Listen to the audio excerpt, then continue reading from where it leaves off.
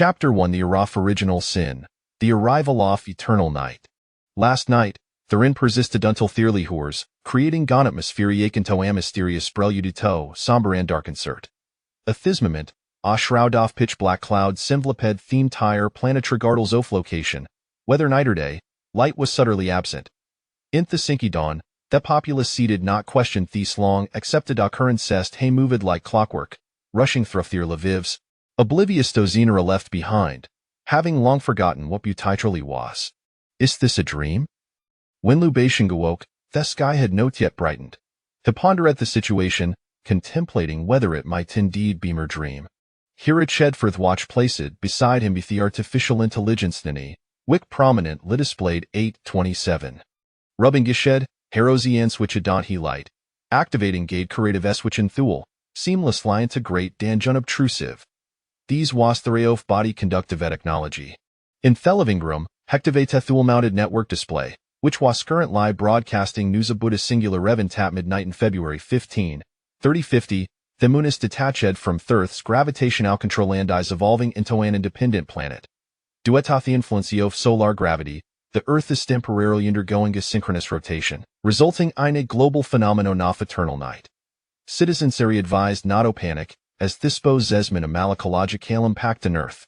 Additionally, residents off coast Alcidius who'd be mind fuel off potential tidal waves and earthquakes, as gravitational effects may trigger moderate seismic activity and tsunamis. Lubation mere lie glance at the screen, as if thighs were anything extraordinary.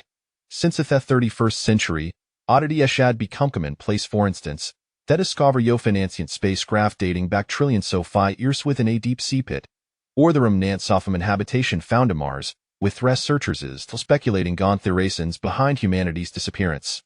Thus, the extraordinary had its novelty. It turned off the display, don dast affordinary leisure retire. Today, there was no sin to contend with, nor the need to apply the comfortable, sticky anti-radiation ointment. After switching off the lights, he load the artificial intelligence Satata de Hishom, asked the PP if these are had long forgot primitive ways of living. The inline engaged their hand san minds during work hours. In 27-23, Uniscoan World Olympic Committee joint lie abolished the Olympicamies, a tradition the thad persisted for 2 millennia, culminating in a grand closing ceremony. Replaced instead be the Olympic Technological Combat Games. In the aftermath of global conflict, own lice of nations san 24 regions remained in the world. Participation in the Olympics dwindled, and few cared to inquire about what worlds is Trongman was, letalo new hohud surpassaduman limits. The quadrennial technological combat games were reserved to showcase each nation's advancements in technology and overall national strength, ensuring a continued division off the world. Abriza stirredite was gentle, dispersing the black clouds overhead, yet the sky remained shrouded in darkness. It was then that people begin tonitus the black soon obscured be theme moon, with most harboring gassens of indifference. Lubation stood beneath his apartment, pressing a hand against the genie-axis panel, prompting a melodious voice Saint Chinesa to declare, safe travels. Hegas Egipathison, which appeared like hearing dazzling, yet devoid of warmth. The Rhine from the previous night had rendered the sky exceptionally clear, allowing Lubation to discern thesters behind the sun. Hesitantly wondered if, much like an old movie edited the day after tomorrow, a cold will descend, encasing the entire earthiness. Yet the shookish's his head, reasoning that the moon wouldn't obscureth the earth for a few more days.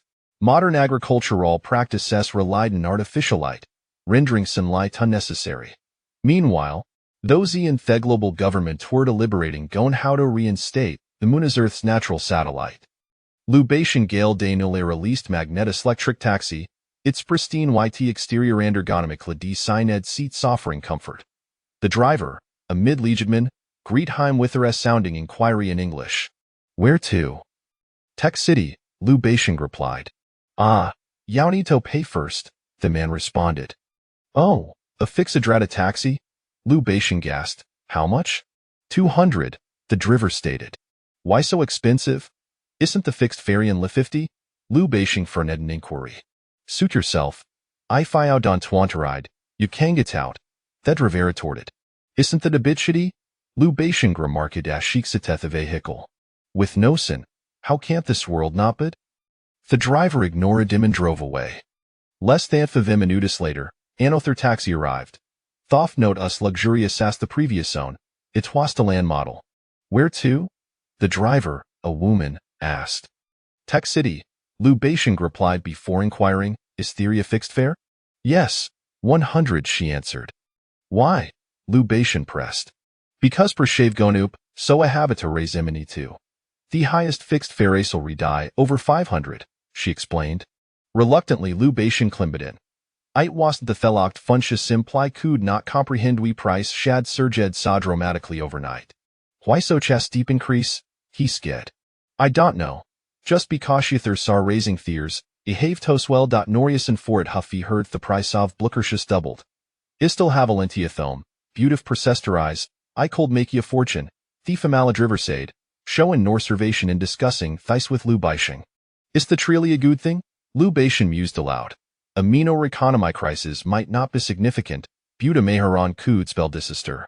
Perhaps Lou Beishing wasun aware thought the high lit developedon Linus stock exchange us teetering gon thebering cough collapse, with trader slosing control. The entire economic market wasun stable, prompting world government to inject trillions into macroeconomic regulation, yet a lit to leve lacit neared collapse. Who cares? The woman replied. That's a global issue. As long gas me fam lido isn't go hungry, that's all that matters. What do your partner do for a living? Lou Beishing inquired. A Mars exploration technology scholar, she said proudly, as if boasting of her partner's accomplishments. The Nuiri driven ga taxi, he sked. Hested, she responded simply. Im saucery, Lou Beishing felt a twinge of awkwardness. It's fine. He went missing during his return from Marsfertenhorst. Fragments soft has spacecraft fell from Pacifici, and the Demed Schallers said it collided with a rogue asteroid. She recounted, her Reyes fled with memories. That's true yorchinate. I apologize for bringing up our sorrow, Lou Beishing offered. Don't worry, I have tintin kabutido, she said. Fortunately, the world government provided some compensation as a form of relief. Street lights illuminated without Lou Beishing recalling when they had turned in. Bino, dozed off, perhaps due to the government's fear of fun rest in the streets, resulting in Thesity Bay Falilit. The served both to ensure traffic safe and to prevent panic among the remaining citizens, as JS was not what the rulers desired the preferred the populace to remain complacent. When Lou Beishing awoken s'more, derived at Tech City. Glancing at this watch, he realized had slept for a full 12 hours. The female driver appeared unfazed, accustomed to long-distance passenger swodos a dofupan entering, as few engaged in lengthy conversations like Lou Beishing. Tech City ways ablaze with light, as if night did no Texas statal. The streets were bustling with people, predominant light ignitions engaged in research. Even in a world devoid of sunlight, life continued unabated, no hardship could halt the relentless pursuit. Chapter 2: The Araf Original Sin, an unexpected event. As Lou Beishing stepped to Tofty taxi, the wayman drove away. Hekastag glanced back at the magnetus electric taxi, feeling gejuden pangoff sympathy. In an instant, the ground began to tremble. A long-standing statue nearby toppled with a resounding crash, prompting pedestrians to drop those till wet pavement. Every owner recognized the tiny earthquake, yet those within the buildings remained unperturbed with the so-called tremored. Following the conclusion of Third World War in 2508, a visionary developed a hybrid construction material known as Mobin material, capable of withstanding earthquakes if overmid it will be in dressisting the corrosive effects so faced drain. Consequently, since then, all buildings, save for ancient cultural relics, utilize this Mobin material in their construction. These seismic activity lasted barely a few seconds before subsiding, with people resuming theoretical activity as if nothing had occurred. The technology city, rather than being merely described as sacity, could memoriaply characterize a san immensitatis, its vastness comparable to Theto Famadium Zizid metropolis. Itis divided into trois distinct, level cine comprising ground-level structures and theater feature-inge elevated constructions. Remarkably, itis shard to fathom that building scood erected without a foundation, a feat that Twazel Reedy accomplished bethelady 28th century, with the creator, Horlamanjai, Bangor Dead Nobel Prize in Architecture for these innovation. Up and entering technology city, Hesupto finda complementary electric taxi, a hallmark of the city Suni Queezer VC system. This electric vehicles, devoid of wheels, air-powered by a high-pressure recyclone and air specifically designated for tourists. Hero death via Clito maintenance street, to persona leasing na company document. 50 minutes later, seat in T-lobby a phasmal tech firm, Lubation Gorian expression of exhilaration. They hadn't anticipated that their boss would Soretta lie sign T contract, thus bring Castle. Subsequently, hasn't the electronic contract back to headquarters, marking the completion office tasks. Indeed, if we proceed with this collaboration, itis likely to endure for a considerable duration, Lubation remarked.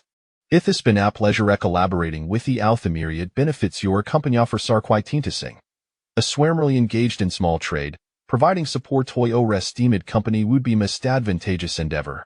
Very well then, let us strive to assist each other, Lubation replied, placing his multifunction all recording pen into his pocket. Lubation departed, not lingering in that place for long, instead making ease wait at Hypertirov Technology City, which is saply named the future, while at he ground ovalis referred to as yesterday. Upon encountering Lao Su, Theli drove Tet wealth floor of the future, Lubation noted that the entirety of Tet wealth level belonged to him. Elevate date 1,000 meters above sea level, from the shade, the buildings below, appeared as Mariance, thug hath at moment, hekud sealed a more than a CO flights. Ah, Baisheng, Lao Su wash biji organizing documents. Not welcome? Baisheng inquired, observing Lao's furrowed brow. No, there's been an incident there I thought I am currently addressing, Lao Su replied. You, awful people, remain in phase divin when thworld is scrumbling around you. Watchable see out today? Lubation closed the door and stepped inside, as Thetwo shared a familial bond, thus eliminating Ghana reservations. Lao Su continued to focus on his paperwork while acknowledging it. Today, something truly grave has transpired. There has been all loss of life, and the genetic identification officer has arrived alongside death police. Lao Su appeared frantic. How serious? Lubation Guasami wait incredulous, as Lao Su had a tendency to exaggerate. I am not jesting. Two individuals became embroiled in a dispute, and don't often struck theater with a blunt object, Lao Su explained. And now? Lubation inquired. Thepala seed man that I compile to deceased person all electronic data, Lao Su asserted, holding a transparent silicon bolt from which he was extracting information from global databases. Once I finish this, it must present it to officers. With that, Lao Su rose from his desk. Illa companion. Lubation followed closely behind. Both Lao Su and Lubation were fans, having grown up in the same orphanage, and now ate the Agaf 23, their live eshad take different paths. Lao Su had on Sadadril friend, boot shell of Thimferanather, Ashi Hadieto accumula 12th at that time. In contrast, Lubation could remain single throughout his life. Thepali scored off the central area of Tet wealth floor with zeals, while he man paneto theg round depured to struggle like called beast. Wididio kill him? A hefty officer press down in theman. Because, the man begin, only to falsolent, unwilling to elaborate. What was the reason? The officer insisted. The reason? That guy was so self-righteous, acting like he a full of everyday hadron wirio fimlunga Joe. The man retorted, histony lay said with indignation. Your family will suffer great lie if they learn o file your actions, the officer warned. He have no family, the man replied. He's is reflecting gay deep seat hutrid fourth world. That cannot be your records clear lion dicatethati. Happy mother, the officer countered. She has long since passed away to a toilness, Theman stated. And your father? My father weighs a scoundrel woe abandoned Slonga Joe. In that moment, every honest student stunned excellence, unsurio fouter spawned. Let's go. Two officers dragged Themon from Theground and cuffed him with electric restraints, eliciting sympathy from onlookers for the man's tragic background. Hetrally killed Simeon, Lubation observed the steel unintended corpse policy continued to photograph the scene, while it to deceased family had it arrive. Did you think I was deceiving you? Lao Su retorted, glancing at the approaching police. Are you the manager of this floor? One officer inquired. Yes. How much do you know about heavens that transpired here? The officer pressed. In nothing I am no to witness, Lao Su replied, clearly reluctant to engage with the police, as she always felt it would lead to trouble. Ah, the officer acknowledged. Suddenly, gunfire erupted, and the crowd erupted in panic. Ma dui, Shaolo has been shot. Someone shouted, there voting above the chas. Remain calm. All the officers drew their standard side derms. How to escape from the electrocuffs? Ma Dui. Ho had been speaking with Lao Su, demanded. In the ensuing turmoil, Lao Zu and Lu Baishan distance set themselves. A bunko fools, I was Sansia deployed soldieric no these cret soft hosts wretched electrocuffs, the man declared, a Nairof put in his voice. Habrandished Ethereum, taken Gopali saw Pfizer hostage, directing the muzzle toward Thefisser Stemple. The electric button, I felled for 30 seconds, automatically malfunctions. This is knowledge aton lie specialized ployed soldiers possess. What area saying? Madhu retorted, Hyzes blazing with fury. Humph, if it weren't for my hand being injured during a training exercise, preventing me from practicing my marksmanship, I would still be soldier, Theman snarled. Don't move. I feudo, these saw Pfizer the ton fortuna tefalo hawas hotelier was simply unlucky. Please, release a Thefisser in your grasp bio will me tagram fatai fight not. Madui warned, raising his weapon, hissing Zaya type of observed Themon's movements. Bang! Asho trang out, a bullet striking Gopali saw Pfizer squarely in Thechist, the accuracy killing. I told the not to move, Theman shouted, his gaze thikedden in a facer hawas restlessly. Bang! Another shot fired, Thistama hitting Gonofficer Ray, tempting to dry ease weapon, Thebalet fine dingits markintha for it. Juani Uliston, Donnie Orieliza weighs a soldier when Io war restil playing around? Theman growled. Thefisser ha held captivus paralyzed with Ephir, having soiled himself, fully aware of the terrifying capability is so fade ployed soldier. I just wanna leave. Don't move, the man declared, dragging Thefisser toward the levator. Noon at a red twanerveen even Lu Baishing, hidden at a distance, was for Zen in shock, witnessing such brutality for the fierce time fura individualise lamatushan lesson pulse off blood. Chapter 3, The Era of Original Sin, the Century of Magnetic Storms. When the medical personnel arrived in the technological city, the 4 individuals before them had long since breathed their last. The dazed cavalryman took a considerable amount of time to contact the national police system. He retrieved a photograph of the murderer from the Life Dynamics monitor and crudely generated a simulated human image, transmitting the information to the public security website for a nationwide manhunt without any blind spots. However, it seemed they had overlooked one individual, the police officer who had been dragged into the elevator. Life is unpredictable. When everyone finally discovered the officer, he was already lying at the junction of yesterday and future. Blood pouring from his chest, his legs kneeling on the ground, as if pleading for forgiveness in his final moments. Lao Su wiped the cold sweat from his brow, feeling fortunate that he had not implicated that man. Had he done so, he might very well have found himself at the mercy of that individual's gun. Besides, he was unaware of what had transpired at that moment. Have those people left? Lao Su squatted in the corner, addressing Lu Baisheng, who had been observing the scene. Yes, they have. But don't the police want to question you? Lu Baisheng inquired, turning to notice Lao Su trembling slightly. It dawned on him that Lao Su had been gripped by fear. Who knows? They are probably busy dealing with the deceased officers, Lao Su replied, pulling an old-fashioned paper cigarette from his pocket and offering one to Lu Baisheng. I don't smoke, Lu Baisheng retorted. When did you quit? I distinctly remember you being a heavier smoker than I was. You were the one who taught me how to smoke back in the day, Lao Su said, returning the cigarette to the pack and lighting one for himself to calm his nerves. Let us go, Lu Baisheng suggested. Where to? Let us find a place to talk. It's been over a year since we last met. Lu Baisheng replied, I in this world, apart from Director Su from the orphanage, you are my only family. Ah, thank you for considering me family. Lao Su chuckled, then suddenly added, what if I didn't regard you as family? Well, I don't know, Lu Baisheng said, walking ahead and waving his hand. I might just be on my own point. 10 minutes later, Lao Su and Lu Baisheng sat in a modern nutritional restaurant on the 12th floor. The tables were equipped with touch screens displaying a myriad of international cuisines. In the 31st century, people no longer dined merely for sustenance. Nutritional balance had become paramount, and genetically modified and hybrid foods were the norm. The table was made of advanced silicon technology, featuring biological and ecological monitoring devices that tracked daily nutritional intake. After ordering 2 fried eggs, Lu Baisheng found he could no longer place additional orders as he had exceeded his protein limit and had to make a new selection. He opted for a raw tomato alongside stir-fried vegetables, choosing random for the staple. How have you been? Liu Baixing initiated conversation while waiting for the artificial intelligence server to bring their order. What else? Busy with a myriad of matters. The 12th floor is bustling, primarily with the technological economy, Lao Su responded. The city of future boasted 213 floors, each expansive. Had it been the 20th century, Lao Su would have been akin to a county magistrate.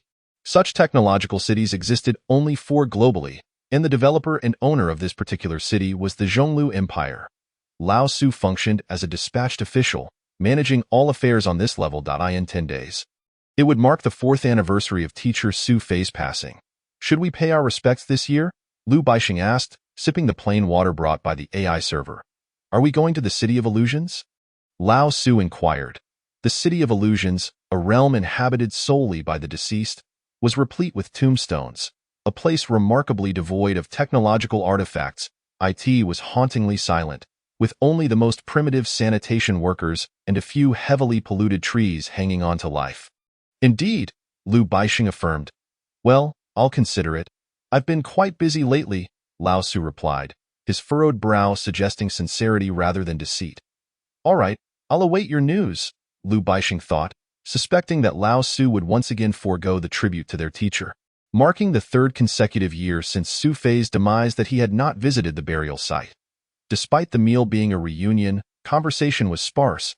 In 2230, a scientist had once calculated that amidst the rapid advancement of technological economies, people spent most of their time engaged in electronic reading and communication. An individual would spend 1/3 of their life resting, 2 nights on mobile phones and electronic exchanges, 2 nights working, 1/18 actively engaging with others, and 1/6 on other activities. Consequently, a syndrome termed New Era autistic psychological distortion emerged globally, characterized by communication difficulties.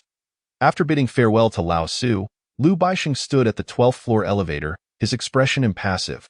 This elevator was not the one the murderer had used. That one had long been sealed off by the police. As Liu Baixing departed, he utilized a connecting elevator to transition from future to yesterday.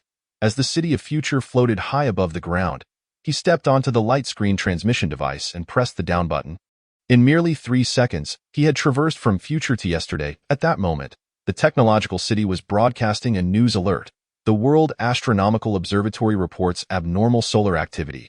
A solar storm may occur, heralding Earth's return to normal operation.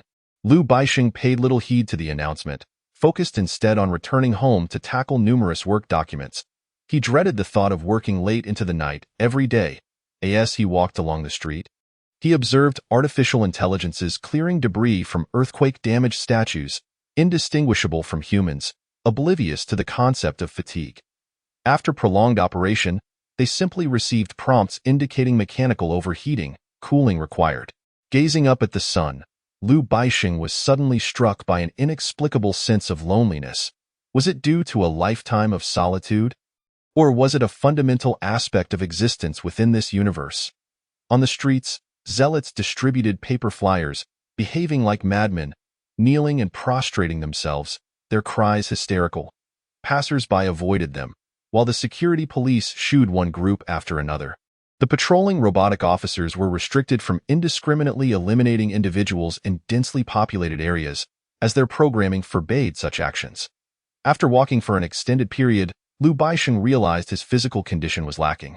He was breathless, perspiring despite the chill in the air. The vegetation lining the roads was plentiful, yet most were encased beneath large glass domes due to atmospheric pollution. The soil contamination had rendered these greenhouse plants yellowed and withered.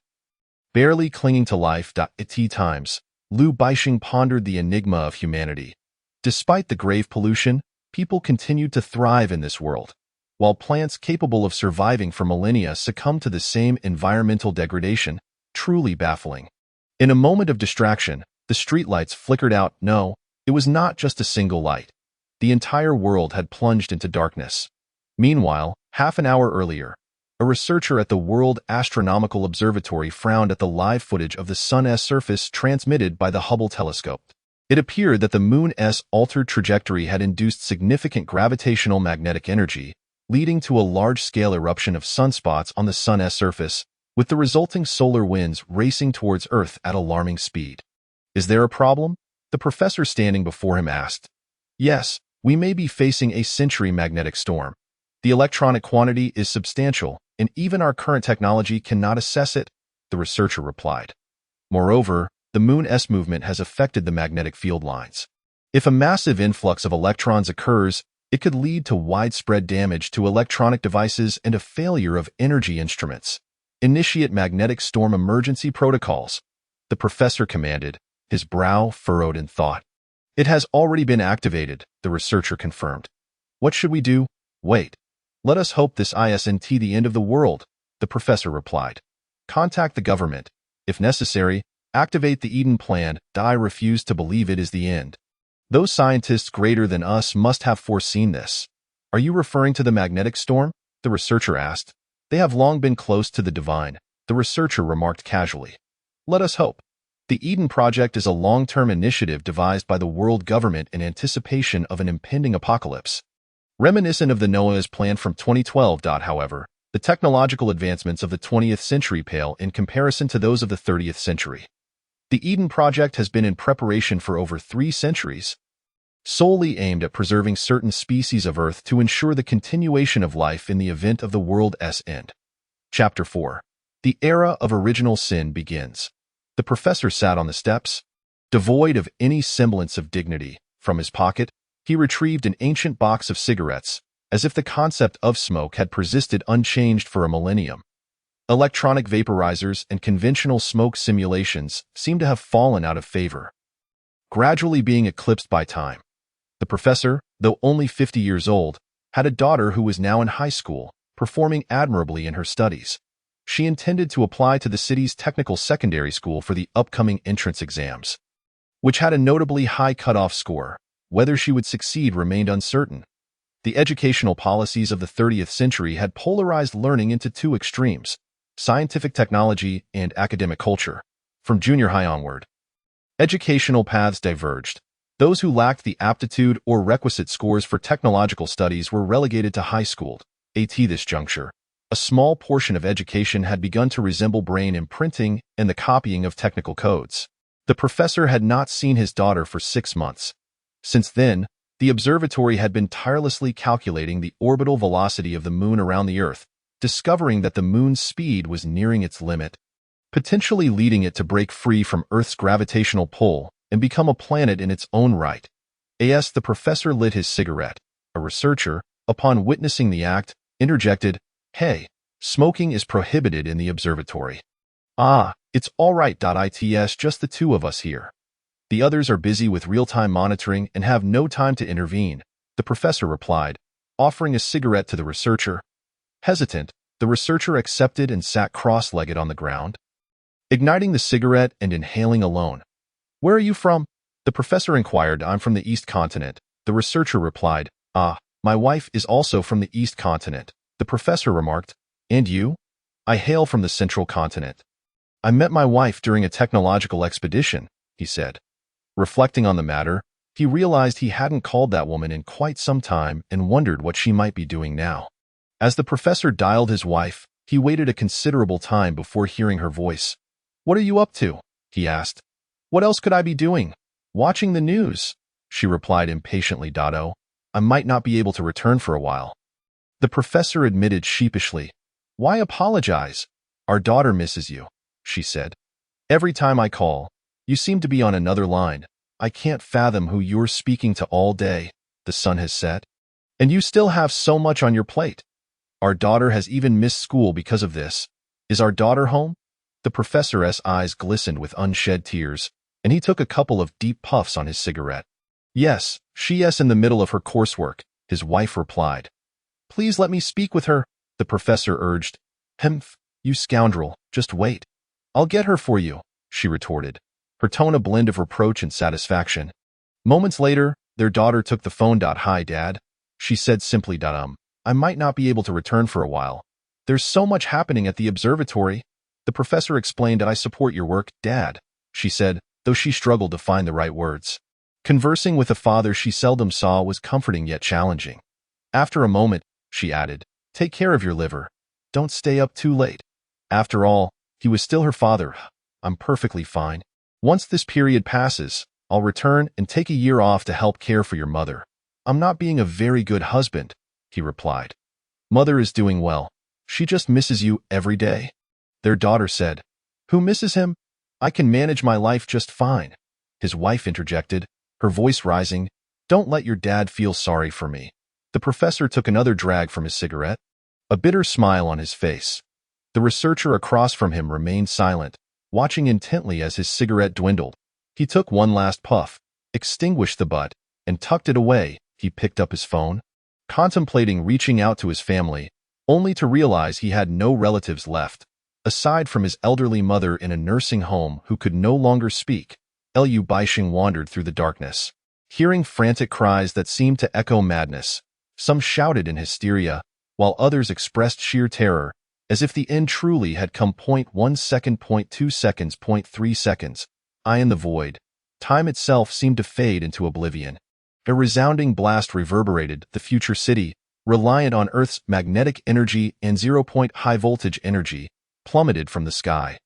The screams of terror filled the air as the ground, dubbed yesterday, was crushed beneath it, leaving little hope for survival among those trapped within. Despite the resilience of Moban materials against a magnitude 12 earthquake, they were powerless against the gravitational acceleration of a colossal floating city.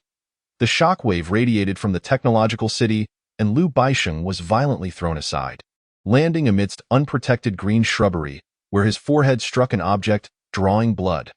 Still disoriented from the earlier explosion, Liu Baixing remained oblivious to the catastrophe that had unfolded. He looked up at the black sun looming above, its wrath evident as an irregular corona expanded outward, white filaments threatening to engulf the entire sky. Struggling to his feet, his head throbbed painfully. He raised his arm to check his watch, finding it unresponsive. Seemingly drained of power, despite his certainty that it had been fully charged, he pressed the button, but to no avail. Gradually, he adjusted to the darkness, where the black sun emitted a faint, ethereal glow. Straining to discern the path ahead, he began to retrace his steps toward the technological city, where a multitude of people had gathered. Yet, he remained unaware of the true nature of the disaster, haunted by an unsettling premonition that he dared not dwell upon. As Liu Baixing trudged along the fragmented road, the obscurity obscured his vision, leaving him only with the distant echoes of cries, their origins unknown. Old Su was huddled beneath his desk, fortunate to be alive, tears streaming down his face from sheer fright. The entire first 10 levels of the future city had vanished, crushed under the weight of the upper structure, and even if some still drew breath, their lives hung by a thread. Chaos reigned in the future city, with screams and shouts mingling in disarray. Crowds surged everywhere, particularly at the entrances of large supermarkets, where a throng of people burst forth.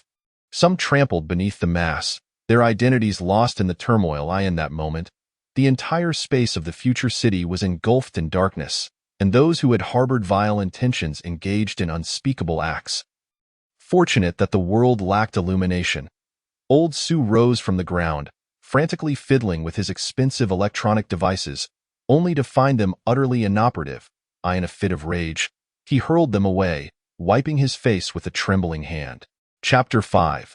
The Era of Original Sin, Warmth and Light in the Darkness. Old Su groped about, attempting to find an exit from the office, which was shrouded in impenetrable blackness. A sense of inexplicable dread gripped him as he gazed through the massive radiation-proof windows to see only the faint glow of the corona above. Nearly imperceptible, he strained his eyes, desperately hoping to discern something in the obscurity, yet all that met him was an endless void. He traced the walls, wandering aimlessly, lost in the shadows, feeling a profound sense of isolation, solitude, and an icy chill that penetrated to his core. He could hear the distant cries outside his office, yet he remained oblivious to the direction of the door. In a fleeting moment, he felt an urge to scream, but he remembered the soundproofing panels that rendered his voice unheard outside. Old Su's anxiety threatened to overwhelm him, and he pondered the location of the door, following the wall as he felt his way forward. Suddenly, he recalled Professor Su Fei, thinking, perhaps this is fate. Retribution has come. He inexplicably found himself engulfed in hallucinations within the darkness, where he beheld teacher Su Fei, her hair disheveled, approaching him, A sense of inexplicable regret welled up within him as memories of the events that transpired 4 years ago in the ancient ruins flooded his mind. It was the same darkness, the same apocalyptic sensation. A colossal earthquake had caused the already precarious structures to collapse, leaving Lao Su and teacher Su Fei entangled in each other's embrace beneath the rubble. In a daze, he felt as if nothing remained, standing motionless in place, while Lao Su himself was oblivious to his own thoughts. He paused to steady himself, only for the memories from 4 years prior to resurface unexpectedly. A shiver coursed through him, and he found himself too frightened to reflect on them. He closed his eyes, enveloped in darkness, yet upon reopening them, the darkness persisted. To survive, he found himself devoid of courage. For years ago, time in the darkness felt agonizingly slow. Each second, each minute was an ordeal. Days passed, and those trapped beneath the ruins had long since drawn their last breath, leaving only him and teacher Su Fei in a confined space where the air barely circulated. Carrying a damp scent, they had been calling out, uncertain whether the rescue teams outside could hear them. 3 days. For days, it was already beyond their limits. Teacher Su Fei had succumbed. This was the 5th time he had called out her name. Yet the darkness responded with utter silence. Lao Su grazed teacher Su Fei's body, warm yet devoid of a heartbeat. Terror gripped him as he huddled in a corner, trembling. He wanted to weep. But the severe dehydration had robbed him of tears. 7 days. This was the true limit of human endurance. He leaned against teacher Su Fei's lifeless form, clinging tightly, afraid that the most beloved teacher in the orphanage would leave him. His trembling hand touched her body, and an idea suddenly struck him. He must survive, for survival promised hope. He grasped teacher Su Fei's hand, placing that hand, which had once caressed Lao Su's head, into his mouth. This world is relative. Without despair, there can be no hope. 18 days later, when a beam of sunlight broke through, a woman with skeletal arms and a bloodied young man appeared before all, their foul stench inducing nausea among the workers clearing the debris. They could scarcely fathom how the young man had clung to life for 18 days, enduring so suddenly. All that remained before him was the pitch-black future city. Was it an illusion? Lu Baixing pondered to himself, having encountered such phantoms frequently, perhaps due to the prolonged hours spent in darkness. In his childhood, he often perceived strange shadows lurking in the gloom, which would frighten him into hiding in corners. At night, he never dared to extinguish the lamp by his bedside. Later, he read extensively, discovering that scientists referred to the phenomenon of seeing shadows in the dark as darkness-induced hallucinations, a result of the neurons and visual centers being hyperactive. Once he understood the cause, a weight was lifted from his shoulders, yet he still found himself seeing shadows. As he walked towards Future City, he reassured himself that Lao Su was unlikely to come to harm. He was resilient. Indeed, Lao Su was resilient, seated alone in the dark, lost in thought, his body trembling from the cold. He clutched a lighter tightly in his hand, terrified that the last flicker of light might vanish from his grasp. "Is it very cold?" A voice echoed near him, reminiscent of a demon from hell, hauntingly distant and melancholic. Lao Su shuddered in fear. There was nothing around him. "Do you desire light?" The voice resounded again, laden with temptation, akin to the great serpent in Eden enticing the virtuous to partake of the forbidden fruit. "Who?" Lao Su shouted, more to himself than anyone else, for the darkness harbored no presence. 1 second. 2 seconds, he suddenly realized that the cacophony of screams had faded into silence within the entire 12th floor. Where had everyone gone? Had they all escaped? Why had no one come to rescue him? "It's very cold, isn't it?" the voice resumed. "Who are you?" Lao Su's voice trembled. The voice faded away, and in fear, he ignited the lighter in his hand. However, that faint glow was insufficient to illuminate the entire room. He contemplated igniting the piles of paper documents he had collected, thinking they might provide some warmth, for he truly felt the cold now. Rising from his spot, he rummaged through the discarded papers and combustible materials, pulling out 1 sheet, 2 sheets, 10 sheets, until flames soared, flooding the room with light and warmth. He decided to set a whole stack of documents ablaze, the fire's warmth enveloping his heart, akin to the exhilaration of primitive humans encountering fire for the first time. He found himself inexplicably dependent on that warmth. He noticed a wooden chair nearby and broke off one of its legs, placing the wood in the heart of the flames, which grew larger in response. A surge of excitement washed over him, prompting him to throw the entire chair into the fire. The flames consumed everything, devouring the already scarce air in the space, yet Lao Su remained blissfully unaware. He merely felt transported back to his childhood when, each time he fell ill, teacher Su Fei would cradle him, her gentle caresses instilling a unique warmth that lulled him to sleep. The fire blazed on, the comforting warmth coaxing Lao Su into drowsiness. Chuckling softly, he watched the flickering flames, experiencing warmth for the first time in his life. Yet, as the fire grew, thick smoke enveloped the room, the ventilation system long inactive due to power failure. The atmosphere became stifling, acrid fumes triggering persistent coughs, as large particles of dust clung to his already smoke-darkened lungs.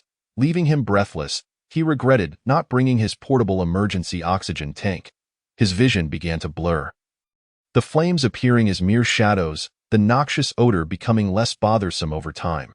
Everything felt so warm, so serene. Sometimes, Lao Su found himself contemplating the purpose of his existence in this world. Was it merely to exist for existence's sake? In the depths of darkness, he had once resorted to consuming his teacher's flesh in a desperate struggle for survival. It was as if, when that flicker of light appeared, everything became inconsequential. He closed his eyes, feeling no attachment to anything. He recalled Lu Baixing's words from earlier that day. "You are the only family I have left in this world, family." Ha. The lighter he cherished like a lifeline slipped from his grasp and fell to the ground. Chapter 7. The Age of Original Sin, the Eighth Deadly Sin. Do you understand sorrow? Once, it was a sin, referred to as the eighth deadly sin in ancient times. Now, the cold swept through the darkened world like a specter. As people huddled by the fire, families clinging to one another, while strangers curled up alone. Some continued to toss items into the flames, fearful that the comforting blaze would extinguish, plunging them back into darkness. The biting cold wind stung, while the flickering flames danced in the shadowy corners. Cries, screams, pleas for help, and howls of despair echoed, reminiscent of the tormented souls in hell, invoking memories of the ghost stories adults would tell children in their youth. Lu Baixing stood beneath Future City, the firelight illuminating one of humanity's greatest architectural achievements since the dawn of a new era, a monumental testament to technological advancement. Yet, despite this, when faced with the relentless forces of nature, humanity appeared so feeble, akin to a child's plaything, a fragile structure poised to collapse at any moment. Lu Baixing held a torch aloft, feeling little chill in his body, perhaps due to the warmth of the fire. The surrounding temperature had plummeted to well below zero, and he surmised he had grown numb to the cold. He sifted through the rubble before him, hoping to find a way up. Lao Su was up there. Lu Baixing believed he was still alive. However, he soon realized all his efforts were in vain. The sharp protrusions jutting from the debris were like thorns, leaving numerous cuts on his legs. The height above still loomed dauntingly. To his horror, he discovered bloodstains and mangled limbs embedded in the rubble, the dim light rendering them even more ghastly. Slipping beneath him, his already thin down jacket snagged on a sharp metal shard, ripping a large gash in the fabric. What bad luck! Lu Baixing muttered to himself. He gazed at the torn clothing, recalling how Lao Su would often fashion his pants into a beggar's attire reminiscent of the 20th century, claiming there was a unique charm in the clothing of that era. The down filling escaped from his jacket, and Lu Baixing sat frozen, clutching the long tear, his torch wedged among the rubble. The wind scattering the flame, he resolved to ascend the painful ruins once more, yet found himself lacking the courage. A voice in his heart incessantly whispered, "He is already dead," a haunting refrain echoing in his mind. Lao Su must still be alive, he insisted, shaking his head, but uncertainty gnawed him. If the colossal structure had fallen from above, he surely would have sought refuge in some sturdy corner. But what if he truly was dead? Lu Baixing contemplated for a long while, unsure of what to do, gazing at the dim light illuminating the wailing throngs. From deep within, a profound sadness welled up. Perhaps it was the innate empathy within humans that stirred compassion for those mourning their lost loved ones. But what of himself? He didn't even know where Lao Su was. Lao Su was his only family, yet Lu Baixing felt powerless to protect him, as though humans were destined to bear regrets, forever unable to safeguard all they desired. Defeated, Lu Baixing ceased his search for Lao Su, staring at the mangled limbs and the weeping crowds, disappointment overshadowing his determination. He settled back onto the blood-stained rubble. With an unclear path ahead, "You scoundrel, what are you doing?" A woman's voice rang out from a distance. "He is already dead." "His clothes are of no use," a man retorted, stepping forward to strip the garments from the lifeless body on the ground. Donning them himself, for the cold was unbearable. "Those are the belongings of a deceased. You will surely face divine retribution," the woman exclaimed, one of her legs broken, rendering her unable to resist the towering figure before her. Helplessly watching her beloved's clothing being taken away. "This is the end of the world. What further punishment could befall me?" The man, filled with rage, turned and departed, his silhouette flickering in the firelight like a demon. Lu Baixing furrowed his brow, puzzled by the surge of fear within him. Was this how all the souls in darkness behaved? There exists one who dons the garments of the deceased, and consequently, another follows suit. Those who remain alive are in relentless pursuit of the departed, adorning themselves in the shrouds of the dead, whether stained with blood or tattered beyond recognition, whether belonging to those guarded by kin or to the solitary souls. These garments find themselves draped upon the living, providing warmth, a respite from the chill. Lu Baixing gazes into the distance, where flickers of light emerge, illuminating the darkened surroundings. It is the glow of fire. Though the source remains a mystery, it is undoubtedly fire.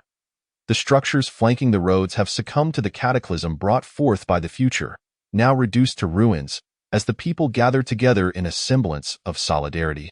In the annals of history, in ancient times devoid of towering edifices or grand villas, a community resided within caves or rudimentary shelters, constructed from branches and wood. They lived in communal harmony, bound by tribal affiliations and accompanied by slaves acquired through conquest. Each night, they would convene around a roaring fire, gazing at the luminous moon and the star-studded sky, sharing whispered sentiments akin to those of primitive societies.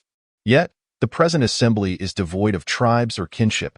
Solitude envelopes them, and even those accompanied by family find their connections solely rooted in blood. Rising to his feet, Lu Baixing discovers that his own attire has become unwearable. Before him lies a man, lifeless amidst the rubble, and he strips the deceased of his clothing. Donning it upon himself, he feels neither warmth nor cold. Like those around him, he approaches the flames, curling into a fetal position, awaiting salvation. Beside him is a man cradling his 6 or 7-year-old daughter, who bears numerous wounds. "Shall I tell you a story, my dear?" the father inquires, his trembling hand betraying his frailty, while the other is lost to the elements. The chilling wind having frozen the blood, "I want to hear the tale of the universe's end." The girl whispers, her voice barely a breath. "Allow me to narrate," the father replies. The fire casts a flickering glow upon his visage, and Lu Baixing observes a tear illuminated by the orange flames. "The universe's end. There resides a host of beautiful angels, their wings unfurled, clad in white, wielding long swords to vanquish the wicked." The man proclaims, his frail body on the verge of collapse, yet he persists. "There lies the rainbow sea, its waters ablaze with hues sweet as candy." He continues, tears streaming down his face, crystallizing upon contact with the ground. The girl succumbs to her injuries, peacefully resting in her father's shattered embrace. There is also the magnificent world tree, laden with fruit, and ethereal beings with translucent wings, guardians of the realm, the man elaborates. Fully aware that his daughter has departed, yet he believes her spirit lingers, awaiting his stories. With a quivering hand, he holds her close, completing his tale. Chapter 8. The Revelation, the baptism of sin. Time remains unyielding in this somber world. As the flames dwindle, their fuel nearly exhausted. Even those with sound limbs struggle to procure enough combustible material from afar, insufficient to sustain the fire. As time drags on, hunger gnaws at the people. Despair envelopes them, and the world seems devoid of hope.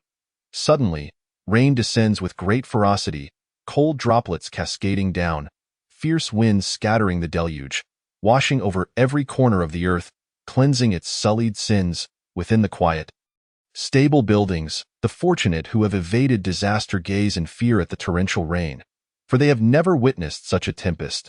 The rain chills to the bone, each drop capable of inflicting frostbite. Those unable to withstand its onslaught cry out in agony, as if acid has splashed upon their skin.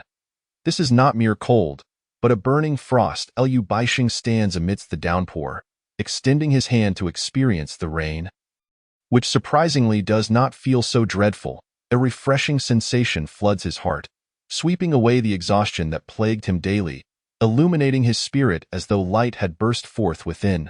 The fire, once a beacon of hope, has been extinguished, steam rising only to be reclaimed by the rain. Darkness reigns supreme. Even the faint halo of the sun's corona has vanished. In the pitch black, Liu Baixing remains motionless, afraid to move. For true light has eluded him. Akin to being trapped in a small, dark room, he yearns for a glimmering crevice to peer through, yet it remains a futile desire. The cacophony of screams and cries for help echoes, resembling the sounds of a beastly attack. Gradually, time loses its significance, the world enveloped in silence, until shadows emerge before Liu Baixing. To his astonishment, he beholds a figure, a person shielding themselves from the rain with a down jacket. Trembling in a corner, as he approaches, he sees another individual, lifeless upon the ground, rain cascading over them, their faces pale as death, gazing into the distance, beholding the shattered world, the inky sky, and those who flail about, searching for refuge. The rain intensifies, as if the very heavens threaten to descend. Yet he feels an inexplicable lightness. He reaches out to feel the world around him. The rain carries none of the noxious exhaust of modern society, nor the particulate pollution, only purity. Liu Baixing opens his mouth, savoring an indescribable sweetness. He is unaware of the transformation occurring within him, yet he perceives all things. Fear does not grip him. He revels in the liberating sensation of the rain, feeling wild, natural, and at ease, as if the world is inherently beautiful, even in the absence of sunlight. His thoughts drift to Lao Su. Where could he be? Despite his newfound sight in the darkness, the thought of rescuing Lao Su feels like an unattainable luxury. He gazes back at the future city, a towering edifice of 200 stories, a colossal sword standing resolutely in the blackened landscape, an awe-inspiring testament to human ingenuity. Within its confines are thousands of residents, tourists, and the world's foremost scientists, researchers, geneticists, physicists, and chemists, all striving to draw closer to the divine, creating that which has never existed, perhaps under the watchful gaze of a compassionate deity. A sudden wave of compassion sweeps over him. He yearns to assist those within, to find them a sanctuary from the rain. For even if the rain is not excessively acidic, its coldness is unkind to humanity. Hesitating, Liu Baixing steps forward to aid the person huddled in the corner, his hand reaching out to make contact. "Who goes there?" the man exclaims, abruptly lifting his head, hollow eyes devoid of life, perceiving nothing, as if he were already a specter. "I will lead you to a place without rain," Liu Baixing asserts. "Who are you?" the man questions, skepticism etched upon his features, retreating further into the shadows. "Begone. You must be a deceiver. Darkness prevails, and no one can see." "No, I can see, and I can guide you to a rain-free haven, merely 10 meters ahead," Liu Baixing insists, gesturing toward a raised platform in the distance. "Get away. You think yourself a god, able to see in the dark? You are deluded," the man screams, though few can hear over the relentless downpour. "I truly can take you to a place devoid of rain. Please, trust me," Liu Baixing pleads, uncertain of his motives, wishing only to alleviate the other's suffering in the cold rain. Yet, the man remains unconvinced. Silent and trembling in his corner, Liu Baixing steps closer, attempting to lift the man, but upon contact, he discovers that the figure is no longer human. It is solid and unyielding. Trembling, Liu Baixing pulls back the hood of the down jacket, revealing a grotesque sight. A mound of salt pillars, clad in similar jackets, he recoils in shock, collapsing to the ground, unable to fathom the horror he has just witnessed. The story of Lot's family from the ancient scriptures echoes in his mind. A grim reminder that only those who consort with sin transform into such grotesque forms when divine retribution descends. Is this merely a myth, or has it manifested before his very eyes? Fear grips him. Will he too become one of those dreadful salt pillars? The sight of them fills him with unease, yet the rain will not wash them away, nor will it dissolve their form. This is the first, a girl's voice announces, standing before Lu Baisheng, with many more to follow. The girl appears as a specter, her arrival and departure shrouded in mystery. Who are you? Lu Baisheng inquires. Just a person? The girl replies. Are you one of those from the church, a bearer of extraordinary abilities? He questions. Extraordinary abilities? No, such things do not exist in this world. She responds, it is merely a rule. What is happening here? Lu Baisheng presses. Survive, that is all that matters. The girl spoke, nothing remains. The world has returned to its original darkness, solitude, indifference, and that figure transformed into a pillar of salt. Chapter 9. Revelation, the fires of hell. Perhaps those who stand at the pinnacle of this world have long been aware of the impending apocalypse. They rejoice in not being among the downtrodden masses, never wishing for more souls to share their station. Desiring instead an exclusive superiority, the ocean's abyss, the final sanctuary of the world. There is no wind, no rain, no calamity. It is the most tranquil refuge. Months prior, officials of the world government had foreseen these unavoidable disasters. Yet they withheld this knowledge from those ensnared in a life of convenience, retreating instead with their children, wives, and families to this last bastion of safety. What is the situation now? One official inquired. Currently, we are unable to ascertain the situation. The quantity of plasma is overwhelming, and all measuring instruments have malfunctioned. Furthermore, we have lost contact with the 1,400 individuals at the Mars base. We cannot even locate them. A scholar replied. Our last communication urged them to evacuate to the nearest Earth-like planet for colonization, although we are uncertain if their fuel reserves are sufficient. The Eden Project has been approved. Let us proceed, declared one official, his rotund belly pulling him down. Not yet. The particle density in the atmosphere could instantly disrupt all instruments' functionality.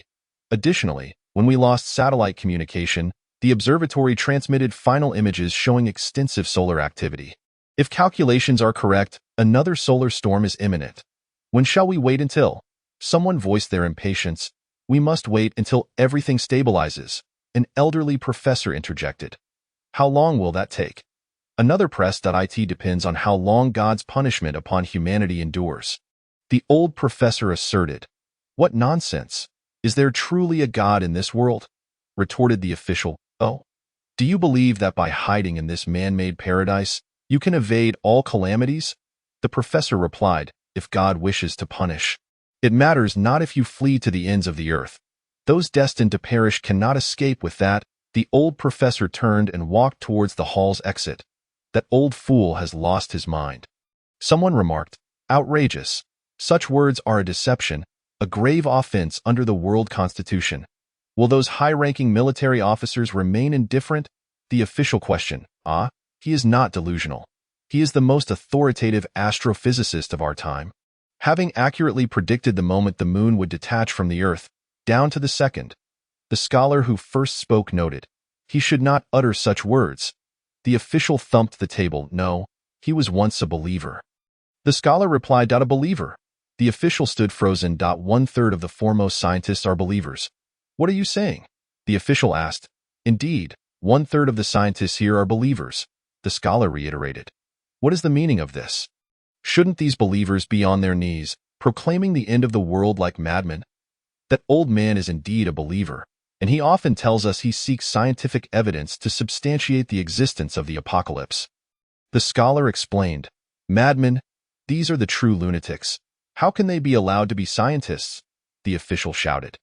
There seems to be no explicit prohibition against believers conducting scientific research.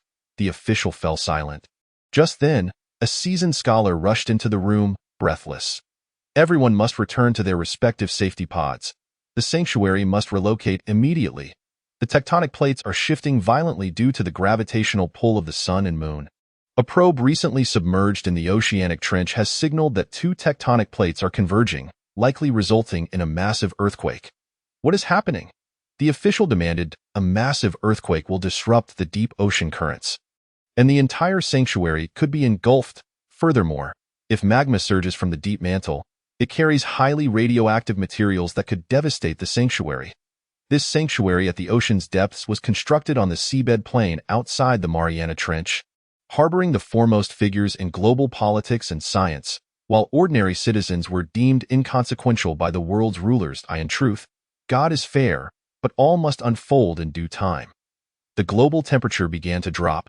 Even the tropics, usually perpetually warm, had succumbed to sub-zero conditions, as fierce winds swept the chill into every corner of the world. Outside the city of the technological metropolis, the towering edifices stood unharmed, looming in the darkness, enduring the relentless downpour. Yet, they remained lifeless. Those hidden within the structures huddled under blankets or sipped the dwindling warm water, families or small groups seeking warmth in shared proximity. Sometimes, the cold ignites desire, an innate sin of humanity. Couples, lovers, or those of the same sex nestled together, their bodies entwined, trembling lips pressed against one another, sharing warmth as their breath mingled in the air, thick with intoxicating scents. They gasped, feeling the dark space grow warm and viscous, sharing tender moments amidst the blackness of night, igniting a fervor that made them forget the world's chill, allowing the heat of desire to envelop all. As thunder rumbled above, it was as though angels were pouring forth censers filled with fire. The cacophony of thunder, lightning, and earthquakes erupted simultaneously. The ground across the globe began to fracture, every crevice unfathomably deep. As buildings toppled into the abyss of darkness, the cacophony of wailing echoing from the crumbling earth. Fiery plumes shot into the sky, molten rocks surged from the depths, and the world became a hellish landscape, punctuated by screams, cries of terror, and the sobs of children, erasing the tranquility of existence, transforming the world into true chaos. Rain fell upon the molten rock, an incompatibility that neither extinguished nor merged, but flowed together, igniting the heavens in a crimson in this darkened world. Light emerged, yet it was the light of calamity, bearing the mission of annihilating all. Those once fortunate, hidden within the edifices, were crushed beneath the rubble or fell into the abyss, where demons, phantoms, and the consuming dread awaited. Liu Baixiang crawled upon the ground, unable to stand due to the violent tremors, as molten rock flowed past him. His body remained unscathed, even his clothes untouched by flames. He scooped up the viscous substance, which slipped from his hands like egg whites. Chapter 10. Revelation, the Covenant of the Solitary. Before him, a figure struggled amidst the magma, only to vanish, consumed by a conflagration. Even those who stood aloft, evading the inferno, gradually transformed into pillars of salt. Suddenly, Liu Baixiang realized he was the last person remaining in this desolate world, standing amid the remnants of a shattered existence.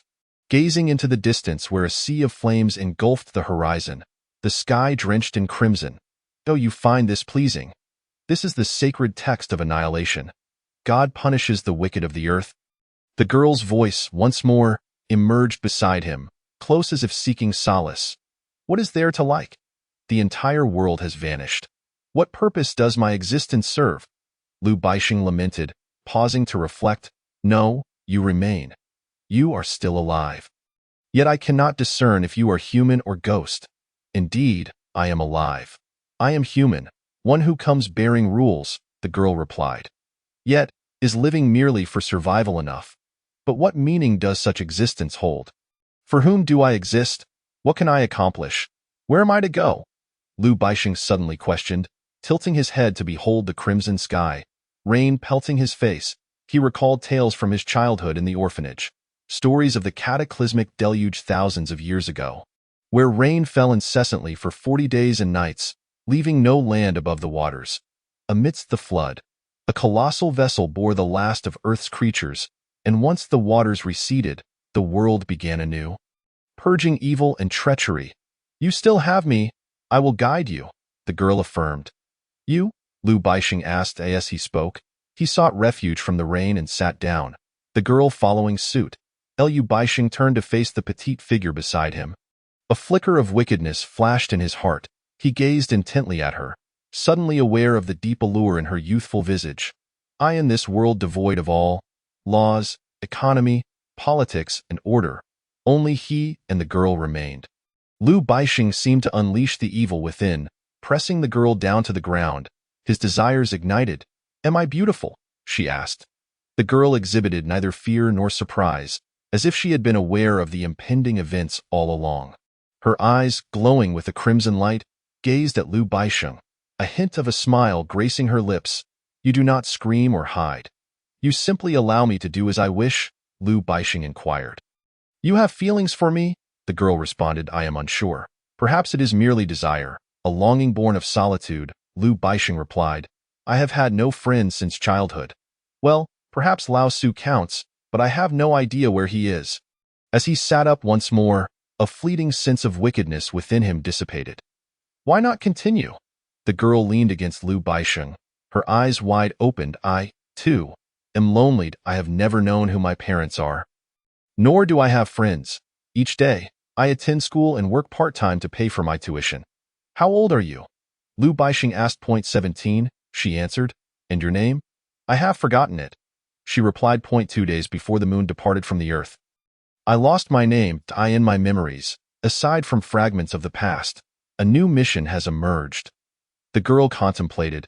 I must choose someone to become the guardian of this world, to guide him, to serve him, to do anything for him, ultimately striving to survive in this realm. You have chosen me, Lu Baixing remarked. Why are you willing to be my servant? I do not know.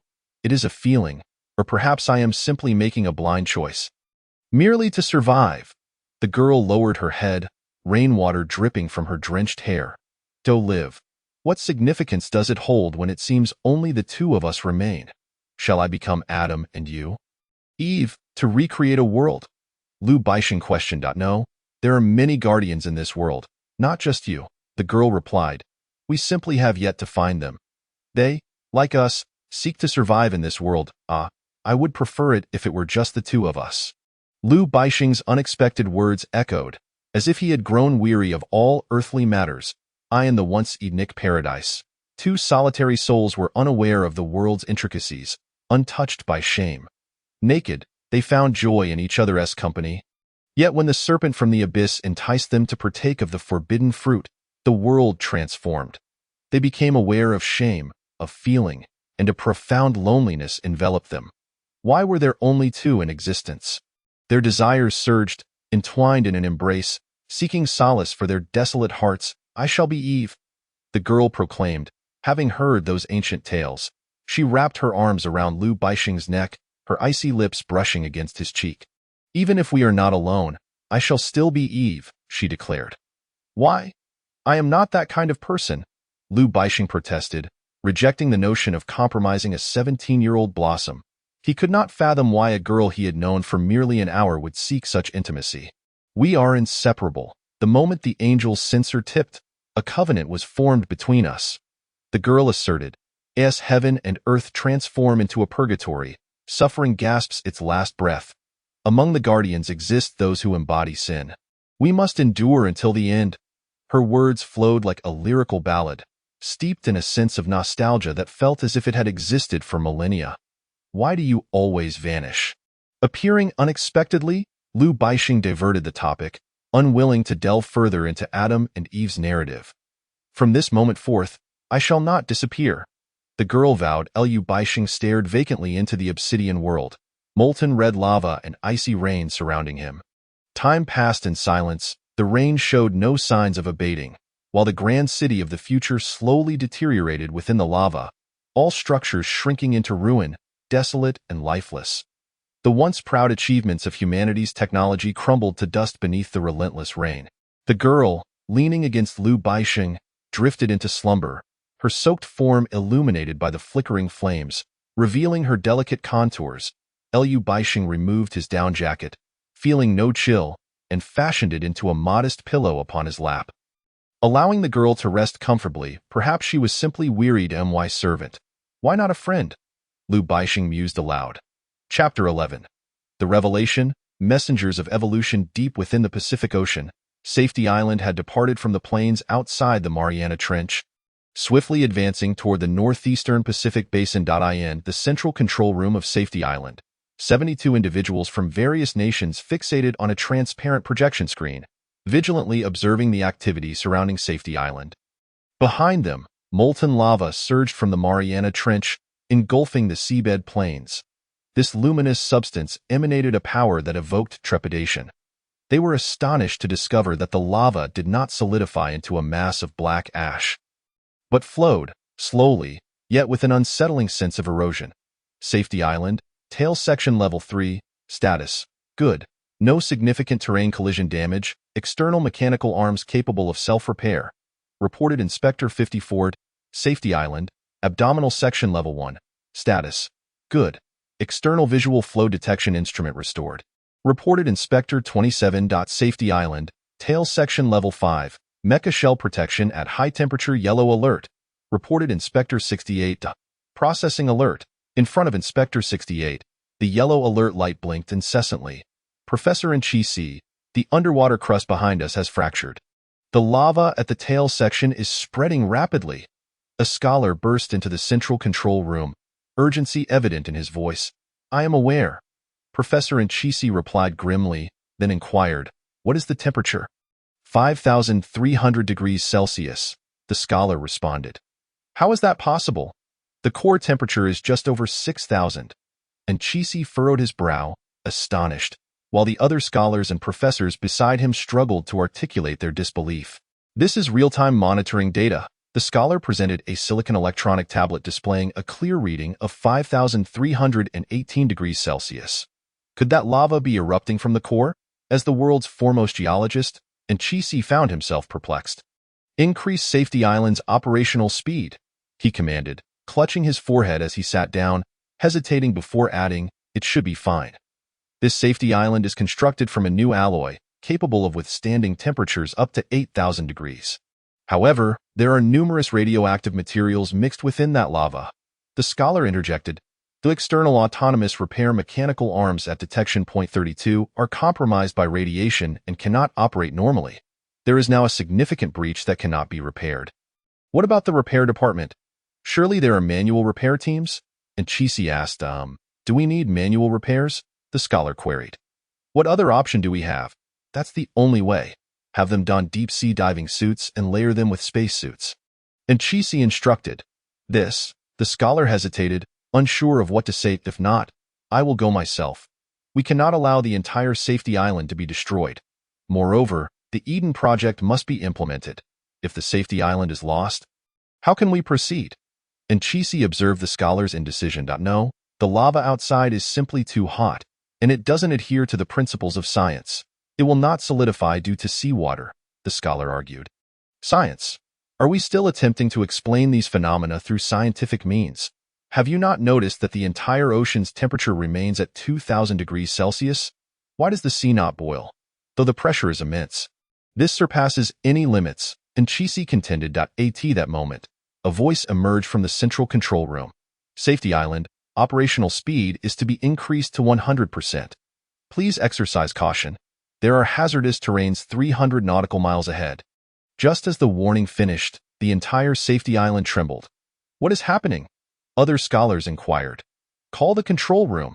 The tail mechanical chamber is in trouble. The mecha shell is under attack by unknown creatures, and the entire chamber is inundated with seawater. A loud voice echoed from the emergency communication channel. How long has it been? Nchisi asked, not only as a geologist but also as the main administrator of the Safety Island control room. 1 minute. Where are the maintenance personnel? Nchisi pressed urgently. They are attempting repairs, but the water temperature is too high. Standard protective gear is ineffective. Artificial intelligence, let them handle it. Nchisi commanded. I am on my way. Wait for me. Those are monsters, fish with wings as large as humans. The voice exclaimed in horror. Are they deep-sea species? Nchisi led a group toward the tail of Safety Island, traveling in an electric cart. No, they resemble mutated humans. No, the voice has ceased. Are you there? Where is everyone? And Chi-Si's heart sank, calling out, hello.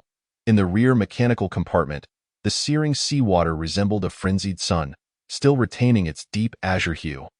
Unperturbed and devoid of even a hint of steam, a gaping hole, spanning 7 or 8 square meters, in the mech's exterior allowed the relentless influx of seawater. When the water made contact with the unprotected repair personnel, it instantaneously vaporized them into a gruesome mush. The sea continued to surge in, mingling with bizarre creatures that bore an uncanny resemblance to humans. They possessed legs but lacked arms, their chests adorned with gaping gills, wings sprouting from their backs, and their heads devoid of eyes and noses, leaving only a maw filled with jagged fangs. In the year 2423, the World Biological Science Federation clandestinely resumed a cloning program that had been halted for 3 centuries. Their ambition was to create a species capable of thriving across land, sea, and sky. Brilliant scientists amalgamated the genes of disparate species, crafting the first batch of clones without altering the nucleotide sequences of the original genomes. However, these clones were devoid of consciousness or physiological change, save for the wings they sprouted, which resembled grotesque growths rather than true appendages. After 50 years of relentless experimentation, the notorious Sodersnack clone incident transpired, wherein 25 clones made a collective escape, their eyeless faces and repulsive gills striking terror. The incident the boy leaned against the large stone behind him, his arms crossed, gazing blankly into the distance, his mind occupied with the rare beauty of cherished memories.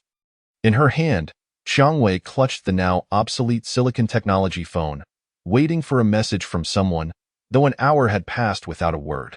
She pondered the reasons why the man on the other end had abandoned her. Was it her appearance? Her lack of wealth? Or perhaps something else entirely? The woman ruminated, yet the answers eluded her. However, with the world now shrouded in darkness, nothing seemed to matter anymore. Deep in thought, she stood up from the ground and, much like an ancient discus thrower, hurled her phone far into the luminous green sea, where it vanished without sound or light. Even the heat rising from the water was invisible. What are you thinking about? Xiangwei inquired as she noticed the boy lost in contemplation. Oh, just reflecting on the past, but I've come to realize that I've lost my memory, he replied. I can't recall anything. Yet, my mind is filled with other thoughts. Is it possible that the artificial intelligence memory chip was stolen by hackers? Xiangwei quipped with a touch of modern humor. I am a human, the boy asserted. Xiangwei stood beside him, leaning against the great stone. Chapter 13. Revelation, an inescapable punishment. Well, you must remember your name, at least, Xiangwei asked. I don't remember. The boy shook his head, as if straining to recall, but nothing surfaced. How utterly perplexing. I suppose I can't just call you Hei or Hai from now on, she remarked, shifting her position before sitting back down against the boulder. I am your servant. You may call me whatever you wish, he replied, a hint of resignation on his face. The boy did possess memories, but they were solely the most delightful ones. He could picture his parents' faces, recall the joyful days spent in the underground slums, riding on his father's back and shouting, "Run faster," while his mother laughed heartily nearby. Yet, many of those memories had faded into obscurity. My name is Xiangwei, she declared. How about calling you Meiguei? That doesn't sit well. It feels too much like a woman's name, the boy protested. Then how about Xiang? Xiangwei suggested. Why are they all flower names, especially ones long preserved in humanity's gene bank? The boy frowned. Because you are the only man I know. Consider yourself a rare species, if we are to continue the lineage. It seems we will rely on you, Xiangwei stated. As an adult, she felt no embarrassment in this assertion, yet the boy felt a twinge of awkwardness upon hearing it. Let's choose a different name, he said, refraining from arguing further, especially since the woman before him was strikingly beautiful, resembling a blooming rose. Still, he preferred not to have a name associated with flowers. It's settled then. You shall henceforth be called Ing. Xiangwei insisted stubbornly. The sea breeze carried rain that seemed to have no destination, the large stone providing shelter from the wind, while the rain in front made it difficult to keep one's eyes open. The boy now bore the name Ing, though he remained unaware that his fate mirrored that of cherry blossoms. Once their bloom faded, so too would their existence. Ing fell silent, perhaps discontent with his new name. Yet he resolved in his mind that the woman named Xiangwei was his master, and as such, he would obey her every command. Far out at sea, tumultuous waves surged, and it remained uncertain whether the god Poseidon was in a fit of rage. The couple atop the cliff had long since slipped from view, oblivious to the chaos unfolding upon the ocean. Countless individuals aboard submarines fleeing to safety traversed the depths of the glowing green sea, having long outpaced the mutated fish pursuing them. However, they soon discovered that in the abyss, there was no safe haven, only treacherous underwater terrain, flowing magma, and the inexplicable remains of colossal creatures, all permeated by an eerie scent. Curiously, amidst the searing waters, aside from the terrifying mutations, there were small black fish with tiny tails, trailing closely behind the submarines, leaving every escapee from the safe island to wonder what they could be. In darkness, time lost its meaning. Days could stretch like years, or a single day could feel like merely an hour, as the sensation of time was erased. When the submarine's machinery blared an insufficient oxygen alarm, panic ensued among all who had fled the safe island. They were at a loss for what to do. Above them, torrential rain fell, accompanied by particles potent enough to wreak havoc on electronic devices. Although the submarine was equipped with a particle barrier, any attempt to exchange air would necessitate opening a window, allowing a flood of particles to surge inside. Most of the escapees were families, clutching their loved ones. Yet it seemed the furious sea had no intention of allowing them refuge from disaster, pushing them to abandon their safe haven. Within the scholar's escape submarine, he furiously operated the touch buttons. His brow furrowed as he observed the values on the control panel nearing the red alert zone, with the most alarming being the temperature of the seawater. He felt fortunate that the submarine was crafted from a new alloy. Behind him, his child cried, while his wife offered comfort. Only his elderly father sat silently in the corner, awaiting a moment. "We can't just die here. Think of something," his wife urged, yet the learned scholar found himself at a loss. Initially contemplating activating the electrolysis of seawater button to generate oxygen, only to realize that the submarine's energy reserves were dwindling. Once the electrolysis concluded, there might not be enough energy left to escape the ocean's depths. Boldly, he decided to steer the submarine toward the surface. "Where are you going?" his wife asked. "To exchange for oxygen. We can't linger at the ocean floor. The surface should be safe." The scholar replied, "Can't we exchange oxygen at the seabed?" His wife questioned, "The blue core's energy and electricity are nearly depleted. We have no backup resources." He furrowed his brow. "But the surface is dangerous. We have no idea what awaits us," she expressed concern. "We must take the gamble." The scholar declared as they approached the surface, punishment loomed ever closer. The fish that had been trailing them in the depths seemed to rejoice, as if they had found a meal. The moment they broke through the surface and opened the particle barrier, the instruments ceased to function, leaving them to manually open the skylight for ventilation, plunging the submarine into darkness as rain poured in, chilling the air. "Mom, I'm cold," the child suddenly exclaimed. "It's all right. Mommy's here to hold you," the scholar's wife reassured. "Look, there's a little fish," the child marveled, noting the pale glow amidst the rushing water that mixed with rain. The small black fish had entered their submarine. "There are no fish. You must be mistaken," the scholar's wife replied, glancing at her husband at the control panel. The eerie green light of the sea filtered through the observation glass, and the wife was taken aback to see her husband. Once the man at the helm, now transformed into a pillar of salt, his body ravaged in terror, she forgot she was still holding her child. "What is happening?" she cried out, as if witnessing a ghost. Meanwhile, the elderly man in the corner watched helplessly as his son gradually turned into a salt column, succumbing to cardiac arrest. Alone in the darkness, the woman collapsed onto the cold, rain-soaked floor of the submarine. Finally realizing that her child's words had been true, there were indeed small fish in the escape pod, not one, but a multitude, surging through the ventilation, enveloping her, their sharp teeth piercing her skin, invading her body. And she was left without a scream. In that moment, the world was left with only the boy, who wept helplessly, powerless to act. He gazed in terror as his mother transformed into a heap of bones. his anguished cries echoing throughout the pitch-black abyss. Yet, when a small fish brushed against his palm, everything came to an end on the surface of the tumultuous sea. The waves roared before settling into an unremarkable calm. As if nothing had ever transpired. Chapter 14. Resurrection? The return of the Punisher. It was unclear how much time had passed. The wind had died down, and the chilling rain had lessened. Ying's face bore the mark of a western dragon, which had mysteriously vanished, perhaps washed away by the rain, cleansing both impurities and memories.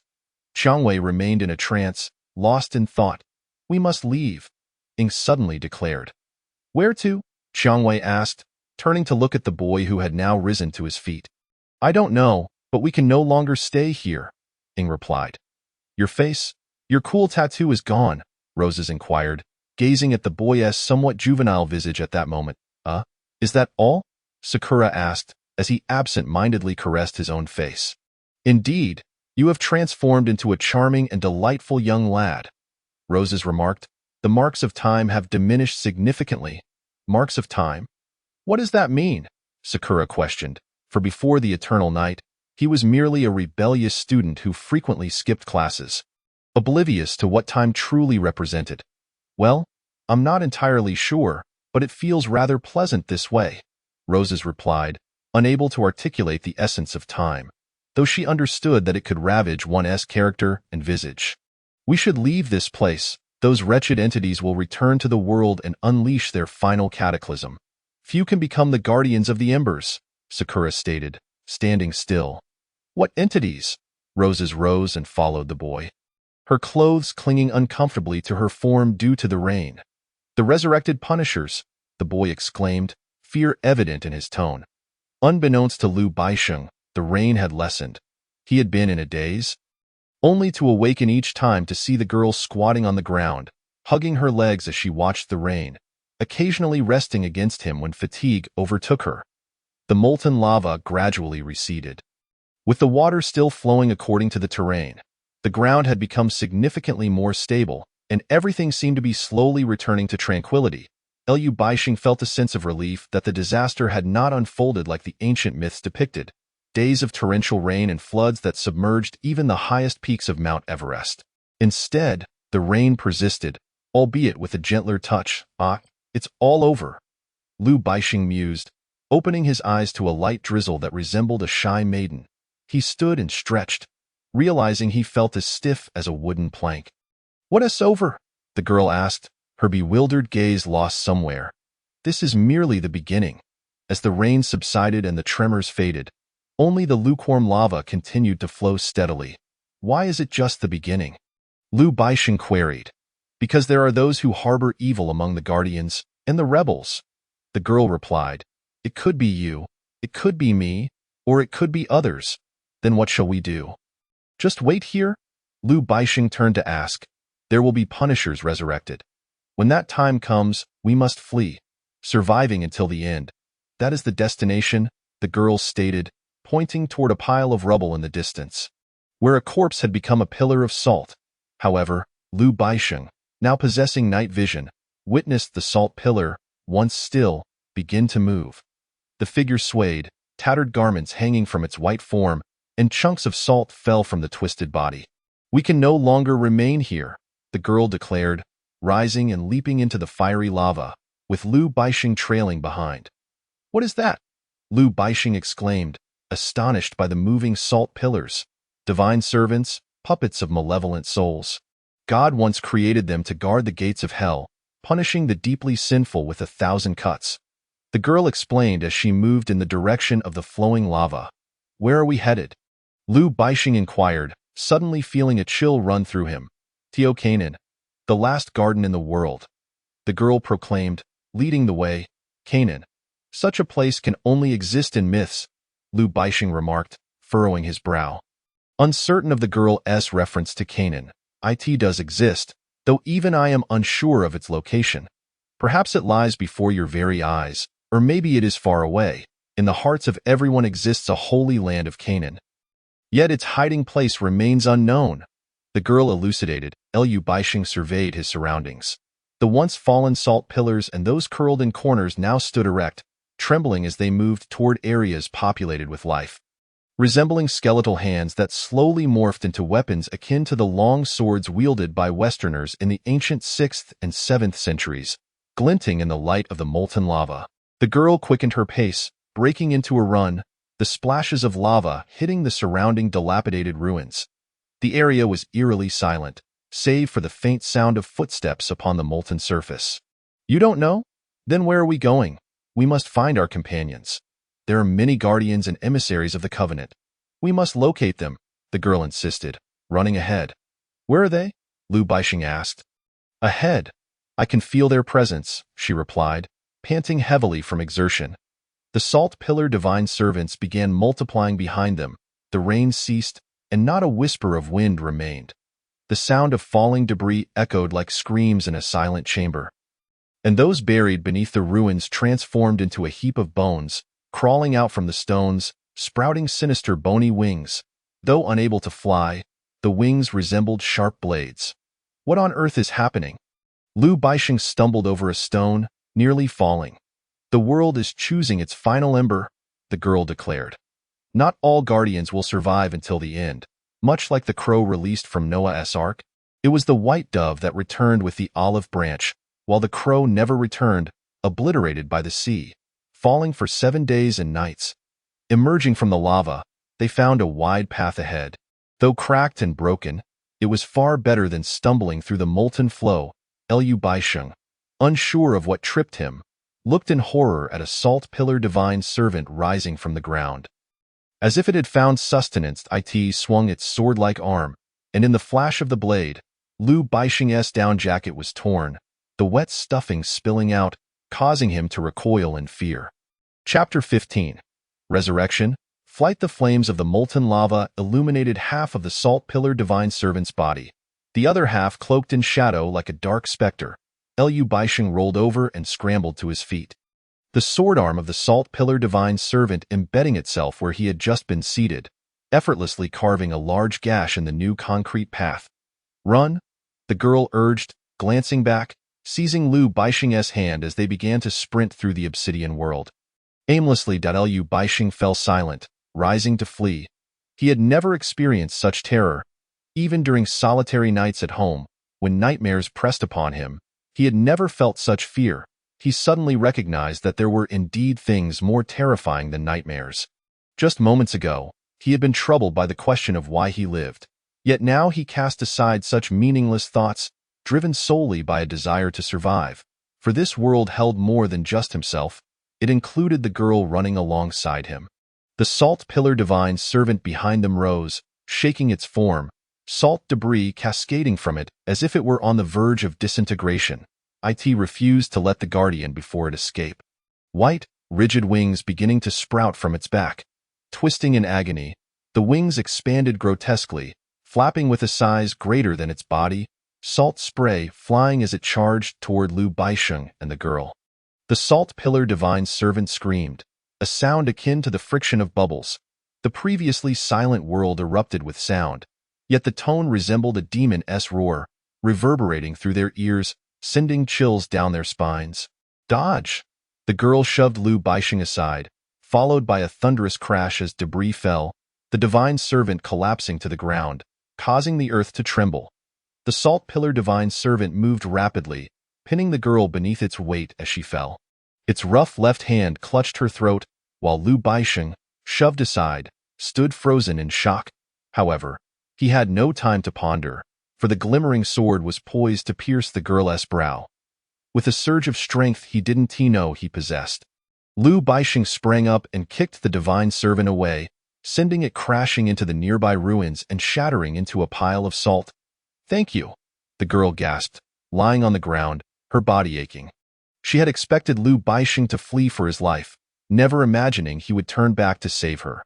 "Why are you thanking me?" Lu Baixing replied. "You saved my life. I am your servant." "I would do anything for you," the girl asserted. "What servant? We are all human. Where does this notion of servitude come from?" Lu Baixing felt a pang of distress, helping the girl to her feet. Uncertain of what to do next, a drop of blood trickled down from her brow, likely from the blade's cold edge piercing her skin. The girl hesitated, wishing Lu Baixing wouldn't he truly regard her as a servant. How wonderful it would be if he considered her a friend instead. Let us go. I still don't understand what is happening, Lu Baixing said, shaking his head and letting out a deep sigh. This is the punishment bestowed upon us by the divine. No one can escape it. It is the rule. The girl remarked that she was reminiscing about the memories that lingered within her. The calamities had passed, yet must we conjure such monstrosities to annihilate us? Lu Baixing inquired. I do not know. The girl yearned to divulge everything to Lu Baixing, but a sudden sharp pain seized her head, leaving her with a blank slate of memories, as if she had instantaneously forgotten everything, perhaps due to some form of stimulus. Never mind, Lu Baixing strode ahead, with the girl trailing behind, a vivid crimson mark adorning her neck, conspicuously illuminated by the flickering flames. Does it hurt? Lu Baixing asked, his concern for the girl appearing somewhat clumsy. The girl remained silent, enveloped in her own thoughts. Perhaps it is the solar winds that have mutated my body. I constantly sense a transformation within me, akin to when I kicked that salt pillar demon away. Lu Baixing spoke to the girl, though it felt more like he was conversing with himself. That is divine favor. It is the gods who have bestowed strength upon you, the girl replied, her expression devoid of emotion. Is this also a part of the rules? Lu Baixing questioned. Indeed. Although, truthfully, I am uncertain. The girl replied helplessly, we should hasten our departure. There are still many of those creatures lurking about. Unbeknownst to them, the wind had begun to stir, scattering the salt pillar that Lu Baixing had kicked into the enveloping darkness. Yet, darkness harbored more than just that singular salt pillar deity. Many others crawled forth from the rubble, inhaling the frigid, deathly air, reborn. Suddenly, Lu Baixing heard the sound of crashing waves, realizing for the first time that the boundary of the technological city was the sea. They traversed through the darkness for an indeterminate distance until Lu Baixing spotted the first of his kind, a man who was running alone, pursued by a skeletal figure. That man requires assistance, Lu Baixing frowned. Perhaps it is best not to aid him. How can a forsaken one be of help? He will inevitably meet his demise, the girl remarked, showing no sympathy for the fleeing man. Why? Lu Baixing questioned. But before the girl could respond, he dashed forward, picking up a stone from the ground and hurling it at the skeletal figure adorned with bony wings. The stone soared through the air like a meteor, igniting sparks as it sliced through the atmosphere, producing a thunderous sound as it shattered the bones of the skeleton, leaving its upper half intact yet unable to rise, still clawing at the ground. Who are you? The man exclaimed in terror, as though confronted by a demon. He had not encountered a living soul in the darkness and could not fathom that the beings before him were human. We are human. Do not be afraid. Lu Baixing approached, glancing at the shattered skeleton, its hand bones transformed into a curved blade. That thing is still moving. The man, petrified, pointed at the still twitching remains. It can do nothing now. Lu Baixing dismissed the skeleton's movements with a glance, confident in his strength to obliterate such beings. He picked up another stone and smashed it against the remains, reducing it to a mere pile of desiccated bones. Lu Baixing surveyed his surroundings, feeling a sense of perplexity, then asked, Where is your contractee? Dead, the man replied, his expression one of horror. It was no longer human. What contractee? Upon death, it transformed into a mass of black creatures that flew away. Resembling butterflies, no, more akin to moths. He claimed it was my servant, yet that thing resembled a devil. Upon hearing the man's words, Lu Baixing cast a skeptical glance at the girl beside him, who turned her head away, seemingly evading something. Chapter 16. Resurrection. The Forsaken Ones. Lu Baixing believed that the girl was inconsequential. At least she would not jeopardize her own life, even willing to endure injury to save him. Noticing the girl avert her gaze, he chose not to look back. How did he meet his end? Lu Baixing inquired of the man. How did he die? The creature before us pierced his abdomen. The man recalled the gory scene of blood gushing forth, shuddering at the memory, then glanced at the now fragmented deity, feeling a sense of relief as he trembled and rose from the ground. Why did you not save your contractee? The girl suddenly questioned, her tone accusatory. Why should I save him? I might be on the brink of death myself, the man retorted, believing that no life was worth more than his own. His upbringing had conditioned him to rely on others for survival. He had always lived under the care of others, and when his relatives perished, he felt little sorrow or pain, believing that as long as he remained alive, that was the best outcome. Liu Baixing refrained from further questioning. After all, they were but the rare survivors of a dark world. Come with us, Liu Baixing urged. There must be many others like us who have not succumbed to this disaster. Very well, I shall follow you. The man responded readily, as if he had found refuge. Where shall we go? I do not know, Liu Baixing replied, gazing into the distance. In this darkened world, it was no longer a solitary existence. The girl remained as silent as ever, merely trailing behind, while Liu Baixing engaged the man in conversation about various topics. How old are you?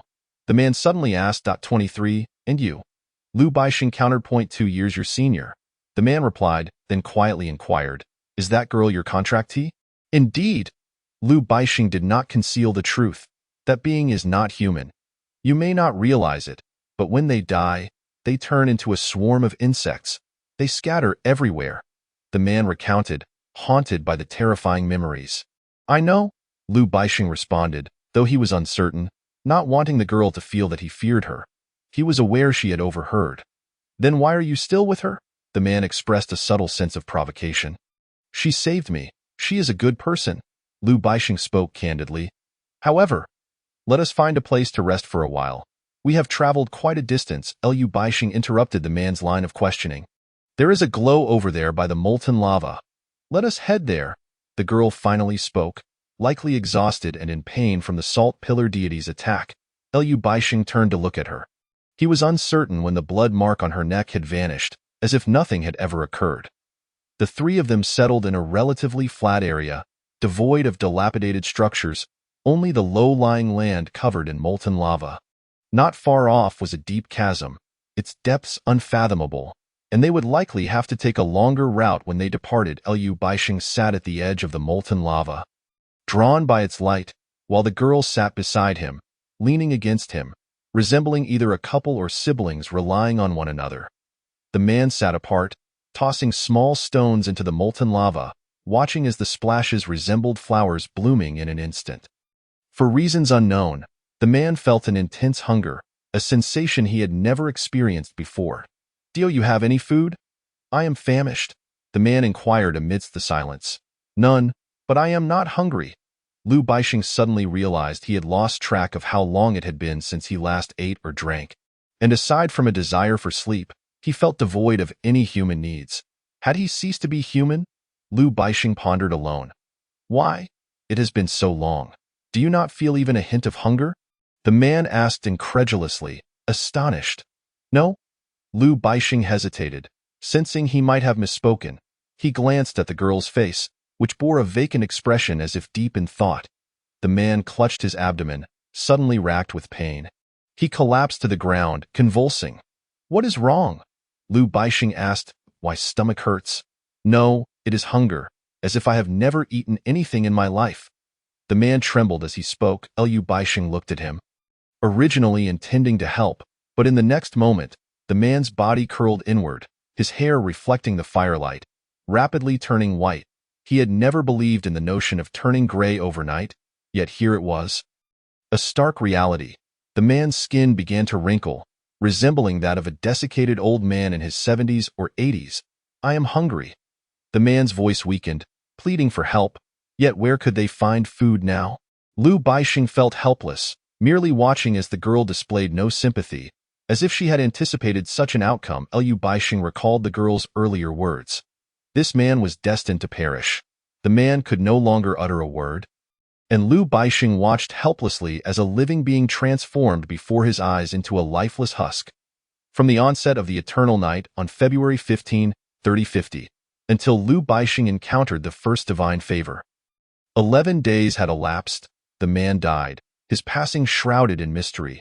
Liu Baixing gazed blankly, feeling nothing but astonishment. He mimicked the actions of the recently deceased man, tossing stones into the molten lava, creating ripples. Do you understand? Liu Baixing asked the girl. Understand what? The girl replied.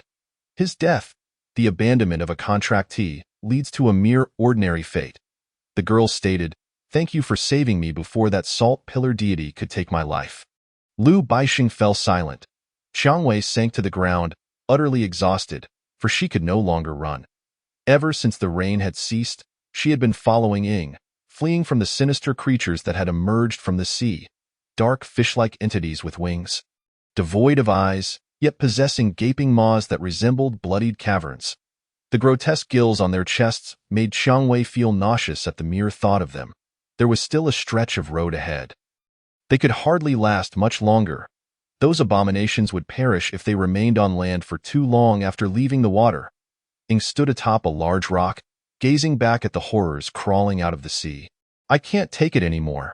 My feet are killing me," Xiang Wei exclaimed, rubbing her ankles. She had never run such a distance in her life.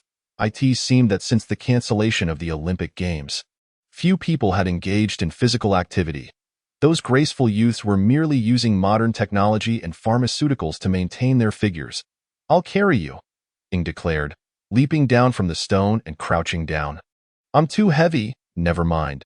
Just let me rest a bit before we continue," Xiang Wei replied, feeling a twinge of embarrassment. She had never been carried by anyone in her life.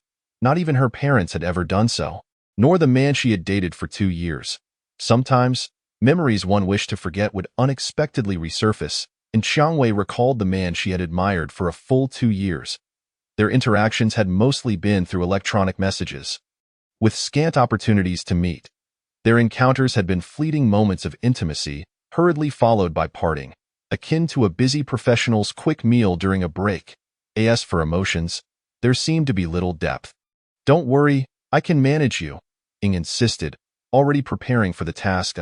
That's really not a good idea," Xiang Wei murmured, her voice barely above a whisper, perhaps more to herself than to him. Nevertheless, she obediently climbed onto Ying's back. His physique was robust. He often would tinker with the long-abandoned gym equipment at school, despite being ridiculed as a primitive. Now, in the wake of this catastrophe, most of those modern individuals had perished, leaving only a scant few modern people alive in this world. Chapter 17. Resurrection. Running, Ying carried Xiang Wei, moving in the direction they had initially fled. "Ugh, you are quite heavy," Ying remarked, and Xiang Wei felt a bit embarrassed atop his back. Not bothering to argue, "Perhaps we should rest a moment longer.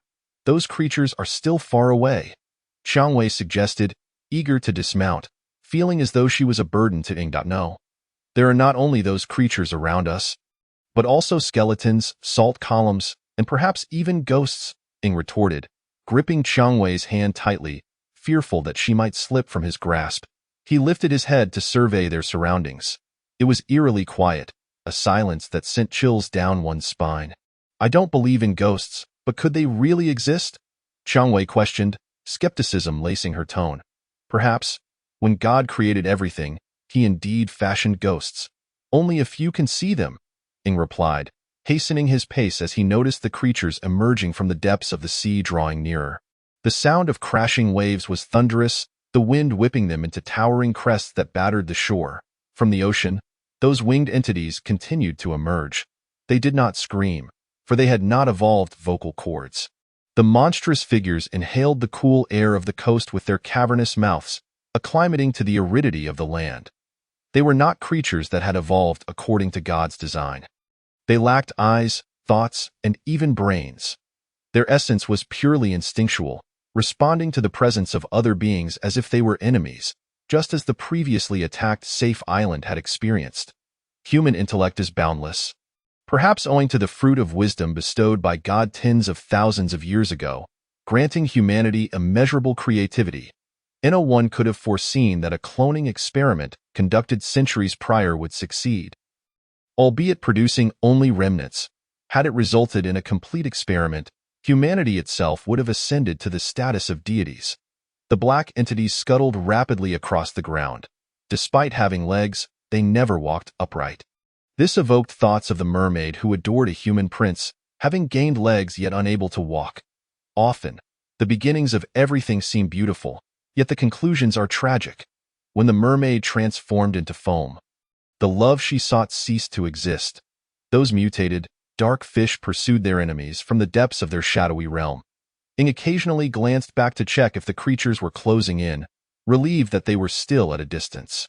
"You can set me down," Qiangwei urged again. "Are your feet no longer hurting?" Ying inquired. "Perhaps I should continue carrying you.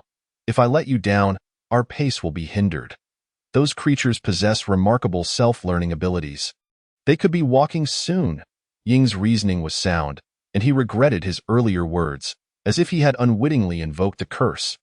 The dark entities had indeed begun to rise from the ground, moving instinctively, despite not being creatures governed by divine rules. Yet, they had mastered the laws of survival in this world. Had they not evolved for so long in the deep sea, they would not have survived. Survival of the fittest is a testament to one's capability. Perhaps it was fortunate that their wings were not true feathers, but rather grotesque appendages wrapped in flesh, large yet incapable of flight, thus rendering them heavy. "How unfortunate," Ying cursed. "Those things have truly risen," Qiangwei gasped, glancing back to see the creatures advancing like a tide. If one could stand, then surely others would follow. They lacked eyes and brains. Yet they moved with a unique awareness. Standing up might signify an irreversible evolution.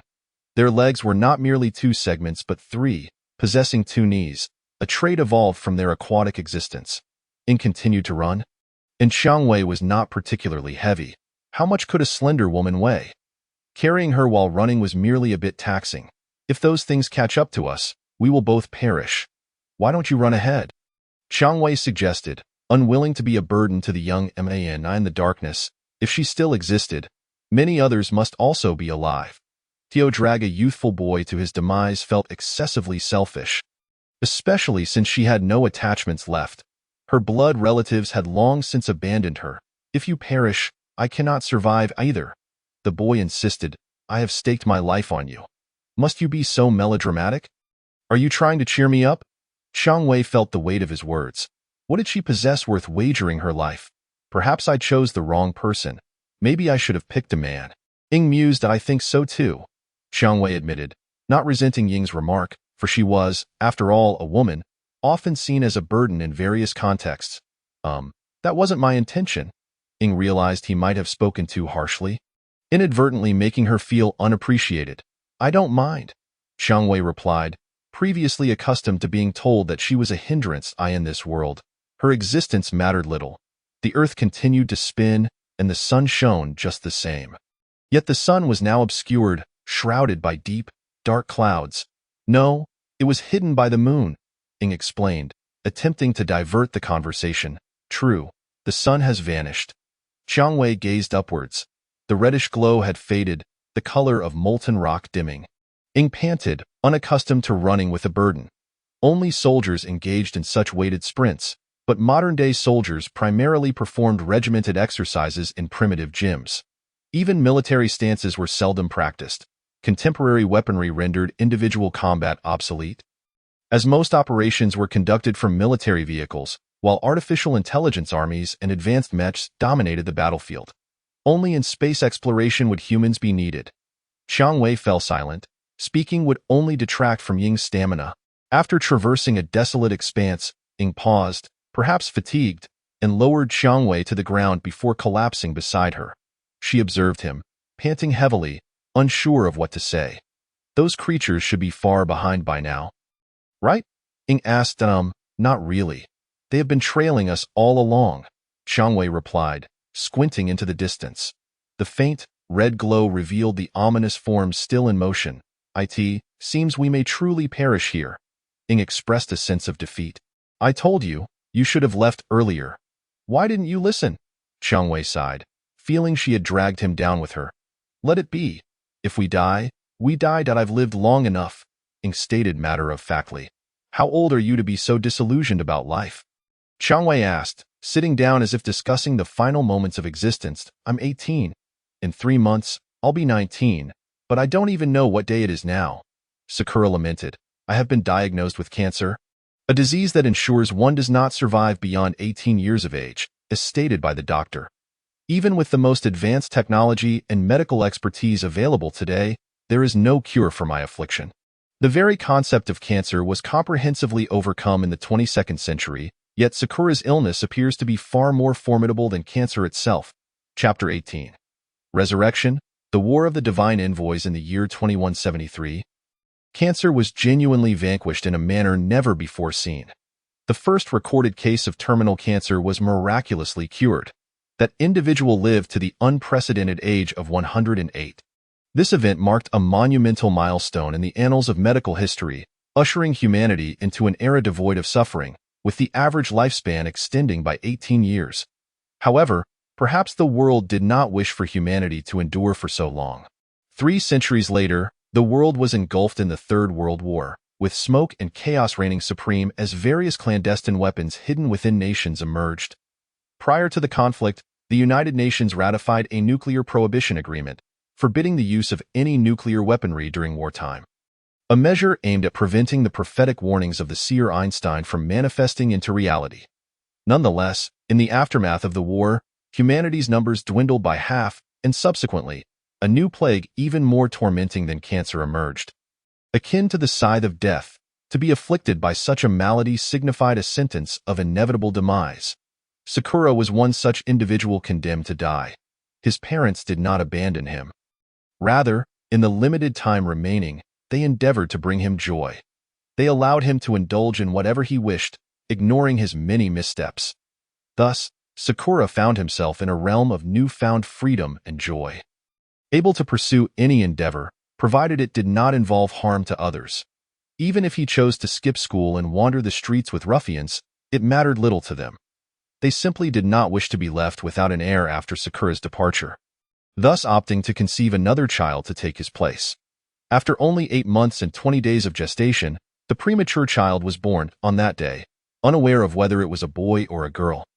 Sakura left home and never returned.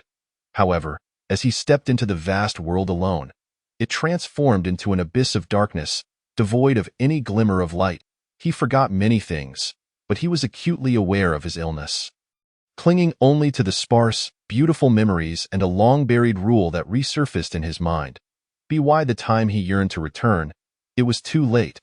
"But you are already 18, Rose exclaimed, her ankle considerably improved. Thankful she was not wearing high heels, but rather flat shoes. "Perhaps once the birthday passes, it will all be over," Sakura replied, collapsing once more onto the ground. "There must be some miracles. It seems someone once overcame the very affliction you suffer from." Rose reminisced, recalling history, hoping to provide Sakura with a semblance of comfort. "Miracles never occur for me. I am a forsaken child of God," Sakura declared as he rose again. "If you are indeed forsaken, then why do you still live?" Rose countered, secretly relieved to be alive herself, perhaps due to her status as a favored one. "Yes, I am still alive," Sakura contemplated. "Let us proceed." As if I were merely taking a brief respite. They turned to glance at the chaos behind them, where shadows were in pursuit. A dire situation indeed. Sakura furrowed his brow, observing that the darkness was not merely composed of those black entities. There were also the divine envoys, now transformed into salt pillars, staggering amidst the ruins. They appeared to have spotted prey, conjuring weapons in their hands, gleaming, sharp swords that shone brilliantly in the faint light. Their skeletal frames creaking ominously, accompanied by the distant sound of debris tumbling from the wreckage. "Let us hurry. They will be upon us soon," Sakura urged, but his warning was somewhat belated, as the divine envoys were already in pursuit. It was unclear whether the dark entities were not governed by the same rules. The skeletal guardians and salt pillar envoys engaged them in battle, creating an atmosphere of surreal panic for the two. The skeletal wings flapped violently, bone spikes piercing the heads of the black creatures, yet their wounds healed as swiftly as the spikes were withdrawn. This defiance of normalcy and biological laws was a phenomenon no earthly creature possessed. The envoys did not relent. They plunged their spectral swords into the chests of the black entities, penetrating their backs and piercing their solitary, vital hearts. In that moment, the dark entities dissolved into a pool of viscous, inky blood that seeped into the ground. "Should we not observe for a moment?" Rose suggested. "If they determine the victor, it will be our misfortune." Sakura was unwilling to play the role of spectator. "Let us go." The divine envoys projected an aura of valor, fiercely dispatching the loathsome creatures. The bone swords relentlessly pierced their hearts, yet inexplicably, the onslaught continued unabated, with more and more of the creatures emerging. An endless tide at a creature that had evaded capture pursued Sakura from behind, prompting a terrified scream from Rose. The creature's speed seemed to increase, perhaps due to its long limbs, yet after a prolonged chase, it began to wither. It has reached its limit. Look, it is oozing water, Sakura remarked, grasping Rose's hand tightly, fearful she might lag behind. Then why pursue us? Do they not comprehend? Rose gasped. The creature collapsed, water rapidly seeping from its form, curling into a frog-like mass. They lack sensation. This is a gift not afforded to them by God. They possess no sensory organs, Sakura explained. What they possess is a peculiar form of corporeal cognition, akin to the reflex arc of neurons, yet the bioelectric signals bypass both the brain and spinal cord. How do you know this? Rose inquired. I cannot say. The knowledge has lingered in my mind for ages. Sakura took a breath and glanced back. There were still many behind them. Let us flee amidst this chaos. Lu Baixing circumvented a massive chasm from which emanated the wails of tormented spirits. Sending chills down his spine, he guided the girl through a desolate ruin devoid of pathways, standing upon a high vantage point, peering down at the decayed remains below. An uncountable number of souls had perished here. Do you believe what that fellow said? The girl asked. Believe what? Sometimes I do not even believe myself, Lu Baixing replied. That man is dead. Had he lived, perhaps I would truly believe. Then why remain with me? The girl questioned, straining against Lu Baixing's grasp. I have not witnessed it firsthand. What can I believe? I only know that the one who called you a devil has since become a mere husk. Lu Baixing retorted. Do you not suspect that I caused his demise? The girl inquired. If that were the case, why do you not harm me and allow me to live? Because... The girl suddenly found herself at a loss for words. Chapter 19. Resurrection, the laws of the world. Because what? Because I still hold value. Is that not right? That is not it, the girl pleaded, as if imploring Lu Baixing for his trust. Yet he had never doubted her, for she had always been his savior. What reason did he have not to trust her? Never mind. Do not dwell on it. I will not consider you a devil. You are a good person. Well, a good girl. His words brought her a modicum of comfort. At that moment, the world was devoid of those divine envoys, who seemed to possess little intelligence, obstructed by the vast chasm. Lu Baixing ceased to ponder his thoughts. Realizing the girl had indeed overthought, this was largely due to her past experiences where few had ever trusted her. If the rules you speak of involve two contracted individuals, then if one of us dies, the other shall not live long either, Lu Baixing stated. Am I correct? Yes, the girl nodded. Then we share a symbiotic relationship. We possess but a single life between us, and neither can escape. This means your presence by my side is not for exploitation, but rather for protection, Lu Baixing mused. Thus, do not overthink it. Regardless of what others may say about you, they are also speaking of me. The girl paused, reflecting on her previous thoughts. She was indeed human. The one who had spread the rumors was now deceased, and his contractor had perished in the act of saving him, leaving no remnants of his body, while the memory of the rules faded into oblivion. Transforming into carrion-eating maggots, the favored ones returned to dust after death. The world had established this rule, rendering it akin to a game. Whoever survives to the end shall emerge victorious. But where lies the end point? Lu Baixing seemed to grasp something profound. The end point is in Canaan, the girl recalled. A place she had mentioned from the outset, a realm only spoken of in myths, yet now it appeared to be genuine. Where is that place? Lu Baixing inquired. I do not know. The sound of the waves reached Lu Baixing's ears, reminiscent of thunder. They were still quite close to the sea, yet there were no monstrous creatures surging forth from the depths surrounding them. Habitually, he glanced at his wrist, where his modern me watch rested, though it had long since lost its functionality. He pondered the futility of keeping it. With a decisive motion, he removed the watch and hurled it far away. Lu Baixing settled upon the ruins, and the girl sat down as well, though she maintained a considerable distance from him. Unbeknownst to her, she distanced herself from her protector. Sensing her deliberate avoidance, Lu Baixing shifted closer to her. If you're tired, you should rest for a while. We still have a long journey ahead, he suggested. I'm not tired, the girl retorted stubbornly, turning her gaze towards the molten substance in the depression. The luminous liquid was thickening, gradually transforming into a grayish rock over time. Let us not be this way. We are both solitary beings. If we cannot trust one another, our togetherness holds little meaning, Lu Baixing asserted, though he was young. He understood this truth better than most. He observed the girl lost in thought and, with one arm, drew her closer, offering an embrace to soothe her heart. The girl felt awkward, her face flushing in the dim light. Perhaps she was indeed weary, for she fell asleep in Lu Baixing's warm embrace. He shook his head, sensing that she bore a heavy burden. Her skin was already dry, reflecting a certain youthful delicacy.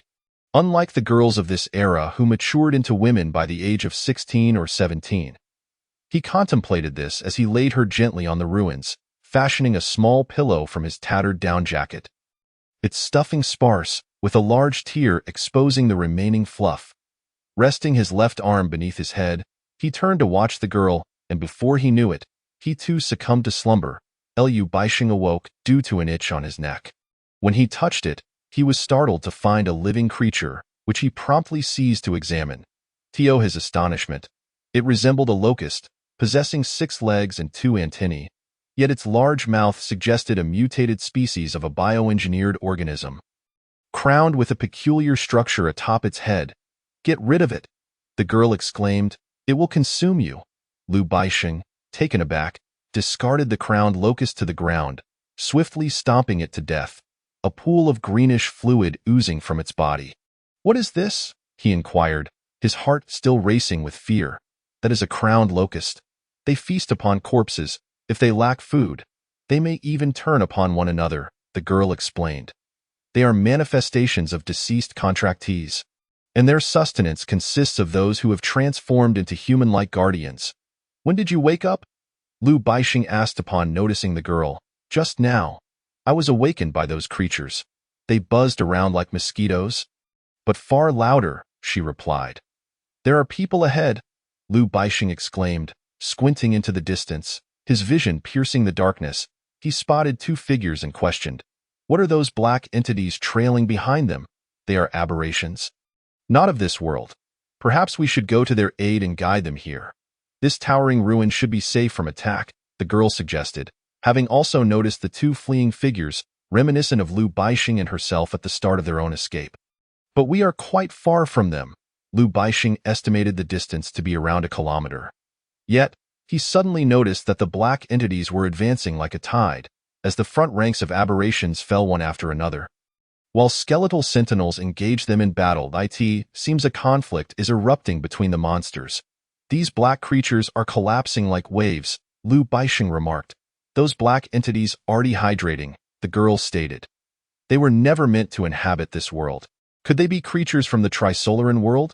Lu Baixing pondered, recalling a science fiction tale from a millennium ago, wherein inhabitants would dehydrate to survive certain seasons or epochs, their bodies transforming into dry fibers and stored in some desolate darkness. They are beings created by humanity. Humans are their gods, the girl mused, a hint of melancholy in her voice. Even if humans are gods, why do those dark entities treat the 2 individuals as enemies? Because humanity can never bestow emotions upon their creations. In this world, be it machines or data, they remain mere inorganic materials bound by directives. Even those black entities possess little more than blood. She replied. Chapter 20. Gods and Dreams. The Dark Cathedral. Lu Baixing reasoned that the individuals running in the darkness were likely guardians. They would not perish easily, especially with the black entities depleting. He was somewhat astonished by the sheer number of these dark creatures. At this moment, he crouched atop the ruins, cradling his head as he leaned against the girl, while swarms of insects, appearing from nowhere, buzzed ominously towards the black entities. Where are those insects headed? Lu Baixing asked. They're going to feast on the corpses of those black monsters, the girl replied. How revolting, Lu Baixing grimaced. Once the airborne insects disappeared, Lu Baixing stood up to survey the distance. He noticed that the 2 individuals had drawn nearer to the elevated ruins, and he waved his tattered down jacket in the air, hoping they would see this place. Surely, They must also be able to perceive it. Sakura sprinted ahead, grasping the hand of the trailing Rose, exclaiming, "There are people on the high platform ahead. I see them. They are just like us. Let us hope they are good people."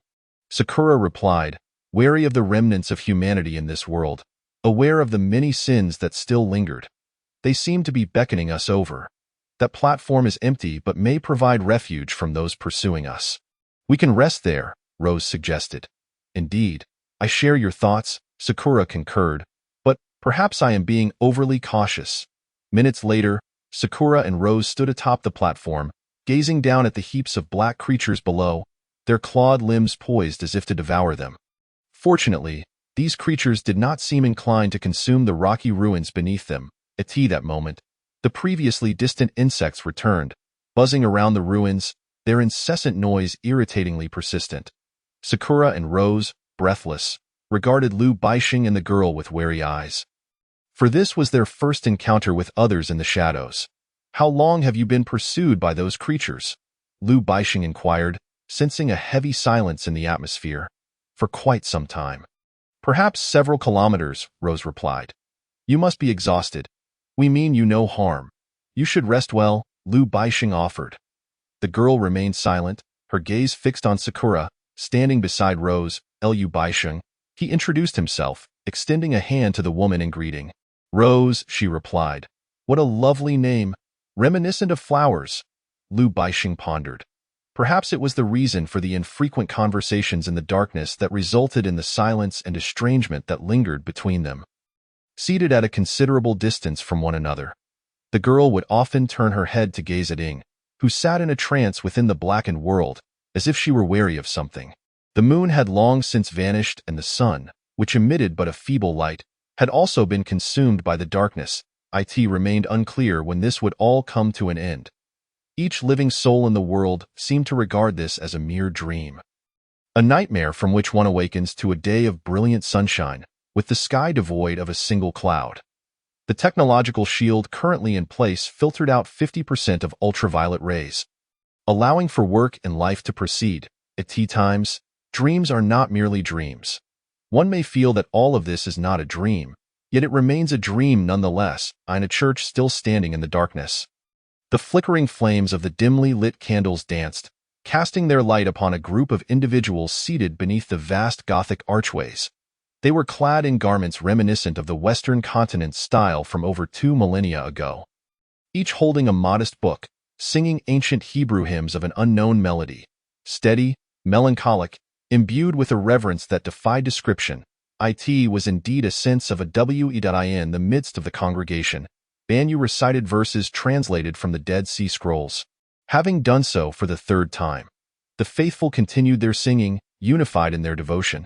They were not bound by contracts, merely individuals, fortunate to be among the few survivors in this world. The leader guiding them was a long-haired young man, who now instilled fear in the hearts of all the worshippers with his exalted words. As the darkness descended, the long-haired man summoned all the believers from the eastern continent to this place. Safeguarding the ancient structure that had towered for over 18 centuries according to the world's rules, he knelt before the sanctuary, confessing and praying for 7 days, as if in dialogue with someone. He would often converse with the immense cross before the altar and that being, falling into slumber afterward, or remaining awake in a daze. This had occurred for the third time. As usual, he fell asleep. Unaware of how much time had passed at that moment, the man awoke, his gaze hazy, seated in the solitary seat of the Lord. "How long has it been?" he inquired. 37 sandglasses, replied the woman in the black robe beside him. A sandglass measured 4 original hours, which meant a total of 148 hours had elapsed, 5 days and 8 hours. "You have been asleep for quite a while. When did the heavy rain cease?" The man asked. 2 days ago, the woman answered. "The divine servants have been resurrected, have they not?" "They have been resurrected, and they are purging the sinful," she replied. "Ah, you are mistaken. They are not cleansing anyone. Rather, they are testing the benefactors. They do not believe in the apocalypse, nor in the believers, nor in the language of this world. Thus, the world is selecting the last benefactors for the dawn of a new century. It appears our perspectives differ. You contemplate all of humanity, while I merely rejoice in being among the living. The woman spoke truthfully, for the believers were forbidden from lying. You should be reveling in this, should you not? The man said. Perhaps, she conceded. Enough of this. We must set forth to redeem those remnants of humanity still existing in this world. The man declared, then abruptly asked, Where is Banyu? Where has he gone? He is chanting scriptures. Having volunteered to follow the blessings you, the Lord, have bestowed upon him, just like the ordinary followers, the woman explained, I am the Lord. The man mused on the notion of being a deity. He was merely a man who had grasped the rules set forth by the world. Then you are the Savior, the woman stated solemnly. The man fell silent for a moment. You should also partake in the chanting. God created those hymns. They are mysterious yet embody the true words of the world's laws. He suggested I shall do so, once someone takes over my duties, she replied. The man then recalled that the woman in the black robe was the record keeper of time, and perhaps he ought to recruit a few more individuals to assist in this task. The notion of time indeed troubled him. The electronic and mechanical time-keeping devices had long ceased to function, leaving only the sandglass as a means to mark the passage of time, in truth. The man did not wish for many to know that time still existed, for the very concept of time could evoke a sense of dwindling patience. He contemplated that perhaps one person sufficed to record time, as it would only serve to wear down a single individual's endurance. Should we summon Banyu now? The woman suddenly inquired. Let him be. He may do as he wishes, the man replied. Banyu was the sole guardian of the church in the 31st century. When the man first encountered Banyu, he was astonished by the loyalty one could exhibit toward mythology, especially after understanding the rules that permitted one to forsake life itself to spread the word of the end of the world. For Banyu believed the world was crafted by some existence. Chapter 21. God and Dream. The Dialogue of Deity. Before long, the man descended from the church's singular pyramid-like elevated platform, standing before a gathering of people. The hymns sung by the benefactors abruptly ceased, leaving an instant silence, for there had never been much sound within the darkness. All present gazed upon the long-haired man with reverent eyes, creating an atmosphere akin to a pilgrimage. To speak frankly, he had never anticipated being led by such a young man. Whispers arose among the crowd. One remarked in English, yet the Russian individual from the Northern Empire standing nearby understood. The languages of the world had unified. I had always thought that the middle-aged man named Banyu would be our leader. Perhaps Banyu serves as a guide, while that man is the savior, just as it was in days of yore. Both the man and Banyu overheard the murmurs of those who had risen from the ground, but they paid no heed, for many tasks still lay ahead. The man donned a deep red robe, worn and tattered as if it had existed for centuries. He bore a deep imprint on the bridge of his nose where his glasses once rested, yet his eyes had now returned to normal.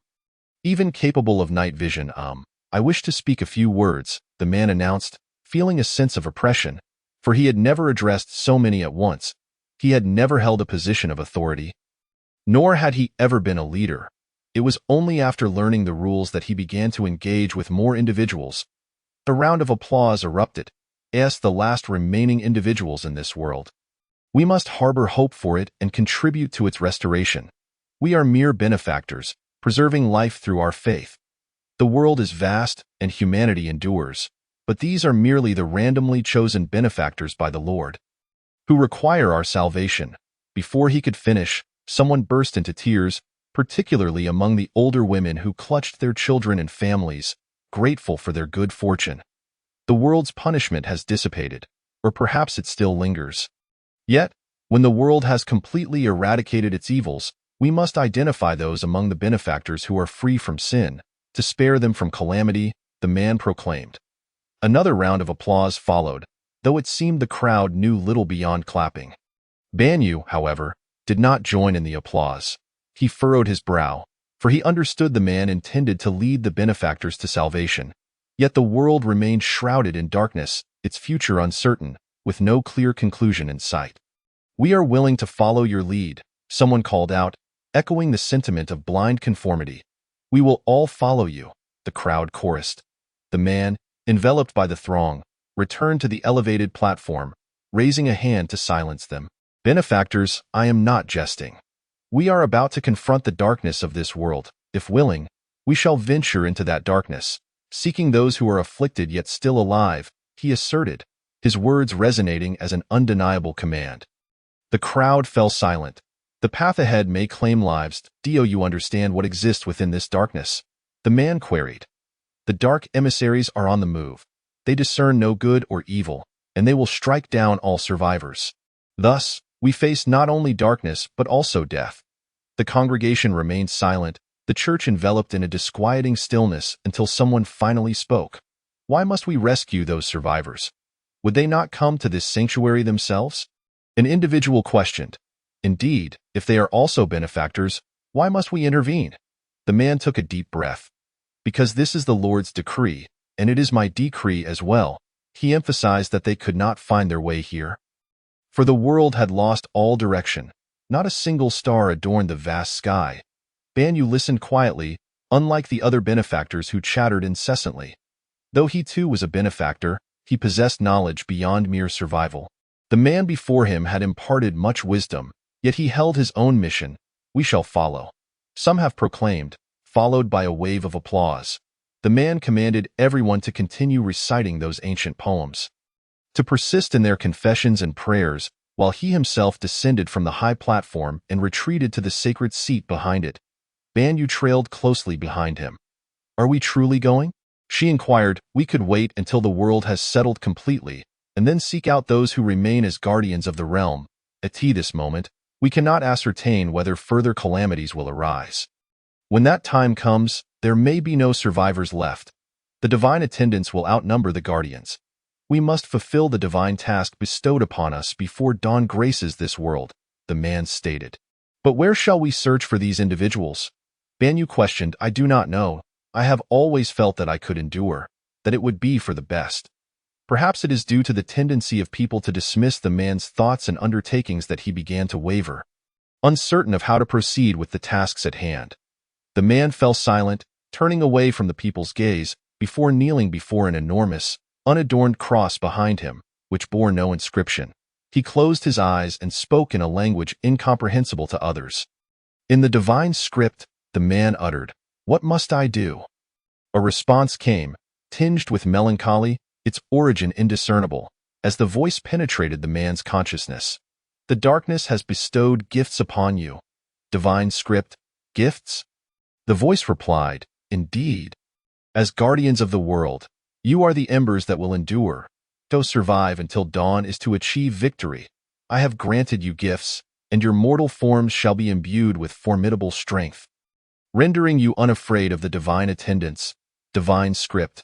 Yet I feel no strength at present, and those guardians will always harbor their own thoughts. The voice responded, strength resides within the darkness. This sanctuary may soon collapse. For as humans, all are equal. No rights, no wealth disparity, no hunger. What you must strive for is merely the gift of life. This is the rule, divine script. In the face of such calamity, are you not discontent with this world? The reply came, in truth, I have long since relinquished my ties to this world, pondering whether it could yet be salvaged. From the moment humanity emerged, this question has lingered in my mind. Or perhaps it is time to emulate Noah and obliterate the world entirely. Divine script, what must I do? The man inquired once more, what outcome do you desire? The voice replied, I too await. Venture into the darkness. I have reserved gifts for you. The man knelt upon the ground, gazing vacantly at the cross before him. His unique ability allowed him to converse with a voice whose identity remained a mystery. A voice that claimed to be the God of this world. Chapter 22. The Divine and the Dream. The commencement of the expedition. The conversation concluded, and a considerable time passed. The man sat upon the ground, succumbing to slumber. When he finally opened his eyes, only the woman in the black robe remained by his side. He continued to fixate on the hourglass, while Banyu had stepped outside to sing hymns. Angel, how long has it been? The man asked, having risen from the sacred seat, uncertain of who had placed him there in repose. He distinctly remembered sitting on the ground after his prayers. The third hourglass had already emptied halfway. The woman in the black robe replied, Angel is my name. It signifies a messenger. Time moves so slowly. The darkness seems to be erasing it, the man remarked. Yet I perceive time as fleeting. Before long. Half a day has slipped away, Angel responded. Dio, you still calculate time in a 24-hour format? The man queried. Indeed, I have adhered to the conventional method of timekeeping. Is there a fault in that? No, I merely inquired. The man replied absently. It is time to depart. The hour has grown late, and the sun is absent, leaving us unaware of the true time. After speaking, he made his way to the temple with the high platform. The people stood solemnly, aware that they were to leave this sanctuary and venture into the darkness to redeem those still struggling within it. Are we truly going? Banyu asked. There are treasures in the darkness. The man replied, as the god had informed him, though he remained oblivious to the nature of these so-called gifts. You may choose. Those unwilling to leave this sanctuary may remain. The man did not wish to impose. Each individual possessed their own choice. Just as he did, he opted to trust the voice that communicated with him. The people exchanged glances, as if a decision had already been made in their hearts. Ignoring the gazes of the crowd, the man walked toward the ancient church's grand entrance, forcefully pulling open the towering wooden doors, intricately carved with a tree of life, its branches lush yet somber. Outside lay an expanse of darkness, accompanied by a chilling wind that swept in. Though he felt no cold, the eerie stillness sent a shiver down his spine. Those behind him followed suit, and as the man's feet crossed the threshold from the brightly lit church into the abyss, he inhaled deeply and wandered aimlessly forward. He knew not where he was headed, and the throng behind him huddled together, departing from their solitary beacon of light into the rugged, uneven terrain. Some indeed chose to remain. Those paralyzed by an overwhelming fear of death and darkness dared not take a single step into this shattered world. No one mocked them, nor did anyone pity them. They awaited the departure of all others, reveling in their tranquil paradise. Once all those prepared for the expedition had exited the church, the once bright sanctuary was suddenly engulfed in darkness.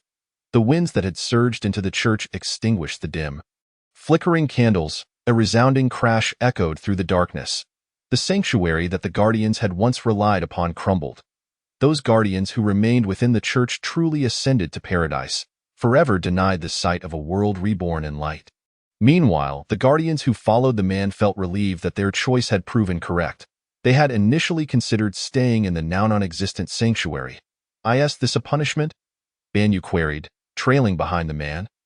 While the guardians kept their distance, unable to hear her conversation with him. Who knows? Perhaps it is the gift. The man furrowed his brow, gazing into the distance, where everything appeared in shades of black and white. And what if we had all chosen to remain there? Who can say? The man replied, a hint of resignation in his tone. He truly did not anticipate that the world could be so utterly shattered. The once mighty edifices had long ago been reduced to mere ruins, sprawling across the landscape like a mountain of stones.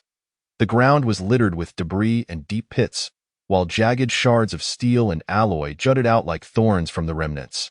He pondered whether it would have been better had the fabled deluge submerged the entire world, for such a cataclysm could have left traces of humanity's advancement in its wake.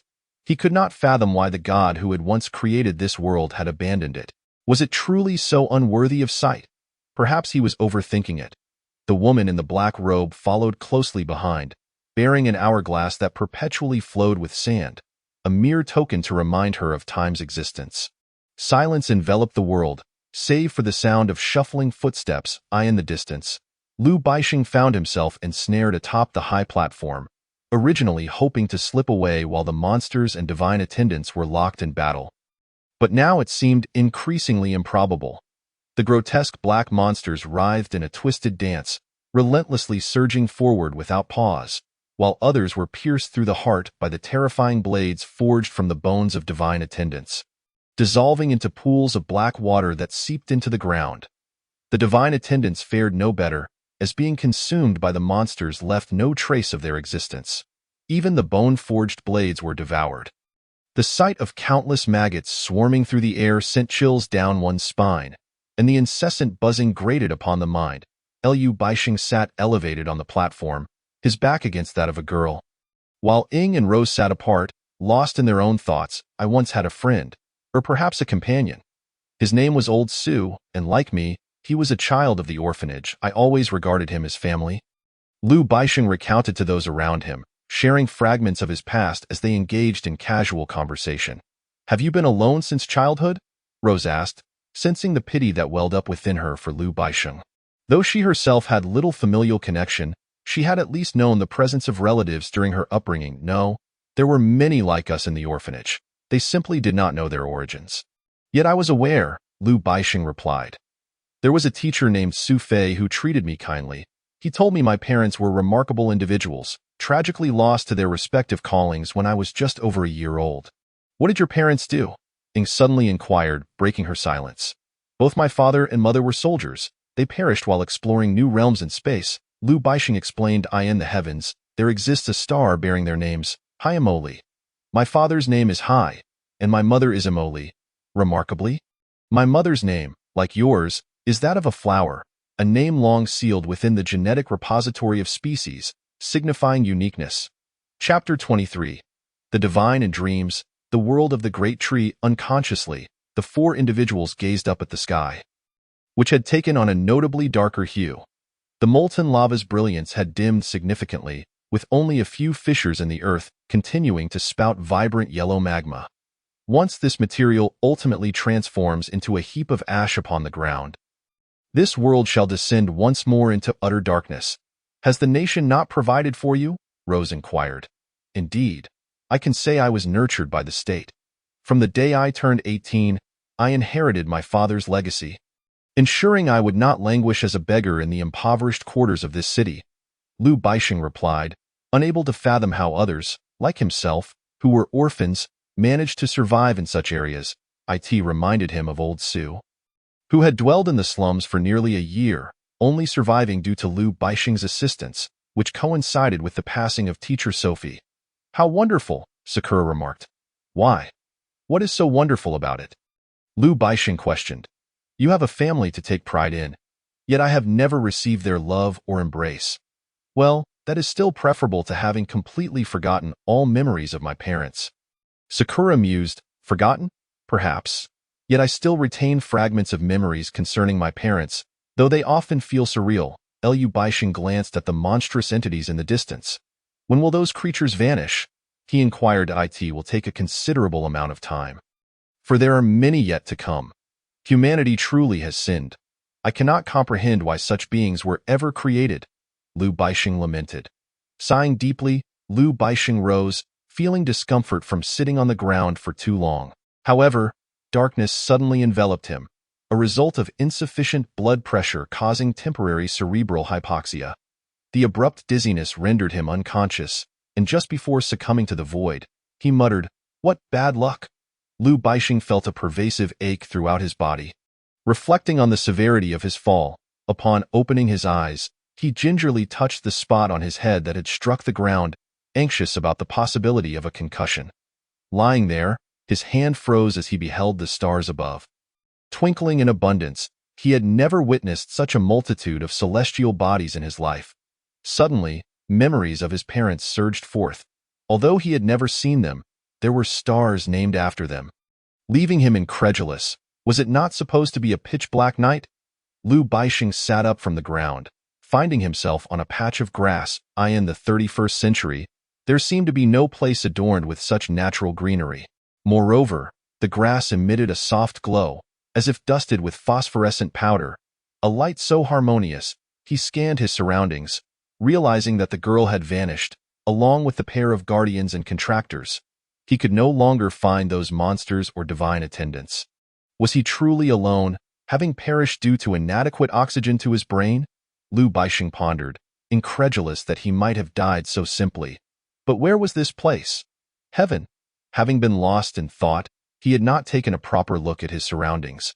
He lifted his gaze toward the horizon, where fireflies danced through the air, surrounded by towering trees that stood silently yet felt familiar. A gentle breeze wafted by, carrying with it the scent of wildflowers and freshness. It reminded him of the rain before the end of days, evoking a sense of clarity. He stood, gazing into the distance, where deep within the woods stood a colossal tree, its trunk immense beyond description, its dense canopy shading half the sky. The leaves shimmered, each day taking on a different shape, unique and unlike one another. The tree bore fruits and countless red blossoms. As he walked forward, he lost track of time until he reached a vast expanse, a prairie of indeterminate size. With only the great tree at its center, that is fundamentally erroneous, a voice echoed, startling Lu Baisheng, for he saw no one around. What then is correct? Another voice, tinged with confusion, replied, I do not know. A sudden, thunderous grinding noise startled him further. Lu Baisheng's eyes widened as he beheld a massive red serpent coiled around the tree trunk, its head adorned with two antlers resting on a branch that jutted from the tree. It began to shift its body. We can allow them to evolve, granting them infinite possibilities. You create beings akin to angels, yet fail to bestow upon them souls, emotions, or abilities. How can they survive in the clearly defined world you have crafted? Lu Baisheng discerned that the voice belonged to the serpent. Rules hold no power over them. I can alter the rules, another voice declared. Then what significance does your creation of this world hold? The serpent questioned. Indeed, it is devoid of meaning. The voice hesitated before continuing. I could, as I did when creating angels, grant them immortality and warmth. That is fundamentally erroneous. The serpent interjected, dismissing the previous voice. What is correct then? I do not know, the serpent reiterated. Or perhaps grant them wisdom and emotion. But what use is that if they, like the fallen, plunge endlessly into the abyss? The void-like voice responded. Not all creations can exhibit loyalty like you do. Rebels are but a minority. You are the master, and you possess the right to make them disappear. Very well, let existence be existence. A world of but one hue will inevitably become monotonous. Those detestable traitors have long since departed from the divine realm. Venturing to the edges of the world, I am quite occupied and lack the time to manage those rule breakers. Then why did you create them? Simply to add a touch of color to this world. Is that all? The serpent inquired. What more is there? The voice replied. This matter has been deliberated for 33 solar cycles. We ought to conclude our discussion. You are the master of this realm. I am but a subordinate. I shall adhere to your rules, the red serpent proclaimed. Very well then, I shall create the first human. Beneath the great tree, dust swirled into the air, forming a small mound. A droplet of dew from the tree fell from above. Landing upon the mound of dirt, gradually, a figure of pure white emerged, as pristine as a crystal-clear spring. The figure surveyed its surroundings, though it could not see, for it lacked eyes. It could not speak, as it had no mouth. Slowly, the figure's form solidified, growing eyes, a mouth, and a nose, ultimately developing 2 ears capable of perceiving the sounds of the world. I bestow upon you the name Adam. Chapter 24. The Divine in Dreams. The dreaming Satan, is it truly just him? The serpent questioned, twisting its body as its golden eyes scrutinized the fragile being beneath the great tree. This was the new creation of the master, human, lacking a soul, emotions, wings, and the powers of an angel. He was, in every sense, extraordinarily ordinary. Indeed, if he is the sole inhabitant, this world would be steeped in loneliness. The voice remarked. As it spoke, it extracted a bone from Adam's body, moistening it with dew from the tree's leaves. Gradually, segments began to grow upon that bone, and a skeleton materialized before their eyes. The wind picked up, dust settling upon the bone, forming a figure that mirrored Adam yet was distinct, a flawless body. Translucent and exquisite, possessing a captivating grace, I bestow upon you the name Eve. The world shall be your home. This garden is for your delight. You and Adam shall unite to bear offspring, appearing as angels, embodying angelic forms. This realm shall be your paradise, where all creation shares your essence, void of sorrow, devoid of pain, filled solely with joy, the voice declared, imbued with a distant resonance. However, it paused for a moment before continuing. But the forbidden fruit at the center of this garden must not be consumed. For should you partake, it shall bring forth endless sorrow, boundless suffering, and unending lamentation. That is fundamentally erroneous, the dragon murmured, inexplicably repeating the phrase. What is erroneous? I have bestowed upon this world the finest spark of life. Their joy shall be eternal, their blessings everlasting. But they possess nothing. What purpose does their existence serve? it would be better for those rebels. Hiding at the world's edge, to appreciate the beauty of this world, the serpent hissed, its golden eyes shimmering. They need not understand. They need only obey me, or you ought to create lifeless entities. Those would not cling to this world. The serpent suggested, enough. I have merely given you a world, yet the rules remain unchanged. However, those beings may be regarded as slaves. Why grant me compassion only to command me to wield a life as a slave? The serpent questioned, because of power. I have bestowed upon you authority. That entity ought not to exist. Perhaps it is because you harbor a disdain for that entity, yet I yearn to present it to you. I wish to avoid repeating the same errors. Those power-hungry rebels are akin to deceased stars, collapsing into darkness only to erupt, threatening even to consume their progenitor. You have created all, the colossal serpent proclaimed, and should embrace it with joy. Indeed, I shall accept, but I dread the thought of being slain by my own creation. The voice contemplated, stating, from that day forth, I have labored for 7 stellar years. I am weary and must rest, perhaps to slumber for countless stellar years, for the next realm is still in the throes of conception. A wondrous world, surpassing this one in beauty. Is it akin to this place? The serpent inquired. No, it is unlike this realm. There, eternal light, everlasting life, and timeless epics abound. The voice faded, disappearing without a trace. Liu Baixing stood in a stupor at the edge of the plain, the grass swaying in the wind like undulating waves. He beheld the colossal serpent diminishing in size, transforming into a creature no taller than a man, now coiled upon a branch. Observing the two beings it had conjured, Liu Baixing struggled to fathom that the myth he had known was manifesting before his very eyes. Surely, this must be a dream. He felt as though he were ensnared in a lucid dream, yet everything felt achingly real. The serpent ascended the trunk with languid grace, gazing upon the two humans. Their minds as blank as fresh parchment. For them, all in this world bore no distinction, merely varying shades of color. The voice had vanished, and the serpent seemed to grasp that it had long departed, journeying to a distant realm where it would slumber, awaiting the time to resume its work. In the haze of this moment, darkness enveloped him, a blackness deeper than the apocalypse, rendering him blind to all. The benefactor? The serpent appeared beside Liu Baixing, its form radiating a serene light. Liu Baixing recoiled in terror, his eyes wide with disbelief. Was he truly a part of this world, conversing with a being born of dreams? You? Liu Baixing stammered, trembling. Fear not, for do I truly instill such dread? The serpent replied, morphing into a figure resembling a boy of 14 or 15 years. Who are you?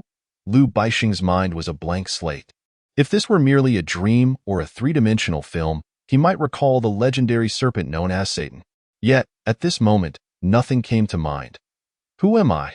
If I were to claim I am the god of this realm, would you believe me? The boy smiled, his eyes shimmering with golden light, revealing a menacing grin adorned with sharp fangs. A god. Is this a dream? Perhaps, but it matters not how you perceive it.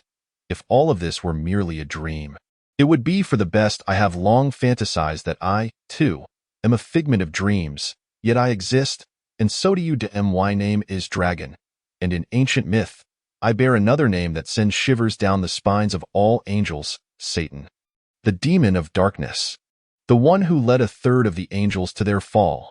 In that moment, Liu Baixing felt as though he were not merely alive, but rather as if he had already perished. The demon of legend was a soul-consuming entity, extinguishing humanity. He doubted he could continue to survive. It matters not how you perceive me, demon or deity. This name is but a crown bestowed upon me by those rebels. Yet you, dear benefactor, are fortunate to be in this world, though it is also a tragedy. Death is not to be feared, for after death, the world merely falls silent, the boy named Satan declared, his visage betraying no hint of youth but rather that of a deposed monarch. Weary and forlorn, as if he had lived beyond the span of decades. What is it that you desire? Liu Baixing retreated slightly, only to stumble over his own feet and collapse to the ground. The boy regarded him with a sly smile, a glimmer of mischief in his expression. What do I desire? I do not wish for anything in particular. Suddenly, The boy's demeanor shifted. He ceased to smile. I seek but one human capable of nurturing all sparks of life in this world. This realm belongs to me, and I do not wish to witness its destruction, even with rules constraining me. Surely you jest. The world has already met its end. Hope is but a distant memory, overshadowed by terrifying skeletons and the monstrous beings that emerge from the depths of the ocean. Liu Baixing managed a bitter smile. Drenched in cold sweat, if I grant you power. The boy's words trailed off. I merely wish to survive. Suddenly, Liu Baixing awoke from the darkness, his eyes opening to a void above, no longer confronted by the boy with sharp fangs. Instead, he found himself enveloped in the darkness of the sky, the fearsome creatures around him appearing less menacing, their numbers dwindling. The skeletal guardians continued to emit the sound of cracking bubbles, while the girl remained steadfast by his side. Liu Baixing recalled it all, his heart racing to its limits.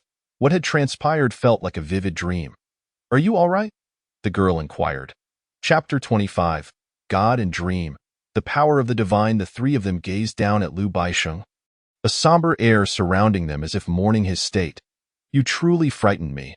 I thought you had perished, lying there so still, your breath barely discernible, the girl remarked. Only then did Liu Baixing notice the tear streaks on the girl's face as she knelt before him. Why are you crying? He asked, sitting up. I am not, she protested, shaking her head. Worried that if I die, you shall follow? He queried. No, I genuinely believed you were gone, she exclaimed, her voice laced with panic. Such is the heart of a good person. Rose interjected. She has stayed by your side all this time, and upon your awakening, you offer not a word of gratitude. Such a person ought to perish. Liu Baixing felt a wave of embarrassment wash over him. Uncertain of how to respond, I apologize. He wiped the tears from the girl's cheeks. I had a dream. A vast expanse filled with colossal trees and primordial grasslands, the kind only seen in videos. Who would have imagined you were merely asleep? We all thought you had collapsed from low blood pressure, leading to brain damage and eventual death, Sakura chimed in, seemingly unconcerned about Liu Baixing's feelings. How long was I unconscious? Liu Baixing inquired. Uncertain, but it has been quite a while. However, the monsters are nearly gone. We haven't seen them approach from afar. Likely this is the last batch. They are dehydrating. And the divine guardians have mostly vanished. In due time, we shall be able to depart, though the insects arriving from unknown distances continue to multiply, Rose remarked. The fallen contractors are increasing, Sakura added. Indeed, in other realms, many divine guardians are likely slaying the benefactors, the girl said, wiping away the remaining tears from her face. Liu Baixing sat on the ground, his gaze vacant as he reflected on the dream he had just experienced. He felt a profound sense that the dream was more tangible than the reality he faced. This must be an illusion, surely. He shook his head, attempting to dispel the thought, only to notice a stone before him. He reached for it, and to his astonishment, it levitated into his hand without him even touching it. If I grant you power.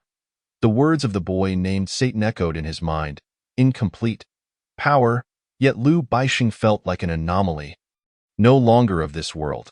He had transcended the frail human existence reliant on external forces for survival. From the moment he encountered the girl during his flight, he had become something other than human. Benefactor. Perhaps all benefactors shared this fate. Can you manipulate those entities? Liu Baixing suddenly asked, uncertain of how to articulate his transformation to the three individuals before him. What? Rose failed to comprehend, prompting her to inquire again. Liu Baixing held the stone in his hand and, harnessing an instinctive force, made it float.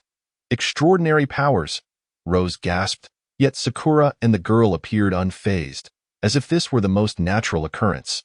This is the power bestowed upon you by the divine. The girl remarked indifferently, absurd. Where in this world are there gods?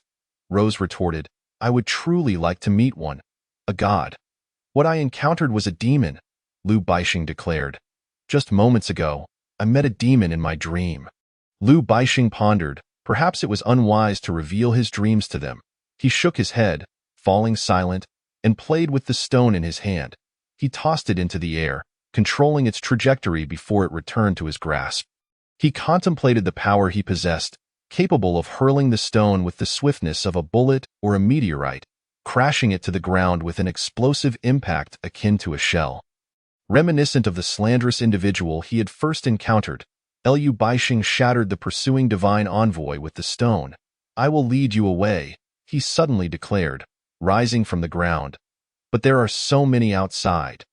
Qiang Wei had not finished her sentence when she saw Liu Baixing lift the stone and hurl it towards a nearby monster. The stone, cutting through the air, ignited from friction, resulting in a thunderous sound as it struck the ground, creating a pit over a meter deep, sending sparks flying and affecting numerous creatures nearby. The dark, mutated fish continued to crawl slowly, seemingly oblivious to the danger surrounding them. Liu Baixing glanced at his own hand, feeling as though everything was incredibly surreal.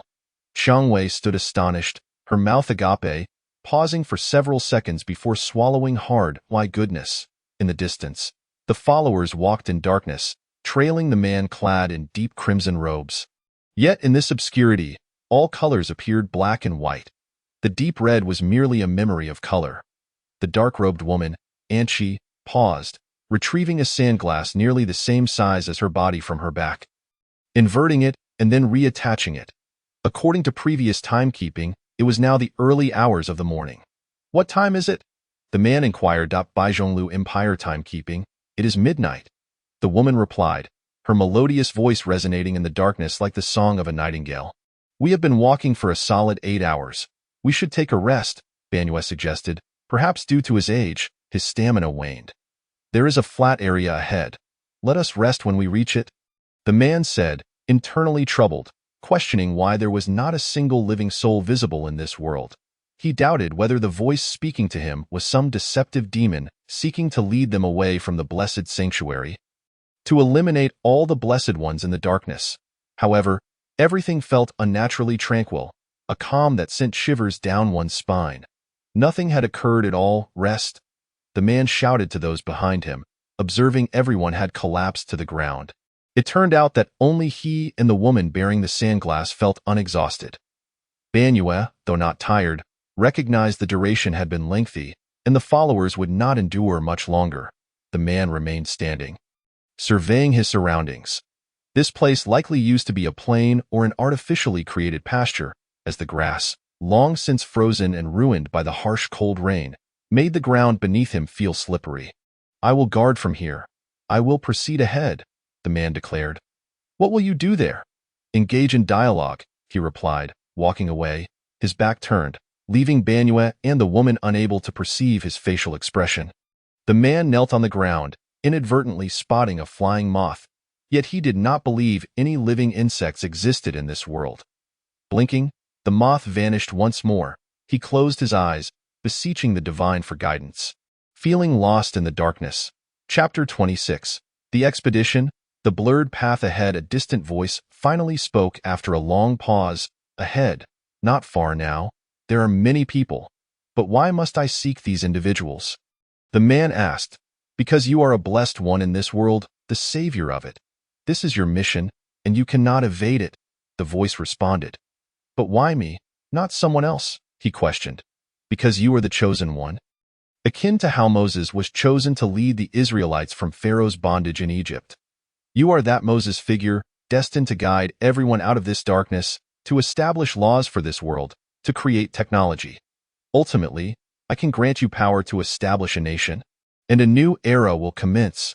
But I possess nothing. I am incapable. How can I lead others towards the light? Where is this light? I cannot perceive even a glimmer of it. The light lies within you. You must seek it yourself," the voice instructed. "Humanity has always harbored dreams. They yearn to soar into the skies. I can grant you wings. Humanity dreams of possessing the strength to move mountains. I can bestow upon you immeasurable power. But what use are those gifts to me? For survival and combat. This is a trial, and through trials, hope is born. Are we not the blessed ones? Why must we still fight? For a long while." The voice remained silent. The man lay back on the ground, staring blankly at the black sky, an inexplicable sense of loneliness emerging from within. He turned his neck and glanced back at the followers. Their inverted silhouettes in the monochrome world made him suddenly feel how insignificant and feeble they were. They were merely vessels carrying souls, dependent on the strong for protection in the face of this immense catastrophe. He sighed, puzzled as to why the voice had not answered his final question. He reclined once more on the ground, sprawled out in a manner that resembled not a savior but a beggar. He was oblivious to his own thoughts, as ever since that voice had whispered in his ear. Everything felt illusory, utterly unreal. Although he had always been different, hearing a multitude of voices since childhood. Fragmented sounds perpetually echoed in his ears. His parents believed he had autism and arranged for him to undergo treatment with other autistic children, but it proved futile. He continued to hear a cacophony of laughter, cries, howls, and wretched screams, as if he were trapped in a perpetual hell. Until that indifferent Christmas Eve, when the world had long forgotten familial affection, consumed only by the desire for wealth and pleasure. The holiday had transformed into a mere digital celebration centuries ago, with renowned websites emulating ancient fireworks and decoration. Due to the increasingly severe environmental degradation, the United Nations prohibited the discharge of fireworks globally. That night, the sky was quieter than ever before. He knelt beside the cross at the head of his bed, clinging to his last shred of hope. He no longer wished to be scorned by his peers, nor to hear those bothersome voices. He believed in the ancient legends and myths, fervently praying for a response. Let me become a normal person. A simple yet profoundly coveted wish erupted from the depths of his heart. You are the blessed one of this world. A voice emerged from nowhere, akin to that distant melody, beautiful yet terrifying. He was filled with dread, convinced that no one could fathom his innermost thoughts. He opened his closed azure eyes and gazed out the window of his room, where the stars twinkled in an ocean of vastness. The voice faded, elusive and unseen. Was it an illusion? Reality? No one knew. The man reminisced about things long forgotten. Suddenly, something began to fall from the sky. A white substance landing on his face, a refreshing sensation. Then, that white substance transformed into a droplet of water, trickling down his cheek. He touched it's snowing, the man murmured to himself. The snow fell without warning, and even the wind began to stir, swirling flakes through the air. He heard the followers behind him discussing the unexpected snowfall, their voices drowning out the tranquility of the surroundings. The woman approached, bending down to observe the man lying on the ground, eyes closed in contemplation. It's snowing. How long will you lie here? I know it's snowing, but I just don't know where to go. The divine will reveal it to us. The woman straightened, burdened by the sandglass on her back, unwilling to allow it to cease. Indeed, she has provided guidance. The man pointed ahead. The woman followed his gesture but saw nothing. Only an endless expanse of darkness greeted her. Rest, let us take a break. We must leave. Let us depart now. I feel no fatigue. Strangely enough, I don't feel even a hint of drowsiness, the woman stated. That merely signifies you are also among the truly blessed. How many of the followers are like us? They remain mere mortals, unlike us, who have transcended humanity, the man remarked. Does Lord Banua count? The woman inquired. Perhaps he does. I am uncertain. The man hesitated, unsure of Banua's true nature. Perhaps he was a guardian within the church. But beyond its walls, he seemed to be nothing. I truly hope he is, the woman sighed. Why? Because he is my benefactor. Did you know each other before the darkness fell? Yes, I often visited that church to pray. My family has been devout for generations, the woman said, as memories of her past prayers in the setting sun emerged suddenly. Wasn't the former world government's edict against religious beliefs? We do not fear those who govern this world. We revere the divine and respect nature, the woman declared. Go revere nature. The man pondered this phrase, savoring its depth. Nature grants humanity life, but also brings forth calamity. The woman seated herself beside him. Calamity, indeed. It has obliterated the entire world. The man lamented. A silence fell. How long have we been here? The man inquired. Half an hour, the woman replied. Let us rise. Before the heavy snow blankets the ground, we must seek out the other benefactors scattered across this world. Chapter 27. Expedition. The power within the rules. Liu Baixing stood amidst the ruins of a desolate landscape. The wind swept through, causing his tattered garments to flutter gently. Fresh snow began to fall, delicately landing upon his disheveled hair. As he shifted, the crunch of rubble and brittle bones echoed beneath his feet, alongside the grotesque blackened creatures that had devolved into piles of dry fibers. He numbly bent forward, resting his hands on his knees. Gasping for breath, blood trickling from the corner of his mouth. The three individuals behind him could hardly believe their eyes. Liu Baixing resembled a demigod. They were seized by terror, unable to comprehend the reality before them.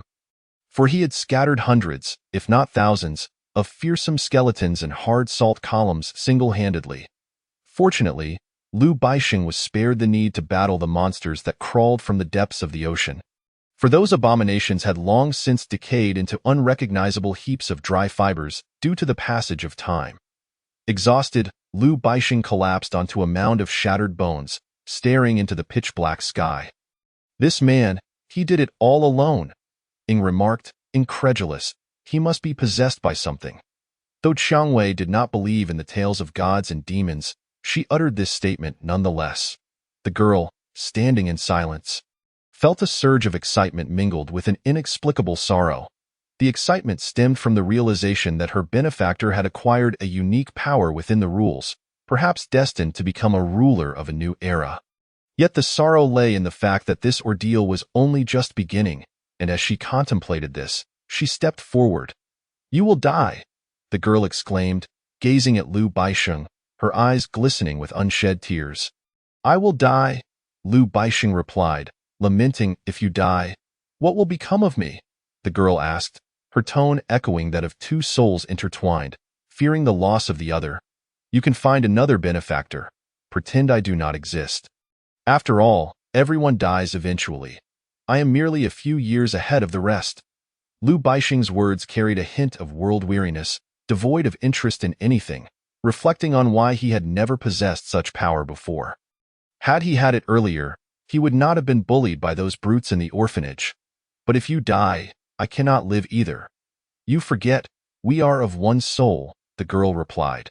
She pondered for a moment, realizing that the contract could only be signed once, leaving her with no other options. How unfortunate. Why didn't you say so earlier? I do not wish for you to perish alongside me. Liu Baixing suddenly regretted his impulsive actions. Realizing that the world was not limited to just the four of them as benefactors, many others awaited to rescue themselves. The girl helped Liu Baixing to his feet, but the sudden movement caused his abdomen, wounded by the divine servant's blade, to throb painfully. He instinctively lifted his shirt to inspect the injury, and upon seeing it, the girl covered her mouth, trying to stifle a gasp, for the wound had exposed his innards. In the next moment, astonishingly, the wound began to heal before their eyes, at a speed visible to the naked eye. Both were taken aback. Liu Baixing had only ever witnessed the rapid healing of wounds in the deep-sea monsters. Never imagining he could experience the same, a peculiar itch spread through him, a sensation of cells undergoing rapid division. "It seems I cannot die," Liu Baixing declared. A thought emerged within him. "Am I still a human?" "You are the true beloved of the divine," the girl exclaimed joyfully. "According to the rules of memory, only those truly chosen by the gods possess such abilities. Is it divine favor? Or perhaps it is demonic in nature?" Liu Baixing pondered, recalling that dream, that unfinished phrase. "If I grant you power," Ing stared, feeling an inexplicable sense of bitterness. That man was no longer a mere mortal, while her own benefactor was still a powerless woman. After a moment's contemplation, she felt a sense of resignation, for she had long since declared her own existence to be forfeit. What use was it to vie for power? Ing followed Qiangwei forward, adopting a demeanor of reverence, for perhaps the path ahead required that man's protection. "You're really pushing yourself too hard," Qiangwei remarked. "I don't want to, but there are so many of them." "Indeed, you resemble a weapon far more than those human-made constructs," Qiangwei replied. "Are you saying I resemble artificial intelligence?" Liu Baixing asked. "Far superior to artificial intelligence. At least you are a being capable of bleeding," Qiangwei retorted. "Sometimes I feel like I am no longer human." "What is that? A monster?" Qiangwei mused. Liu Baixing inspected his own body, noticing that, Throughout their conversation, he bore no wounds. Aside from an overwhelming fatigue, he felt no other sensations. The pain had vanished, and the peculiar itch from cellular growth had also dissipated. He remained a whole person. "Where shall we go now?" the girl suddenly asked, realizing that perhaps this apocalypse was not so terrifying after all. "Likely due to the presence of someone to rely upon, I do not know," Liu Baixing replied, gazing at the path ahead, obscured by swirling snow, as if shrouded in an impenetrable veil, though he had gained strength. He remained uncertain of his purpose. Should he wait for the skeletal divine servants to confront him, to engage in battle, or seek out more benefactors? This had initially been his intention. However, we are not without danger. The girl interjected, pointing towards the distant figures of moths flitting through the falling snow. "Those things. They turn on one another and can harm the living. In their frenzy, they show no regard for either decayed corpses or fresh flesh. They will not cease until they have consumed all, and only two remain, starving until their demise. How could those creatures ever vanish? Is it not said that moths emerge from the death of contractees?" Liu Baixing questioned, contemplating the implications of thousands of contractees perishing. "These creatures could be endless. Therefore, we must rescue those benefactors and contractees still on the run. They are weak, and we are strong. We must protect them to safeguard the flame that remains." The girl asserted. Liu Baixing stared blankly at the ground, feeling an overwhelming sense of unreality. Chapter 28. Expedition, the Dawn of Desire. He could not comprehend why he felt this way. Perhaps it had been present before the apocalypse, hidden deep within the recesses of his soul, but only now, after all that had transpired, did it burst forth from some shadowy corner of his being. Liu Baixing struggled to rise from the ground. The effort taxing. The girl stepped forward to assist him. He realized, without knowing when it began, that he had come to regard her as the closest person in his life, even forgetting old Sue, with whom he had grown up. Old Sue. I hope he is still alive. He is quite resilient, perhaps even a benefactor. Unbeknownst to Liu Baixing, old Sue had long since vanished, leaving only dust amidst the warmth of a fire. As the entire tech city crumbled into the abyss when the earth fractured, rendering even the dust non-existent. "Let us find a place to rest. We cannot linger here. I would prefer not to engage those flying creatures again." Liu Baixing expressed his profound fatigue, feeling utterly drained. Ing stepped forward, grasping one of Liu Baixing's arms and draping it over her shoulder. Then they staggered down the heap of shattered bones. The snow had begun to fall more heavily. The once surging lava that had erupted from the fractured ground had now subsided completely, leaving an eerie stillness. The water pooled and flowed in accordance with the terrain, yet in this frigid darkness. It had not frozen but continued to flow, the delicate snowflakes landing upon it without melting, reminiscent of ancient cherry blossoms drifting upon a stream, carried by the current to an unknown destination. The four of them trudged on for quite some time, the snow now rising above their ankles. They finally reached the base of a modest hill, which had been cleaved in two, likely a result of the earth's tremors that had shattered the rocky formation. They sought refuge in a sheltered nook, curling up together. Though they did not feel cold, there was an inexplicable warmth in their closeness. Liu Baixing could no longer endure. He leaned against the mountainside and succumbed to sleep, his breathing quiet and rhythmic. The woman and the girl soon followed suit, leaving only Ing, who gazed into the distance, unable to sleep, gripped by the fear that other monsters might seize the opportunity of their rest to attack. He did not wish to escape from one horde of monsters only to be slain by another in his dreams. When Liu Baixing opened his eyes, he found himself beneath a vast expanse of stars. Realizing he had indeed fallen asleep, this was a dream, he sat up, observing the surrounding scenery. The prairie oscillated between calm and tumultuous, while the towering trees swayed in the wind, their leaves lush and glistening with dew. And fireflies flitted through the air, their lights flickering. In that moment, Liu Baixing caught sight of several sprites nestled within the branches of a great tree, their translucent wings and delicate forms poised with weapons resembling forks. As if they were both wary of and intrigued by his presence, a burst of laughter, a blend of male and female voices, echoed through the woods, accompanied by the sound of footsteps, chaotic and unstructured. Lu Baixing turned toward the source of the sound and beheld a man and a woman, frolicking through the forest, carefree and unburdened by sorrow, worry, or suffering. They were bare, oblivious to shame and cold, unaware that Lu Baixing was watching them from a distance. How delightful, he mused, marveling at this primal joy. What good is it? A sudden voice interrupted, overshadowing the laughter. Lu Baixing turned to see a boy with golden eyes staring intently at him. Instilling a sense of fear within him, he sprang up from the ground, fixated on the boy with crimson hair perched upon a massive stone nearby, the wind tousling his hair. You? Lu Baixing gasped in astonishment. That is merely a corporeal form, a soulless shell devoid of consciousness, the boy remarked. They are foolish. Their existence is merely a consequence of having been created. Are they not the ancestors of humanity? Lu Baixing inquired, suddenly realizing that the boy did not seem intent on causing him harm. Perhaps he was merely lonely in this forest, having drawn Lu Baixing into his dream for conversation. Do you still believe this is a dream? I have granted you power. The boy asserted. Lu Baixing was taken aback. He had not anticipated that the boy could discern his thoughts. This was impossible.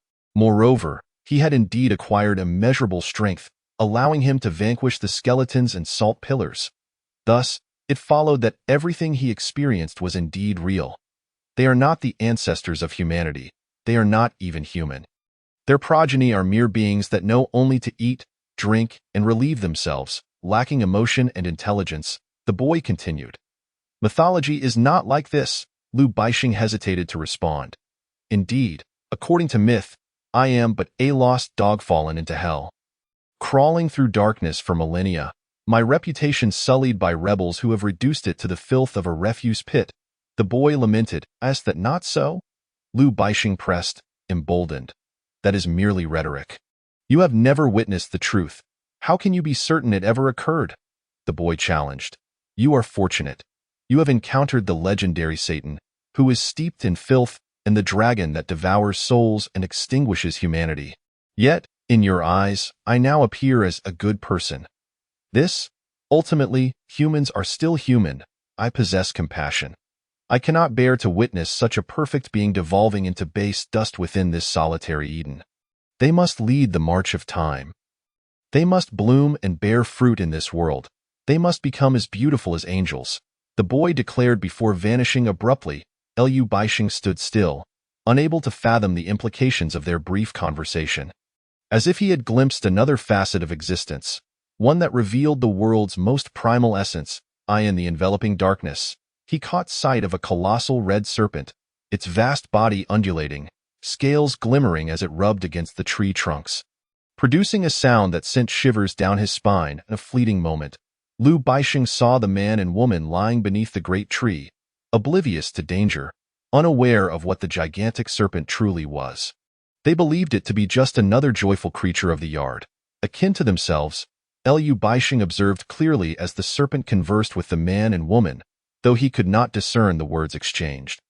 He witnessed their expressions shift from joy to terror, excitement, and an inexplicable delight, akin to the ancient Columbus discovering a new world. Ignoring the frightening deity's threats, they resolutely climbed the most enigmatic tree in the forest and plucked a vibrant fruit. Leaning upon the branches, supporting one another as they divided the seedless fruit in half, each taking a portion. When the forbidden fruit vanished from their hands, the world transformed. It became beautiful yet dark. They realized they had truly erred. As though they had previously been ignorant of right and wrong, light and dark, heaven and earth, perceiving all things as identical, without distinction.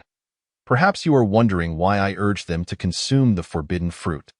The boy reappeared beside Lu Baixing. Because you wish to betray the divine. Lu Baixing replied, Is that so? But if these created beings harbor no desires or illusions, what use is my temptation? The boy countered. And his words struck Lu Baixing like a heavy blade. Chapter 29. The expedition and encounter with the followers. Lu Baixing awoke alone, his surroundings shrouded in a haze of white. In this black and white world, the snow had grown even whiter. How wonderful it would be to be devoid of desire and delusion. If so, this world would know no strife. Lu Baixing mused aloud, perplexed as to why he continued to ponder the matters of his dream. Was it the sting of that painful remark that lingered in his mind? How strange, he thought, that this was merely a lucid dream. Yet he found himself contemplating its meaning. Perhaps it was because he could not accept the reality that life was inherently laden with desire and delusion. Was it always this way since the dawn of humanity? Ing slept soundly, though not for long. He had succumbed to slumber only recently, lulled by the desolate monotony of the snowstorm. Liu Baixing rose alone, stretching his weary limbs. The fatigue had ebbed significantly, though some soreness remained in his joints, likely due to the inactivity of people in this era, which had led to the overexertion of his skeletal joints. He gazed at the snow, which blanketed the surroundings. Fortunately, their resting place was a sheltered nook, resembling a shallow, inward-curving cave. The snow outside did not bury those who were asleep within. He walked across the thick layer of snow, which reached above his ankles. He observed that the earth was white, the sky black, creating an illusion of heaven below and hell above in this starkly contrasted world. Liu Baixing looked into the distance. He spotted a group of people, their presence in the darkness a miracle in itself. To see so many was even more astonishing. He recalled the individual he had encountered some time ago, the one who had lost his covenant, spreading rumors in an attempt to alienate him from the girl he had long regarded as a family member. The man's fearful words had sown seeds of doubt between the girl and Liu Baixing. But fortunately, he had not survived. His fate was akin to that of the monstrous beings lurking in the deep sea. Liu Baixing had witnessed the man wither and convulse before ultimately becoming an unrecognizable dry husk, a memory he wished to forget. He hoped that none among this new group would resemble that individual. Liu Baixing's worries were unfounded, for the travelers were emerging from a church, led by the red-robed man who could converse with the divine. They were on a mission to redeem all the embers of hope left in this world from being extinguished by the calamities of darkness. "There are people," Anchi exclaimed, pointing toward a nearby rocky hill. "Ah, I see them. Is there only one person?"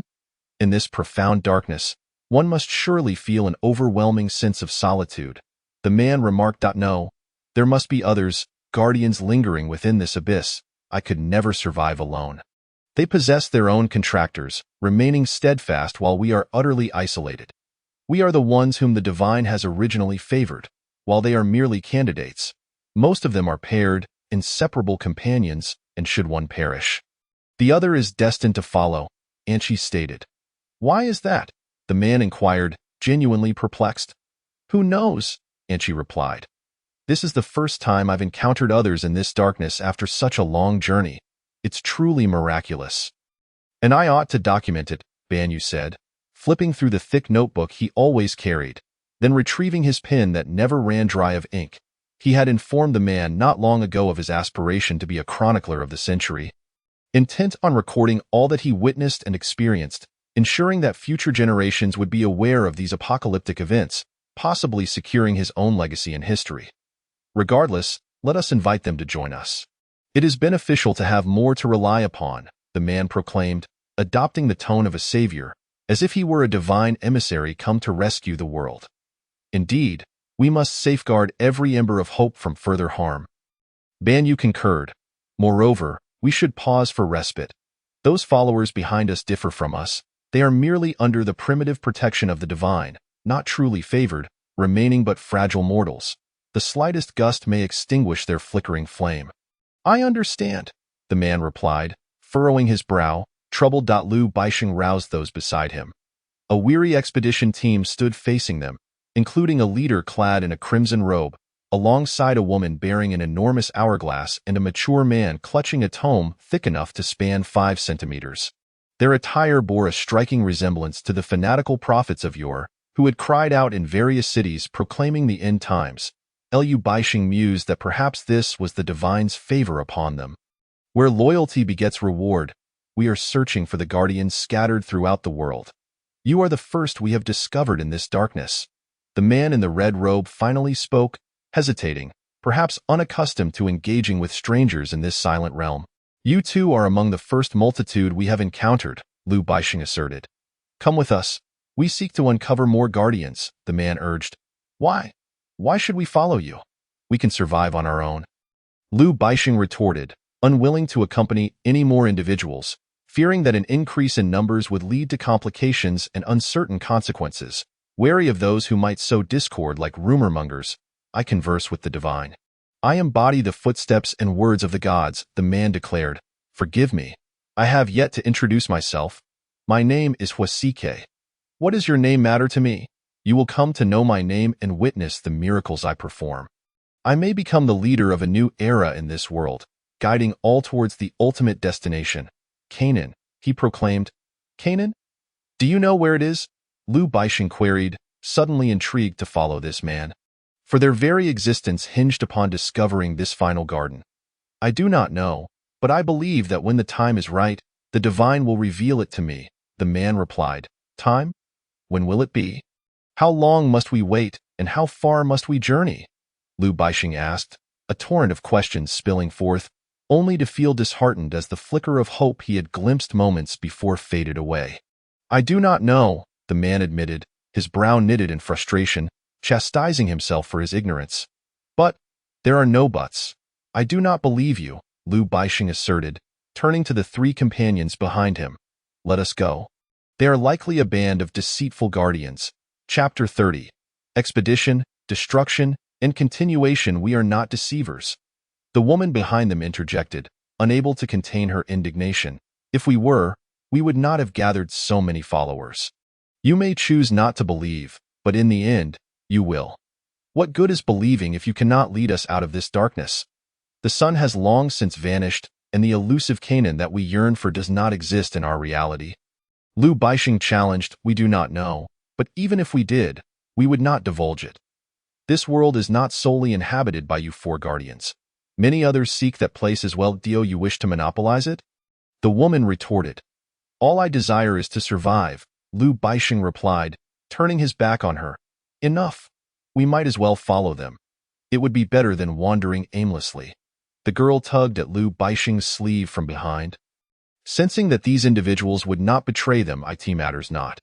Even if we are lost, we refuse to follow a band of aimless tourists, Lu Baixing scoffed, though he realized that their conversation had devolved into meaningless argument. Perhaps a consequence of prolonged exposure to this dark world, which had soured his once amiable disposition into one of frustration. In the end, we remain uncertain of our path. The girl lamented, voicing a truth that had plagued them since the outset of their journey. Had it not been for the terrifying beings relentlessly pursuing them, they would remain oblivious to their current location. Are we truly to follow them? Lu Baixing questioned. Humph. Should you choose to follow, we will not. The woman insisted, her anger palpable. Anchi. We are meant to protect these guardians. Do not let the words of others provoke you. We remain the divine's agents, bound to fulfill our duty, Huasike admonished, since departing from the church. He had viewed himself as the divine's representative, for his actions mirrored those of the ancient Solomon, revered as the wisest of men. Though he lacked Solomon's 72 demons and unparalleled wisdom, he possessed the ability to commune with the divine. Forgive me. It is merely that we have lingered too long since the onset of the apocalypse, and thus, we find it difficult to trust those we have not seen in ages, Lu Baixing unexpectedly apologized, unaware of where he had gone awry. Yet, to embark on an expedition with the man named Huasike would require him to adopt a posture of humility. It matters not. The trials of darkness are myriad. Though I cannot fathom what you have endured, it must have been painful, the man replied, dismissing the matter with a wave of his hand, as if nothing had transpired. Their encounter had lasted but a few fleeting minutes, and Lu Baixing felt a hint of embarrassment, recognizing that much of the discord had stemmed from his own unreasonable behavior. Even before the apocalypse, few would trust the words of strangers, and though these individuals were not the deceivers he had initially imagined, skepticism remained ingrained. All the while, Ying and Xiangwei had remained silent observers, trusting Lu Baixing's judgment, as they possessed no abilities of their own and sought merely to find someone to follow, be it Huasike or Lu Baixing. For shelter from the storm was their only wish. We require rest. We have traversed for well over 10 hours, and our followers will soon be unable to endure, Banyu finally interjected. Let us all take a respite while we are in a place that offers ample protection from the biting winds and snow. Huasike proposed. The multitude of followers, numbering in the hundreds, dispersed to find their own spots to rest, including Anqi and Banyu, who sought shelter from the darkness and snow. Liu Baixing led the three companions back to the shallow cave. Standing alone beside the man, "Do you have many questions?" the man inquired, exhaling a sigh of frustration. "I wish to understand what all of this means," Liu Baixing stated. "Do you believe in the divine?" The man pondered before replying. "Those mythical beings? Perhaps.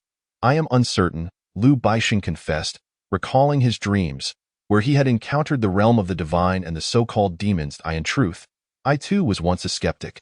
Until a transcendent voice echoed in my mind, revealing that this world is not as we perceive it, the man continued.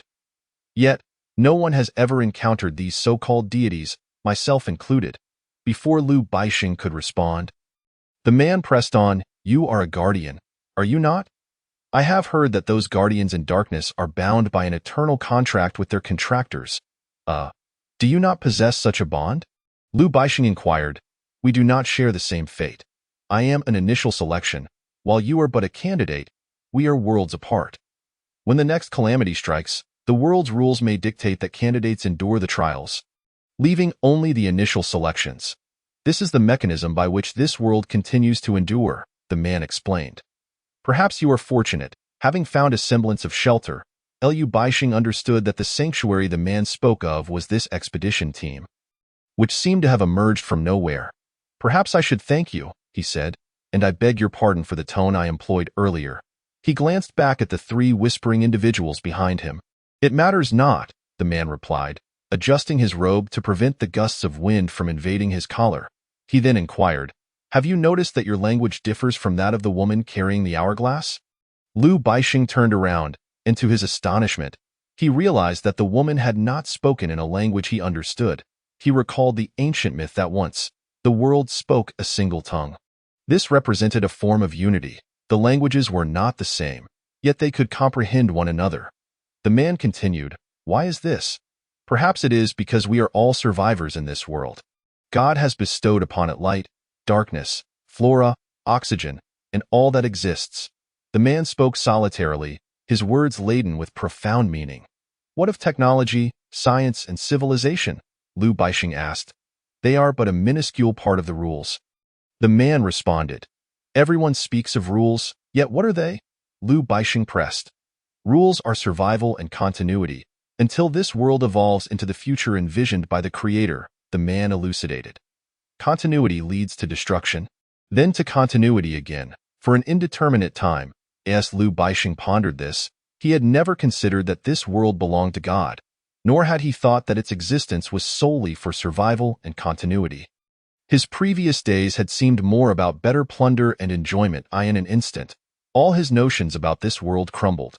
Technology and science now appeared as ephemeral concepts, while what he had regarded as the most elusive, God, was indeed real.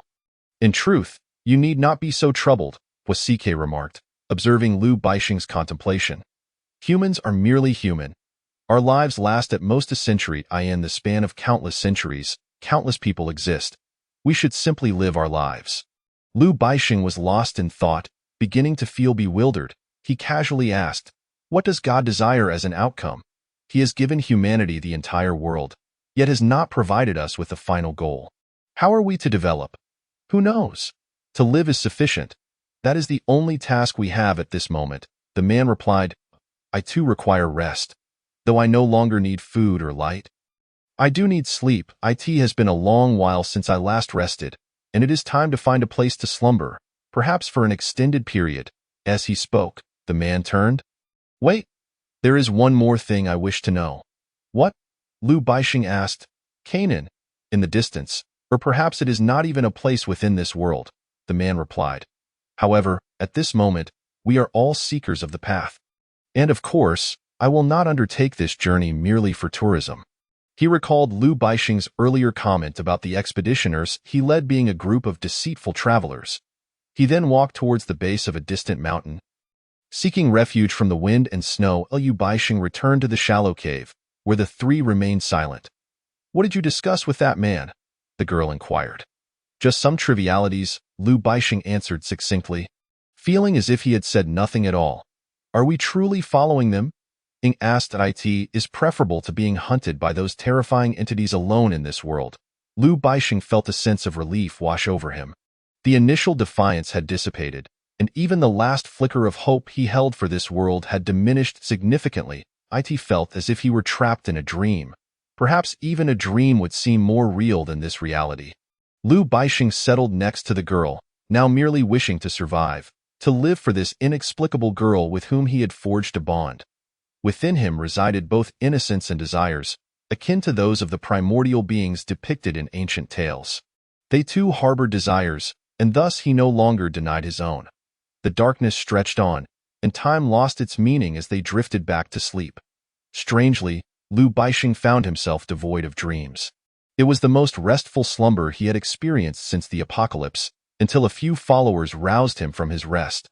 He realized that perhaps his previous tension had prevented him from truly resting, even in sleep, causing his mind to wander. Now, however, with someone providing him sanctuary, he had lowered his vigilance.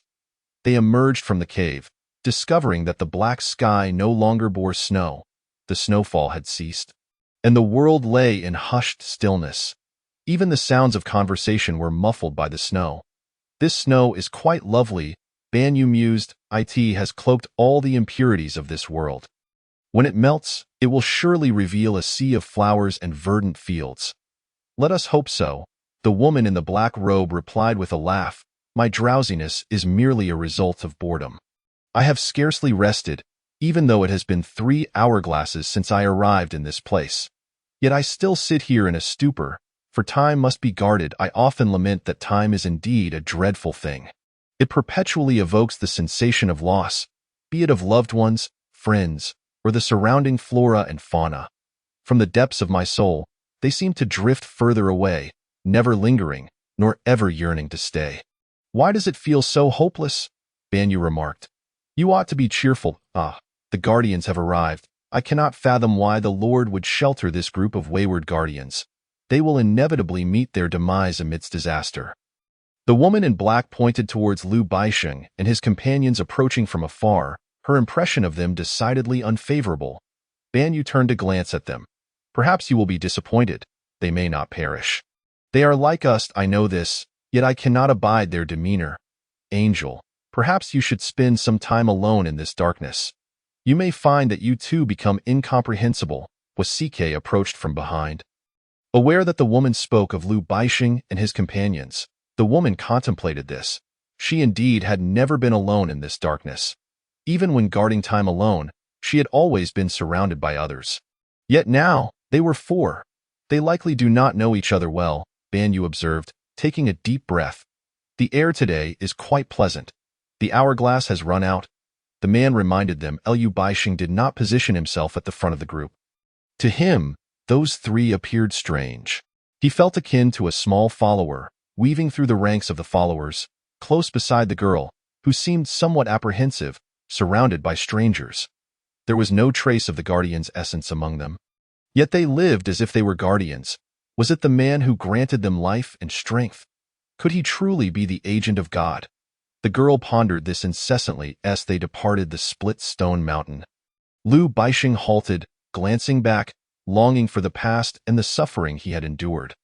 Yet he remained oblivious to the looming hardships of the future and what it held. The Creator had given humanity this world, awaiting merely an outcome, while the journey was left to humankind. No one could truly witness the genesis to the demise of a world. By that time, perhaps all would have vanished. The snow blanketed the ground, thick enough to conceal their shins. The man led the way, occasionally stumbling in the uncertain terrain ahead. The followers behind were relieved, knowing they would not fall in the same spots. They would navigate around to forge ahead. Liu Baixing had always assumed this tranquility would persist until the arrival of the final light. When being adorned with magnificent, delicate wings descended before the followers, he realized that the days of peace had come to an end. Chapter 32. The Guardian's newly born wings. Everyone gathered around, astonished to find that the figure before them resembled an angel from myth. His pure white wings were stained with the crimson blood seeping from his back. Yet against the monochrome backdrop, the blood appeared as dark filth in his hand. He gripped a long sword. "Help me," he cried, his voice trembling as he extended another hand in search of aid. Yet fear gripped all present. The followers gazed upon him in horror, as if they had encountered a demon. They had never expected to witness something from mythology in this darkness. Yet the sight of his battered visage was too harrowing to behold. No one stepped forward. Even Huasike, who could converse with God, stood astonished at the unfolding events. Before long, the figure collapsed to the ground, lifeless. The blood ceased to flow, and the wings behind him turned to a shimmering dust that dissipated into the air. The sword he had clutched vanished as well, leaving no trace in the snow now marred by dark scars. "What happened?" Angel asked, her voice quivering. "War." Amidst a wave of panic among the followers, they found it unfathomable that within this seemingly comfortable darkness, there existed not only natural disasters, but also the specter of war. Lu Baixing grasped the girl, both of them lost in a daze, while Ying and Changwei shared the same look of bewilderment. Perhaps having endured the pursuit of divine messengers and grotesque, mutated beings, the events unfolding at that moment seemed trivial to them, the only source of astonishment being the revelation that the figure they had just encountered bore wings. "We must exercise caution," the man remarked as he bent to examine the lifeless body before him, his tone suddenly grave. It was as if he had anticipated these occurrences, showing no sign of surprise. Rather, he was taken aback that these events had transpired sooner than he had budgeted for. Memories of the divine words spoken to him echoed in his mind. He would gain immense power and wings. "Let us find a place to rest for now. I shall scout the area for any dangers," the man instructed, beckoning to the followers behind him. "Could there be other entities lurking within this darkness?" Anchi inquired. "Indeed, there are others like us, those favored by the divine. However, it appears they have acquired certain advantages ahead of us. It seems that while we were still in a state of comfortable expedition, events that ought to have unfolded after locating Canaan have already transpired," the man replied. "Canaan has been discovered?" Lu Baixing stepped forward from the crowd, questioning urgently. "Not at all. If Canaan had been discovered, we would have perished long ago in this darkness," Wasike interjected, raising himself to gaze in the direction from which the winged figure had flown. "It must be far from us. We still have time before we are thrust into battle." Wasike's bluntness did little to quell the panic among the followers. He understood that they would ultimately need to confront the truth. "Will we die?" a young boy among the followers asked softly, his eyes shining with a desperate need for reassurance. His parent instinctively pulled him closer, fearful that their child might provoke the divine Lord's ire and risk expulsion from the group. "Fear not, for we are the favored ones. Death cannot claim us," the man assured, though a heavy sigh betrayed his own uncertainty. "That is truly wonderful," the boy exclaimed, smiling as he embraced his parents. "Find a place to hide," the man commanded, observing the somber expressions of his comrades. They understood that the divine Lord was merely soothing the fears of an immature child, sparing him from dread amidst the calamity of darkness. With that, the man strode off into the distance, Banyu trailing behind him. "Is this truly all right?" Banyu ventured to ask after they had walked a considerable distance. "A glimmer of hope is better than none. I have already communicated the necessity of war to them." "There is no need to divulge further details," the man replied, aware that Banyu was seeking clarification on his earlier words to the boy. "Should we not inform them of the reality?" Banyu pressed. "There is no necessity. What constitutes reality?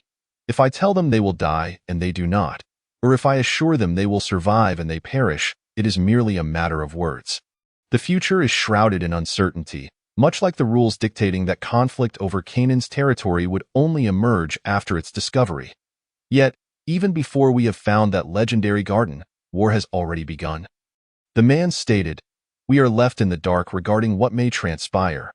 What shall the divine bestow upon us?" Banyu inquired. "I do not know," the man replied, "but let us refrain from speaking. I cannot shake the feeling that we are being watched." After a considerable distance had passed, Wasike began to regret not having brought Anchi along. He had lost track of time, cursing his misfortune as the oppressive darkness distorted his perception. Whether time had stretched or contracted, he remained oblivious as he stepped upon a severed arm. He frowned and shifted his weight, gazing into the abyss, a realm awash in blood, where shattered limbs lay strewn across a snow-covered landscape. A scene of utter devastation. The favored ones lay ensconced in eternal slumber within the darkness, having attained their power and wings, no longer suffering from hunger's torment. Yet the contractors had faded away. Transformed into Horatio, Huasike succinctly observed that he had never regarded the four individuals as his companions from the outset.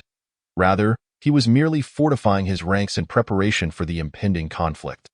Even for the sake of self-preservation, they would engage in battle. This could be a conspiracy, or perhaps it was simply a means to afford more protection to his patrons and followers. Regardless, I must synchronize with those butchers. We cannot afford to lag behind. Must we also slaughter the patrons? Banyu hesitated, perplexed by the thoughts of the young man before him. No, we shall continue our pursuit of the isolated patrons. We must strengthen ourselves, at the very least, to wield the semblance of power, the man declared. We must endure to the very end, for hope is always bestowed upon those who follow on their return journey. The two fell into silence, for there was nothing left to say. Liu Baixing kept his gaze fixed on the hourglass behind Anqi, feeling an odd illusion that it was empty, even though the sand within was flowing. Its gentle cascade audible in the stillness, he pondered why he experienced such a delusion, staring vacantly at the flowing grains. Before long, another strange notion struck him. The sand appeared to be flowing backward. The image of the sand's movement reflected in his eyes, yet his mind was suddenly flooded with the passage of millennia, flashing before him like a rapid slideshow. Unable to discern whether this was reality or mere illusion, Liu Baixing shut his eyes and shook his head, attempting to dispel the dizzying visions. "What troubles you?" the girl beside him inquired. "Nothing, merely an ocular hallucination," Liu Baixing replied, withholding no truths from her. "Oh, is it because everything before you is in shades of black and white? One tends to perceive a singular hue or a monotonous color, which can lead to hallucinations," the girl explained, curling herself into a ball. Resting her chin on her knees, Liu Baixing turned to glance at the girl, suddenly realizing how petite she appeared. "Perhaps," he conceded, "in the past, I undertook an expedition across the Siberian tundra, during which I experienced temporary blindness amidst the snow. For that period, the world was engulfed in utter darkness." Anqi interjected, placing the hourglass before himself, for leaning against the abrupt rocky wall was uncomfortable. "Is it not akin to the present?" Liu Baixing queried. "That was true darkness, devoid of anything. Fortunately, I was promptly returned to the medical tent of the expedition team and subsequently sent back to my city of origin. The world then was as tumultuous as a battlefield. I felt little fear and swiftly recovered under specialized treatment. If such an event were to occur now, I might very well lose my sanity." Anqi reflected. "For now, there is nothing. The absence of visual stimuli brings profound loneliness." "Is it so?" Liu Baixing remarked absently, hesitating before asking, "Why do you always carry that hourglass? This object?" Anqi glanced at the glass vessel filled with moving sand. "I record time. I do not wish to forget it, though forget time is akin to forgetting life itself. Every minute, every second, is a fragment of existence." Anqi pondered momentarily, realizing that this world had long since lost its sense of time. As no one could perceive the passage of time in darkness, time may slow or hasten. "Did you not feel it before you encountered me?" "Indeed, not long ago. I had forgotten what time was." Liu Baixing mused. "Time is merely an abstract measure," he continued, "invisible and intangible. The scientists before the apocalypse, the foolish individuals who sought to approach the divine, had long recognized that time is but an illusion. In their final studies, they discovered that time serves merely as a vessel for the meaning of life." As Anqi spoke, he tilted the hourglass, allowing the sand to settle evenly. "The meaning of life." Liu Baixing murmured to himself, "Do not dwell on such matters. I should not have shared these thoughts with you," Anqi remarked, turning to regard Liu Baixing. "You must first reach your destination before broaching these topics." Chapter 34. The patrons, the footsteps of the future reach our destination? When shall we arrive? Liu Baixing inquired. In truth, he sensed that the so-called meaning of life held no intrinsic value before him. Neither time nor humanity itself mattered. The mere act of existence in the present moment constituted the essence of life. The true significance of life would only manifest upon reaching the destination. For now, all patrons were akin to seeds yet to sprout, confronting the threat of being boiled in the scalding water of this world, destined to never bloom. I do not know. You ought to consult the Divine Master. He will receive guidance from the celestial beings. Anchi replied, pausing before adding, in truth, I do not wish to delve further into these discussions with you, for you are ultimately living for your own sake, unlike us. Are we not all patrons? What distinguishes us? Liu Baixing challenged, yet the girl curled up in the corner pulled at his sleeve, as if to remind him that he had spoken too much. You are candidates. We are the initial selectors. You should wish for yourself to become a true spark during the final cleansing. Anchi's statement trailed off, and he refrained from uttering the latter half. Candidates are merely the specters witnessing the world's demise. They shall perish, sacrificing themselves for the selectors. Anchi felt this thought too harsh to voice, as it seemed unfair to anyone. Liu Baixing ceased his inquiries, for the girl behind him was shaking her head.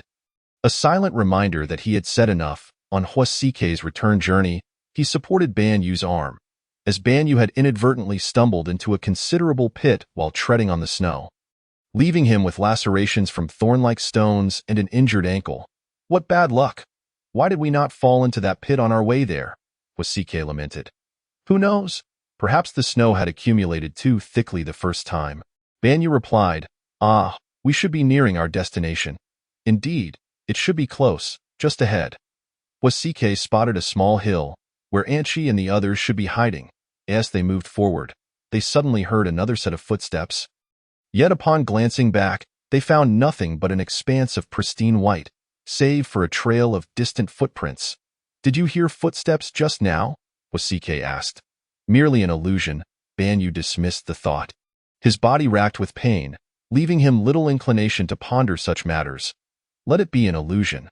I do not wish for any peculiar occurrences before we have gained strength, Huasike stated. Upon cresting the hill, they were met not by Anchi and the others, but by another desolate expanse of snow. Huasike stood frozen, utterly astonished. He had not anticipated becoming lost. Yet they had clearly retraced their steps. So had Anchi and the others relocated for some reason? Are we lost? Ban Yu expressed his disappointment, gazing at the undulating forested hills, feeling a chill settle within him. It appears a thread of fear crept into Huasike's heart as he grasped the cross hanging at his chest. Kneeling resolutely upon the snow, Ban Yu found a spot to sit alone, aware that the young man sought to converse with the unseen god. As for the content of their dialogue, he could never comprehend. Even though the language had long since unified, the man's speech resembled the primordial tones emanating from the cosmos beyond time, each syllable and letter resonating with raw grandeur. Divine text, you must elucidate everything to me. Why does this differ from the rules of my memory? Time passed, and the once responsive voice chose silence. Divine text, why do those individuals possess wings? Why do they slaughter the patrons? Why do we wander this world like fools?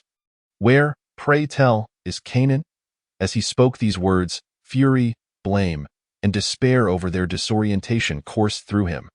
Yet, upon finishing, an inexplicable fear gripped his heart. He recognized that he had perhaps overstepped, and the deity might punish him for his rudeness, perhaps even leading to his demise. Response: Are you questioning your fate? Divine text: No, I have never doubted my destiny. Response: Is that so? Yet you are indeed questioning your fate, pondering why everything diverges from your expectations. Why all does not transform according to your whims, why humanity must adhere to the immutable rules of ages past. Divine text: I have never contemplated such matters. Response: Is that truly the case? Thoughts are devoid of concept. They elude your own perception. What you contemplate and execute embodies your original intentions and desires. It is akin to straying from the path once tread, rendering you incapable of retracing your steps. For your heart has long since veered towards another direction, unbeknownst to you. You yearn to discover that elusive Canaan before others, or perhaps to find it solely for yourself, driven by an ambition to monopolize the beauty therein. Divine voice: No, no, I have not. I swear it. Response: Forget it. Perhaps I see your inner self more clearly than you do. Regardless, You still have a journey ahead, for the world must endure. Divine voice. Please? Unveil everything. Response. There is no need. You will ultimately come to know. Divine voice. But, response. Remember, everything you desire is already yours. I have bestowed it upon you long ago. Eliminate all rebels, those winged divine attendants and monsters, as well as those who differ from you. Divine voice. How shall I proceed? Response. Wield your sword as a harbinger of cleansing. This is your duty. I have spoken enough. This shall be our final exchange and your last guidance. Remember this. Rules are merely shackles for the weak. The strong forge their own rules. Suddenly, Wasike opened his eyes. This time, he did not feel exhausted from conversing with the deity, but instead gazed with newfound clarity at the snow that had begun to fall once again, covering the footprints he had just made. How long have I lingered here? Wasike had never possessed a sense of time during their dialogues. Perhaps only a single phrase had been uttered. Yet an entire day had passed. Soon, just a few minutes had elapsed since the snow began to fall. Zhan Yu remarked that his wounds had healed significantly, a testament to the benefactor's ability to swiftly mend his injuries. Let us retrace our steps. Otherwise, we shall not return, Wasike declared, aware he had initially strayed.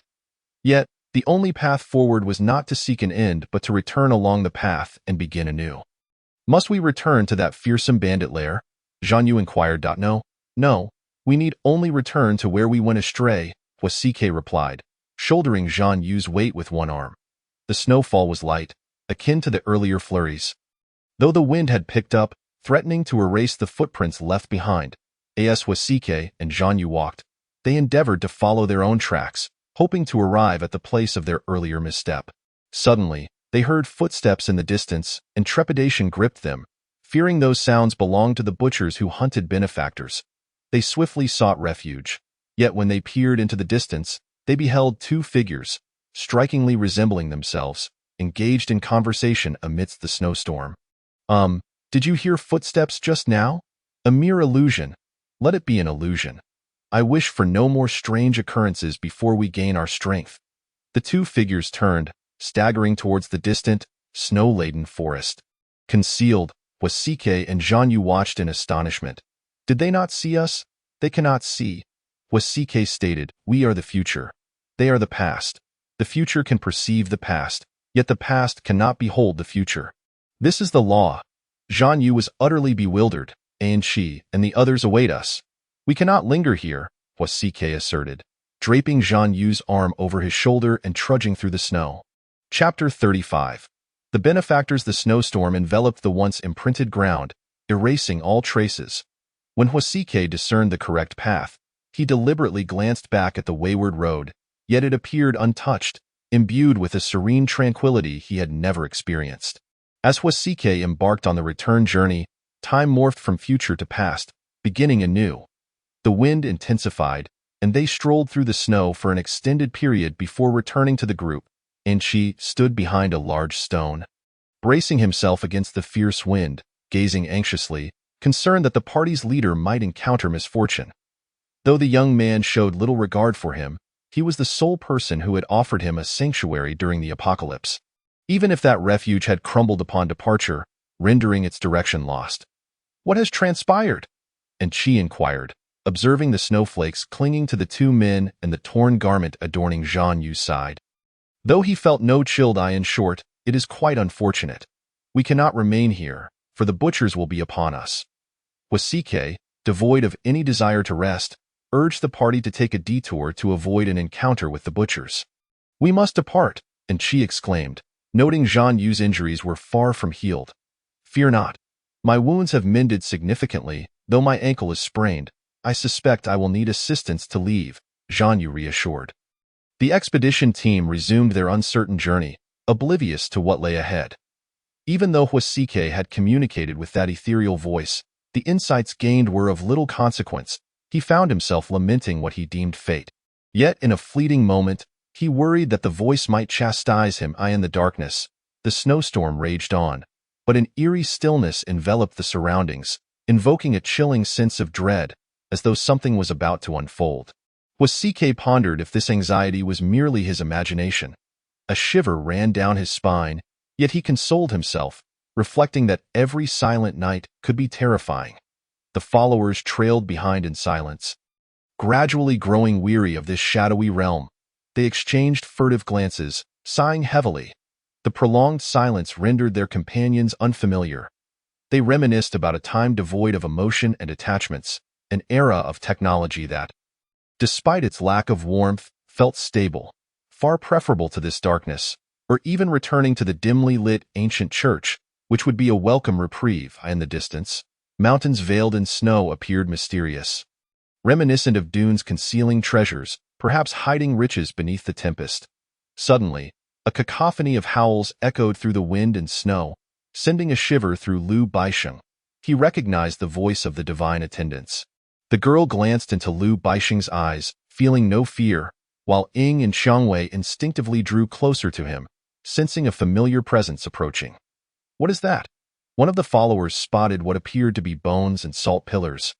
Blending with the snow, he pointed into the distance, his eyes widening in terror, his expression akin to one on the brink of death. "Judges!" The man froze, astonished to see those winged beings advancing towards the party. Though this was his first encounter with such entities, deep within his memories, he recognized them. Yet, he refrained from explaining his thoughts to the followers. His priority was to flee. Furrowing his brow, agitated, he realized that not far ahead, the butchers awaited any benefactors passing through, while the divine attendants on the surrounding peaks sought to extinguish the remaining sparks of existence in the world. A calamity compounded. "Run, those things will kill," Lu Baisheng exclaimed, the first to flee, uncertain of where to go. Anywhere was preferable, for this place had become a graveyard of bones and salt pillars. Memories of the black monsters clashing with divine attendants resurfaced. Though he felt no fear, he was merely anxious for the girl's safety, as there was no elevated platform for her to seek refuge. He disregarded the panicked followers. They were no concern of his. Perhaps he should have taken Xiangwei and Ying with him, he thought, glancing back. Ying and Xiangwei followed suit, sprinting behind Lu Baisheng. He sensed he had stirred considerable trouble, as the followers scattered like headless ants. Fleeing in terror without a destination. "What bad luck! That fool!" the man shouted, his greatest fear realized. Chaos had erupted among the ranks, and in such tumult, no one could remain calm enough to propose a strategy for discussion. It is entirely the fault of that recently howling guardian. For within his heart, he curses Lu Baisheng. In this moment, he finds himself utterly incapable of maintaining composure to devise a strategy. All he can do is flee in a frenzy. The wounds on Banu's body render him incapable of running. And Anchi is on the verge of tears, overwhelmed by anxiety. The divine attendants have likely already sensed the scattering followers, their excitement akin to that of hunters who have found their prey. Brandishing swords and flapping the bony wings sprouting from their backs. Although they cannot truly take flight, the sensation they evoke is one of terror. The blades of the divine attendants glimmer not at all, their cold edges seemingly freezing the falling snowflakes. The air hangs thick and viscous, likely due to the fierce winds. They converge around the fleeing guardians, striking down upon the unarmed followers, who have resigned even the thought of resistance. The cries of despair and wails of anguish render the scene reminiscent of an apocalyptic disaster. The pitch-black blood erupting from the guardians' bodies seems entirely at home in this world, flowing and solidifying, becoming a part of it. Then, the vessels of bloodshed lose all semblance of life, their eyes wide open, gazing at the darkened sky, as if contemplating the beauty of paradise. "Save us!" cry the followers behind. Kneeling in the snow, the divine attendants swing their blades. They do not think of resistance. But Huasike cast Lu Baisheng back against the boulder, causing him to slam into its rocky surface. Water choked his airway, prompting a series of coughs. "Are you all right?" the girl exclaimed, startled and filled with concern. Unbeknownst to her, the two men before her were embroiled in a discussion of grave significance. Yet she could only perceive the terrifying visage of the winged man. "Your howls have disturbed the very hearts of those around you. The deaths of your followers are not without consequence to you," Huasike remarked, his voice laced with accusation. "You are aware of the lengths I have gone to for these individuals, the sacrifices I have made, only to see my efforts consumed in the flames of your cries." Lu Baixing remained silent, unwilling to voice any retort. "Humph, Banyu speaks the truth. You are ultimately unlike us. We do not share the same purpose in life. You are selfish and self-serving, valuing your existence as if it were gold, while others are deemed worthless. Is that not so?" Wasike asserted. "No. No, I have never harbored such thoughts," Lu Baixing protested, genuinely denying the claim. "Leave us. I do not wish for someone like you to join our ranks," Wasike declared, turning away to check on the surviving followers. He suspected that the skirmish had drawn the attention of the butchers lurking nearby. Being the only winged benefactor in the group, he felt the urgency to tidy up and depart swiftly. However, after a moment's contemplation, Wasike returned to Lu Baixing, leaning closer to whisper, "We should depart. I truly do not wish to see you any longer. You are no better than those fools who only know how to pray. Furthermore, I shall not use my powers to bring about your end. You too are a benefactor. I am merciful. I am not a butcher. Yet, do not mistake this for a promise that, when Canaan arrives, I shall not strike you down. Live well and do not disappoint me." Lu Baixing glared at Wasike, grappling with the realization that beneath the seemingly benevolent words lay a vile hypocrisy. He felt nauseated, as if he could smell the stench of refuse. Yet, he could do nothing as Wasike departed with a smile. Chapter 37. Benefactors and Abandoned Fates in the Shattered World. The only sound was that of the wind and snow. Wasike had left, taking the group with him. Banyu, aided by Wasike, had healed one side of his body, and his ankle was now capable of bearing weight. As the group traveled some distance, Banyu glanced back, his expression tinged with sorrow, as if he mourned the loss of Lu Baixing and his companions, who had lost the protection of the Chosen Ones and would inevitably meet their demise in this world. Unable to witness the so-called final garden. "Let those people move a bit quicker," Wasike frowned. They are moving as fast as they can. They are grieving the loss of their loved ones. We must allow them time to regain their spirits," Banyu replied, engrossed in a book, jotting down notes with a pen. "We must take a detour ahead. I do not wish to encounter that group of butchers who have already acquired their powers," Wasike remarked, referring to those who slaughtered benefactors. Unlike the mindless skeletal guardians, these were humans, capable of thought, employing various strategies, both cunning and overt, until their objectives were achieved. "Indeed, I will go urge them along." "Let me finish this entry first," Banyu said. The manuscript recorded, Doomsday, Expedition Day, heavy snowfall. The sun has long since vanished. The timekeeper, Angel, has marked 180 hourglasses, indicating the sun has been absent for 30 days. The group's divine agent, Wasike, led the followers from the Nax Church on their expedition to Canaan. They encountered an unprecedented assault from a skeletal army, those abominations being the judgment of God, animated by vile souls, existing solely to extinguish the last embers of life in this world in a moment of dire need.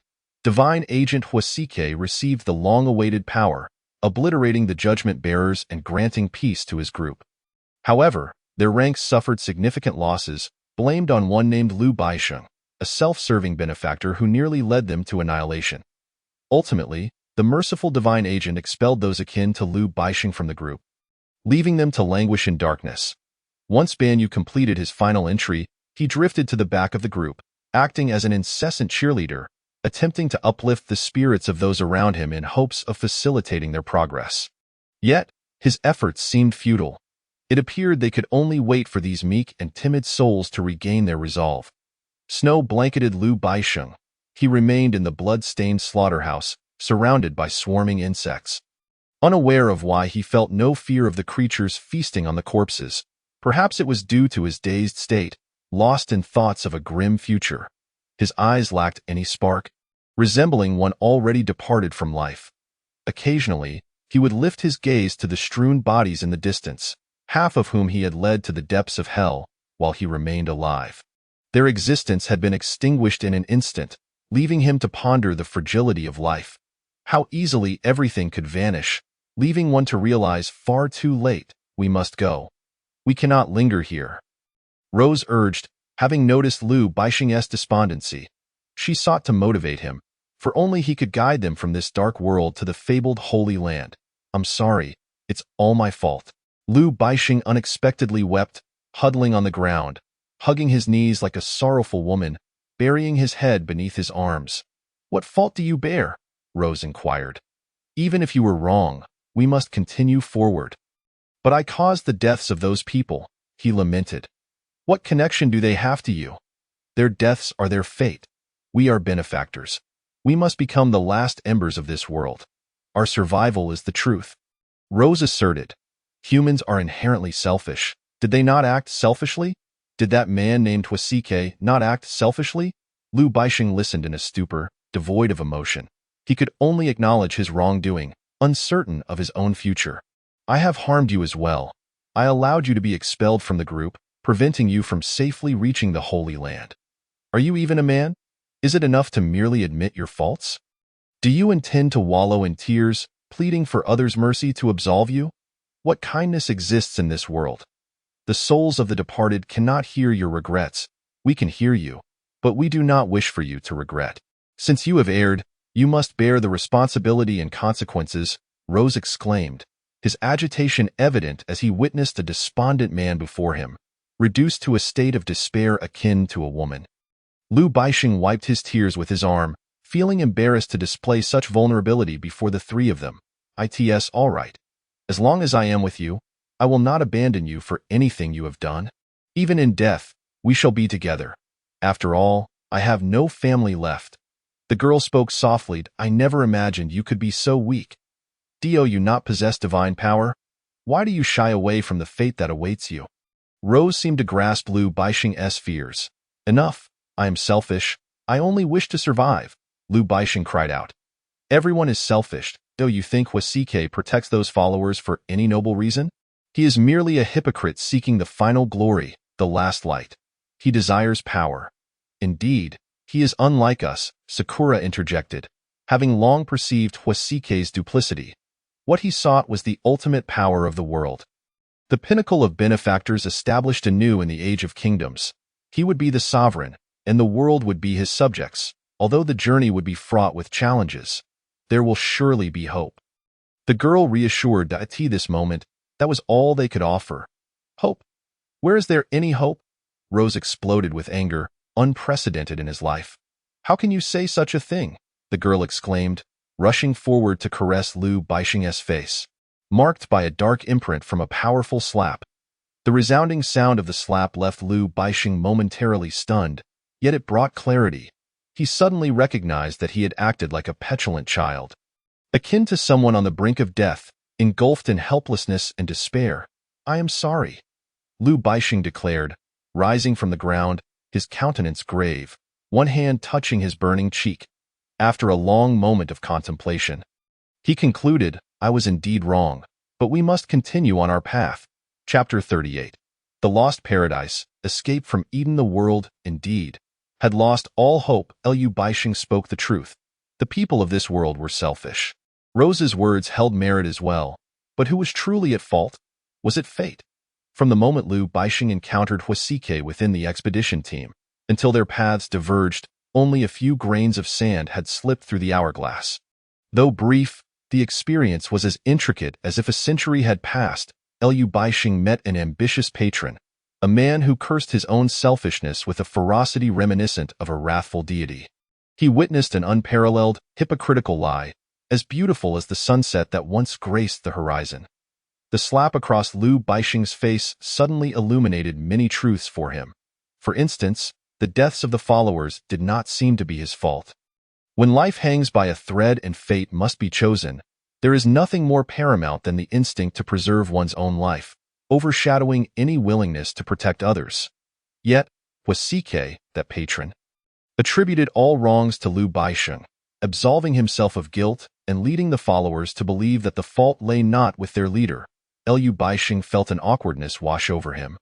Weeping like a wilted blade of grass, he did not even comprehend why he sought forgiveness from others. Even if he were forgiven, what would it matter? The events that transpired had long since faded into the past. Time is but a fleeting second, one moment gone, the next yet to come. Everything in the world, including humanity, is subject to this relentless passage of time. Thus, all tangled pasts lose their significance. The snow falls heavily, but who knows for how long it shall continue? A girl remarked, the atmosphere weighing down on him, making it hard to breathe. Tea may last quite a while, but we cannot seek refuge from the storm. We must catch up with the other patrons. We cannot afford to lag on the road to Canaan, Lu Baixing replied. Qiang Wei continued walking, discomfort evident in her stride. She had remained silent for a considerable time, perhaps due to having slapped Lu Baixing. The road ahead was shrouded in uncertainty. She needed Lu Baixing's protection to reach the destination, yet her actions had indeed been excessive. I'm sorry. Qiang Wei stepped forward. Addressing Lu Baixing, he suddenly halted, turning his head. Qiang Wei jumped in surprise, as it was the first time she had seen him smile, a playful grin upon his face. Did you just apologize to me? Lu Baixing chuckled. Oh please, you are not at fault, nor have you wronged me. Tio, be honest. I should be thanking you. Qiang Wei fell silent. Truth be told, had it not been for your slap earlier, I might have been tempted to end it all. Lu Baixing spoke candidly, thankfully. He had refrained from acting impulsively. He had genuinely contemplated finding a boulder to end his misery, severing his ties with a world that felt burdensome, freeing himself from the responsibilities that plagued him. Perhaps, had it not been for the lingering attachments in his heart, he would have succumbed to that desire long ago. You wouldn't truly consider ending your life over such matters, would you? Qiang Wei asked. Astonished, perhaps, he replied, but it is that man, Huasike, who has imposed this psychological pressure upon me, leading me astray. Lu Baixing said, a bitter smile crossing his lips. Indeed, human hearts are so fragile. As Lu Baixing spoke, he suddenly perceived a figure through the swirling snow, moving gracefully towards him. The only aspect he could discern clearly were the person's golden yellow eyes.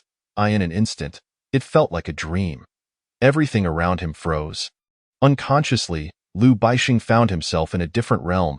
His three companions vanished. In reality, he might have fallen asleep or fainted, while his companions anxiously called out his name, fearful he would never awaken from that dark abyss.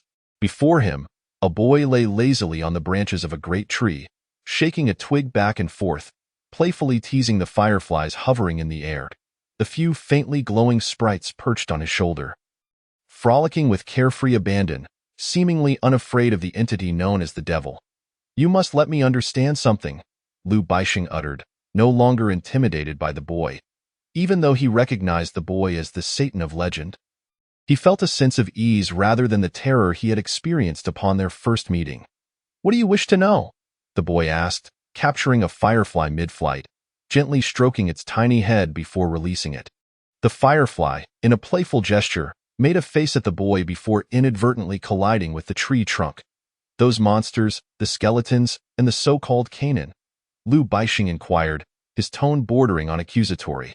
Those are merely obstacles along your path, distrust and unattainable dreams. The boy replied, and what are they? Why do such things exist? Lu Baixing pressed. The world is already in ruin. Are we merely here to slay those ephemeral monsters and chase after unattainable dreams? What else do you desire? Power, wealth, beauty, or perhaps the world itself? The boy remarked, not even glancing at Lu Baixing as he caught another firefly, its pale green light enhancing the allure of the surrounding darkness. I seek none of those things, Lu Baixing responded coolly. I shall show you something, the boy said, releasing the firefly. To Lu Baixing's eyes, it appeared the boy might crush the firefly in his palm, relishing in the sight of its juices splattering forth with a wicked smile. I would never harm a life, just as you would not wish to see any living being perish before you. The boy stated, rising to transform into a massive serpent, swiftly coiling around Lu Baixing's body and dragging him underground.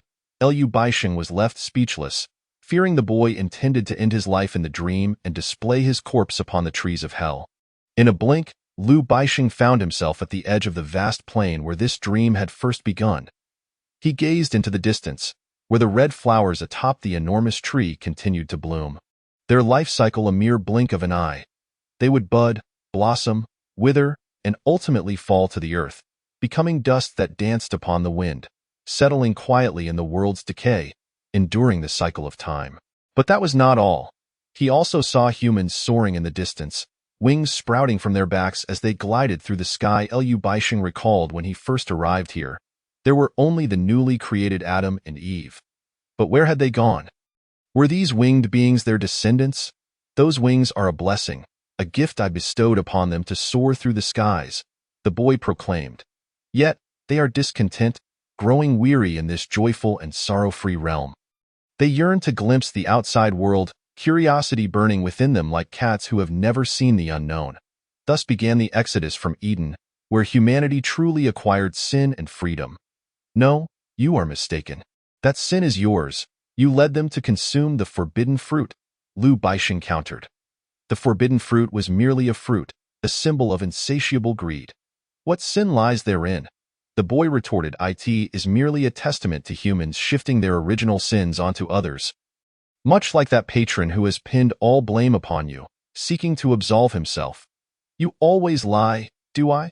Perhaps this world itself is a lie, the boy replied, gesturing towards the couple flying beyond Eden. Look, a man and woman, supporting one another, then parting, their hands slipping away. They frolic in the air, surveying their surroundings, fearful of being discovered by the guardians of the garden, desperate to escape the suffocating confines of this enclosure. Yearning to witness the orange sunset and the boundless sea, to behold the vastness of the desert and the tranquility of flowing waters in the mountains. The moment they venture beyond this garden, they will lose everything, save for wisdom and spirit, perhaps my compassion. I have not stripped them of their right to seek freedom. Perhaps this is merely an eternal game that has persisted for eons. The boy declared. Liu Baixing watched as the couple exited the garden, plummeting from the skies, yet clinging to one another as they tumbled onto the rocky ground beyond. They struggled to rise, even as their bodies shattered. Determined to escape their prison, seeking a distant hope, a future, and an elusive dream. They betrayed, the boy exclaimed. They defied their fate, acquiring the so-called original Cyan, in their solitude. The darkness hidden within their hearts will inevitably erupt. And they exist solely to atone. Liu Baixing awoke, startled, as he witnessed things he ought not to see. The genesis of the world, the inception of original Cyan. At that moment, he lay upon a vast expanse of snow.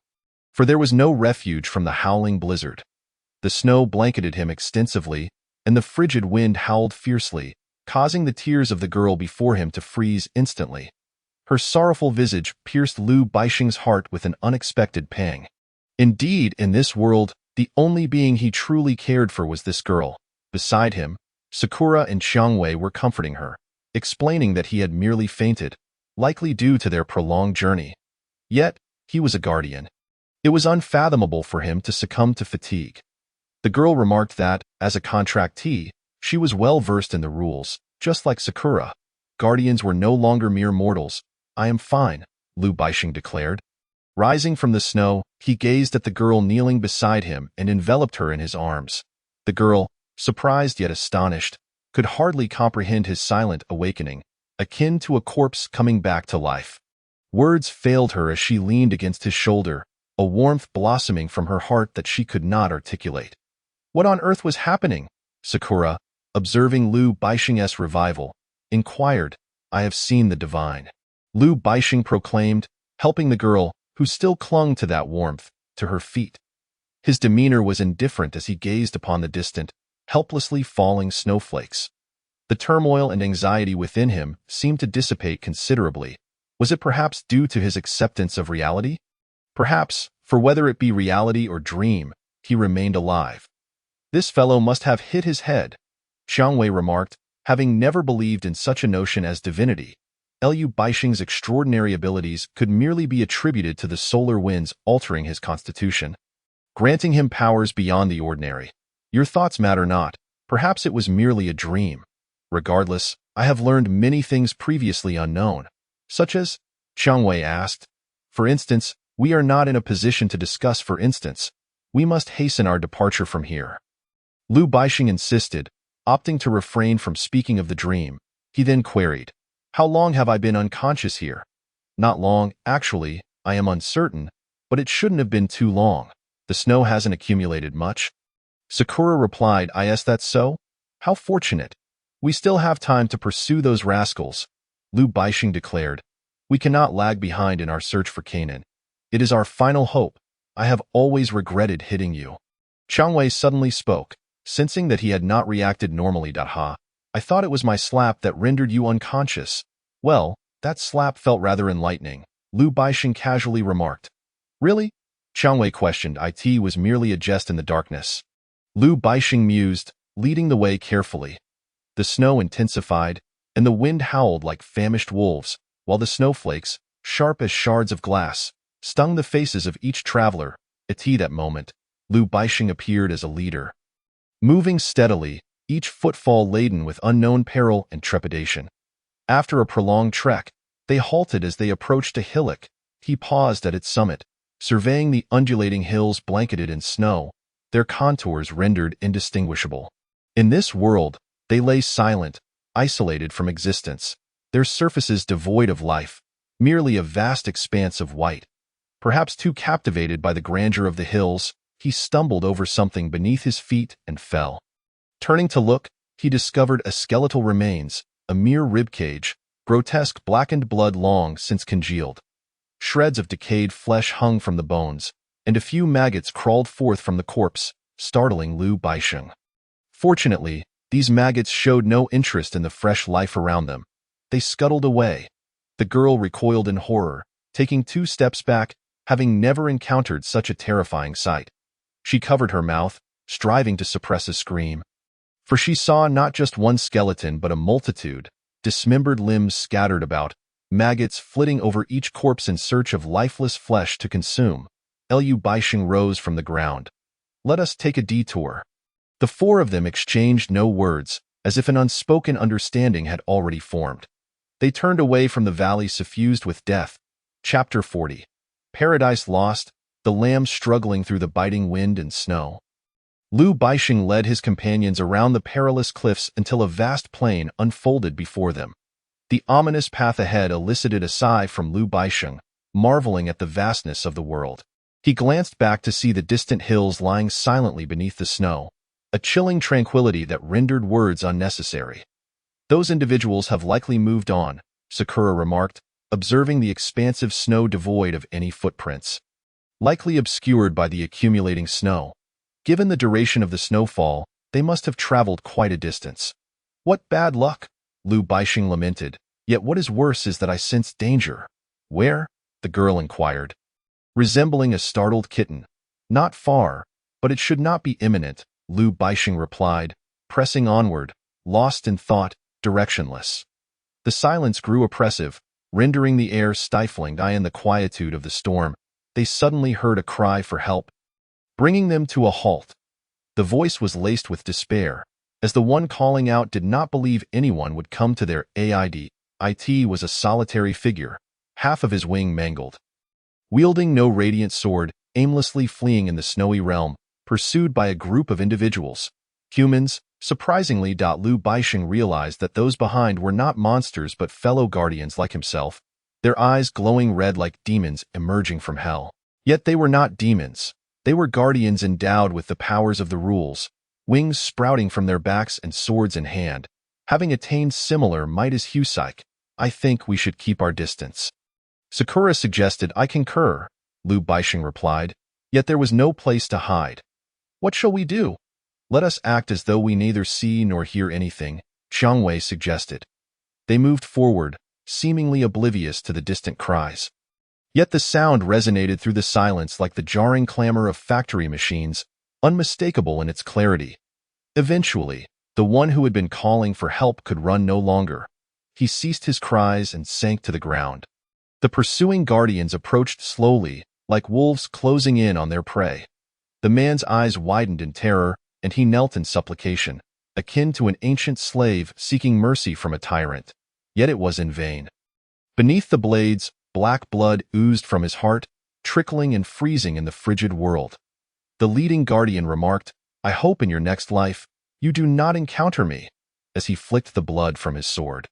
Among the pursuing guardians, one spotted Lu Baixing and his companions. There are people ahead, someone exclaimed. The leader glanced forward and indeed saw 4 individuals, 2 of whom were women. guardians, and contractees. How peculiar! A group not aligned with the initial selection has ventured this far. Truly miraculous. One remarked. Two women. Another called out, I see the lamb. A sumptuous feast. Or perhaps we should take them to Canaan for enjoyment, the leader declared. Let us capture those 2 women. We have enough men in our party. A tall, lanky fellow suggested, dismissing his sword as he found it tiresome to wield. Humph, you must be a fool. Your lesson has clearly been insufficient, the leader retorted, gesturing toward the lifeless body lying in a pool of icy blood. This fellow no longer breathes. Did you not find his betrayal frightening? He was responsible for the deaths of 13 in our ranks.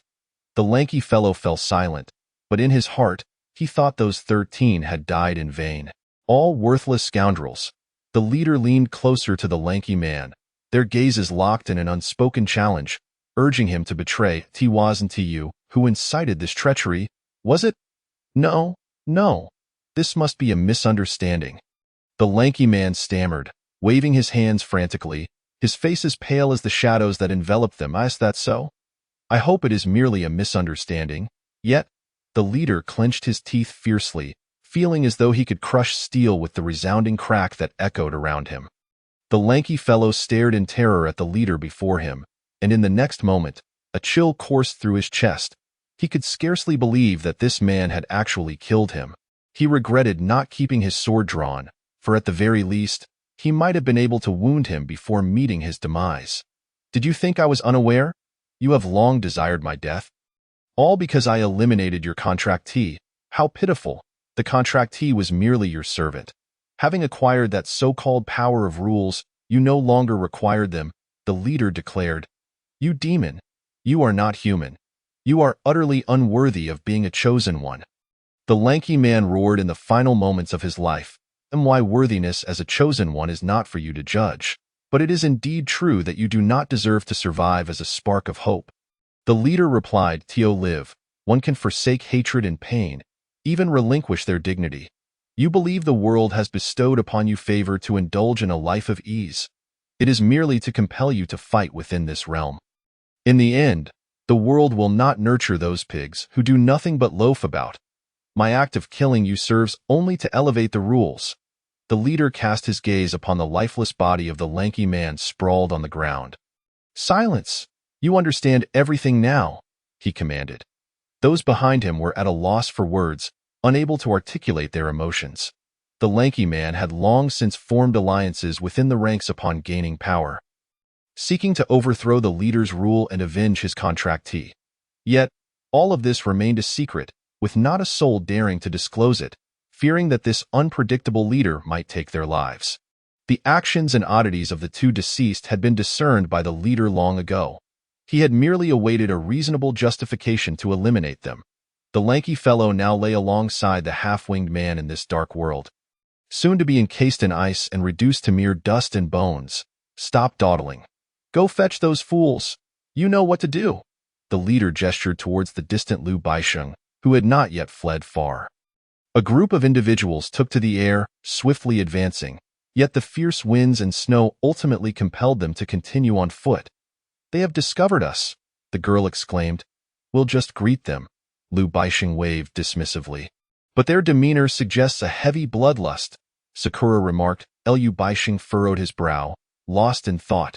Before long, the 4 of them found themselves encircled upon the tranquil plain. Leave the women. Kill the men. Lu Baisheng was taken aback. There had been no prior dialogue. The girl and Rose were seized, and then, shockingly, a man delivered a brutal kick to the girl's knee, causing her to collapse to the ground with a heart-wrenching cry. Lu Baisheng felt a surge of terror and fury, yet the glinting blades before him rendered him paralyzed, unsure of how to respond. Sakura crouched low, merely a contractee unable to claim that so-called power, only capable of securing the protection of the favored ones. Rose, too, lay flat on the ground, pinned beneath the weight of a man, rendered immobile by the immense force. Enough of this delay. Kill them, the leader urged. Strolling leisurely, 2 lambs, paired with 2 useless favorites. Why are you killing me? No one paid heed to Lu Baisheng, nor did they offer explanations. Instead, a blade plunged into his heart, warm blood gushing forth. Liu Baixing had intended to resist. But it was too late. No! The girl screamed, her voice torn with anguish, surpassing even the pain coursing through her body. Chapter 41. Paradise lost, servant of the demon, he was dead. Liu Baixing could scarcely fathom how he had perished so suddenly, without warning or resistance, perhaps because he had never truly been able to fight back. The sword was withdrawn from his heart, and the final pangs of pain brought a sobering realization. He was dying. As he closed his eyes, he heard one last call, clear, yet agonizing in moments of utter despair. One often glimpses a flicker of hope, yet that hope remains tantalizingly out of reach, much like knowing the sun exists yet failing to shine. Darkness enveloped him, death swiftly covering his entire being, and he felt neither fear nor trepidation. Rather, he yearned to be liberated from this world. The thought of not having to live in constant anxiety or under unrelenting pressure was appealing. Yet a sense of reluctance lingered within him. He considered himself a failure, possessing power yet incapable of protecting even a woman and a girl. How absurd it was to venture into the uncertain land of Canaan, where dangers loomed like wolves cloaked in sheep's attire, while he remained a true lamb awaiting slaughter. Isn't it tragic? Liu Baixing opened his eyes in astonishment, realizing he had not perished, or perhaps he had, yet found himself once more in this unfathomable place. What do you truly desire? Liu Baixing queried, lying on the ground with no inclination to rise, merely awaiting the passage of time, unaware of anything else. The stars twinkled above, and Liu Baixing found himself counting those enviable celestial bodies, floating in a realm free from strife and sorrow. How blissful! The world originally bestowed happiness upon humanity, yet they yearned for its vast beauty. Seeking to uncover the secrets hidden within the depths of darkness, they were born to endure suffering. Why then pursue beauty and tranquility? The boy floated in the air, observing Liu Baixing with a playful glint in his eyes. Is it all humanity's fault? Liu Baixing asked. Who knows? Perhaps the world's inception was flawed. This realm is too stable, devoid of genuine calamity, of true extinction. Time and again, it receives favor, surviving through mistakes and taboos, only to face annihilation once more. The cycle of existence churns ceaselessly, like an unending machine. Yet, who truly desires a mundane life? Who longs to sit beneath the heavens, counting the thought-provoking stars? The boy mused. What purpose does this serve? Liu Baixing inquired, furrowing his brow. I have lost my life. My corpse is likely frozen in that cold darkness. My blood has grown cold. I can grant you life. I can even offer you immortality. The boy proclaimed, his demeanor earnest and unpretentious. Liu Baixing abruptly sat up, gazing intently into the boy's golden-eyed gaze. I believe you possess such power, yet I do not trust that you would freely grant me a life. Liu Baixing replied, he indeed wished to be revived, to return to the world and rescue those he cherished. Of course, it is not without cost. I have my own agenda. You must become my servant. To be the king of Canaan in the realm of reality, the boy asserted. Liu Baixing pondered for a lengthy moment before asking what he must do. How peculiar that you would agree. I had thought you would refuse, the boy exclaimed in surprise. Humans are such capricious beings. One moment they lament their innocence, and the next, they crave absolute power, even at the cost of becoming a devil's slave. If you wish not to offer it, so be it. Liu Baixing suddenly reclined once more. I merely seek to reach the end. To aspire to be the supreme king is beyond my capability. Or perhaps it should be said, I merely wish to protect those I wish to protect. Is that so? Once you taste the flavor of power, your desires will shift, the boy countered, dismissing Liu Baixing's words without dwelling on their veracity. Liu Baixing fell silent, choosing not to refute the boy's assertions. I hope you become the king of Canaan soon, compelling all those favored to bow before you. The boy remarked suddenly, why, humble favorite? You represent not a deity, but a demon. In the world of the living, black blood continued to flow. From the moment Liu Baixing closed his eyes to the instant he opened them once more. Only a few seconds had elapsed. Before him lay not the countless stars of the night sky, but an endless expanse of darkness, profound as a curtain. Beyond that curtain lay hope and beauty. The blood flowing through the snow began to return to Lu Baixing's heart. The snowflakes that had fallen to the earth gradually ascended to the sky once more. The sword that had been pulled from his heart returned to its rightful place. Time, reversing his tranquility, began its gentle embrace. No. The piercing yet warm scream jolted Lu Baixing to awareness. He understood he had indeed resurrected. The sword halted within him, yet he felt no pain. His heart bled not, for the blade, having pierced his heart, melted instantaneously as if plunged into molten lava. The assailant faltered, never having anticipated such a turn of events. That woman is all right, the leader observed, glancing at Rose, who lay prostrate on the ground. She is merely a bit younger. The leader spoke, his hand gliding across the girl's tender face as if he were admiring a beautiful masterpiece crafted by an artist. "Boss," someone suddenly shouted. "What is it?" The leader turned towards the voice, eye in the darkness. A pair of eyes gleaming with golden light were moving, beside which lay a headless figure. Where had the head gone? Perhaps it had simply vanished. "I never expected you to be so formidable. This must be why you have reached this point since the eternal night." Although the leader was somewhat astonished, he felt no fear. "Not dead," the girl muttered. "You ought to return my people to me," Lu Baixing declared. "Very well. How about you join us? I am the initial selector, and I can guide you to the final destination." The leader replied, "No need," Lu Baixing said, for he had no desire to ally himself with this brutal individual. "Then so be it. A powerful benefactor like you cannot simply walk to the end unchallenged." "I do not believe that you can defeat so many of us alone," the leader asserted. "Once you perish, these two women will still belong to me." The exchange was sparse, and the air around them was thick with murderous intent. The sword in the leader's hand emanated a brilliant light, illuminating the snow around them, while his wings unfurled behind him, splendid as the solemn statues found within a cathedral. Those standing in the snow should have rallied together in concerted attack. Yet they remained rooted to the spot, for they had just witnessed an immortal benefactor. Black wings suddenly sprouted from Lu Baixing's back, and he felt no pain. "Demon!" the leader exclaimed, startled, for only a demon would possess such black wings. A crisp metallic clang reverberated throughout the world as Lu Baixing, unbeknownst to him, had grasped the obsidian sword in his hand. Instinctively, he raised it to shield himself from the leader's powerful swing, which shattered the snowflakes falling around them into mere dust. "How can you stand there idly?" the leader shouted, cursing. "I saved you from the abyss of death." No one spoke. In the face of absolute power, the debt of gratitude seemed as insipid as water, utterly inconsequential. Chapter 42. Paradise Lost, the tragic butchered, a group of ungrateful wretches. You shall never reach the end. You will perish along the way. Even if you arrive in Canaan, you will be the most abject of slaves, forever kissing the toes of others, crawling on the ground like despicable ants. The leader seethed with rage, unable to fathom that the benefactors he had fought so hard to save were nothing more than a band of soulless skeletons, devoid of morality or gratitude. Lu Baixing clutched the dark sword, its blade radiating a deep black light, akin to the darkness of hell, unfathomably profound and feeling utterly out of place in the world.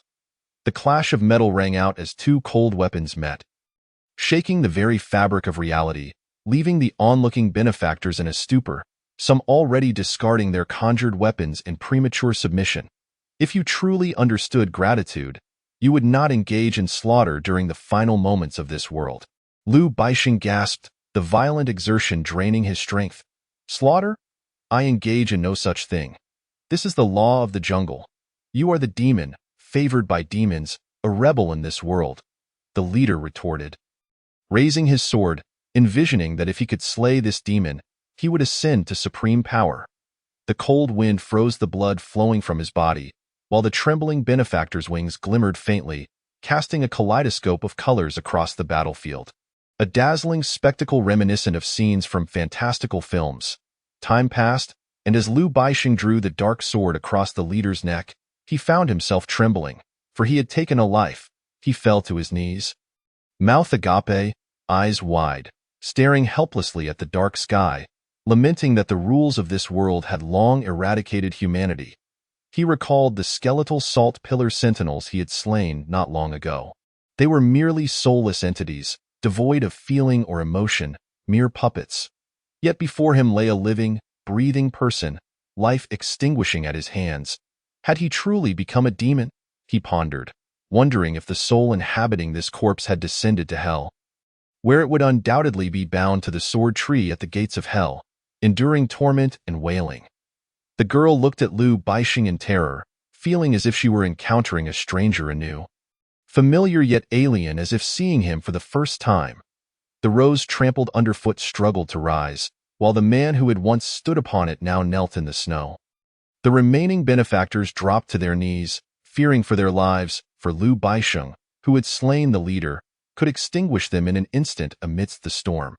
Yet, Liu Baixing was still too merciful. He could not bear to witness their demise. "Go! Do not return!" he commanded, standing motionless in the snow.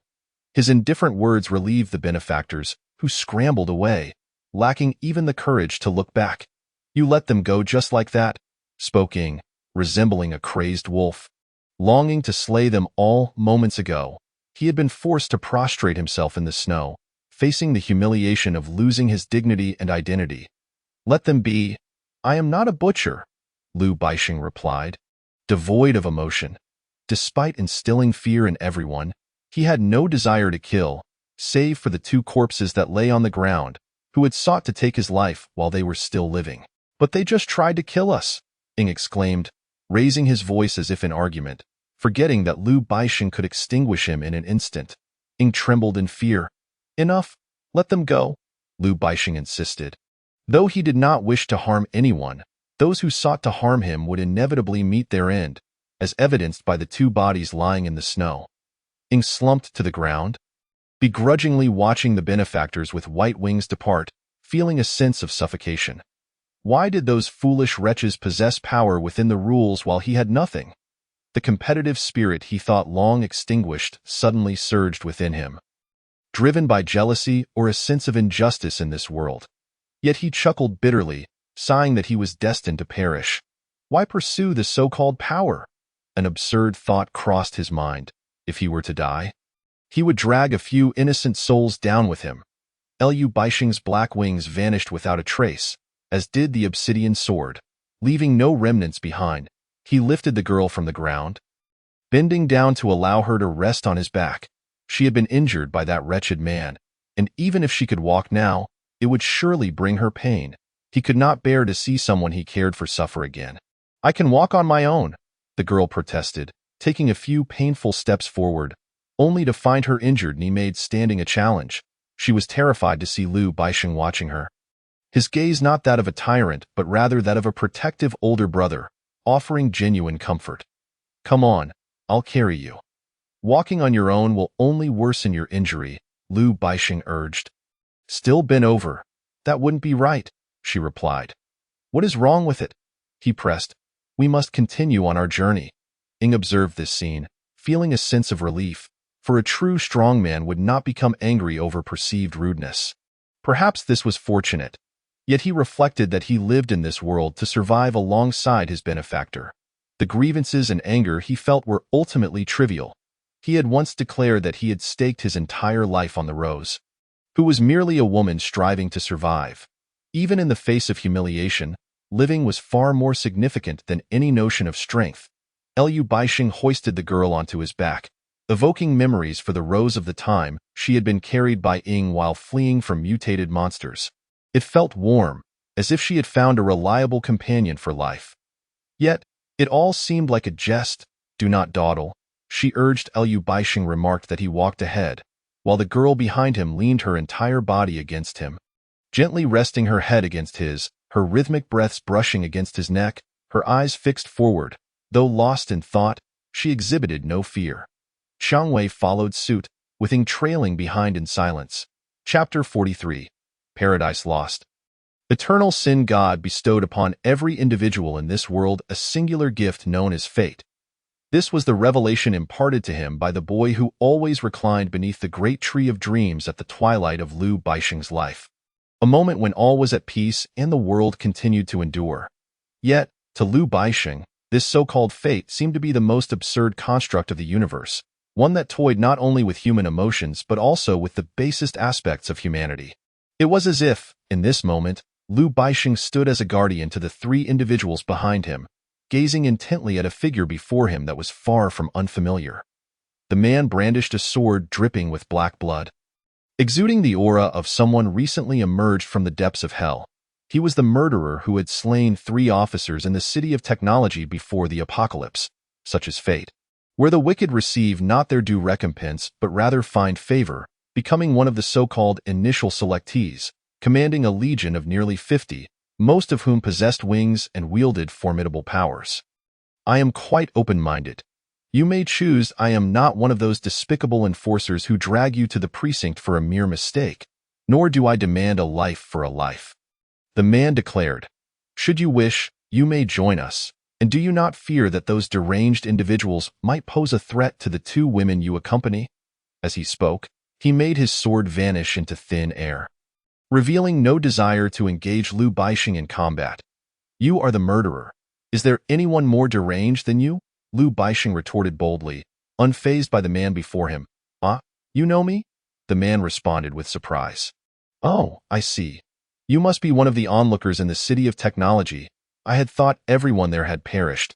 How fortunate to find a survivor. After the apocalypse, no one recognized me. You could be considered an acquaintance. Speaking of the city of technology, Lu Baixing suddenly recalled old Sue, though the darkness blurred his memory of Sue's visage, rendering it indistinct. We are not of the same ilk, Lu Baixing asserted.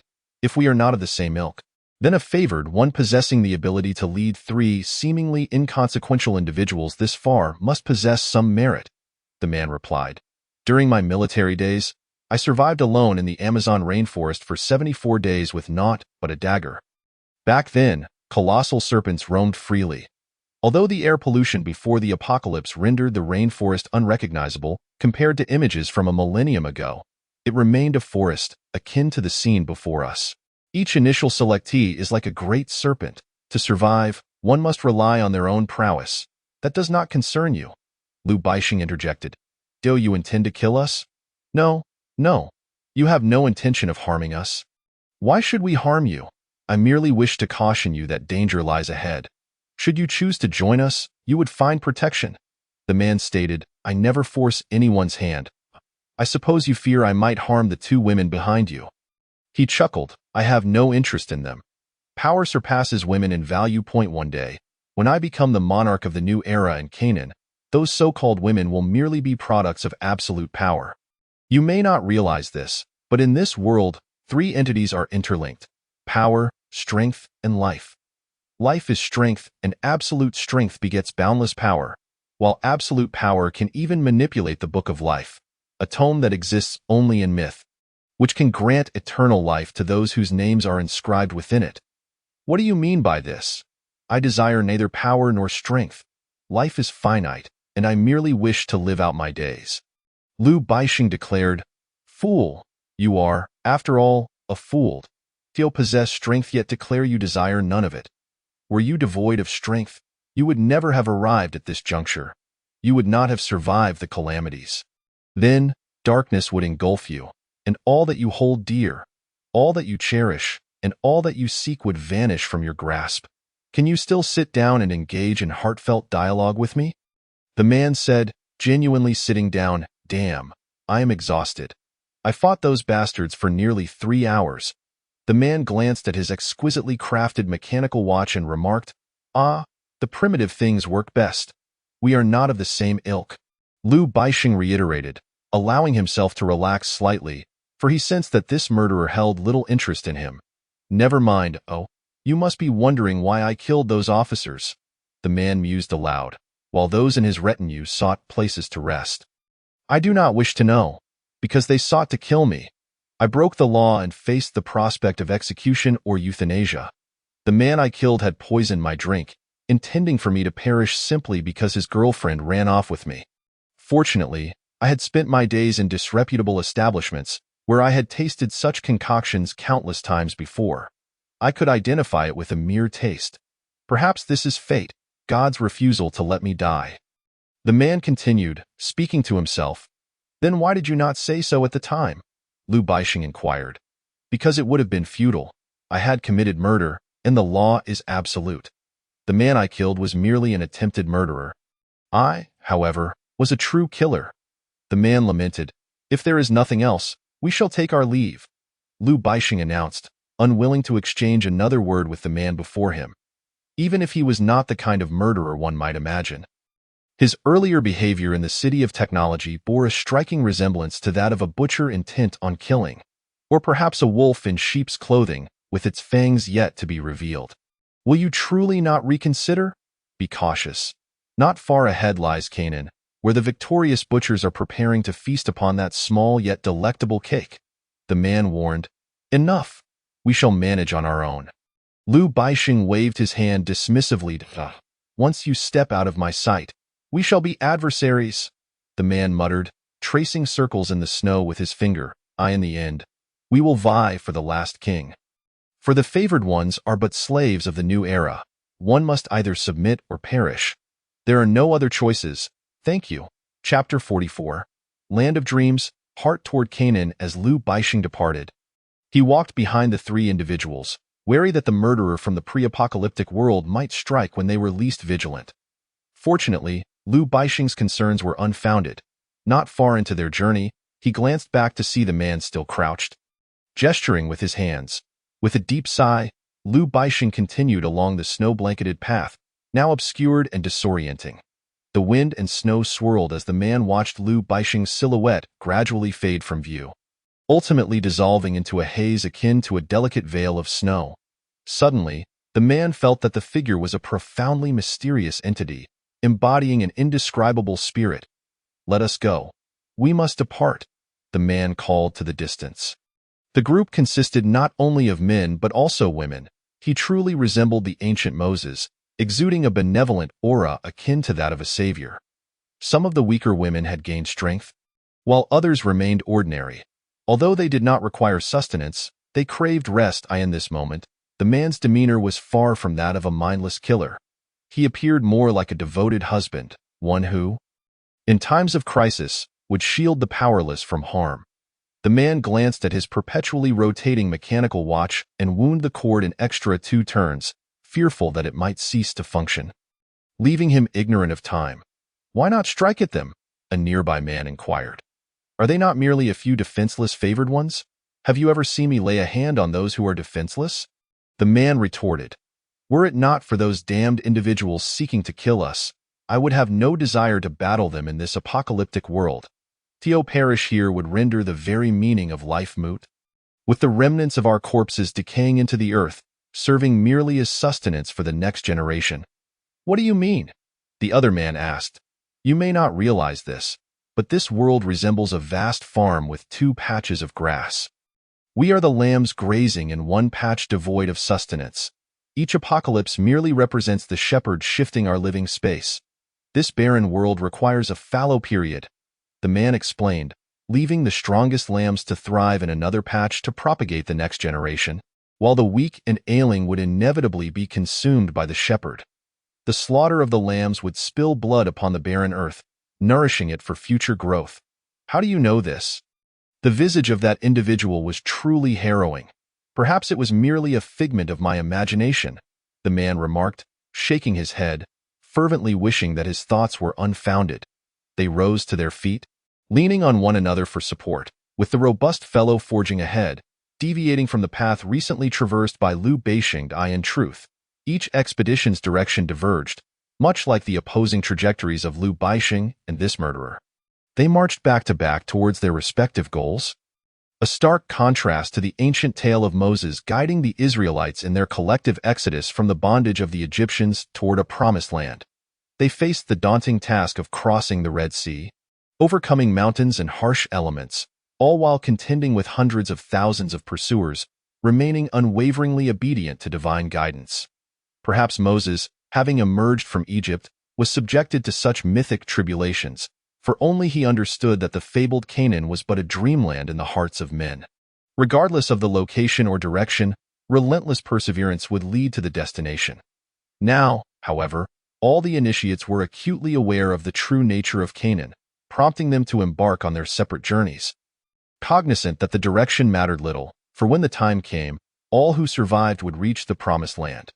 It seemed that Moses was but a servant to fulfill the divine mandate, guiding those lost souls devoid of purpose or dreams.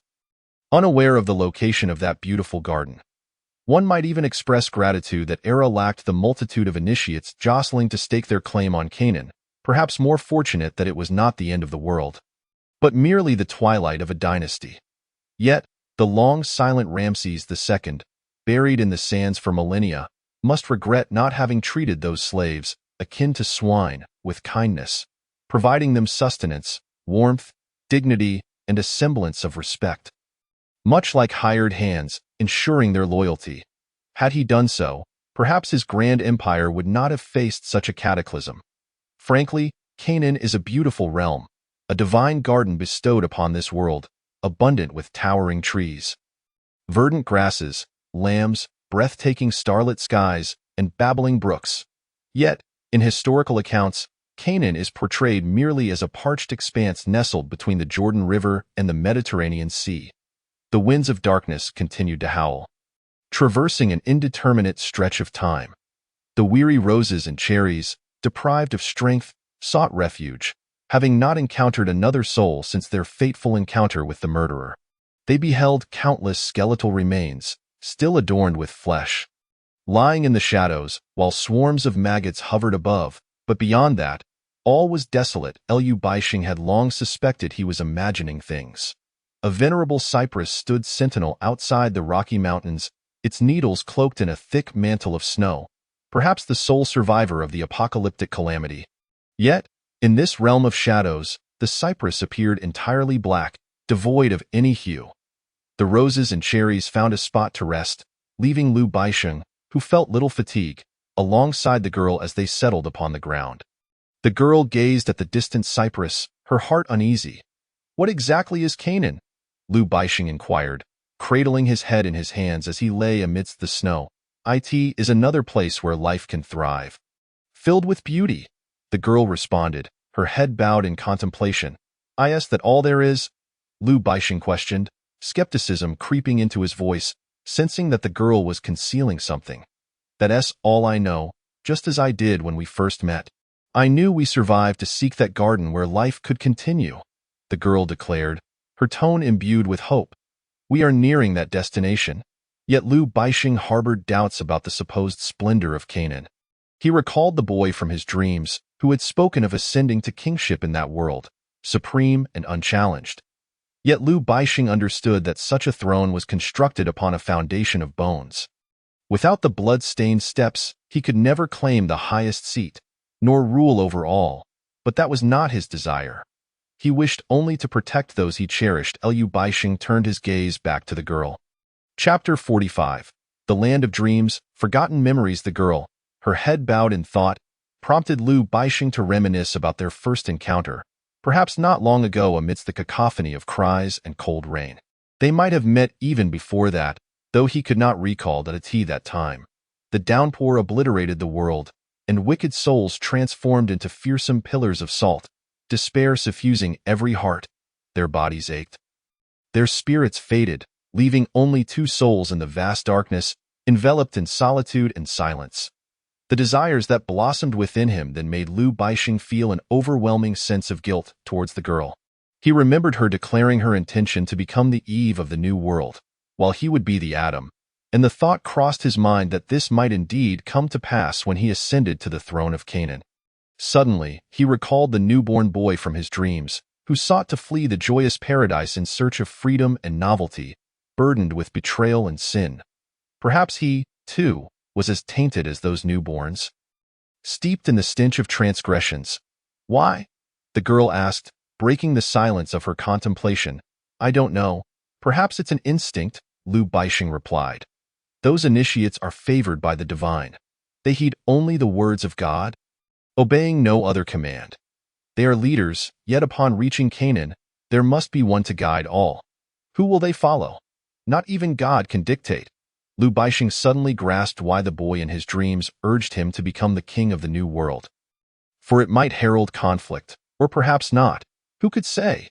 He wished to keep his thoughts from the girl, allowing her to continue bearing her dream on this final journey. but that is our only sanctuary for survival. Even if it is not ideal, it is far preferable to this realm filled with bones and maggots, not to mention the chilling snow, even if we feel nothing at present," the girl asserted. Clenching her fingers, "Indeed, this world offers no warmth or joy, only solitude and sorrow," Lu Baixing sighed, rising from the snow, his expression grave as he addressed the girl. "If the world ahead is fraught with peril, if the entire world is my enemy, will you still follow me?" The girl was momentarily taken aback, the words striking an uncomfortable chord. Though she was destined to become the companion of this seemingly ordinary man, she sensed a weighty decision lurking within his words, akin to a confrontation with life and death. "It matters not. You may choose to leave, and I shall not hinder you," Lu Baixing declared, unsure why he uttered such a statement. Feeling a twinge of regret, yet he quickly added, "Forget I said anything. We once forged a pact. Though we may no longer be bound by it, we can indeed part ways, however, if you do not mind." "I would like to accompany you," the girl replied, smiling lightly, her expression serene as she had long since accepted Lu Baixing. Regardless of the trials they might face, Lu Baixing gazed silently at the snowflakes still drifting down, the endless darkness above seeming to stretch for miles, vast and suffocating. Much like a colossal prison for the captive, he felt as though this were a cruel jest.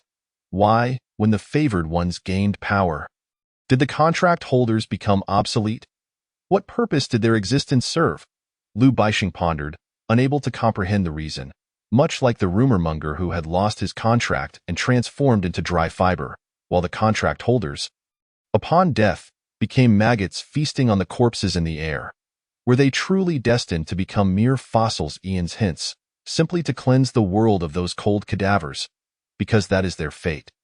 "I am grateful to be your contract holder," the girl replied sincerely, perhaps realizing that had she chosen another, most would have already transformed into maggots. Lu Baixing reclined back into the snow, which nearly enveloped him. "As a child, I adored snow. Yet it only fell in small quantities, soon melting into water, then evaporating into vapor. Thus, snow left less of a trace than rain.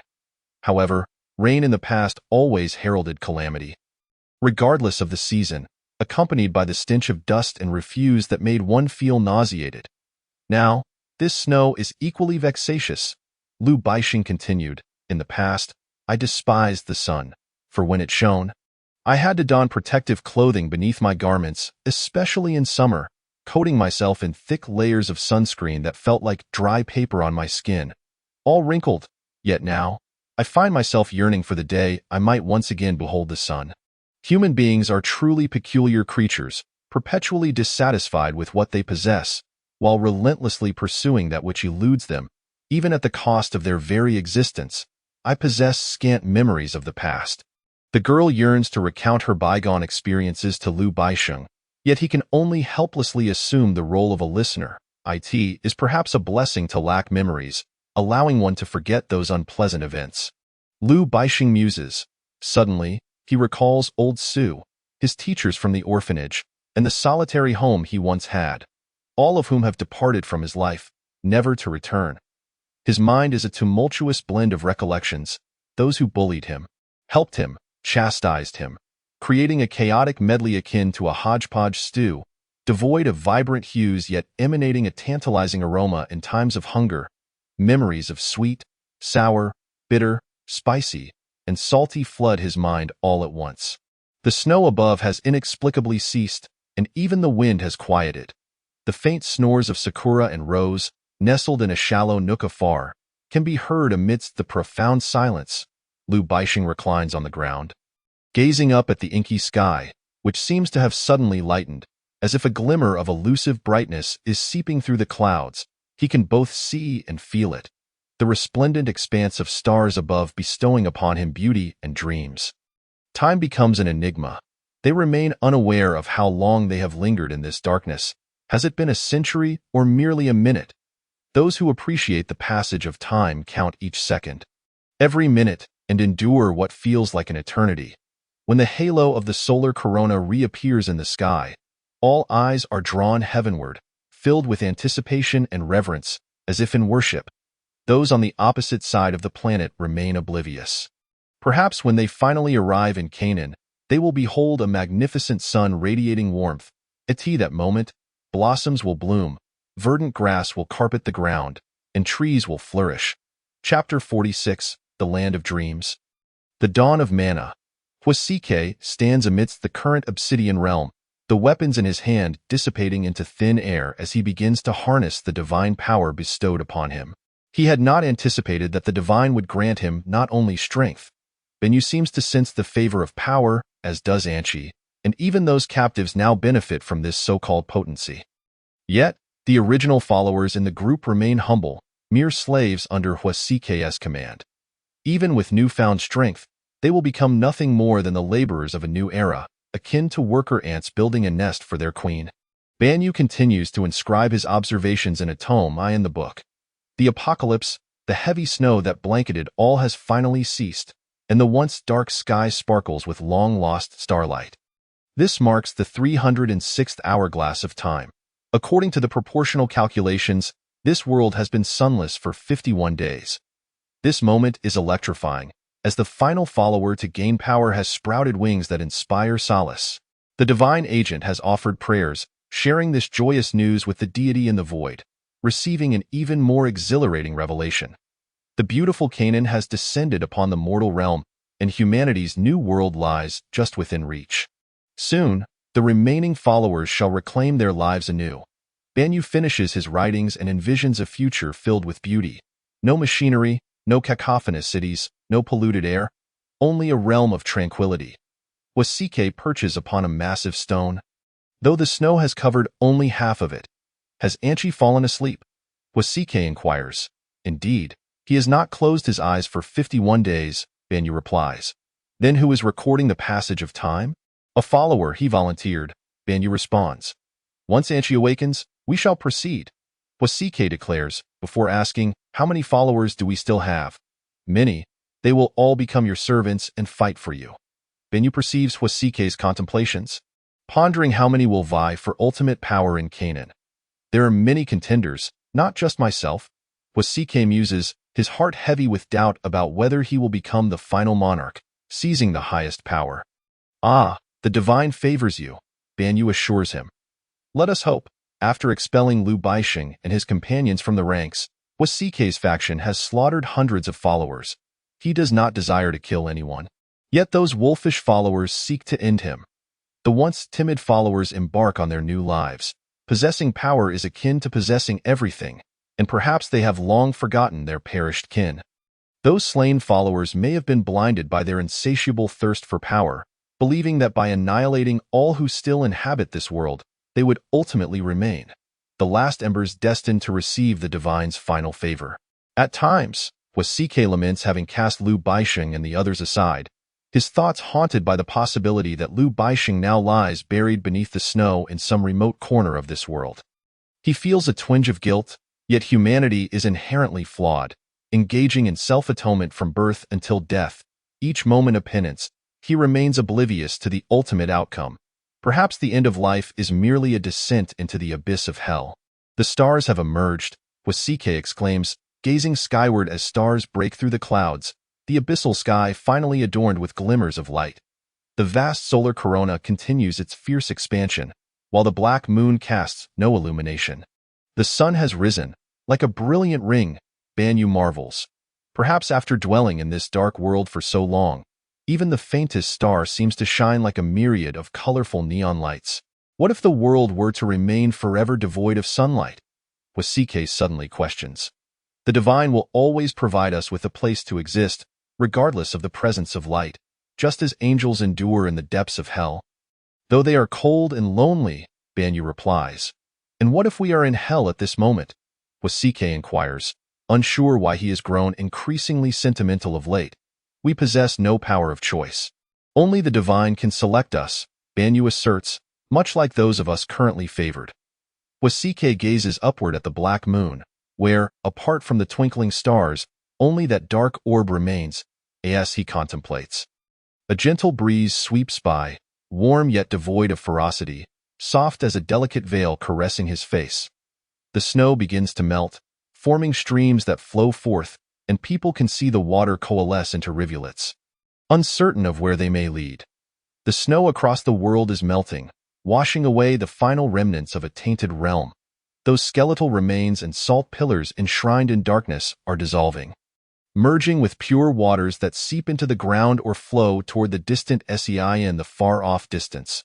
Those once transformed into dry fibers, whether followers or mutated beasts, have all reverted to inorganic matter, becoming the last sustenance for this world, scattered across its land, in the sea and the air.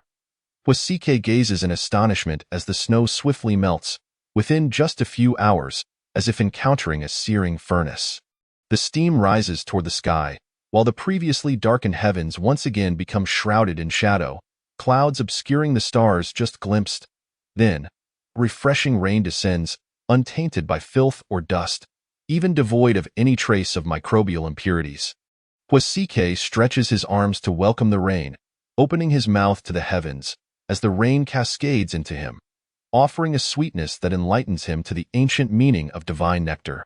In an age devoid of technology, factories, or automobiles, only farmers toiled in the fields and gathered firewood for sustenance. In this new century, I can truly feel it. Wasike expressed a profound sentiment. The mottled moon was also sensing the arrival of this new era. Rain fell steadily, causing the earth to tremble, reminiscent of the onset of calamity. Yet, this tremor heralded not disaster, but the dawn of a new age.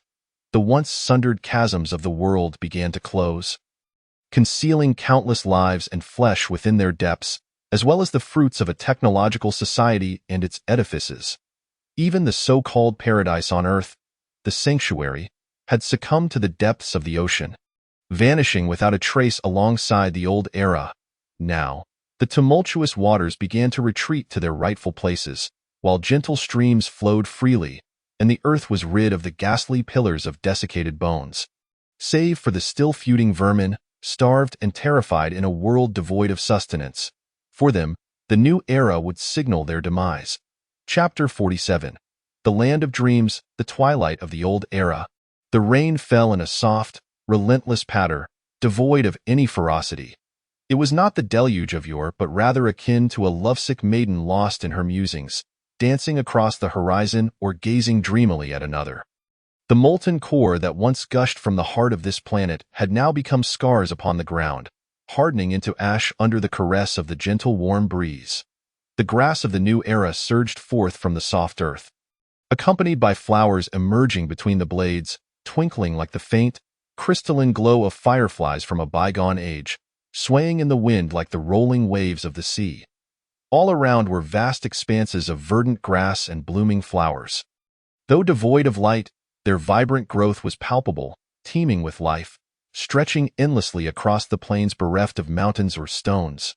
Wasike was taken aback to find that Canaan, which once resembled a hallowed sanctuary within the rules, now stood before him in reality. Witnessing these sights, he understood that Canaan had descended to the mortal realm. There was no longer a need for futile journeys or arduous battles for survival. What lay ahead was uncertain, yet he perceived a future filled with fresh air and azure skies. Perhaps only the moon, which had followed the earth for billions of years, would remain absent as it rebelled against the planet's gravitational pull, becoming a celestial body in its own right. At that moment, whether it was Liu Baixing or Wasike, or those unknown benefactors and initial selectors, they marveled at the transformation of the entire world. Flowers and grasses sprouted everywhere, and the saplings born of this era thrived, all existing for the sake of life's significance. The girl trailing Liu Baixing surveyed the dim scenery around her. Despite the abundant life flourishing, a sense of discontent lingered. She gazed at the black cypress growing atop the stones, its branches devoid of any trace of snow, yet it remained stagnant, silent in its immobility, not flourishing with the advent of the new era, but rather appearing lifeless, swaying only slightly in the breeze.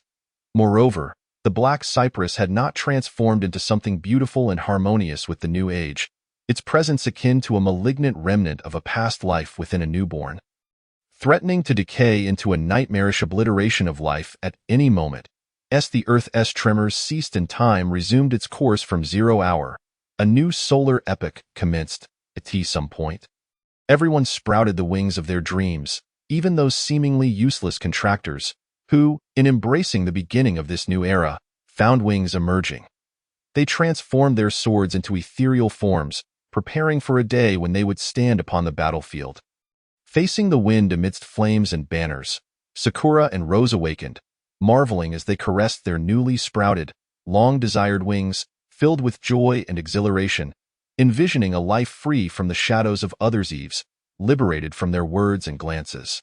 Sakura, perplexed, noticed that the Western dragon tattoo on his face, once faded, had re-emerged, faint yet discernible. Strangely, only Liu Baixing and the girl remained wingless, as if they were outsiders to this world, non-existent. "What is happening?"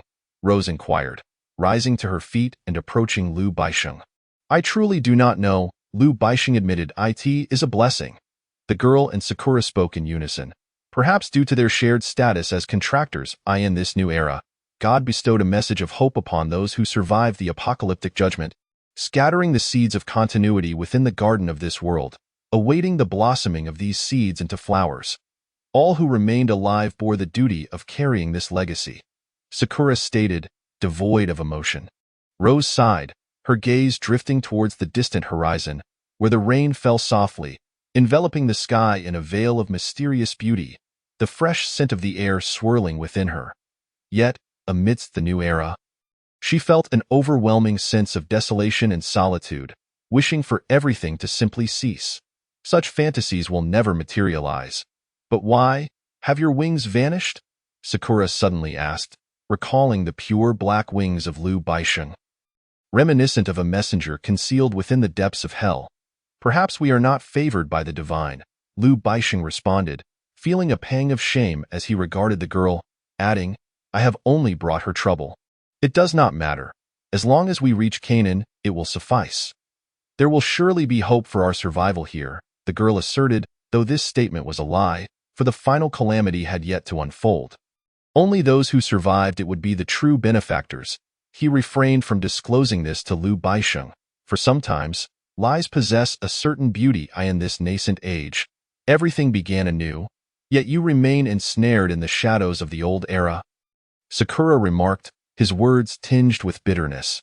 "Perhaps I should not speak thus, but it feels as though you cannot remain blinded by the darkness." "What are you saying?" Rose questioned, frowning as she scrutinized Sakura, whose tattoo deepened upon his profile. "I speak the truth." "What then shall we do?" Liu Baixing inquired. "Survive," Sakura replied. "I must thank you for your care thus far. You possess great strength and are indeed a benefactor of the old era. Yet you remain merely a relic of the past, perhaps never meant to belong to the new age, nor to your contractor." Sakura spoke, his gaze fixed upon the girl, who bowed her head. Liu Baixing remained silent. "We will depart," Sakura declared, asserting that the new journey required neither followers nor believers, but rather slaves and warriors. "What exactly are you saying?" Rose asked. "Follow me on this final path," Sakura said solemnly, directing his words at Rose with an authoritative tone. "I can protect but one person. It brings me joy to have met you both, and I am grateful for your favor as my life nears its end. Fate is indeed an inscrutable force." Sakura mused, recalling the death sentence he had received from the hospital before the apocalypse, finding it all rather amusing, as if the past were mere illusion. Sakura departed, carrying the bewildered Rose upon his shoulder. As the rain continued to fall, their feet treading upon the muddy ground, resolute in expression, he called out from a distance, "If you are still alive, we hope to not become enemies." Liu Baixing watched as Sakura gradually vanished into the rain-drenched haze. Chapter 1. Prologue, Memories of Sunshine. The world was silent, and this tranquil state had persisted for some time. Perhaps a day, perhaps two, save for the incessant drizzle nourishing all living things, as new life began and continuity endured. Recently, Liu Baixing often found himself reminiscing about Rose and Sakura's departure, their expressions marked by despondency, as if they had lost all hope. It might have been the day before yesterday or merely yesterday. He was uncertain of time, but he knew their absence had not lingered long. After the advent of the new era, Sakura and Rose had departed, bidding a simple farewell to Liu Baixing and the girl before vanishing into the blackened world. Their destination unknown, Liu Baixing sensed an unsettling feeling. When they met again, they would no longer be the companions who had braved the darkness together, but rather adversaries, as Sakura's parting words had suggested. As Kanan arrived on Earth, those wings blessed by the divine were not mere adornments. The benefactors could soar into the heavens, gliding through the misty rain, gazing down upon the resplendent green world below, where new shrubs emerged atop distant mountains. Everywhere, tranquility and serenity prevailed, and all marveled at the arrival of the new era, which seemed to obliterate the existence of the old. Strangely, the girl bore no wings, and Liu Baixing's dark feathers had vanished, rendering them akin to slaves, humble and bound to the earth. In truth, the girl yearned to ascend and witness the beauty of this world. She too wished to see what Kanan truly represented. "This is not your world," the boy's voice echoed in her dreams, though Liu Baixing could not discern the boy's form. The sound, ephemeral and haunting, resembled the subtle laughter of a specter. "What are you saying?" Liu Baixing inquired. Furrowing his brow, he spoke, yet the girl beside him remained oblivious, as though the world itself had come to a standstill, with only his own time continuing to flow. "This is not your world. It belongs to the benefactor," the boy declared. "Am I not a benefactor?" Liu Baixing questioned. "You were never one from the beginning," the boy retorted. "Have you forgotten that you embody not divinity, but rather a demon? The divine shall never bestow their favor upon demons. You deceive me." "All of this is a deception," Liu Baixing exclaimed, but after a moment's reflection, he added, "I was meant to be a benefactor." "Think as you wish, yet I have never desired my servant to harbor doubts about me," the boy replied. "Where then should I exist?" "In a realm higher than this, once you become the king of this world." The boy's voice lingered in his ears, a seductive melody leading the despondent towards self-destruction. "You always desire me to become that so-called king, but what purpose does it serve? What can he offer me besides power and glory? Can he grant me eternal life or allow me to return to the past?" Liu Baixing posed. "Whatever you wish to attain, you can achieve." The boy's voice grew faint. "You always deceive me," Liu Baixing murmured despondently. "What are you saying?"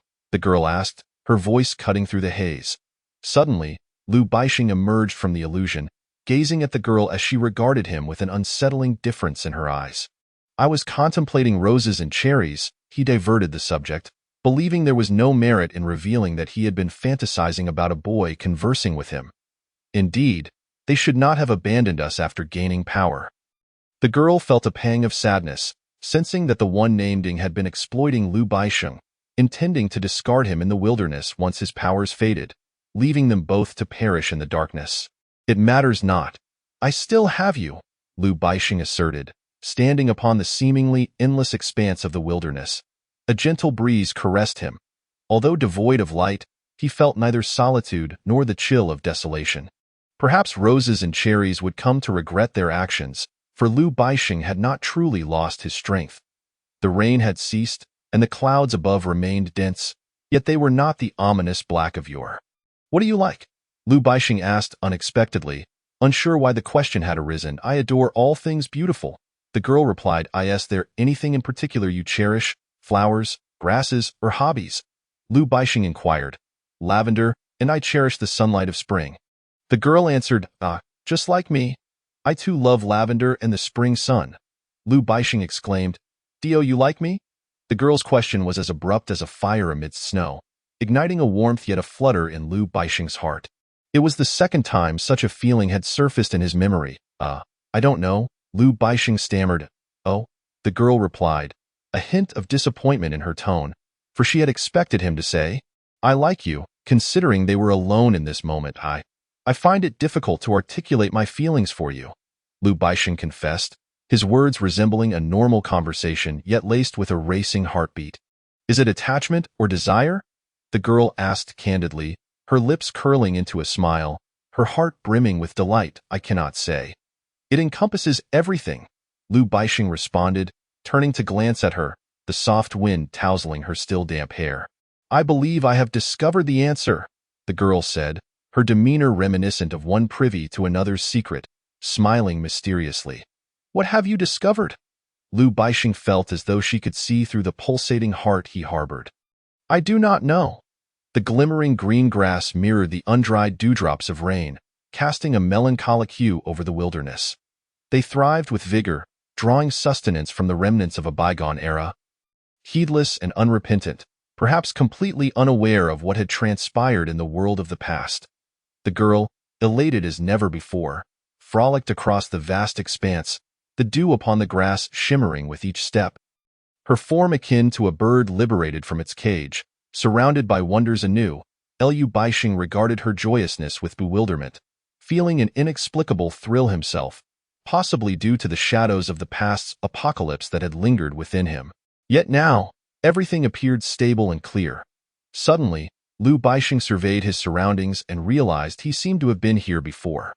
This place bore an uncanny resemblance to the dream where he encountered the boy. Yet devoid of the profound woods or the colossal trees that had obscured half the sky, before him lay an endless vista, devoid of any trace of dreams, yet it felt achingly familiar. Chapter 2. Prelude to a Kingdom. The stranger Sakura no Chilua stood atop the highest peak of the mountain, his expression menacing yet tinged with an excited smile. The wings behind him faded into nothingness. Yet the long sword in his hand continued to drip with blackened blood. The newly sprouted grass lay in disarray, a grim testament to the aftermath of battle, though the corpses sprawled upon the ground had already vanished with the wind. In this world, they left behind neither bones nor remnants of flesh. However, no Chilua inhaled the scent of blood that lingered in the air, aware that the recent conflict was merely the overture of this era. "Where is Nike?" No Chilua suddenly inquired, yet none of the benefactors behind him responded. "Where is he? Lord Deity," someone suddenly spoke. "You know where he is gone. He mentioned he would take a look in that grove." The individual pointed towards the forest behind them, adding, "We cannot allow him to act alone. His actions could jeopardize the entire team, I am aware of that, yet he always prefers to be a forerunner. I just hope he does not encounter anything dreadful," No Chilua remarked, his expression shifting from menacing to melancholic, genuinely hoping Nike would remain unharmed. "Let us proceed to the forest. We are still quite far from it." "No," Chilua stated. "What about the captives and those women?" someone interjected, their voice dripping with sarcasm in the wind. "They are merely followers. Let them fend for themselves in the darkness," No Chilua replied, frowning, for he already had enough people in his ranks. He did not desire an excess of followers, knowing it would inevitably breed dissenters. He preferred to remain with those who had traversed the darkness alongside him as the apocalypse loomed. "Is that acceptable?" someone asked suddenly. "This world is ruthlessly unforgiving. Without power, there lies no hope for survival. Even with power, one remains oblivious to the timing of death," No Chilua asserted, resembling a mobster from a bygone era, instructing the newcomers on how to engage in brawls at the docks. Casting aside their lives, instilling in them a belief that existence was merely a plaything of the world, arriving with the wind and departing with it. "What of those beautiful women? Do as you please." No. Chilua understood the man's intentions. Perhaps it was merely a carnal desire. In the distance, though far away, they were uncertain how many times they had been pursued. Yet, Sakura and Rose were finally able to escape this bewildering grassland, where they might find a brief respite from being hunted, for the forest ahead promised sanctuary. As Sakura and Rose approached the edge of the vast grassland, the immense forest ahead stirred their desires. At that moment, however, the man appeared, shattering the tranquility and instilling fear within Sakura, as the menace emanating from his gaze caused shivers to run down their spines. The man advanced and kicked Sakura to the ground, slowly approaching Rose, whose hair was now disheveled. His eyes, akin to an aged artist admiring a masterpiece, reached out to caress Rose's form. Perhaps Rose was indeed breathtaking, for all men seemed to perceive her through the lens of desire. His sharp nails glided across her cheek, his nose inhaling the scent of her presence, his gaze entranced by the trembling figure of Rose. "Come with me. She is but a mere contractee," the man said, gesturing towards Sakura, who lay behind him. "No." Rose vehemently refused, her voice barely above a whisper. "Do you intend to rely on a mere boy of 18 or 19, one who knows nothing of the world, to guide you through this forest rife with wolves and tigers until dawn?" the man queried, showing no concern for Sakura's fragility. That is nothing but a fantasy. After all, he is merely a contractee, as weak as a fledgling hawk, barely capable of taking flight. What must I do? I care not for your opinions, Rose retorted, attempting to strike the brutish man who sought to restrain her arm, only to have it captured by his other hand. The man pressed down upon Rose, forcing her to recline upon the grass, which shimmered with an emerald glow. Sakura observed the unfolding scene. A surge of anger erupted within him as he rose from the ground, a sword having mysteriously materialized in his hand.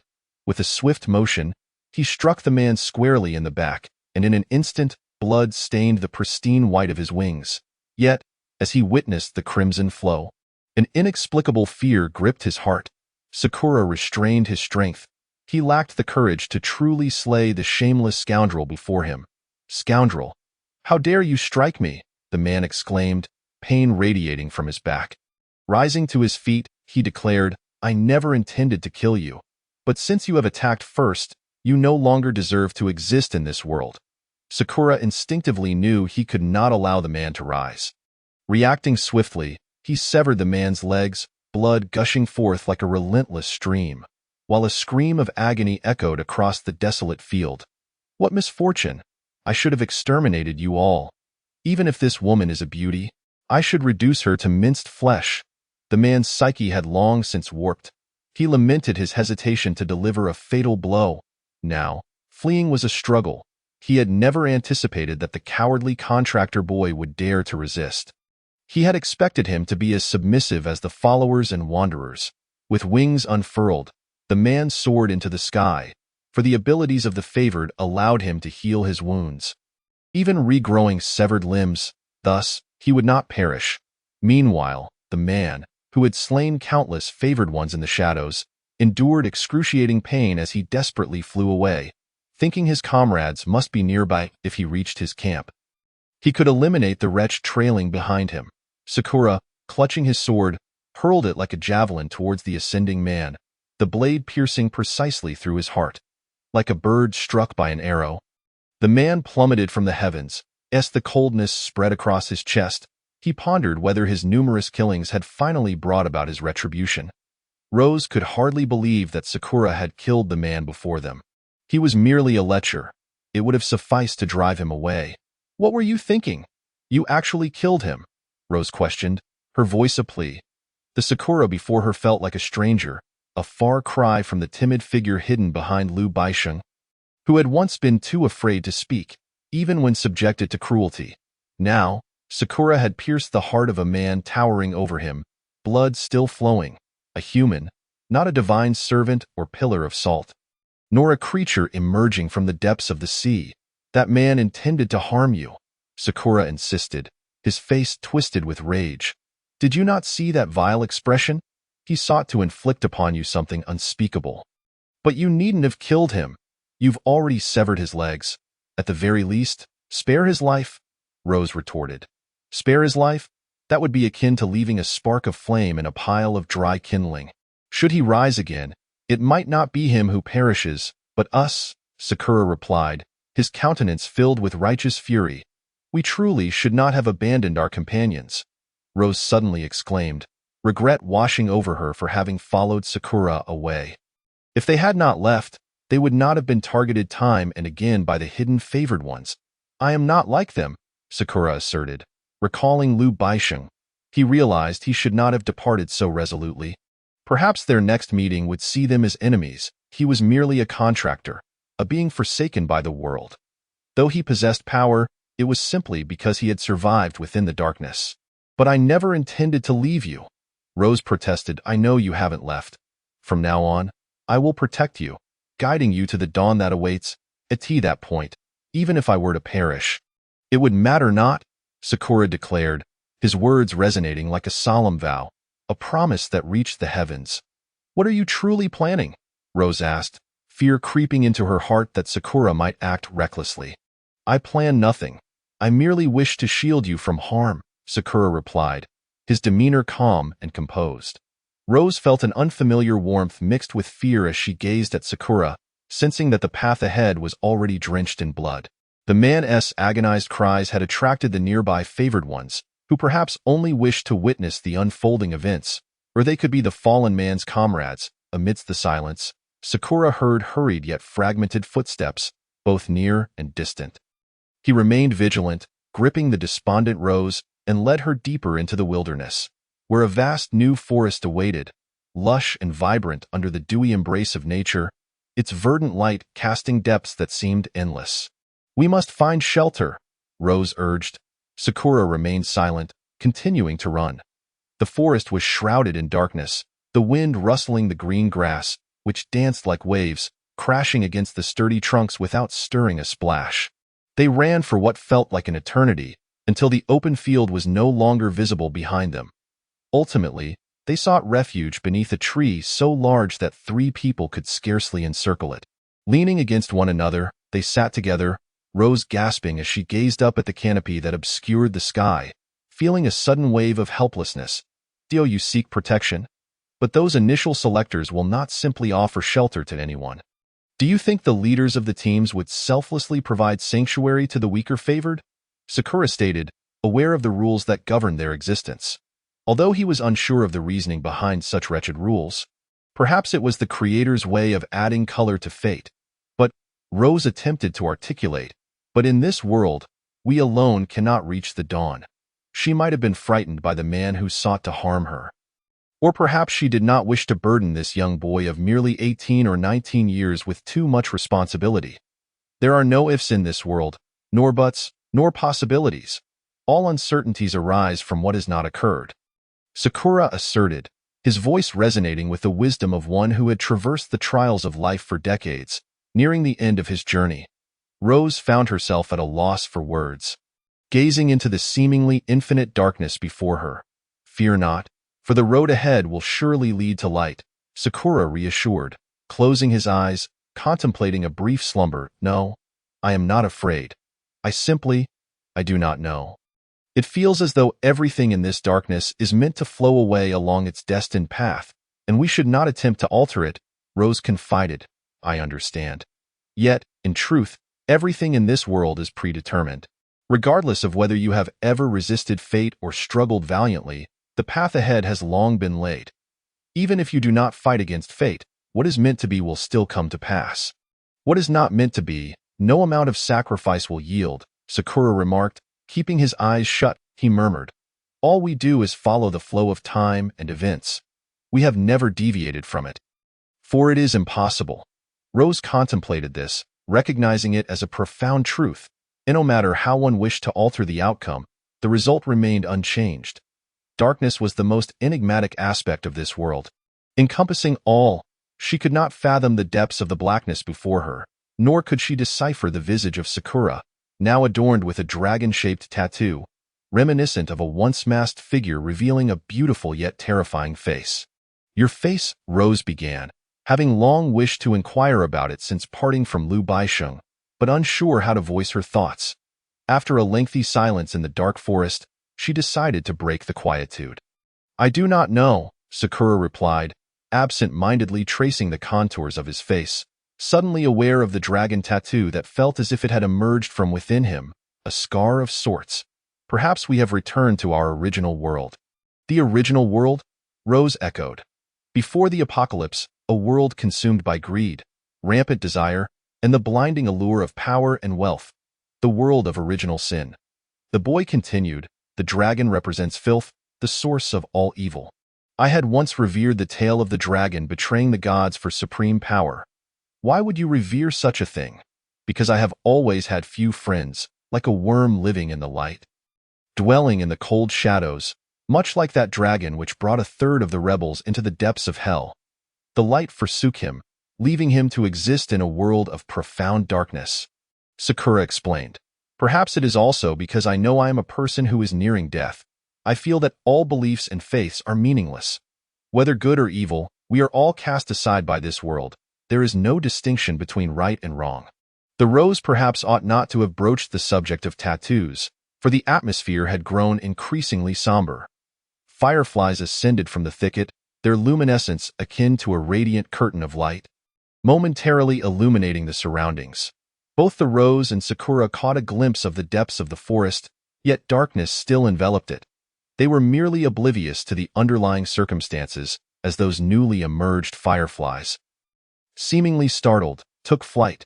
Fragmented snippets of conversation reached the ears of the rose and Sakura, not echoes of the pursuers behind them, but rather dialogues exchanged among individuals. I will return home early this year. I shan't work overtime during the new year. Happy birthday, Mom and Dad. Money, money, always with the money. Go live your life with that man. We're getting a divorce. Who are the parents of this child? This child cannot be saved. Even if he lives, it would merely be a torment. Hello? Who is this? I'm busy. What did you say? My father has passed away. Wait. I shall return home immediately. Professor, the formula for this new material has been derived. Why? You cannot kill me. The voices continued, a cacophony reminiscent of conversations among the impoverished of a bygone era. The rose rose to her feet, surveying her surroundings. Apart from the startled fireflies, all appeared as it should. As though the voices were mere figments of her imagination, Sakura, too, was engulfed by the murmur of voices. That child can no longer live. He can only survive until 18. Let us abandon him. Surely there are kind souls who will take him in. The woman's voice dripped with disdain. What a misfortune. Is it your genes that are flawed? How could such a progeny emerge? This is your fault. He emerged from your womb, the man retorted, attempting to shirk responsibility, convinced that no defect resided in his lineage. Let us conduct a genetic perfection test. If it is my fault, I shall not leave this home, even if the child were to perish. If it is your fault, I will depart. Do not entertain notions of keeping me here. The woman's voice rang out defiantly. Very well, I shall not be deterred, the man replied. After a prolonged silence, the voice resurfaced in Sakura's mind. Humph! Your genes are as useless as tangled yarn, while mine are as splendid as silk. The blame lies squarely with you. The woman's voice echoed. No, no, you cannot leave. This child is but 4 years old. The man insisted. 4 years old? What of it? I have my youth ahead of me. I refuse to be tethered to you for a lifetime. In truth, I have long since had my fill of you. Although we reside in an urban district, we are but the lowest of the low in this world, merely surviving in a cramped space. Had we not known each other for so long, we might have been strangers by now. The woman's words were sharp and bitter, as if the world itself were conspiring against her. I was merely indulging in a petty quarrel when I accepted your wager. The man declared, You cannot stop me. The remaining sound faded into the heart-wrenching cries of a boy calling out for his mother. Tears streamed down Sakura's face, though he could not fathom why. It felt as though his memories had been augmented with long-forgotten fragments, their vague familiarity strikingly vivid. He suddenly recalled fleeting moments of joy, riding on his father's back in a house bathed in the glow of the setting sun, with his mother's laughter echoing in the distance, yet now lost to the void, forever out of reach. The clamor ceased abruptly, followed by an enveloping silence, as if memories had paused, or perhaps been forgotten. The fireflies gradually returned to the thicket, possibly alighting upon the branches of towering trees, their crowns shimmering faintly. The distant sounds were ethereal, drifting in and out of awareness, uncertain of their return or departure. Suddenly, the fireflies soared once more from the ground, akin to waves cresting upon the shore, trailing behind them a procession of shimmering blue entities. The rose widened her eyes in disbelief, unable to fathom the legion of phantoms emerging from the depths of the forest. Astride spectral steeds, these mounts, though legless, thundered across the earth with a sound akin to rolling thunder. Chapter 4. Prelude to a Nation, Desires and the Forest of Illusions. 2. The phantoms, clad in armor and wielding blades, swept past with a haunting wail, dragging along tormented souls tethered by ropes. Their screams intertwined with the thunderous sound of hooves, creating a tragic symphony that resonated with the depths of humanity. These anguished souls were the captives of a bygone era, long entombed in the cataclysm of an apocalyptic disaster, languishing in the abyss of despair. In the blink of an eye, the spectral steeds thundered closer, and the rose, attempting to evade them, found herself struck head-on by a phantom horse. Yet, she did not get thrown aside. Instead, the steeds passed through her, leaving her with a weighty sensation, as if her soul had been hollowed out. Overwhelmed, she sank to the ground, while Sakura, now wide awake, stood and gazed at the ancient figures racing by, reminiscent of the eternal rebels fighting at the world's end. This is not a good place. Sakura suddenly exclaimed, an unsettling intuition nagging at him regarding the phantoms. Indeed, it is not, the rose concurred. Yet we know not what dangers lie ahead, and we cannot turn back. Behind us are those butchers in pursuit. We must forge ahead, Sakura stated, gripping the rose's hand. He noticed, with surprise, that her hand was ice-cold, as if winter had already arrived. Are you cold?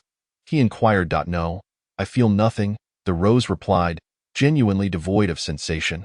What is the matter? Oh, it is nothing, Sakura mused, pondering why he felt the chill when she did not. Despite his lack of hunger or thirst, this sensation only deepened his sense of solitude. The rose rose once more from the ground. Fireflies danced about, no longer descending back into the thicket, fearful of the galloping steeds or the mournful tone that might shatter their fleeting joy. Adult fireflies lived but 21 days, perhaps faring better than the ephemeral mayflies. They would have time to relish this world, to endure the trials and joys of seeking love, illuminating the darkness in their final moments. Sakura grasped the rose's icy hand and cautiously ventured deeper into the forest.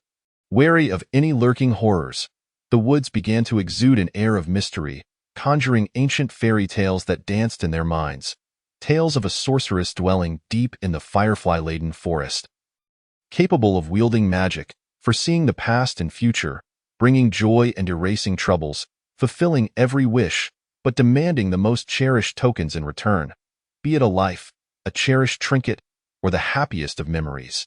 A sense of foreboding crept into the forest's ambience. Fairy tales are mere sparks igniting the dreams of the future, akin to myths, serving as a refuge for the hopeful. The fireflies in the forest began to shimmer with vibrancy. They flitted about in greater numbers than before, seeking their mates, yearning to find companionship and procreate before their fleeting lives came to an end. They radiated their brilliance, wishing to present their most beautiful selves to those they cherished, entwining together in their final moments as the brightest of couples in this world. The rose observed Sakura with concern, noting his pallor as if he were unwell, his body trembling since he first clasped her hand. Are you all right? The rose inquired. I am fine. Sakura shook his head, perhaps convincing himself. A flicker of light glided past Sakura, visible to the rose standing opposite him, a spectral figure resembling a reptilian soul.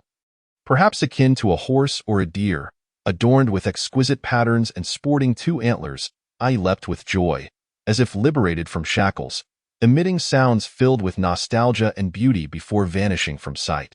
In a fleeting moment, its form flickered from left to right, or perhaps from the front, as if engaging the two in a game of hide-and-seek. Sakura, inexplicably, felt a wave of sorrow wash over him. Reminiscent of witnessing a homeless child adrift in search of belonging, he halted, his once trembling form now quivering with uncertainty. What troubles you? The rose asked. I do not know, Sakura replied, sinking to the ground, hoping that stillness might ease his plight. I simply feel cold. Cold? Why do I not feel it? Ever since the apocalypse, I have felt nothing, not even the biting winds of snow, the rose remarked. Perhaps? I have little time left, Sakura spoke, as if he had already come to terms with his fate, casually relinquishing his life. Yet, he did not truly wish to abandon existence, for dawn had yet to arrive.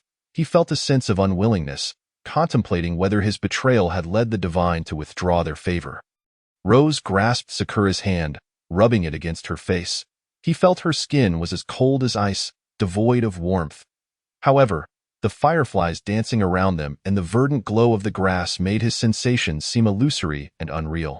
While the pervasive chill of the world remained palpable, Rose embraced Sakura tightly, sensing his body tremble violently. She feared for his well-being, terrified of being alone in this dark abyss that offered no end or direction. Perhaps she dreaded the feeling of abandonment once more. Suddenly, she recalled the home she once loathed, one bound by blood yet devoid of affection, and the man who had inexplicably drifted away from her. In that moment, She clung desperately to this unfamiliar yet safe boy, terrified that she was merely grasping a soulless shell. A sudden warmth enveloped Sakura, a warmth imbued with emotion, affection, and an air of ambiguity. He reciprocated the embrace, sensing Rose's quiet sobs in the haze of the moment. He felt the atmosphere shift, an awakening of hormones and desires. He caressed Rose's form, inhaling the scent of her warmth, as the air thickened with an intensity that radiated from deep within. Rose realized that Sakura no longer trembled. It seemed he had tasted the sweet essence of connection between them. She lifted her tear-streaked face to meet his astonished gaze, and they exchanged a faint smile. Two solitary souls found solace in each other, akin to fireflies that had discovered companionship in the night, radiating a dazzling luminescence. Chapter 5. Prelude to a Kingdom, the reality of loneliness. Time flowed, imbued with an unusual fragrance in the darkness, as the wind blew softly. The two lay bare amidst the new woods, gazing at the lush canopy above, where light nestled within the leaves. Rose brushed her fingers across Sakura's face, discovering the Western dragon tattoo upon his skin, realizing with astonishment that it seemed to grow, like a hatchling that had emerged from an egg, now transformed into a creature capable of breathing fire. "Should I admit my fault?" Sakura suddenly remarked, feeling a sense of guilt. "Why should you?" Rose inquired. "We are merely two lonely souls relying on one another. Two lonely souls," Sakura pondered. Indeed, he had always felt isolated. "Yes, perhaps together we can find warmth," Rose suggested. "Is this a jest from the divine? Warmth and coldness, merely the joys and sorrows of spirit and flesh," Sakura mused, closing his eyes to savor the warmth of the wind. "So, what are we, lovers or merely partners for procreation?" "Lovers," Rose replied, though uncertainty lingered within her. She was unsure of her role in his life, akin to the man she once admired, who had viewed her as nothing more than a fleeting meal. "What of the boy?" "In that case, you are even lonelier," Sakura declared. "Why?" "Because you have only me," he stated earnestly. Rose was momentarily stunned, lost for words, her thoughts scattering like leaves in the wind. The world felt blank, as if the apocalypse had never occurred, serene, tranquil, with only a sleeping tabby cat nestled within her heart, illuminated by the warm glow of the setting sun. Or perhaps she should be seated in a modern CAF, sipping synthetic coffee. "In this entire world, I have only you," Rose confessed. "I truly wish this were an illusion. I cannot bring myself to believe in the reality before me, even if events have transpired." Sakura reflected. "Am I truly so unworthy of your belief in reality?" Rose questioned, her brow furrowed with melancholy. "No, you misunderstand. Sakura paused. "I genuinely would do anything for you. If misfortune were to befall us, perhaps we could lessen the sorrow. I have found you, and I do not wish to lose you again. That would be too regrettable. Isn't life filled with regrets? To some degree, it is all the same. If we view it with detachment, it matters not. If we hold it close, we become troubled. Regret starts from the moment we decide to undertake or complete something," Rose replied. "From the end of days until now, I have enough. Having someone to accompany me on this final journey is far better than being alone." Their conversation felt like a farewell. A silence enveloped them, the rustling of leaves echoing in their ears. After a while, the once icy Sakura felt devoid of warmth again, everything around him seemingly the same, like the hand that held Rose, merely a vessel for his soul. They had lingered too long. Perhaps those who once cared for them had entered this dreamlike forest. Shadows swirled around them, flitting aimlessly like homeless wanderers, some weeping, others laughing maniacally, filled with excitement or despair, each displaying their unique forms. Be they birds, humans, or creatures of the forest, all indistinct and ethereal, yet beyond reproach. Fragments of conversations resumed, akin to an incessant swarm of flies. "Why have we come to this forest? Might there be something terrifying within? Unable to see the end or what lies ahead?" Yet, this voice was not from the forest, but from distant caretakers approaching from afar. Rose and Sakura feared that these were enemies pursuing their companions, hastily covering themselves with clothing and fleeing through the woods, desperate to escape, yet uncertain of where this forest's end lay, hiding until dawn's arrival. Or perhaps they were doomed to wander in the depths of this dark wilderness. Uncertain of when it began, Lu Baixing could no longer distinguish between dream and reality. He felt like a mere shadow in a phantom world, or a puppet at the mercy of others. In the distance, a girl, tired from her joyful run, lay down upon the fragrant grass, inhaling the fresh scent of the earth as if she had lived in a world devoid of oxygen. I remember a time when I nurtured a grass plant in the original world. It thrived on nutrient solution. Back then, soil was a luxury beyond compare. She mused, unaware of the forgotten memories flooding back.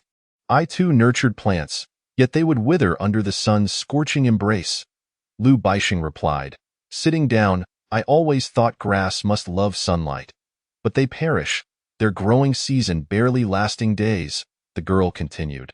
I once tried to let them bask in the sun, yet they would wilt by nightfall, ceasing to grow. I often contemplate what that world long ago was like. I've watched countless documentaries online, showcasing ancient creatures that have not gone extinct, and the vast primordial forests where the entire planet was cloaked in green. Deserts were merely tiny tourist spots, Lu Baixing reminisced. The girl listened to his reflections, dreaming of the past, yet she did not belong to that that moment. Lu Baixing regretted his birth in this apocalyptic time, where the vibrant cities, adorned with neon lights, resembled brilliant fireworks. Yet the starkness of nature cast a grayish pall over reality. The girl turned over, gazing at the dissipating clouds above, filling her with anticipation, before exhaustion claimed her, and she drifted into slumber. Lu Baixing lay upon the grass, attuned to the rhythmic breathing of the girl beside him. His gaze fixed upon the sky, which began to brighten. He was astonished to see the dark sun vanish, the crown-like corona resembling a dim ring fading from view, and the moon, liberated from Earth's pull, was also absent. He glanced at the girl sleeping soundly for the first time, her lips murmuring in dreams, a smile gracing her face. You should rest well. This may be your final moment of respite. A boy's voice suddenly echoed in Lu Baixing's ear, as if it had traveled from a distant past. Yet, he felt no fear, as if indifferent to it all. Perhaps he had succumbed to depression, prone to fanciful thoughts, and the boy's voice was merely a figment of his imagination. The final moment of respite? Lu Baixing scoffed, eyes closed, as the boy lay beside him on the new grass. Your words instill fear, like the certainty that peaceful days will soon vanish. Peaceful days? Ha? Do you know when winter reaches its coldest? The boy remarked. Perhaps you are unaware that in the era preceding the apocalypse, the seasons had long since lost their original visage.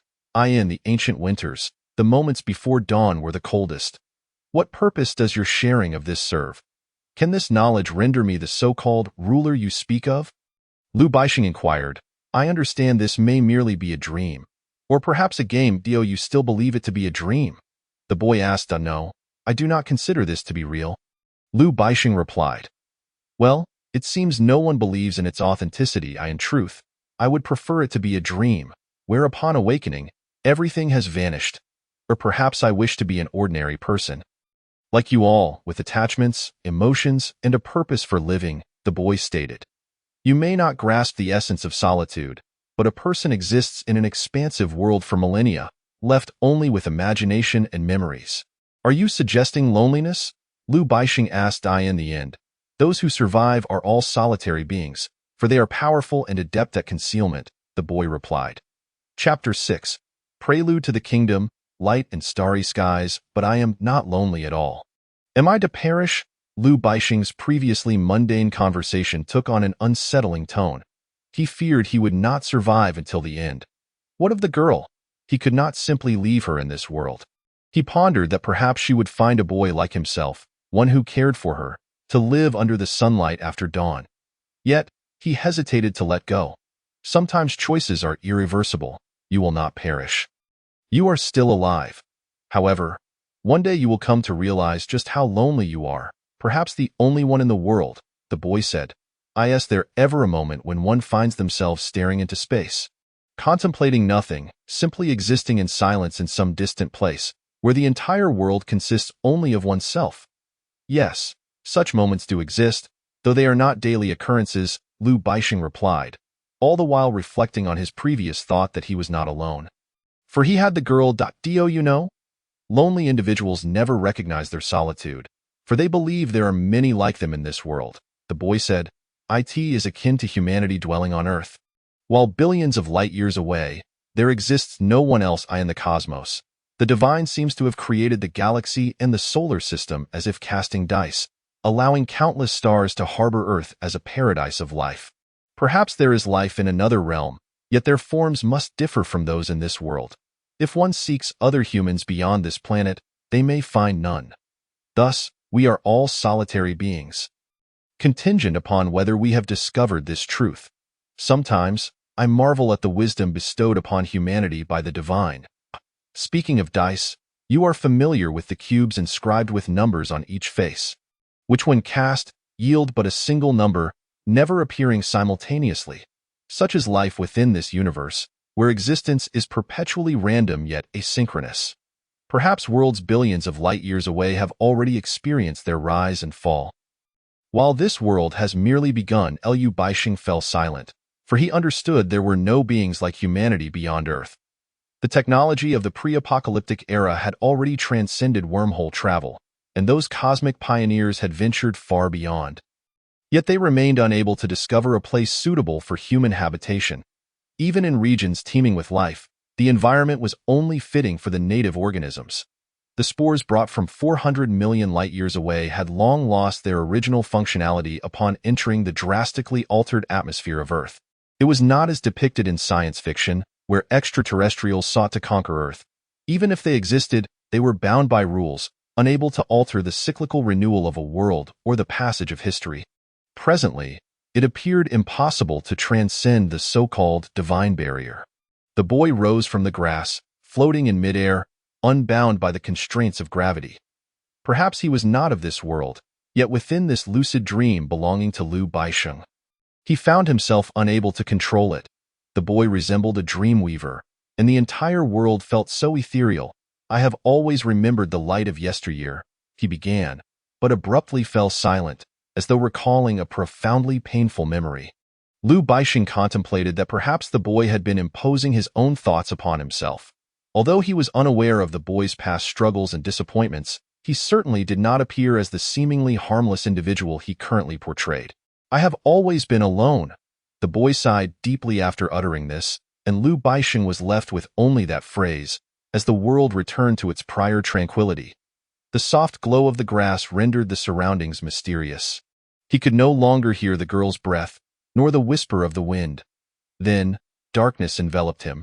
Tranquil and indifferent, it was unclear how much time had elapsed, but upon awakening, he found the grass had grown significantly taller, nearly covering him entirely.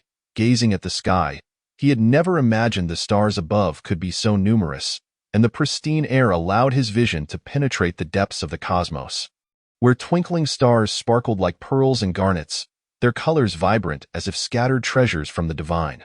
The girl awoke, standing amidst the vast field, embracing the gentle breeze. Her somewhat tattered white dress danced in the wind.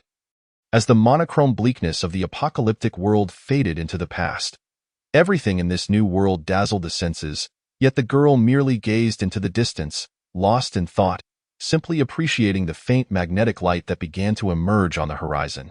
Liu Baixing sat up from the grass, disturbing the fireflies that had nestled among the blades. The girl heard the rustling and turned her head, offering a quiet smile without uttering a word. There are so many stars in the sky, Liu Baixing exclaimed as he rose to his feet, rubbing his temples, his head inexplicably aching as he looked upward. Those must be souls, the girl suggested tentatively. Perhaps they are angels. In mythology, there are billions of God's messengers, all radiating light, flames that consume sin, and with true wings. They are entirely white, wielding swords to vanquish malevolent spirits, and Liu Baixing trailed off, suddenly recalling a man during the apocalypse, cradling his daughter as he recited one last bedtime story. After the girl closed her eyes and never awoke again, the soul departed the body, leaving behind a man whose confidence in living was extinguished by loneliness and sorrow. Liu Baixing speculated that the man had long since perished in the torrential downpour that followed, his spirit carried away by solar winds. What else? The girl inquired. Perhaps hope, Lu Baixing hesitantly responded, feeling as though he had misspoken. Hope. God never grants anyone hope. He only provides dreams, the girl replied, her eyes shimmering with emotion, her mind swirling with countless thoughts. Isn't that a bit too absolute? Lu Baixing countered, denying her assertion. It may be somewhat absolute. Yet it is the truth, the girl affirmed. Lu Baixing suddenly recalled a moment with Ying and Xiangwei, when the girl had comforted him by saying that there was still hope in the world. Yet now, her words stood in stark contrast. Lu Baixing furrowed his brow, suspecting the girl was reminded of some unpleasant experience. He remembered that upon first encountering her, he had forgotten the past, much like Ying. Suffering from amnesia. Chapter 7. Prelude to the Kingdom, The Abandoned Survivors. 1. The girl settled back onto a stone amidst the tall grass, which enveloped her completely. She hugged her knees, resting her chin on her hands. Her eyes reflecting a sense of loss. An extended silence ensued, perhaps lasting an eternity. Inexplicably, the two remained devoid of conversation, as if even memories were to be buried in this dark world. Lu Baixing refrained from inquiring about the girl's earlier remarks. Aware that she would not express her disappointment in the world without reason, much like when they first met, when she had described herself as a guardian. The night sky was resplendent, with stars twinkling brightly. To Lu Baixing's astonishment, meteors streaked across the heavens. One, then two, coalescing into a luminous veil that it was a cosmic meteor shower. As the meteors grazed the atmosphere of this new world, igniting sparks that illuminated the dark expanse, casting a harmonious glow upon the scene, seamlessly blending with the ambience of the new realm. Yet he remained oblivious to the events transpiring above, time, perhaps having occurred long ago or merely moments prior. Eluded comprehension. Mars, a time when the sun had not yet faded from existence, or to rephrase, when that sun, having lived for over 4 billion years, had not yet transformed into a dim star. 1,400 souls aboard the spacecraft from Mars sat intact within the vessel, though their hearts were heavy with resignation and helplessness. Not long ago, while still laboring on Mars, the devastating news had reached them, prompting the commander of the ship to feel the weight of his dwindling existence. Is the world government demanding our migration? This was the query that echoed in the commander's mind upon receiving the message. Why? Solar winds, an unusually high-frequency solar storm. Scholars have elucidated that there are disturbances occurring within the Earth's interior. The commander gazed at the solar images transmitted from Earth just hours prior, where an immense corona enveloped the entire sky of the planet. How many individuals remain within the Martian base? The commander inquired, his brow furrowed. 500, with the remaining 900 mostly aboard the spacecraft. How long will it take to recall them? 1 hour, replied the scholar. Proceed with the recall, commanded the commander, his brow still knitted as he pressed his fingers against his temples. By the way, what impact does solar wind have on us? Not significant. Our spacecraft possesses protective capabilities against high-energy particles. Then why can't we return to Earth? Because the moon has drifted beyond Earth's gravitational influence and is currently orbiting the sun at the second cosmic velocity, moving in tandem with Earth at the same angular velocity. The disruption of gravitational forces has drastically altered the environmental and geological conditions on Earth. It is estimated that the entire planet is now in a state of calamity, shrouded in darkness. The scholar continued, at this juncture, all communications from the Earth base have been completely overwhelmed by the solar wind's particle storm. Is it possible that we cannot receive even a single piece of information? Not only can we not receive any, but we are also unable to ascertain Earth's gravitational coordinates in space, as if the entire planet has vanished into thin air. The scholar elaborated. Which means that if we attempt to return to Earth now, we would be utterly incapable of discerning a route back. Do we not have a pre-established directional route? The commander queried. Indeed, there is one. But we have been devoid of coordinate records for 10 hours, the scholar responded. Why was this not reported sooner? We did report it, but we lost contact with Earth 10 hours ago, the scholar lamented. Let us proceed according to plan. How long until we reach the next celestial body where we can replenish our resources? I am unsure, but it should be soon. Our foremost priority is to safely exit the asteroid belt. The scholar pondered for a moment before adding, The first transition wormhole of the solar system lies beyond the asteroid belt, and it is stable. Fortunately, our resources suffice for 2 transitions. Thus, prepare to recall the personnel and ready our departure. Ensure that the blue cores are sufficiently stocked to sustain us during this journey, the commander concluded, issuing a remote emergency evacuation order, prompting the humans still active on the Martian surface to swiftly return to the spacecraft. Commander, if we truly decide to depart, the blue core reserves should suffice for 300 years of spacecraft operation, and furthermore, the energy utilized for our transitions is nuclear fusion. Whatever the case, as long as we survive. That is all that matters. Time flowed gradually, and the alteration in gravitational forces caused disturbances within Mars itself. Volcanoes that had lain dormant for thousands of years erupted before everyone's eyes, spewing ash across the thin atmosphere of the planet. Resembling a dark shroud cast over this world, as the spacecraft departed Mars, the commander witnessed a massive chasm splitting the Martian surface, within which glowed molten lava. Even through the spacecraft's outer armor, he could feel an intense heat emanating from it, accompanied by tremors that resonated from deep within Mars, akin to the anguished cries of tormented souls starved for centuries in the depths of hell. The gravitational pull of Mars is increasing, a control officer reported from the control room, indicating an increase of 0.5 times. We must enhance power. Hurry, just adapt as needed. Do not continue to report to me. Anything to escape this wretched place will suffice.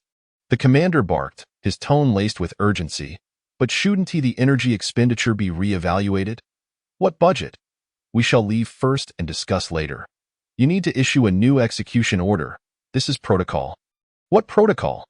If you do not wish to perish in this place, then swiftly attend to your duties. The commander suddenly realized that the abominable protocols and regulations complicated the entire evacuation process significantly. And he let out a sigh. As expected, power was increased, resulting in a 27% rise in energy consumption, which meant they had forfeited 1 transition opportunity. However, they were unaware of the precise coordinates for a single transition, which could be located in the zombie dead zone galaxy or near a colossal black hole. In any case, they had no knowledge of where they would end up post-transition. Currently, most technological transitions are unidirectional, and round-trip trajectories require substantial light energy for accurate positioning. However, having lost 27% of their energy, even reserving energy for 1 transition would leave the remaining resources uncertain in their effectiveness. As they departed Mars, it seemed as though everyone released a collective breath. Their internal tension alleviated significantly. Within the solar system, the sun's coronal eruption was vividly observable in space, fierce and unrestrained, devoid of order. As they approached the asteroid belt, all personnel aboard the spacecraft were instructed to return to their secured capsules. In 10 minutes, they would enter the asteroid belt, the safety personnel announced. Chapter 8, Prelude to the Nation. The Forsaken Survivors, 2. This is the new energy budget. We can only undertake a single one-way transition, as we have utilized 27% of the energy for the second transition. The control officer hesitantly presented the budget report on a silicon tablet before the commander. Why has so much been expended? As we departed Mars, its gravitational force had exceeded 63 times its original strength. How is that even possible? Is there a malfunction with the instruments? This is the reality. Mars's gravitational force now approximates that of a gas giant, utterly disproportionate to its size, defying scientific explanation. What on earth is happening? Could it be related to the moon? Uncertain, but thankfully we have already departed. The control officer replied. Furthermore, we can utilize the remaining energy to mark a wormhole route. Although the trajectory may be curved, it is preferable to the sensation of being lost in the cosmos without a destination. Can we still establish communication with Earth? The commander suddenly inquired, recalling that his family remained on the planet. No, or rather, we have been attempting to communicate, yet even Earth's magnetic source reflections are absent. Could it be that Earth collided with another celestial body and disappeared? The commander pondered a horrifying notion. That is improbable. The surrounding celestial bodies are quite stable, with no periodic dwarf planets or asteroids moving. The control officer assured. At this point, silence enveloped the control room, lingering for a while. 2 minutes later, they entered the asteroid belt. The mechanical sounds echoed. Commander, Will you operate from the control room or return to the safety pod? Here, please arrange a control position for me, the commander instructed. Understood. The asteroid belt lies between the orbital paths of Mars and Jupiter, where hundreds of thousands of asteroids are scattered. Jupiter's immense gravity has transformed what should have naturally formed planets into fragments, shattered and broken. Humanity has expended centuries naming each one and even extracting geological samples to study their histories and the universe's origins. Yet scientists have been unable to compile the data they have gathered. As they discovered that these findings contradicted their understanding of the universe, revealing that the emergence of the solar system diverged significantly from original mathematical and physical modeling, as if everything were predetermined, resembling nothing more than a poorly conceived cosmic jest. The journey proceeded relatively smoothly. After the commander authorized the reservation of energy for one transition, they charted their course, albeit with uncertainty regarding their precise arrival. If they could not arrive accurately, they would merely drift through the cosmos, the remaining lives of 1,400 souls confined within the spacecraft, a colossal vessel reduced to mere detritus among the carbon-salt metallic bodies of the universe. As the sun radiated its corona as usual, time flowed. Yet the effects of gravity distorted time and space throughout the solar system. At this moment, the accuracy of time could only rely on the control center's solitary atomic clock. Time stretched interminably, and apart from the operational sounds of the instruments and devices, no conversations transpired within the control room. No one paid attention to how long it took to navigate from the inner asteroid belt to the outer belt. They were simply relieved that the spacecraft had successfully exited the asteroid belt. In a bygone era, half of the ships and vessels engaged in cosmic exploration had vanished in this very region, which had once borne a terrifying moniker, the Devil's Passage of the solar system. The solar wind had swept past Mars and was now advancing toward Jupiter when suddenly someone spoke up. Just what? The commander furrowed his brow. Merely, why did the fluctuations of the solar wind retract upon reaching the edge of the asteroid belt? The control officer observed the particle fluctuation graph. It retracted? The commander pondered for a moment, then suddenly recalled something. Can we now pinpoint the coordinates of the wormhole? We have already located them. If we maintain our current velocity, we can accelerate fusion in 5 minutes, allowing us to enter the wormhole. Are the fluctuations still retracting? Yes, they are retracting significantly, almost reaching the vicinity of Mars, the control officer remarked incredulously as he monitored the instrument readings. Can the spacecraft accelerate at this moment? However, we have yet to reach our designated location. 3 minutes remain. The impatience is palpable. We must hasten our departure, for it is likely that the most intense solar wind is imminent. Why? Because of the tides. The commander inquired, are you familiar with tides? Or, to phrase it differently, are you aware of tsunamis?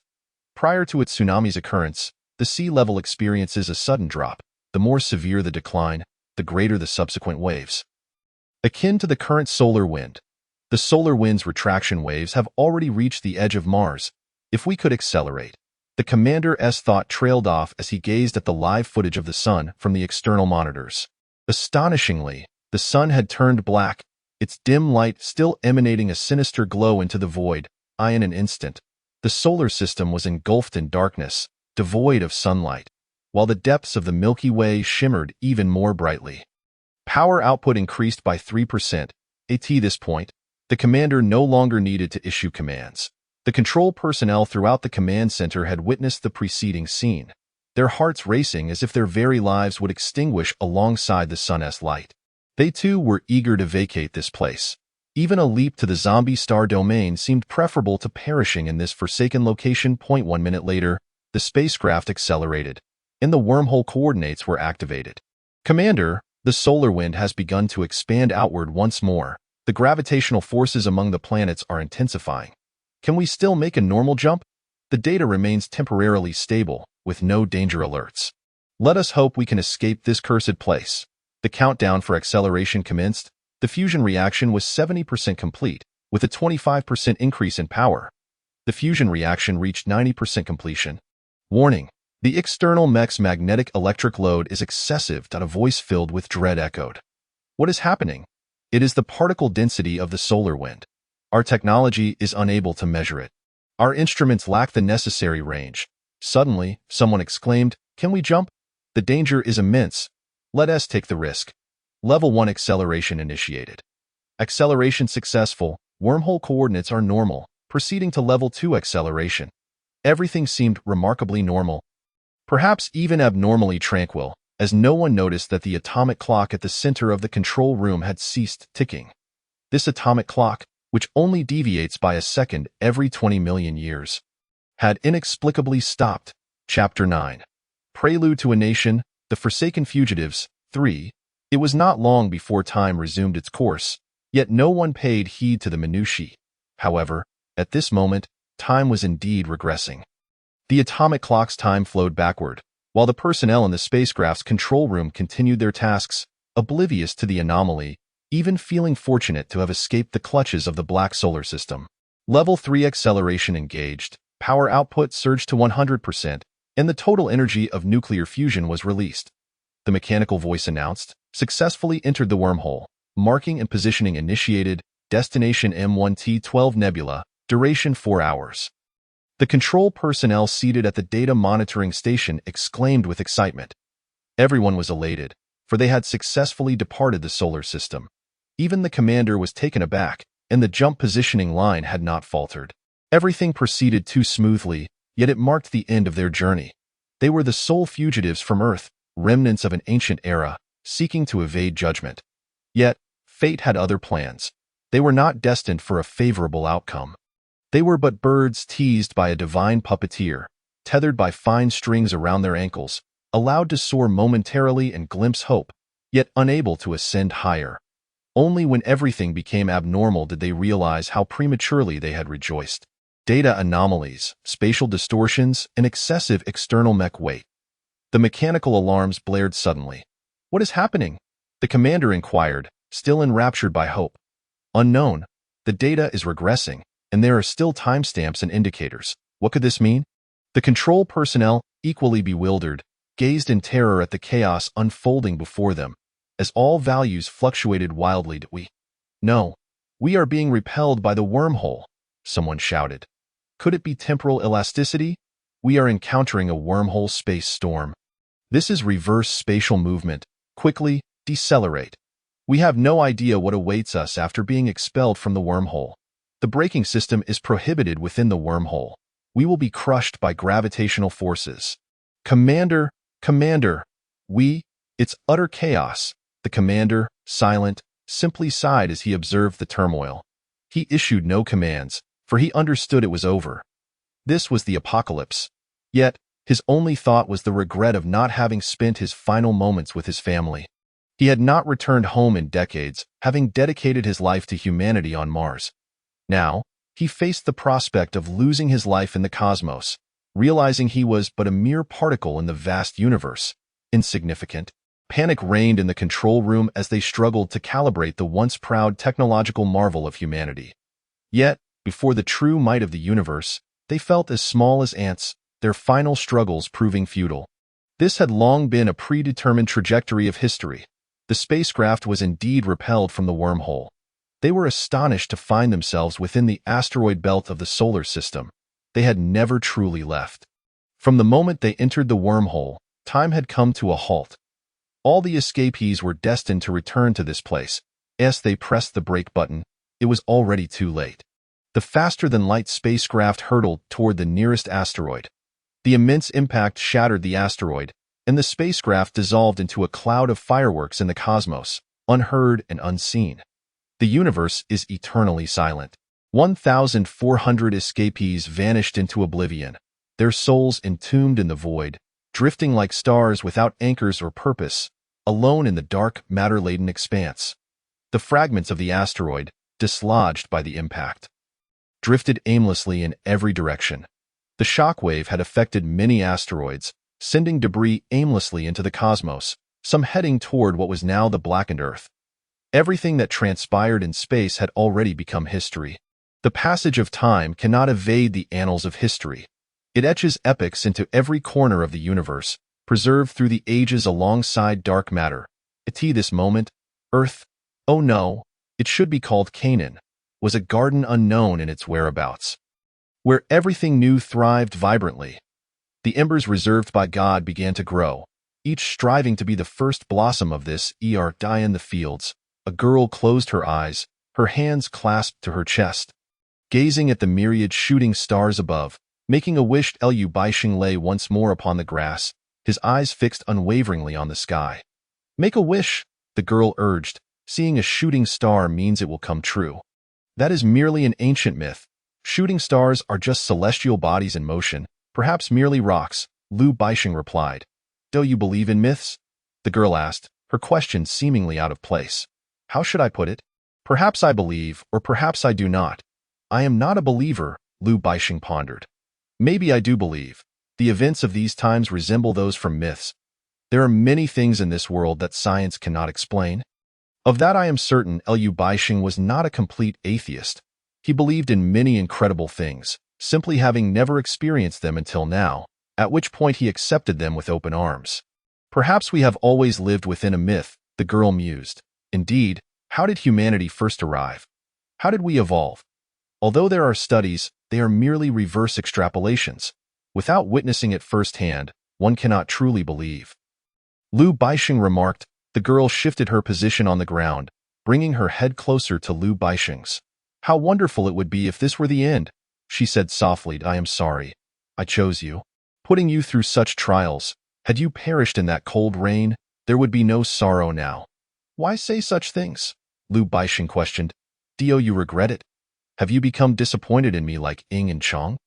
No, it is because you do not resemble a guardian. You seem more like an ordinary person, devoid of ambition. The girl replied. I should have given up from the beginning, yet I never anticipated your unwavering commitment to me. I am but a useless contractor, merely a guide before arriving in Canaan. Back then, I knew nothing, only wishing to find someone to rely on for survival, yet I was mistaken, as the wind blew. The sound of grass rustling against the sand filled the air, accompanied by a cacophony of miscellaneous noises. Bai Shang, however, remained silent, not wishing to hear the girl's humble self-exposition. Chapter 10. The Dark Era. The Lament of the Forest. 1. The stillness of time had lingered too long. Traversing the blood-soaked mountains towards the forest, no one spoke. The oppressive silence became suffocating, only broken by a horrifying scream that jolted them into the realization of how far they had walked. Nosy Luada found the scream eerily familiar as he glared at the bloodstains and the dismembered limbs that lay before him. He unmistakably recognized the body of Nike. He had never anticipated Nike's demise. Blood was everywhere, and the grass around shimmered with a faint yellow glow. He could not fathom that such a powerful individual had fallen. One who had once rescued Nosy Luada from the clutches of a band of salt pillar deities. Yet here he was, slain. A sudden fear gripped Nosy Luada as he pondered the nature of the perpetrator. How strong must one be to commit such an act? Little did he know that Nike's killer was merely an 18 or 19-year-old boy. A contractor unbeknownst to him, he was also unaware that Nike had simply turned his back to a cowardly enemy, one he deemed too feeble. Times, anger could drown out fear. Nosy Luada summoned his sword, planting it firmly in the ground as he knelt in solemn reverence, vowing to avenge Nike. Bowing his head, he gazed at the grass glowing faintly beneath him, its direction leading towards the vast forest ahead. An expanse they could not see the end of. Though still distanced from the forest, it was the only sanctuary for the murderer, and they trudged towards it, their steps heavy. Perhaps driven by urgency? They quickened their pace. A gust of wind swept through the forest's edge, causing the leaves to rustle, while ghostly branches swayed before them. Nosy Luada inhaled deeply, steeling himself as he advanced into the dark woods. The guardians followed suit, and as the last among them stepped over the forest's threshold, an air of mystery enveloped them. They instinctively turned to look back, only to find that the open fields had vanished, replaced by an endless abyss of darkness, dense trees, and peculiar dim lights. Fireflies illuminated the obscurity, their scattered glow appearing as mere insignificance against the profound blackness. In an instant, the wind shifted, revealing an eerie blue light before them, leaving them terrified and unsure of what they faced. A horde of headless, ghostly cavalry charging towards the stunned guardians. They wished to flee, but the path behind them had long since disappeared. The sound of their stampede echoed like thunder in the ears of every guardian, yet the forest remained eerily silent, the noise merely a figment of their own dread, as they believed they were being welcomed by the harbingers of hell. The phantom horsemen swept through, penetrating the bodies of each guardian, leaving them in a profound sense of loss and despair. "Why have we come to this forest?" someone suddenly asked. "We seek Nike," Nosy Luada replied, perhaps having lost himself in the fervor of his conviction, believing that Nike still lived and was nursing his wounds in some hidden corner of the forest. Yet the truth was stark. He was dead. The harshness of the reality stung. "If he is dead, we must find his murderer and exact our revenge," Nosy Luada asserted, his latter words laced with malice. "Why? Just for a guardian, you would venture into this uncertain forest?" Another voice questioned. "I in the past, those guardians who perished in battle never elicited a single tear from you. We are guardians too, not your slaves. Even if you are a chosen one, if we cannot survive alongside you, I would rather brave the darkness alone. You may leave if you wish. Let the first traitor step forward. It matters not," Nosy Luada retorted without turning back, unwilling to acknowledge who had spoken. "Our intended path was always this forest." Someone else chimed in, perhaps seeking to maintain their camaraderie, for the unknown ahead demanded the protection of the strong. If they truly ventured forth alone, they could become fodder for this new world. And perhaps this forest was indeed the necessary passage to their ultimate destination from which they could not escape. The guardians ceased their chatter and complaints, the forest once again shrouded in an enigmatic silence. Exhausted from their flight, Rose and Sakura finally paused. Sakura gently kissed Rose's cheek, inhaling the enchanting fragrance that emanated from her, a scent that would draw all men towards her. The youthful innocence that once adorned Sakura's face had vanished, replaced by a ravenous glint akin to that of a famished wolf. Rose felt no aversion. She leaned her weary form against Sakura's embrace, seeking solace in the warmth of his spirit. They sat beneath an ancient tree, its robust trunk suggesting centuries of existence, and the surrounding dim light rendered it even more profound. "Will they pursue us?" Rose inquired, fear evident in her voice, as if facing a butcher. "I cannot say. But we have run quite far," Sakura replied, glancing back, uncertain of the distance they had covered. All that lay behind them was the undulating branches, ghostly and dreamlike. Before long, the sound of soft footsteps on the grass and the bending of low shrubs punctuated the silence once more. "Did you hear that sound?" Rose asked, having detected the footsteps. "I did," Sakura affirmed, his ears straining to catch the distant noise. He dared not make a sound, peering into the darkness where shadows danced. Yet, the shadows remained elusive, their forms deeper than the surrounding darkness. It was as if two gazes locked in an unspoken tension, shattering the tranquility of the forest. "There are people," someone exclaimed suddenly. "I can smell Nike's blood." "Where?" another voice roared. The fireflies in the forest scattered as the dim light coalesced into a blinding radiance. The night-adapted pupils of the shout's owner widened painfully, and in that instant, he beheld a boy marked with tattoos. Resembling a rebellious student, accompanied by a woman of striking beauty, exuding an ethereal charm. "Only two?" someone questioned. "There are indeed just two of them." "Impossible. It must be a mistake." "It is no mistake. I can smell Nike's resentment.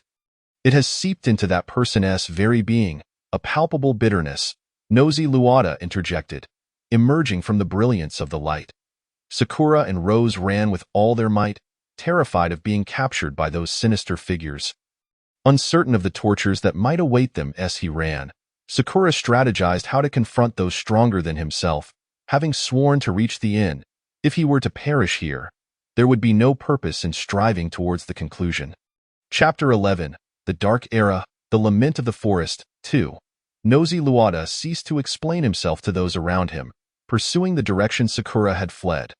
The guardians followed in his wake, the forest filled with the rustling of grass, transforming the once quiet world into a cacophony. Nosy Luada's heart brimmed with vengeance, a dark crimson light emanating from the corners of his eyes. Their footsteps quickened, and Sakura grasped Rose's hand, yearning to unfurl their wings and soar to safety among the branches. Yet, for reasons unknown, they could not manifest their wings within this forest. rendering them as ordinary as anyone else, save for the swords that still shimmered in their grasp. Sakura wielded his sword, clearing the obstacles before them, glancing back only to find the shadows had vanished. To his astonishment, the plants he had cut through had regrown with vigor. After a while, Sakura and Rose concealed themselves within a thicket, hoping they would remain undetected. Rose dared not utter a sound, while Sakura focused on calming his breath. We cannot merely run away. When we exhaust ourselves, we will be unable to escape, Sakura remarked, transforming his sword into a smaller dagger. In a world long past, he had never practiced with such weapons, as they were prohibited in all nations. Yet, he discovered an innate proficiency in their use, as if it were etched into his very bones. Like a primal spirit of a hunter from millennia ago, instinctively capturing prey in the darkness, Sakura tore a piece from his clothing to muffle the sound, wrapping the glowing dagger in it, seeking to blend into the obsidian world. Do not move from here. Remember, if anyone approaches, simply conceal yourself in the shadows and hope they do not find you, he whispered, preparing to leave. Where are you going? Rose asked suddenly, fear gripping her heart, terrified of losing the warmth she had just discovered in this apocalyptic realm. I am going to slay those guardians. Otherwise, they will relentlessly pursue you with, as Sakura concluded his words. He prostrated himself upon the ground, simultaneously pressing the Rose down to conceal her presence, for at that moment, their pursuers had already arrived, scouring the vicinity for the fleeing Sakura. Nozoruto's acute sense of taste detected the metallic scent of blood, emanating from the boy's body within the thicket, and as he gazed upon the underbrush in the forest, an ominous premonition suddenly washed over him. The rustling sounds caused Sakura to lay the Rose within the thicket, hoping that their pursuers would not resort to blades to clear their path. Alone, Sakura sprinted into the distance, deliberately creating noise to draw attention to himself. There, one of the pursuers exclaimed, and the others turned their gazes toward that direction, spotting a diminutive figure darting through the trees. Be cautious, Nozoruto warned. Why is there only one? Has that person managed to escape?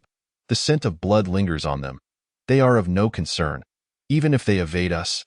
She cannot escape the grasp of the other pursuers, especially being a woman.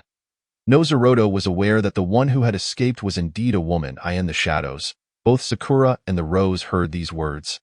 And the Rose suddenly realized her insignificance in this era, akin to a frail ant, perpetually awaiting a fate of manipulation. Meanwhile, Sakura, concealed in the shadows, felt a surge of anger, yearning to confront Nozoruto, yet his reason restrained his fury, compelling him to bide his time.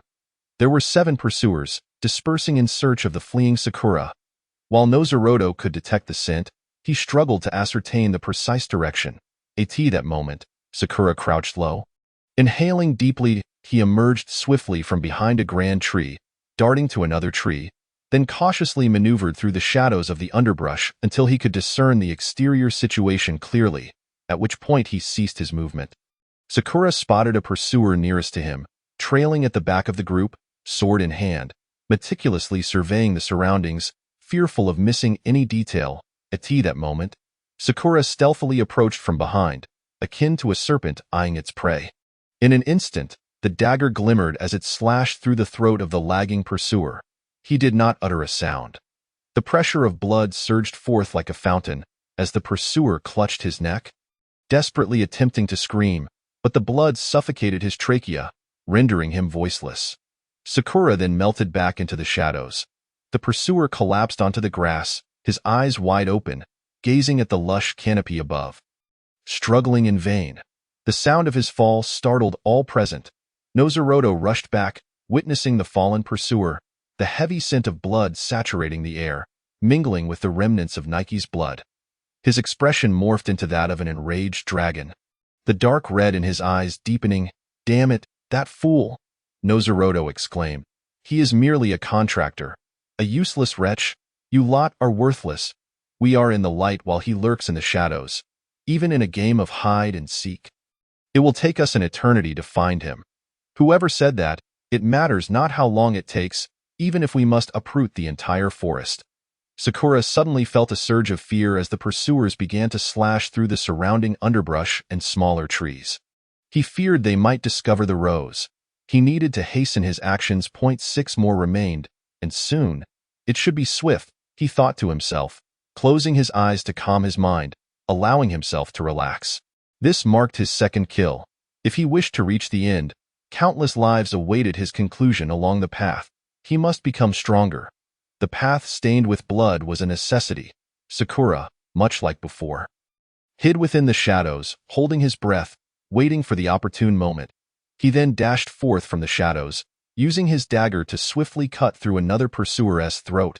This time, he executed the act with far greater proficiency than before, swiftly concealing himself once more, poised for action. Damn it! Where on earth is that wretch? Nozoruto had lost his composure.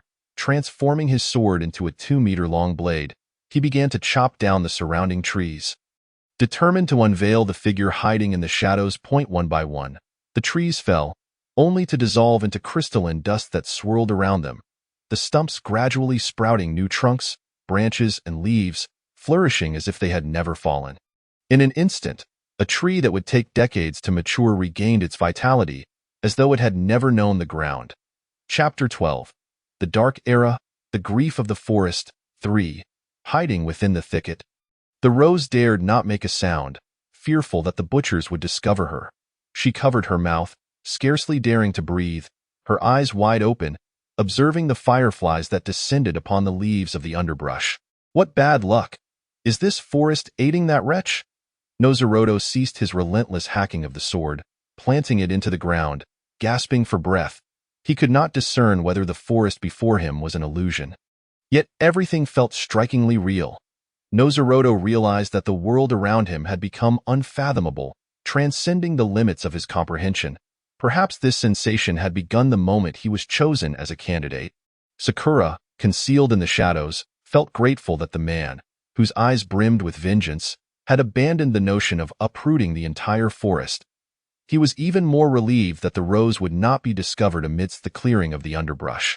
He held his breath, silently counting down. Soon, 5 more pursuers remained. The pursuers also ceased their destruction of the forest, no longer advancing into the distance but remaining still, fearful that the escaped Sakura might emerge from the shadows. Their ears attuned to the silence of the forest, they listened intently for any movement within the underbrush. Suddenly, Sakura found himself at a loss.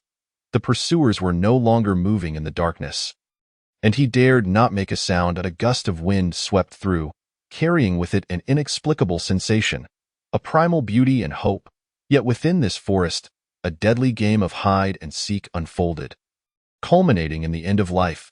The wind rustled through the leaves, creating sounds that startled the pursuers, their gazes flitting around like specters as they recoiled, akin to encountering a ghost. Panic began to seep into their hearts, as sounds reverberated all around them, leaving them uncertain as to which noise belonged to Sakura, compelling them to retreat in fear. A flicker of surprise ignited in Sakura's eyes. He swiftly weaved through the underbrush. Careful to avoid brushing against the branches and leaves, he approached a colossal tree, its trunk substantial enough for 5 men to encircle.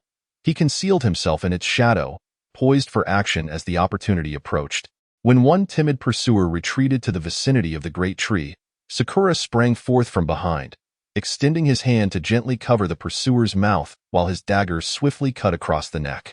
The motions flowed like water, executed with a practiced proficiency, as though he had performed this countless times before. In that moment, he perceived the taste of blood as a magnificent and mysterious essence. Even delectable.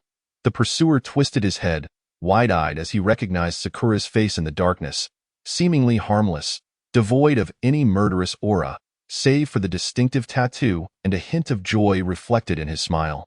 This was the last visage he beheld before his demise. 4 remain. Sakura silently counted. Nozoruto's fury diminished, replaced by a gnawing fear. He had not anticipated the loss of so many pursuers within this forest. Even if they were to eliminate the adversary lurking in the shadows, they would find themselves incapable of standing firm in the treacherous path ahead, where danger lurked at every turn. Their strength had already been consumed by this forest. Damn it! Nozoruto roared. I surrender. Suddenly, one of the pursuers exclaimed, dissipating his sword into thin air. resembling an ordinary individual, even kneeling in supplication. "Do not kill me. I can be your follower."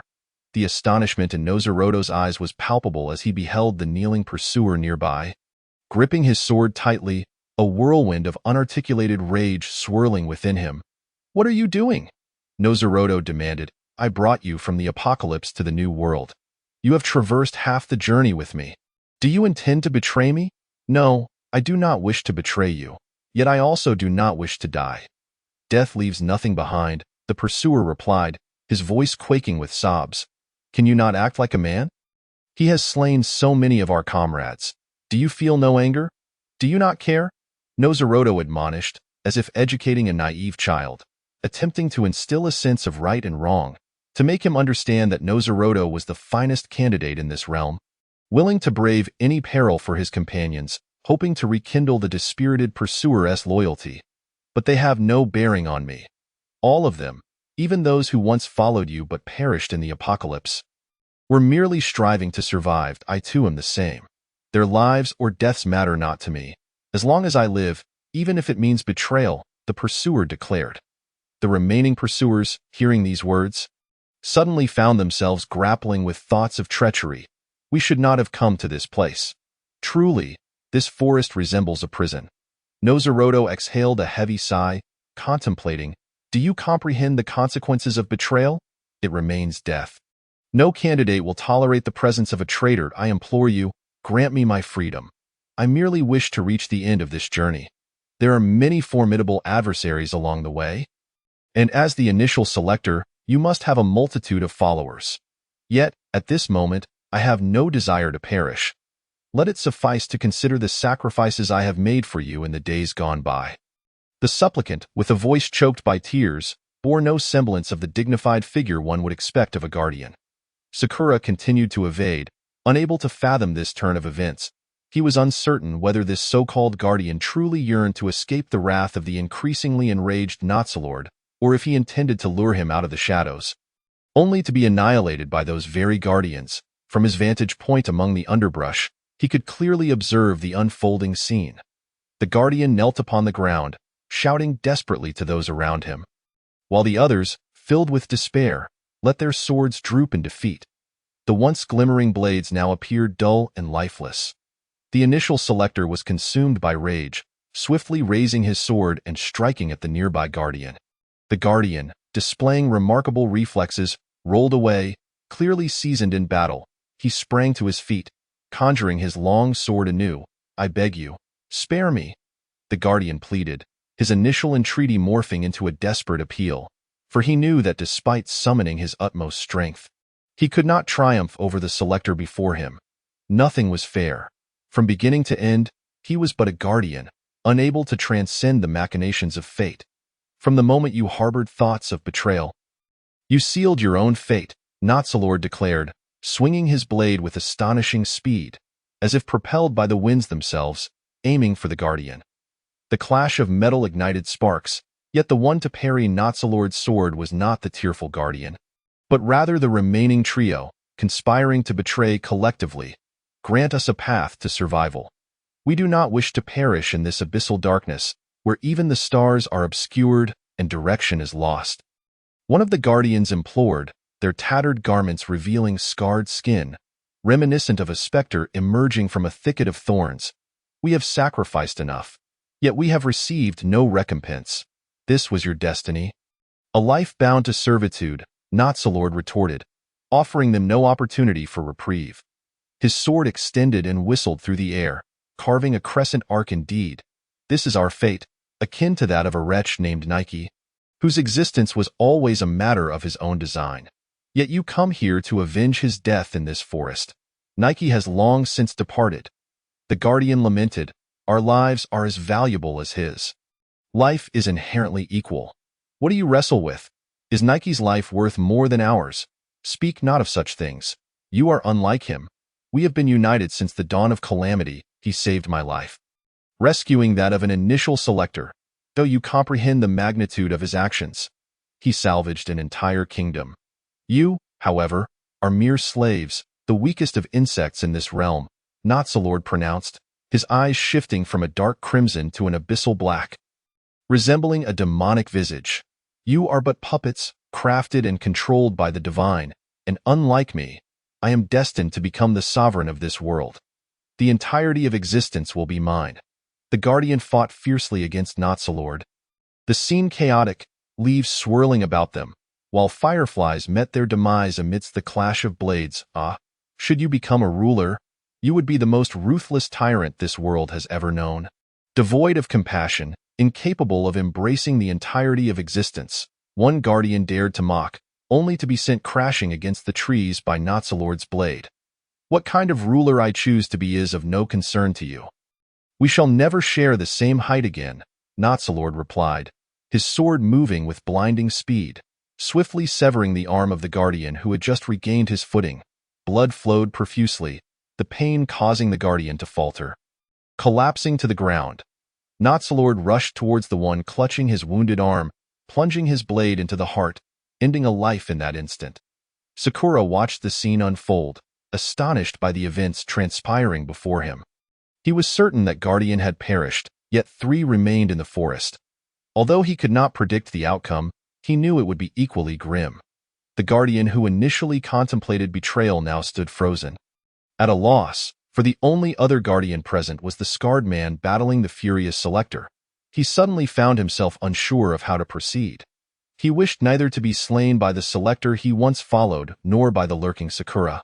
In silence, he relinquished everything and fled into the distance, not knowing which direction to take, his heart whispering fervent prayers to the divine for a chance to live.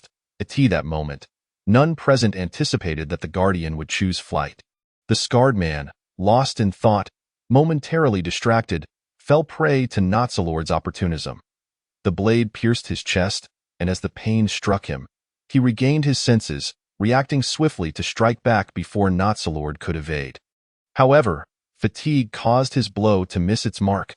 The man collapsed, feeling no pain beyond the initial sting. It was nothing like the agonizing struggles he had envisioned. Instead, he gazed serenely at the dim light filtering through the trees, accepting his fate with tranquility. His pupils dilated as visions of his past emerged, his former wife and child, and the mother who had raised him in the slums of a bygone era. He beheld a scene of beauty before darkness enveloped him. Noxalord slumped to the ground, overwhelmed by events that had surpassed his expectations. He resembled a helpless child awaiting parental solace, pondering what had transpired that caused his dismay.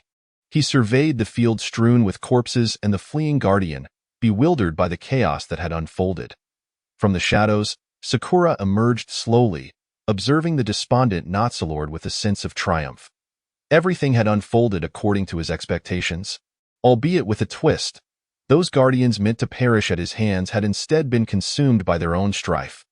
What a jest indeed! It was you who killed Nike, Noxalord exclaimed, finally recognizing Sakura's visage, a mere youth, far from the imposing figure he had imagined. Are you still fixated on who ended the life of the one you mourn? Sakura retorted, then inquired, that Nike fellow lies beyond this forest, does he not? Truth be told, he was a man deserving of his fate. Sakura's expression remained impassive as memories of the malevolent visage that sought to harm Rose resurfaced. What do you speak of?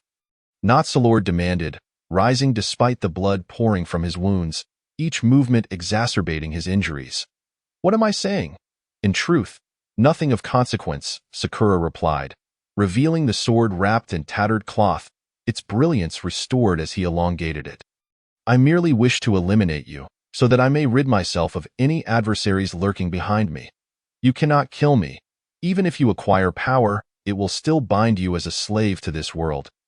Noxalord asserted, Is that so?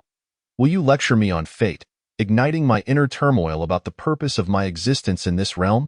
Sakura challenged. And what of the initial Selector, the one capable of leading all Guardians to the light? Not long ago, I pondered. If you are indeed favored by the divine, why must you fight in this bleak world? Why do Selectors fall? The divine ought to grant you dominion over life and death. Yet you are, like me, merely a creature that bleeds. Chapter 14. The Dark Era, the Flower of Death. 1. Wretched insect, you blaspheme against the Guardians. You defile the will of the divine, Noxalord proclaimed, embodying the role of a zealous sentinel. Determined to eliminate the contract-bound figure he deemed a mere pest, aspiring to become the defender of the rules. When the final judgment arrived, he hoped to be the last to receive the divine's favor. Blaspheme? I merely speak the truth. All of this is inevitable. When all traverse to Canaan, distinctions of nobility and servility cease to exist, save for the original followers, whose feeble hearts and pitiful faith render them slaves of this era. If in your heart the world remains as it was, decaying and dark, then you have no right to exist. You speak nonsense, Noxalord retorted, though his initial righteous fervor had devolved into mere quibbling. Is that so? The corners of Sakura's mouth began to curve upward. He no longer engaged in dialogue with the man before him. He intended to kill him, as he could not bear the thought of an enemy lingering in this world, especially when every moment was spent in a state of anxious dread, fearful that someone might strike him down from behind.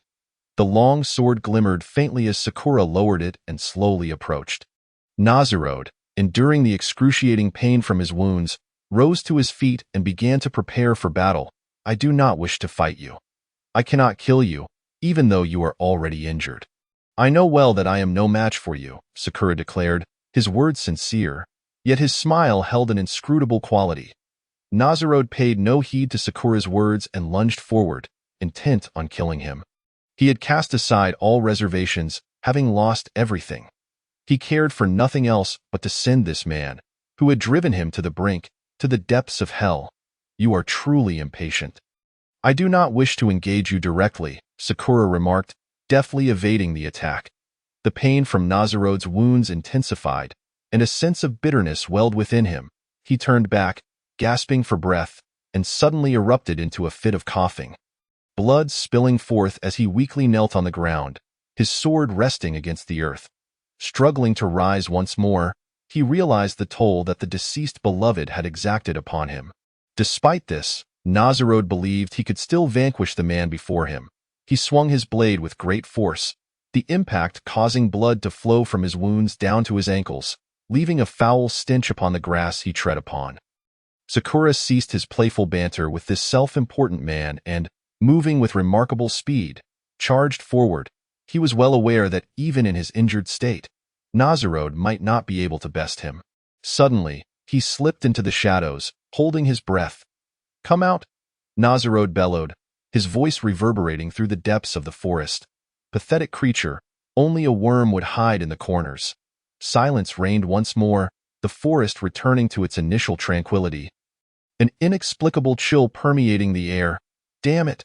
Noxalord continued to roar in frustration. Do not call out again.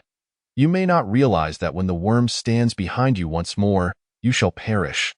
A voice suddenly echoed behind Noxalord, the sinister tone causing him to lose focus, accompanied by a chilling breeze. The sword pierced Noxalord's heart, the faintly glowing blade now smeared with blood, the viscous fluid trickling down its edge. Noxalord, filled with resentment, summoned the last of his strength to retaliate, swinging his sword with desperation. Perhaps Sakura had let his guard down, for a gash appeared on his shoulder. Pitiful, pathetic, Noxalord gasped, collapsing to the ground. Indeed, I am truly pitiful, that is a fact. However, I must concede that my previous statements were not entirely accurate, Sakura replied. This world is not devoid of power. It is, in fact, darker than the bygone eras. You are indeed a favored child of the divine, and that is your fate, one I cannot contest. Furthermore, I am not incapable of killing you. Rather, God has bestowed upon me wisdom, and why should I rely on that wretched strength? Noxalord's eyes widened in disbelief. He felt defeated, yet he had already succumbed, collapsing lifelessly to the ground. As Sakura witnessed Noxalord's final descent, he too fell to the earth, yet his thoughts drifted to the fleeing beloved. Ah, a beloved who could not even bear the weight of fate. Perhaps living was merely to provide sustenance for this world. If encountered, he would kill him. If not, he would treat it as though nothing had transpired. After a moment of contemplation, he sprang to his feet, the pain from his shoulder wound flaring anew, but he could no longer dwell on such matters. He raced into the thicket, searching frantically. Where is Rose? He needed to find her. She was surely within this very thicket. Suddenly, fear gripped him. The fear of losing the one he was meant to protect. Desperate and frantic, he continued searching until he heard faint sobs. The sound unmistakably belonged to Rose, and joy surged within him. Following the sound, he parted the underbrush until he beheld a woman stifling her cries, and his inner turmoil subsided. "Rose, what is the matter?" Slap! The resounding echo of a palm striking flesh pierced the silence. Sakura covered his right cheek, bewildered. "Are you human or a ghost?" Rose questioned, her eyes reflecting sympathy and fear that emanated from deep within her. I am human," Sakura replied, perplexed, unaware of the implications behind her slap. "But your demeanor while killing resembles that of a fiend unleashed from hell," Rose contended. Though she had previously dismissed tales of gods and demons, witnessing the events unfold from her hiding place had begun to shift her perspective on the inexplicable nature of this world. If we do not kill them, they will kill us, just like the men outside the forest. They are the same. No spark of mercy can be left behind, Sakura asserted. "You are injured." Rose finally noticed Sakura's shoulder, which, despite some scabbing, continued to bleed. Rising, she embraced Sakura, an unexplainable guilt flooding her heart. This era had transformed an 18 or 19-year-old boy into a cold-hearted killer, while she, in contrast, felt utterly pathetic. Overwhelmed by sadness, she could do little but grieve. "It matters not. I am but a being who has long since lost the essence of life. Even so, at worst, when I depart this world, my soul will descend into hell to endure suffering," Sakura mused. "However, as long as I live, I shall guide you to the end, to witness the dawn." The two remained locked in an embrace for what felt like an eternity, until a crimson light emerged before them, prompting them to release one another and gaze upon the happenings within the forest. They were astonished to see nameless flowers sprouting from the corpses. One flower, two flowers. Initially, they were but buds, joyfully blossoming, their roots emerging from the heart of the corpse, glowing green like skeletal hands, greedily siphoning the sweet, thick blood. Gradually, they grew sturdier, the budding flowers at the tips of their stems turning a vibrant red, as resplendent as blood itself, ultimately sprouting thorny black leaves from their verdant stalks. This surreal spectacle unfolded before Sakura inquired of herself, yet found no answers. Deep within the forest, in the distance, a guardian fled, entranced by the beauty before him. The fragrance of pollen wafted through the air, bringing a sense of ease to his weary body, as though he lay upon a sumptuous bed. Never before having experienced such bliss in the bygone eras, he had merely been a worker in the new time zone, toiling day in and day out, rushing through life. All he could do was sit on the levitating magnetic train. Watching the scenery blur past, he understood that he was but one cog in the machinery of the world. Yet, the world had an abundance of spare parts. Perhaps one day, should he become less efficient, he would be replaced and discarded to the depths of an unheeded toolbox, swept away with the refuse, his life rendered useless, possibly relegated to toil in the old time zone, or perhaps fading from existence altogether. Becoming a wanderer, left to fend for himself. Suddenly, he chuckled, admiring the exquisite flowers around him. At that moment, the blossoms nestled among the branches began to wither, fluttering through the air like crimson butterflies descending. Exhausted, he sat upon the ground, leaning against the towering tree behind him, a sense of inexplicable warmth enveloping him. His gaze became distant as he beheld the girl he had once pursued, frolicking joyfully through the woods in her fitted, modern work attire, her smile sweet and her long hair billowing in the breeze. He also caught sight of his mother, and even more vividly, he saw her beckoning to the child he once was at the edge of this forest.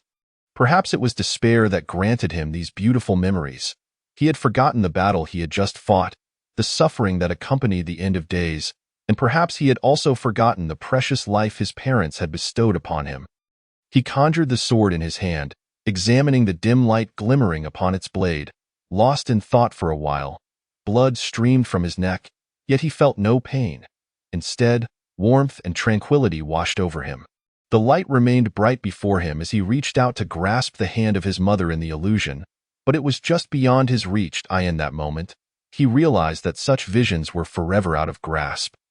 And he felt a profound melancholy for the world, as if life were merely this. Darkness held no terror, for he had become a soul within that very darkness. The roots still sprouted from the guardian's heart. Albeit this Angel inquired as he caressed the hourglass behind him, for the sand within was on the verge of running out. The final throne, a symbol of an era, marked the true commencement of a new age. He spoke of impending wars more brutal than those waged by the skeletal gods of the apocalypse, and shared much more. However, to the questions I posed, he offered not a single response. His voice resonated like information preordained and inscribed within my mind, resembling a conspiracy long in the making, perhaps dating back billions of years.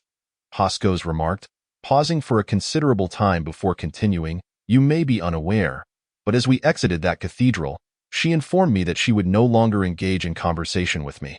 Yet, the voice still manifested. "I believe that deity would not betray their word. I am even more convinced that the existence of that voice harbors ulterior motives. In essence, the God who conversed with you was genuine, while the dialogue that transpired after our arrival in Canaan was mere illusion."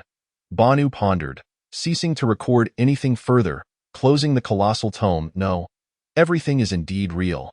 That voice has been guiding us, for we remain the embers of this world." Hoskos asserted, "Had it been otherwise, we would not have arrived at this juncture. Perhaps the voice has conversed with all the chosen ones. That voice is divine, omnipresent," Angel remarked. "Perhaps, I do not wish for an eye to be perpetually watching us from the darkness." "Akin to the patrolling overseers of the olden days," Hoskos replied, glancing disdainfully at his surroundings. Yet in an instant, he felt he had spoken too much, as if that presence had heard his words. He suddenly felt fear, apprehensive that the presence might take offense at him. Chapter 17. The Dark Era of Conspiracy. "Yet, I cannot sense that deity's existence," Banu stated, though he seemed to regret his words, furrowing his brow in solitude. "Why?" Hoskos queried, resembling a mouse frightened by its captor. Now reluctant to voice any opinions, "But I believe we ought not to discuss this matter. I understand your concerns, and I concur with Banu. That entity indeed does not exist, merely having instilled within us a false impression long ago. Do you recall the time before the apocalypse when you conversed with the deity in the cathedral?" Angel reminisced, the chalky walls, the dim yellow light, and Hoskos kneeling before the massive cross. "You remind me of the past," Hoskos said, recalling the days leading up to the apocalypse when he prayed incessantly, feeling as though he were slumbering in another realm, a place warm and harmonious, devoid of strife, where he always conversed with a voice he had never encountered before. Gentle and kind, Hoskos reflected, remembering that the voice had begun guiding him when he was but a child. "Indeed, at that time, I felt the presence of someone beside you, unseen and intangible, yet undeniably real," Angel remarked. "However, when you arrived at the apocalypse, everything became certain, as if time, events, environments, locations, and destinations had all been preordained, and from then on, we have walked along a predetermined path. Are you suggesting that the voice contacted me solely to leave behind information in my mind upon my departure?" Hoskos inquired, furrowing his brow. "So I am but a pawn in his game, being utilized by him. Theoretically, yes, yet we remain unaware of his ultimate aim, if it is to ensure the survival of humanity's flame during the apocalypse. Perhaps that would be a benevolent endeavor, a manifestation of your grace," Banu said. "The final outcome would be that you become one of the last favored humans, destined to thrive in a new world. But what if it is not? Then it would imply that we are merely participants in a conspiracy game." Angel inverted the hourglass behind her, the sand flowing slowly, creating a soft rustling sound, rendering the atmosphere eerily silent. A game meticulously orchestrated over billions of years, perhaps initiated long before humanity ever graced this world, Banu mused. "How could that be?" Hoskos suddenly interjected, rejecting the notion that everything was fated. "I merely stated perhaps," Banu replied, uncertain. "However, consider this. Humanity's evolution from nothingness to existence. No, it should be framed as the transition from unicellular to multicellular, from instinctual reflex to conscious thought, from primitive beings to Homo sapiens. Our development is merely a sequential process, akin to a ladder of evolution, yet more resembling a computer system. We require programming, stitching together letters to form command codes, all of which culminate into intricate programs.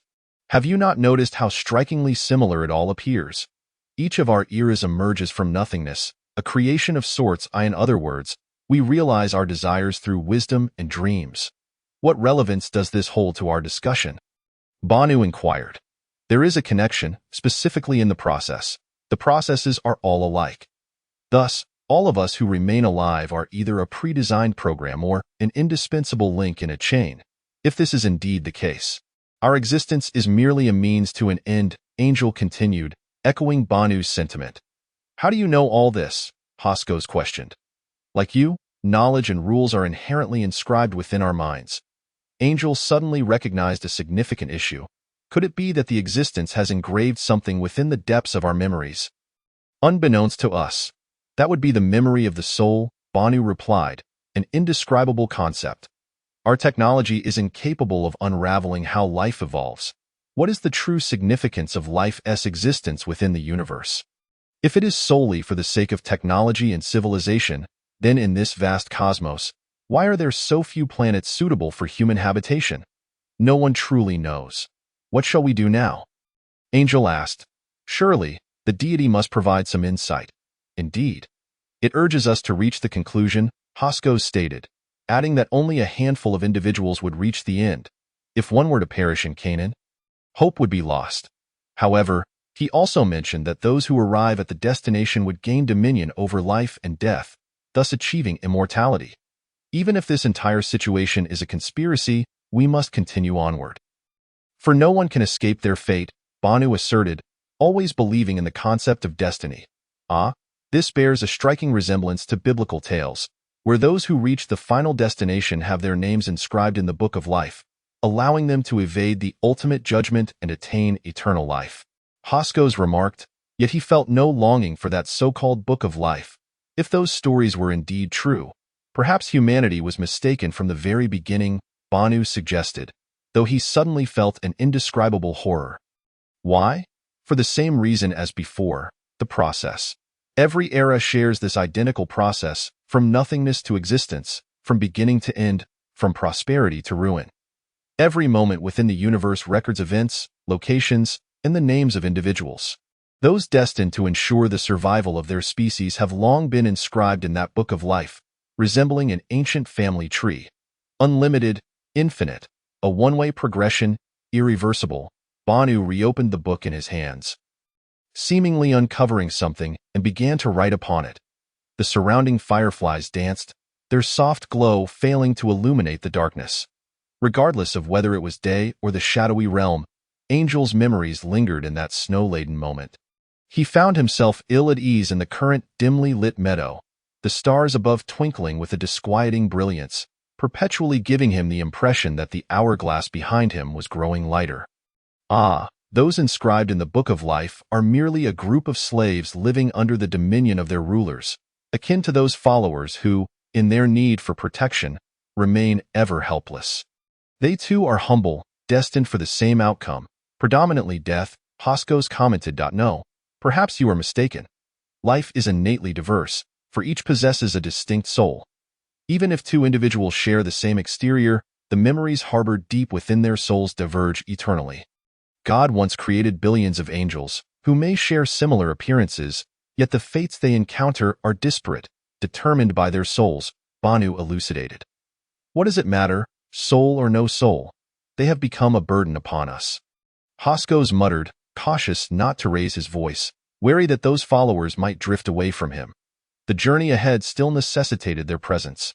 Their only role was to serve as a bridge beneath Hoskos's feet. They ceased their discourse. The darkness ahead would not afford opportunities for such conversations again. In truth, those who dwell in the shadowy world often experience a sense of abandonment, a profound solitude. Yet, they found themselves compelled to survive. After a prolonged silence, they set forth once more, trailed by merely a few dozen individuals, while the number of their guardians had swelled. Those who voluntarily joined the ranks were on the lookout for a strong leader to guide them to the end of their journey. In their eyes, at that moment, Wasike epitomized such a figure, and thus the guardians within the group held profound respect for this man, who had folded his wings. Before their departure, Anchi gazed at the follower lying on the ground beside her. A sigh escaping her lips, filled with an inexplicable sorrow. Perhaps she should not have entrusted her hourglass to this young man. He had fallen silent, as time had seemingly stolen away his very life. "Why do you mourn for a guardian?" Benyu quietly inquired of Anchi, who walked beside her. "Could it be that you have developed feelings for that man?" "No, not at all. You are overthinking," Anchi replied, her eyes reflecting a sense of desolation. "It was I who brought about his demise." She tenderly caressed the enormous hourglass behind her. "This hourglass belongs solely to me, not to anyone else. My former dream was to witness every second of time flowing through my eyes.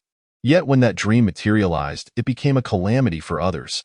Sometimes, it seems that dreams only benefit the dreamer, while others become the victims." Chapter 18. The Dark Era, the Vanishing Sand. "Are you implying that you are the chronicler of time?" Banyu remarked. "Before the apocalypse, the God Lord seemed to have asked you whether you would allow others to take your place, yet you insisted on shouldering the burden alone. Indeed, I relish observing the passage of time. I delight in its unceasing movement. Perhaps what I truly desire is to seize time, to reverse its flow, and return to the moments of my most cherished memories." "Oh, when do you wish to return to?" Banyu inquired, as if engaged in casual conversation. "Tio, the very moment I entered this world, I longed to see my mother, who passed away shortly after my birth. She was a devout believer. Yet the divine did not safeguard her," Anchi lamented, her gaze hollow, perhaps disillusioned by the very God she still believed in. That time. "Would you possess memories?" Banyu questioned. "Perhaps, but they lie buried deep within my recollections. Moreover, God does not protect everyone. Even those loyal to him may be overlooked. The divine is, in truth, quite proud, believing that all should owe their allegiance to him," Banyu observed. "Those who are disloyal are mostly rebels. I supposed I am aware of that. My grandmother often said that God shows no mercy to the poor, nor punishes the wicked, and certainly does not extol the virtuous, for each individual has their reason to complete their life." "Even beggars," Anchi replied. "Back then, I did not comprehend the meaning of her words. Perhaps now I grasp some of it. Indeed, the wicked often meet favorable ends, while the good suffer calamities, if that is the case. Perhaps it is better to live as a villain," Banyu sighed, reflecting on how, at times, he pondered the path he should choose in life, the kind of person he aspired to be in moments of indecision. He opted to retreat from technology and civilization, becoming a guardian of history, leading a life that, though not tumultuous, was content. Yet now, he found himself traversing this seemingly endless Canaan world, uncertain of the reasons that brought him here. A grain of sand vanished from the hourglass at the moment when the guardian who had been carrying it for Anchi perished. Apart from Banyu and Anchi, no one noticed his death, nor did anyone care about that grain of sand. Life is but the tiniest particle in the cosmic hourglass. Time does not halt, yet life can come to an end. Anchi once again inverted the hourglass. Time resumed its course, but she felt no sensation of the sand within diminishing. Perhaps a life bears no weight as they traversed the path of Canaan. Anchi couldn't shake the feeling that everything was surreal, more so than the molten lava that surged from the earth during the apocalypse. Wasike walked ahead, while Banyu diligently recorded entries in his massive tome, silence enveloping them, save for the sound of their footsteps echoing in their ears. Yet, at times, it felt as if not a single sound existed in the tome. Day 11 in Canaan. This marks the 62nd day since the eternal night. The sky remains devoid of sun and moon. Yet the stars twinkle above. Anchi has awakened. A guardian has perished. 11 days of slumber, 11 days of life. I did not foresee that 11 days could encapsulate the remainder of a life in the face of time. Human existence appears but a fleeting mayfly from a bygone era, born in the morning and perishing by dusk. Yet, before me, the guardians lack even the time to pursue their ideals. Suddenly, I lament that life is not fragile, but rather filled with helplessness. Banyu completed the final few words, closed the book, and looked up at the sky. He was suddenly reminded of his childhood, gazing at the star-strewn sky obscured by light pollution. The stars that once shone brightly now resembled beacons in the night. He had never imagined there were so many stars above. Yet how many of them would endure eternally? In billions, trillions of years? They would either become cosmic dust or black holes, ceasing to emit their light. After a considerable time, Anchi had inverted the hourglass 18 times. At that moment, Wasike gazed toward the horizon, where rolling hills awaited, dotted with sparse shrubs that a breeze wafted towards them, carrying the scent of blood. Wasike furrowed his brow, acutely aware that this place had once witnessed considerable conflict. The scent of blood had yet to be absorbed by the verdant trees and grass. A stench that was rather nauseating. Wasike surveyed his surroundings repeatedly, initially wishing to have the guardians behind him seek refuge while he ventured forth alone to explore the path ahead. However, there was no place to hide, and he was compelled to lead this group of oblivious guardians through the hills. Yet he could not fathom why many of the followers trailing behind had vanished. "Where are those people?" Wasike inquired. "They have perished from exhaustion," Anchi replied. "We have been walking for 18 hourglass cycles, equivalent to 3 days and nights in the former era. They were never guardians. They were the ants under my protection, a group of solitary souls." Wasike recalled that those individuals were not the chosen ones, nor were they guardians, for during the apocalypse, they had only themselves. God had not provided them with another to lean on. Did we not come here alone as well? We are different. Our difference lies in our mission, Wasike asserted. Let us proceed. I wonder what awaits us on the other side of the mountain. Hopefully a sea of flowers. Long ago, I yearned to witness such a sight, yet I have never seen it, save for images and recorded footage. We were not born in an era blessed with seas of flowers. Anchi remarked. The hills were not particularly high, resembling a series of gently undulating mounds, perhaps only a few 100 meters tall. Shrubs adorned the summits, alleviating the monotony of the barren hills. Wasike unfurled his wings.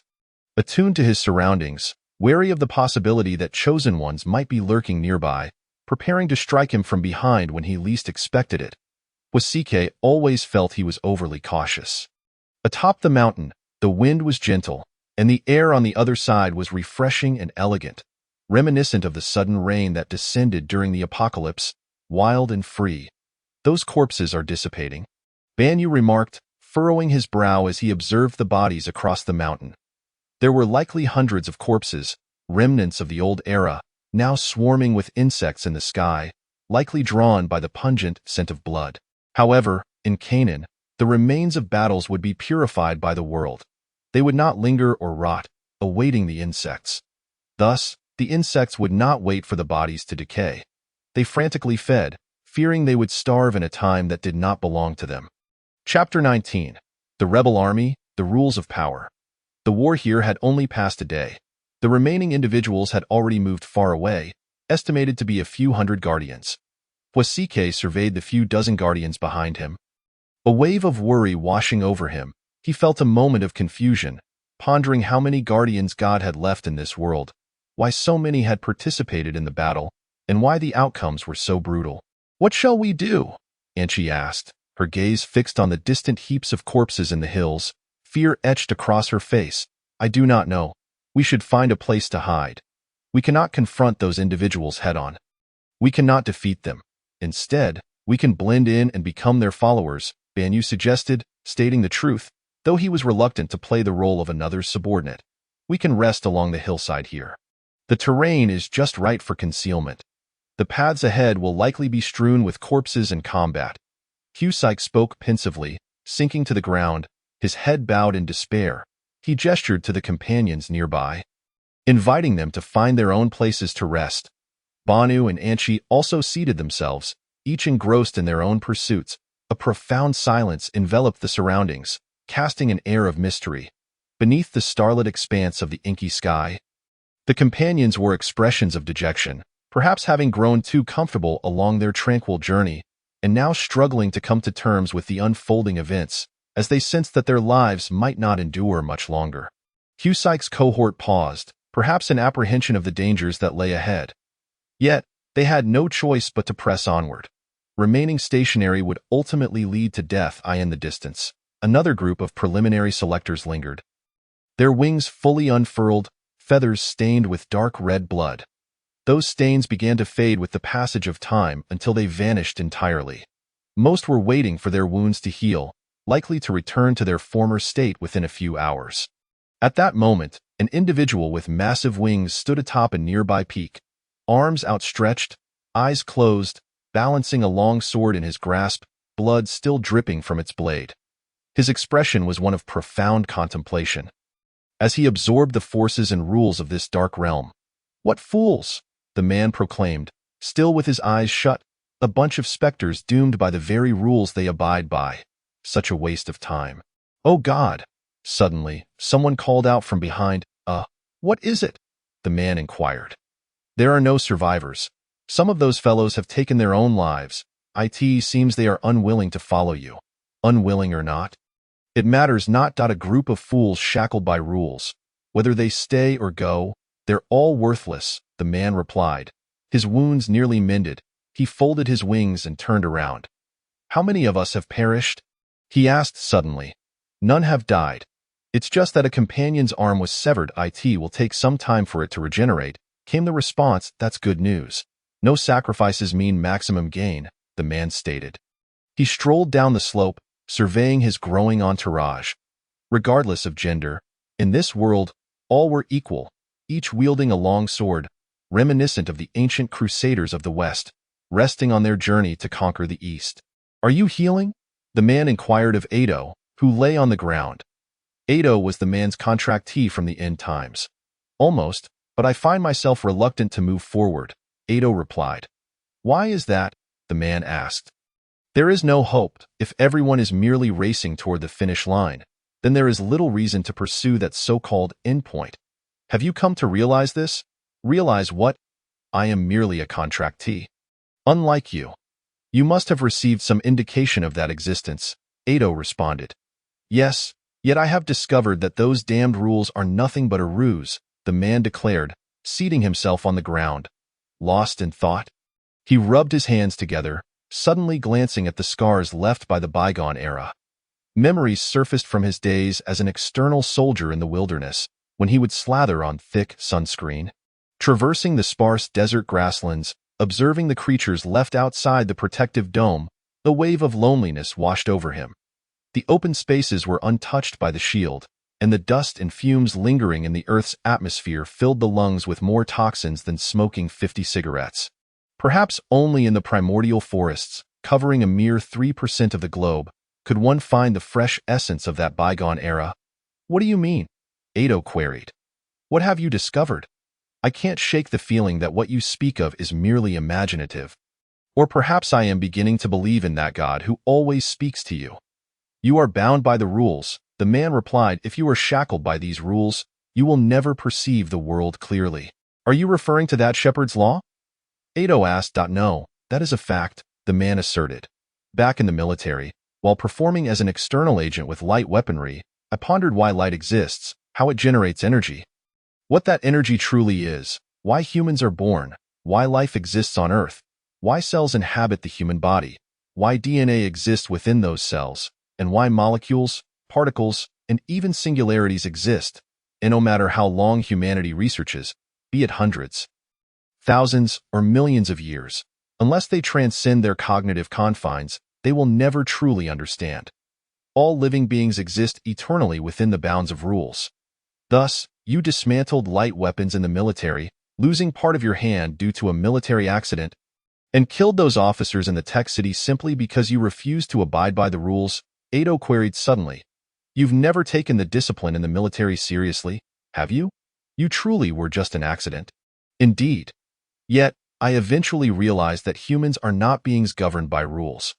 Our existence does not hinge upon them, just as 3,000 years ago, life was merely about plowing the fields with oxen. While 3,000 years later, humans have become mere cogs in the cold concrete jungle. As the atmosphere deteriorates, humanity's existence drifts toward disaster, while the lions, birds, insects, and serpents remain obedient to the rules. They neither evolve nor rebel. They await calamities or divine blessings, merely biding their time from birth to death. Yet, without humanity, without disaster, Earth would simply be a planet teeming with life, devoid of civilization. All right, I've listened to your ramblings, which leave me utterly bewildered. Ado replied, So, according to you, we humans are not inherently of this world. No, we are of this world. For the existence of life embodies both chance and necessity, coexisting in harmony.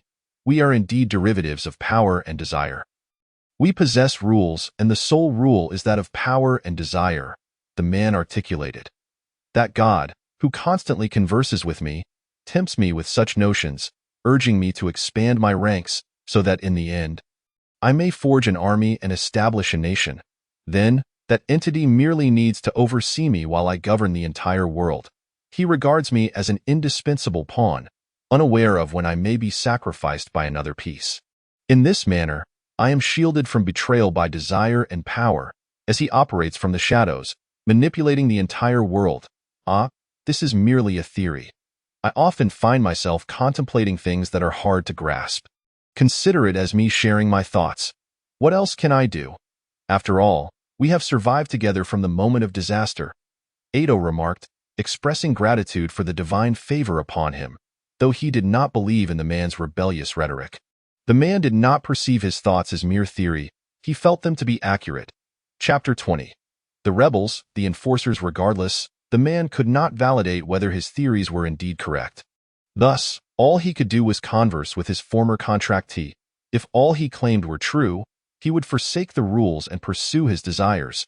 Perhaps then he would not have to exist in this world. At times, he felt helpless, for each step he took seemed predestined. He yearned to abandon the rules. Yet even in death, he remained trapped within that cycle. It was as if he did not wish to contend for the ultimate prize. Yet if he did not move forward, he would face death. This was a law, immutable. The prairie swayed in the breeze, resembling a verdant ocean, with waves of green grass rolling in rhythmic tides. Fireflies danced in the air, carried by the wind to unknown destinations, unaware of when they would return, their luminescence mingling with the celestial stars, a sight of exquisite beauty. Liu Baixing observed the boy materializing before him with a calm demeanor, devoid of surprise, as if they had known each other for centuries. The Satan boy floated in front of Liu Baixing, his golden eyes gazing deeply into the distance as they walked together. A girl, reminiscent of an ancient pastoral maiden, strolled beside Liu Baixing, a blade of grass in her hand. Can she not hear? Liu Baixing inquired of the Satan boy. She cannot, the boy replied, rather nonchalantly. Are you a dream or a mere illusion? Liu Baixing asked, unafraid. You still do not believe this to be real, the boy lamented. What do you expect me to think? Perhaps you are merely a personality that has emerged in my mind. A product of my prolonged darkness leading to depression, Liu Baixing mused, furrowing his brow. I merely wish to remind you of your promises. Yet I have not forsaken my vow.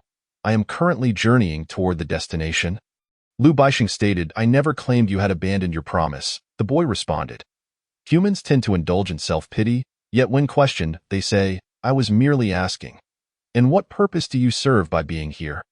Liu Baixing inquired, You are my sole concern. I possess the right to oversee you. The boy chuckled lightly, akin to a father guiding his child along the righteous path, correcting him when he strays into misdirection. Supervise? Ha! I remain your servant. What else can I do? I am but a servant of the devil, while those favored by the divine are the true leaders of this world. My path will forever be the crooked one. Where is the notion of a straight road? Liu Baixing remarked. Why not overthrow them and establish your own rules? That girl shall be your first concubine, and she will become your queen. The boy suggested, licking his sharp fangs with his tongue. Do you harbor feelings for her? What concern is that of yours? Liu Baixing queried. She will be an obstacle to your promise. If one day she stands in your way, you must take her life with your own hands, the boy replied. What are you saying? I would rather turn to ashes than harm her, Liu Baixing stated. Stubborn individuals become puppets of the rules. The boy retorted. You are still entangled in the divine's regulations. They will lead you to truly lose yourself. You will find, in the end, that you no longer know what to do, what your original intentions were, your ideals, or the essence of your most primitive dreams.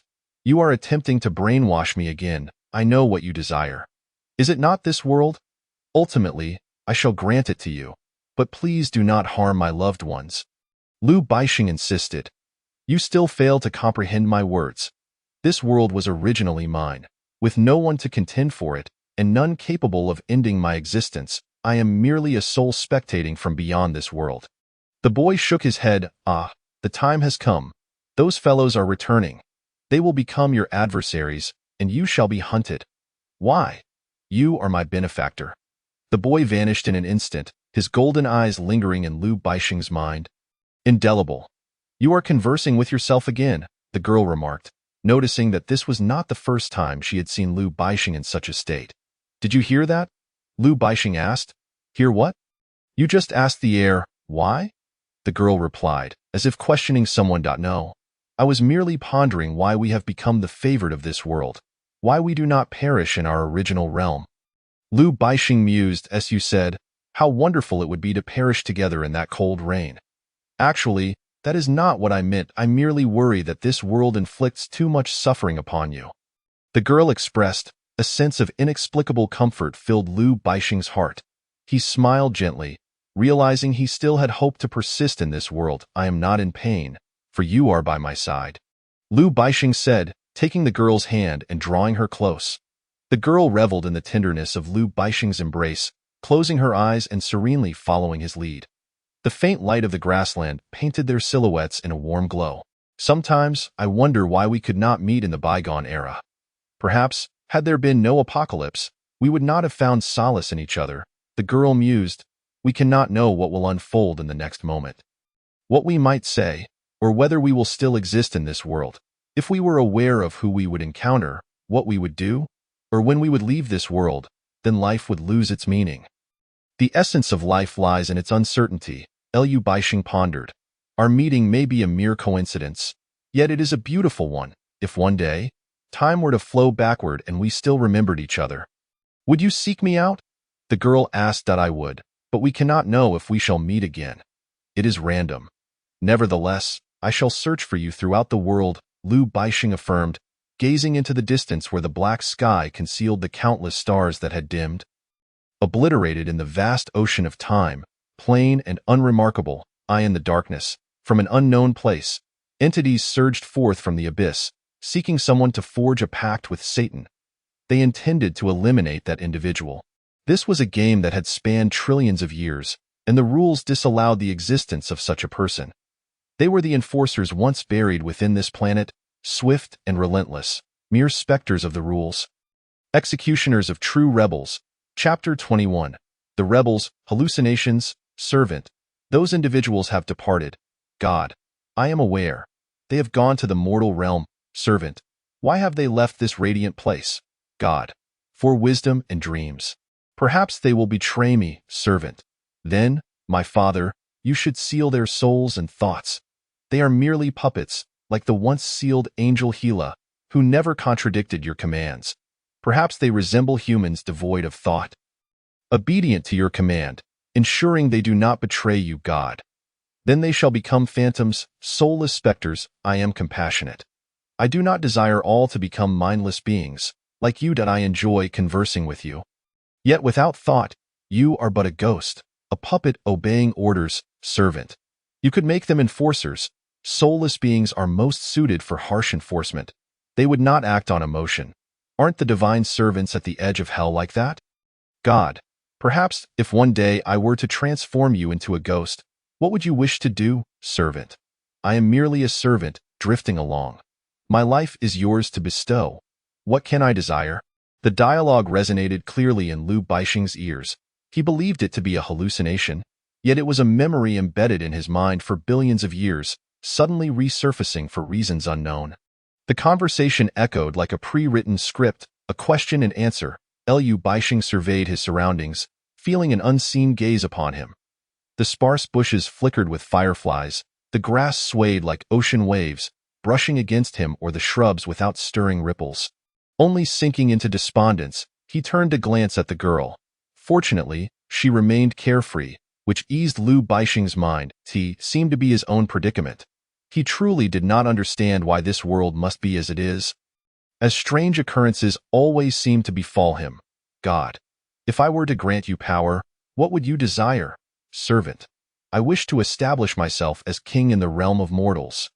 God. Why? Servant. I long for freedom. With power comes freedom. You have bestowed power upon the kings of those realms. They live comfortably, possessing millions of slaves, hoarding the greatest wealth of this world, ordering the famished to yield their harvest. As if they were deities among men. The words faded momentarily, leaving an unsettling silence. God. Do you aspire to my position? Servant. Indeed, for it is a position of glory and greatness. Who would not yearn for it? You wield control over time, space, and even the essence of all created life. The dialogue echoed once more in his ears, the voice spectral yet tangible, as if he were actually hearing that distant conversation. Liu Baixing crouched down, the tall grass enveloping him completely. He covered his ears and closed his eyes. God. Do you understand the sin of offending me? Servant. I do. Hell or judgment. God.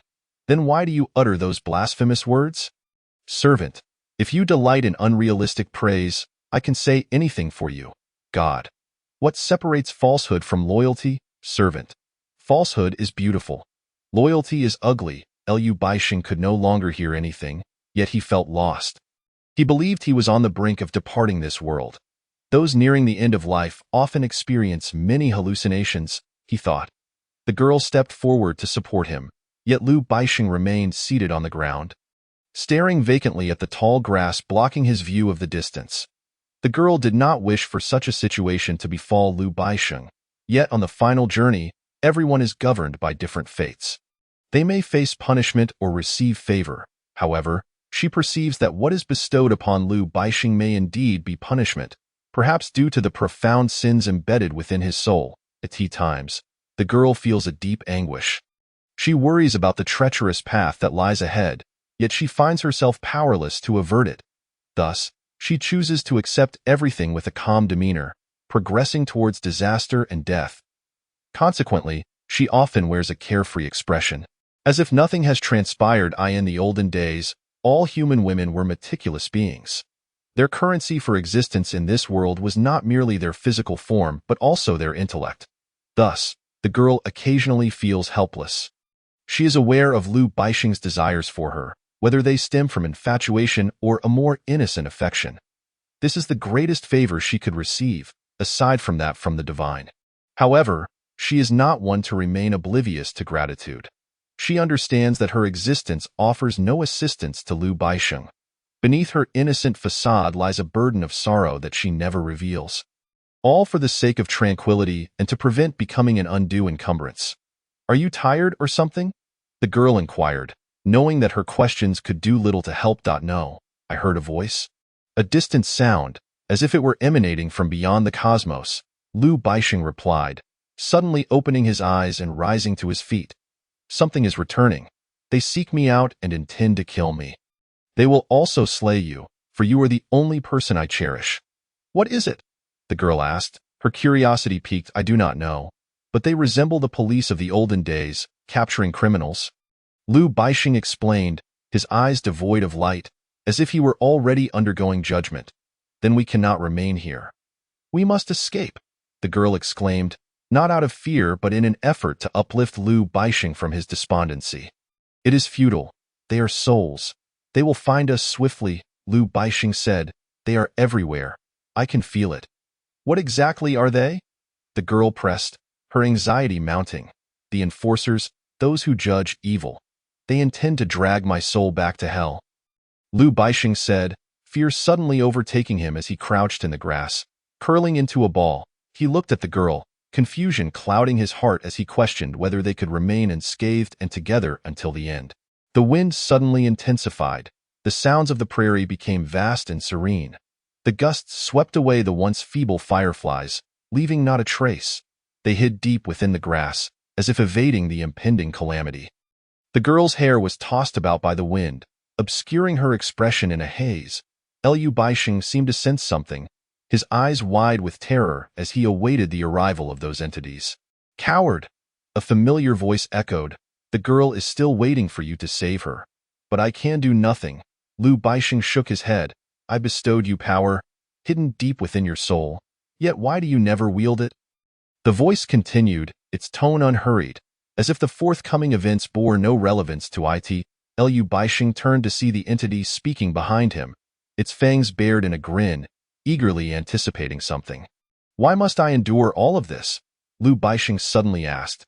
"You could choose no, yet for this girl, you made a decision that you will likely regret countless times. You did this willingly. This is the path you chose?" The boy behind him declared, "A ghost concealed in the shadows.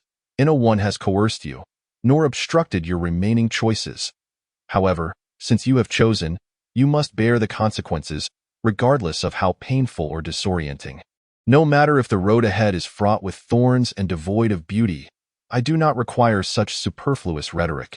You have been extorting me, is that so? Yet you were once a favored one.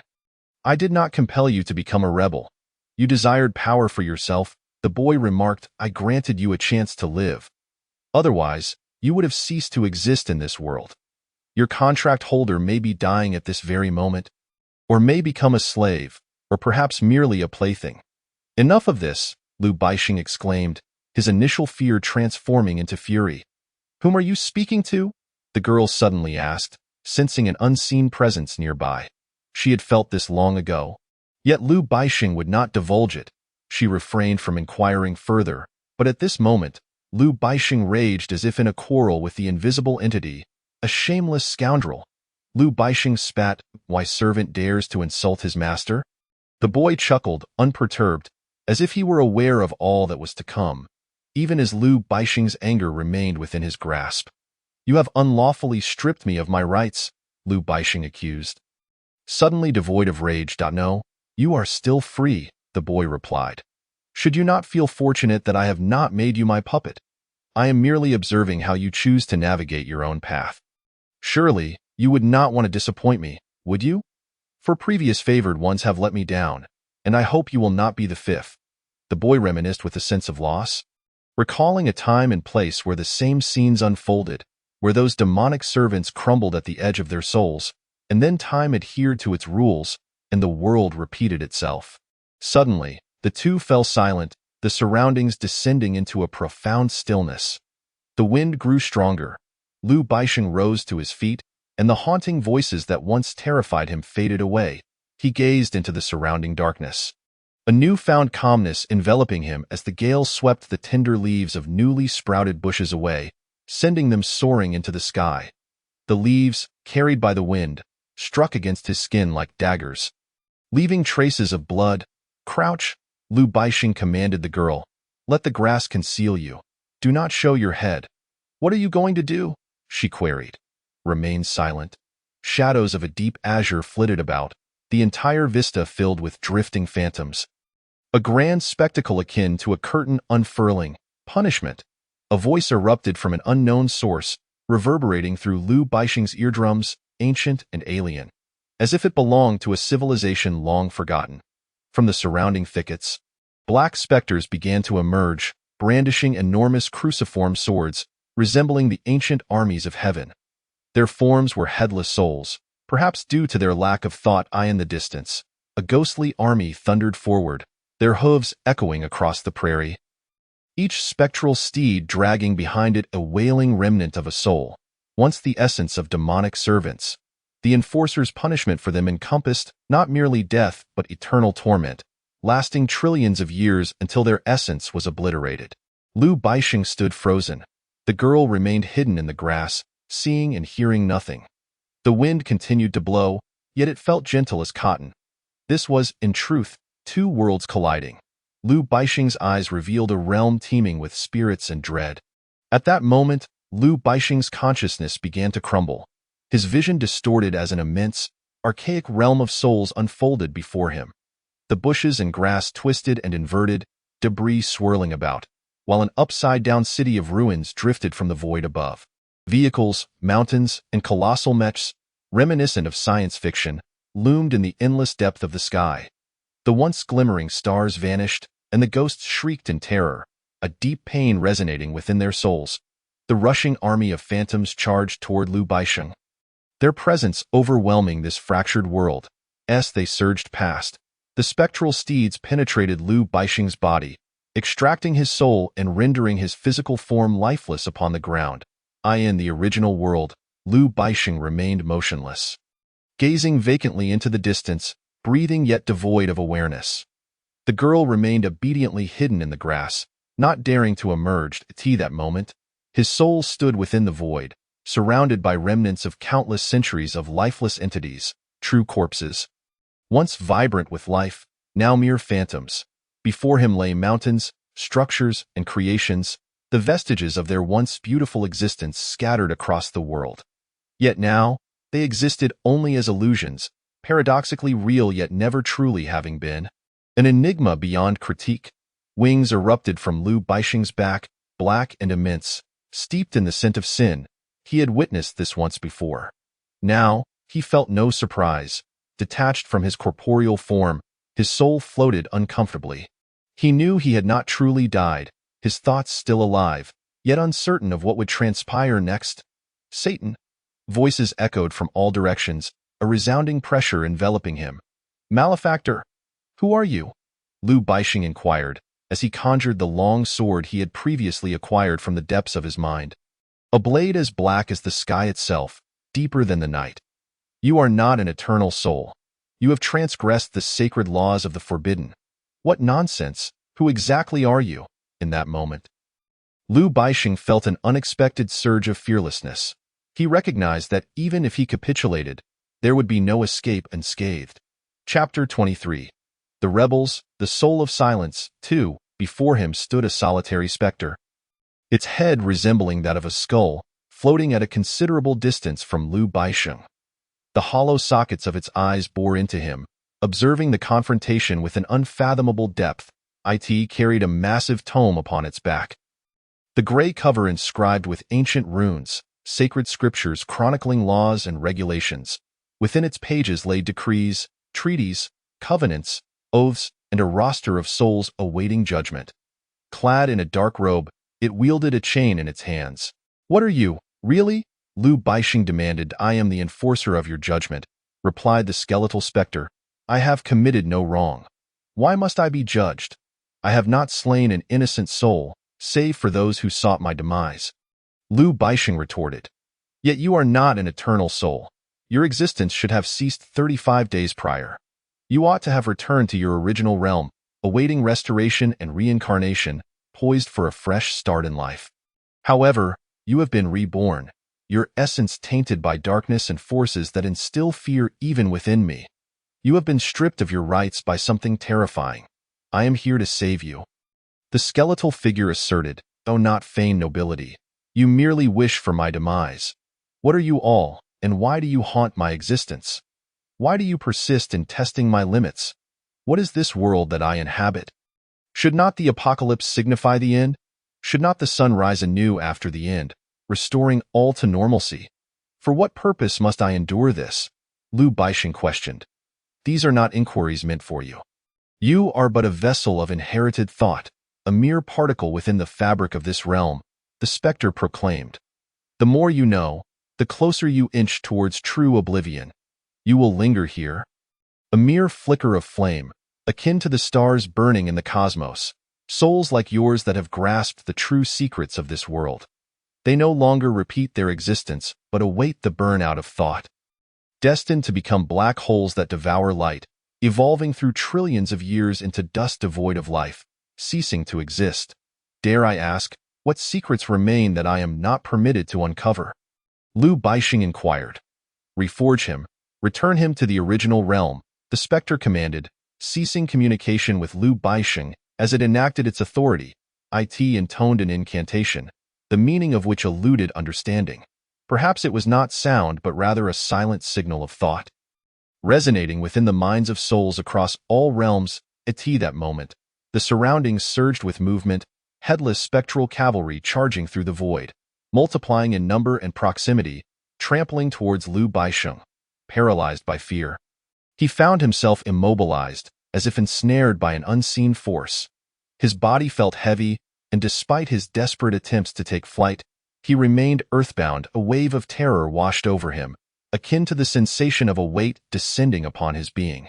In a fleeting moment of disorientation, he discovered himself affixed to a colossal cross, an image of punishment etched within his consciousness, varying across planets and civilizations, where the ideologies of punishment conjured visions of fire and molten lava.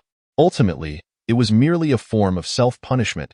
He was dragged away by the wailing spectral cavalry, scenes of diverse civilizations fading from his awareness, his limbs shackled by chains. Though devoid of sensation or weight, the eternal inability to move was palpable. Before him lay the shattered landscape of thought, where indescribable imagery overwhelmed him, rendering him oblivious to his ongoing judgment. Detach your thoughts. A voice trembled. Liu Baixing was beset by an agonizing pain. Unlike any he had ever encountered in his life, memories, long buried, began to surface, excavating a timeline of countless cycles he had endured within this universe, transcending forms, mountains, beasts, humans, and other beings. His mind retained the essence of all. Ah, perhaps you ought not to pursue the past. It is but a speck of dust in the continuum of time, long swept away unless one possesses the power to rewind time. Even if I possessed such power, I could not wield it frivolously. Time is a delicate construct, and even the slightest deviation could alter the history of this universe. Now, your thoughts should be directed towards what you must protect. That girl awaits you beyond the realm of thought. I have granted you strength. You are my fifth chosen one, and I trust you shall not disappoint me. A boy's voice erupted from within his consciousness. I cannot break free. What of the yearning deep within your soul? The boy asked. Do not allow the present to obscure your essence. Fortunately, regardless of circumstances, you have not lost that unique awareness this time. Perhaps you truly shall fulfill my hopes, the boy mused aloud. The boy stood atop an inverted mountain, unbound by the confines of this world. He gazed into the distance, watching Liu Baixing approach the original realm. Though hope seemed scant, thus, his fifth chosen one would continue to dwindle within the decayed death realm, ultimately becoming one of the soulless enforcers. In a fleeting moment of clarity, Liu Baixing contemplated. His desire was indeed for power and dominion. Perhaps a sense of resignation, for without strength, how could he safeguard those he cherished? From his wings erupted black feathers, each imbued with sharp spikes, layers of magical scales evolving upon his skin. His hands morphed into razor-sharp claws. An immense power flooding through him as his soul transcended in that instant. He broke free from the shackles that had bound him. The chains tethering him to the colossal cross snapped. The spectral cavalry paused in the void, their mouths emitting shrieks akin to the shattering of fragile bubbles. Malefactor! The voice emanated from the distant figure bearing the immense tome. You have been fused with darkness, the will of sin. You are an enemy of this world. Nay, an adversary to all souls and creations. Nonsense. What are you? Liu Baixing demanded, his voice echoing with a demonic fervor, a sensation that had been with him since the dawn of the apocalypse. You have violated the rules. You have breached the primordial law of this universe, rebellion, and the ninth law, freedom. Chapter 24. The Rebels, the Soul of Silence, 3. The sound reverberated, deafening, as the specter bearing the vast tome vanished from sight. Liu Baixing cast a sweeping gaze around him, observing the spectral iron cavalry suspended in the void, as if poised in anticipation of some directive. They possessed no thoughts, no means of self-assessment, for reasons unknown. A faint smile graced the boy's lips, and the once golden hue of his irises appeared even more enchanting. He remained inverted in the ether, standing atop an upturned mountain, the subtle force of gravity ensuring he neither plummeted nor floated away. Indeed, he had the ability to foresee the future, but only within the confines of established rules. Now, matters that transcended these rules sparked a flicker of surprise within him. Perhaps his prior theories might come to fruition. He mused, pondering what delightful revelations awaited him in this world that had once birthed him. Would the Creator, still slumbering in some unknown realm, awaken? Would the Creator re-establish the rules? All at once, everything became shrouded in uncertainty. Initially devoid of hope, the unfolding events now instilled within him a sense of expectation. In an instant, the stillness shattered, and a cacophony of wails erupted around Liu Baixing as the surroundings began to transform. The chaotic scene before him grew faint, the dilapidated vistas, mountains, edifices, creations, along with the spectral iron cavalry, gradually faded away. Before his eyes emerged a vast, ancient city in ruins, the grandeur of this desolate metropolis reflected in his irises, revealing traces of time and history's ravages. From these ancient relics, Liu Baixing glimpsed the resplendent splendor of this civilization in its prime. He perceived the culmination of biological evolution. He could scarcely fathom the multitude of civilizations that existed in this world, nor the myriad beings and evolutionary paths unknown to him. As he surveyed the expansive city, he found himself at the heart of a vast square, resembling an ancient altar. At its center stood a pillar, its material indeterminate, inscribed with unfamiliar script. Yet amongst these symbols, he recognized his own name, etched upon one of the stones, shimmering with light. A thunderous roar reverberated, causing Liu Baixing to feel the very vibrations of the space around him. Even as he floated above, he gazed in horror as a colossal creature sprang forth from behind the pillar, one he had never encountered but had only heard of in legends, the ancient, malevolent being known as the dragon. It resembled the descriptions found in myths, an enormous maw capable of devouring worlds, teeth like daggers, and 4 sharp claws gripping the ground. Its roar erupted from its vast throat, and the air crackled with the scent of fire. It unfurled its spiked wings, its scales undulating as a massive tail swept through the ruins, blending seamlessly with the darkness of its surroundings. In an instant, a torrent of crimson flames erupted from the dragon's maw, the searing heat transforming the ruins into flowing ash and lava. The flames, embodiments of death, consumed the fragile remnants of life within the ruins. Soaring skyward, while Liu Baixing felt his very soul being scorched, as if he had descended into hell. "Kill him," the voice echoed from afar, a command within his mind, orchestrating the actions of the gigantic dragon, which appeared to writhe in agony, as if bound by some invisible force, yearning to break free yet ensnared at the very core of its being. Yet, Liu Baixing was not taken aback by the emergence of such a monster. Fear gripped him, not for the dragon, but for the potential end of his own life. However, the boy standing at a distance stirred something deep within his soul, a tumult of emotions. He possessed an innate understanding of all that transpired in this realm of death. From beginning to end, he sensed that whatever might occur in the next moment was already known to him. The rules were intrinsic to this world. Everything was meant to continue in its intended course, regardless of the number of civilizations. The satanic boy was taken aback, for he was utterly unaware of the events unfolding before him. Had the malevolent patron before him, having strayed from the trajectory of the rules, altered the very fabric of this reality?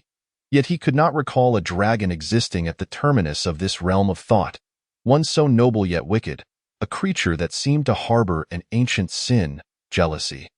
It had awaited a solitary figure, perhaps for multiple civilizations, steeped in solitude and loneliness, a feeling of enduring darkness devoid of light, communication, or emotion, save for the anticipation of that buried sign. In that moment, he found himself sympathizing not with Liu Baixing, who fought desperately for survival, but with the furious, wrathful dragon. The inscriptions upon the pillar in the central square glimmered with an ethereal light as the malevolent dragon circled it, flapping its bony wings to ascend into the air, charging toward Liu Baixing. "You shall be judged. You have rebelled against the rules of this world. Your boundless evil will be inscribed in the sacred texts of law and order.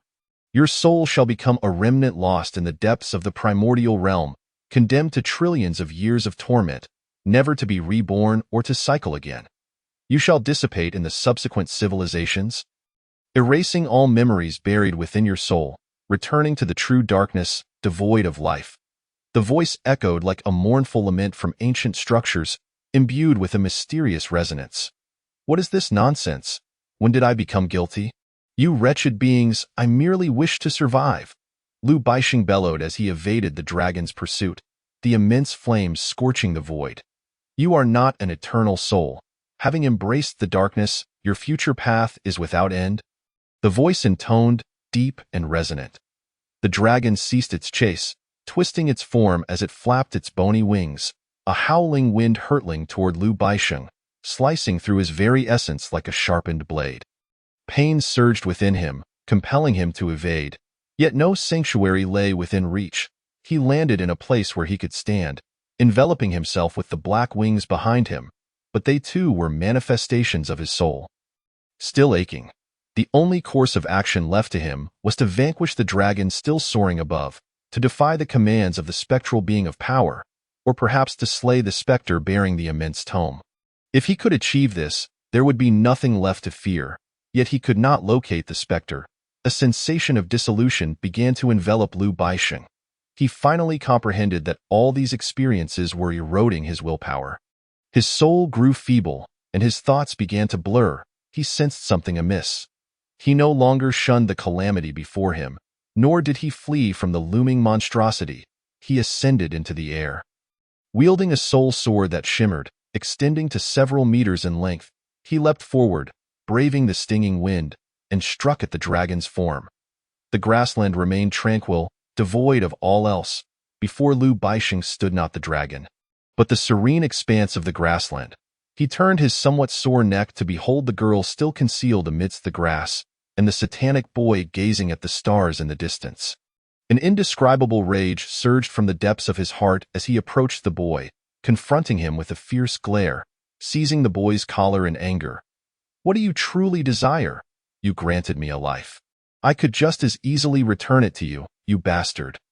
"I refuse to be your plaything," Liu Baixing roared, perhaps fueled by his fury, as a layer of black phosphorescence began to emerge upon his skin. Faint yet visible. Chapter 25. The Rebel Army, the Soul of Silence. 4. I desire nothing at all. I have already told you. This world is mine. The boy replied, unperturbed, his demeanor calm. He locked eyes with Liu Baixing, sensing a thrill of anticipation, for at last, something stirred his interest. The unknown always held an air of mystery, and in reality, you must continue to live, for there are still things you wish to protect. Indeed, you have been woefully unfair to me. I almost forgot that I have someone I care about. Liu Baixing suddenly recalled the girl still hiding in the grass. "So, you must remain composed. But what is this?" Liu Baixing inquired. "Those specters, that dragon, and all that I have witnessed, are they illusions, fantasies? Or will you tell me they are mere figments of my imagination?" "Look over there, where you once stood," the boy instructed. "What is that?" Liu Baixing obediently turned to behold the spot where he still stood. Incredulously, he realized that it was indeed himself who remained in that place. This is still the realm of souls.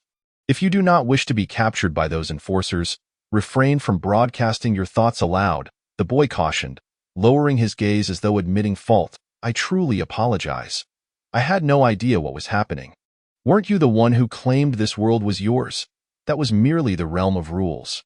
I never expected to witness anything beyond those rules." The boy spoke, yet the turbulence within his soul remained unresolved. Akin to a child encountering a Christmas gift, I cannot comprehend, but I understand that surviving will not come easily. Is all of this merely a trap laid for me? Even the simplest act of living in this world is a snare? Liu Baixing questioned, relinquishing his grip on the boy's collar, instead expressing disdain. "So, the apocalypse is a trap, Canaan is a trap, and even the final land is a trap. Not until you broke free from the chains of fate." The boy argued that he had never engaged in a dispute with any insignificant soul before. This was indeed a first. "Am I superfluous?" Liu Baixing suddenly inquired, persistently pressing on. "Or perhaps I am merely a pawn created by you." "No, not entirely, yet I cannot deny the fact that you are indeed a piece on the chessboard of history."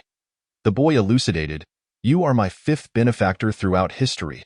Each civilization follows this pattern.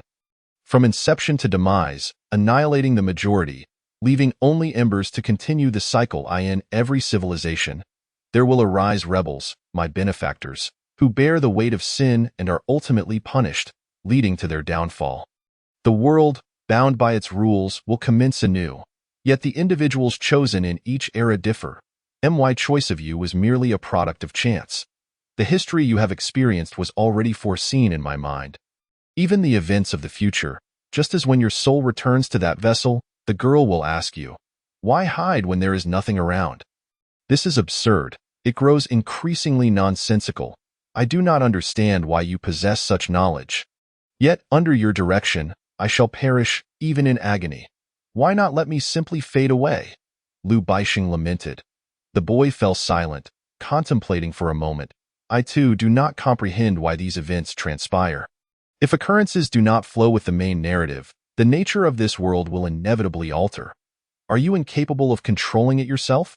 If that is the case, then my resurrection is also a facet of fate's design. Lu Baixing scoffed. Aha! Did you not claim that this world belongs to you? As he spoke, he moved towards his own vessel, ignoring the boy who was lost in thought. The wave of sorrow surged within the boy. Indeed, was this world not his own? Why was he so oblivious to what was truly unfolding? He began to question whether all of this was merely a trap set for himself, as if the Creator did not even trust his own creation. Upon returning to his vessel, Lu Baixing collapsed onto the ground, startling the girl who had been cautiously hiding in the grass. She peered out and tentatively asked, "There is nothing around. Why must we hide?" "Yes, there is nothing in this plane. I must have overthought it," Lu Baixing replied.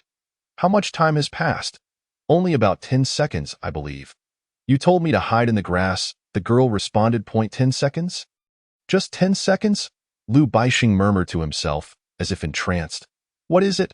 "Nothing," Lu Baixing replied nonchalantly, yet within his soul, a tumultuous unrest brewed. For when the girl returned to this vessel, she had indeed uttered those prophetic words the boy had foreseen.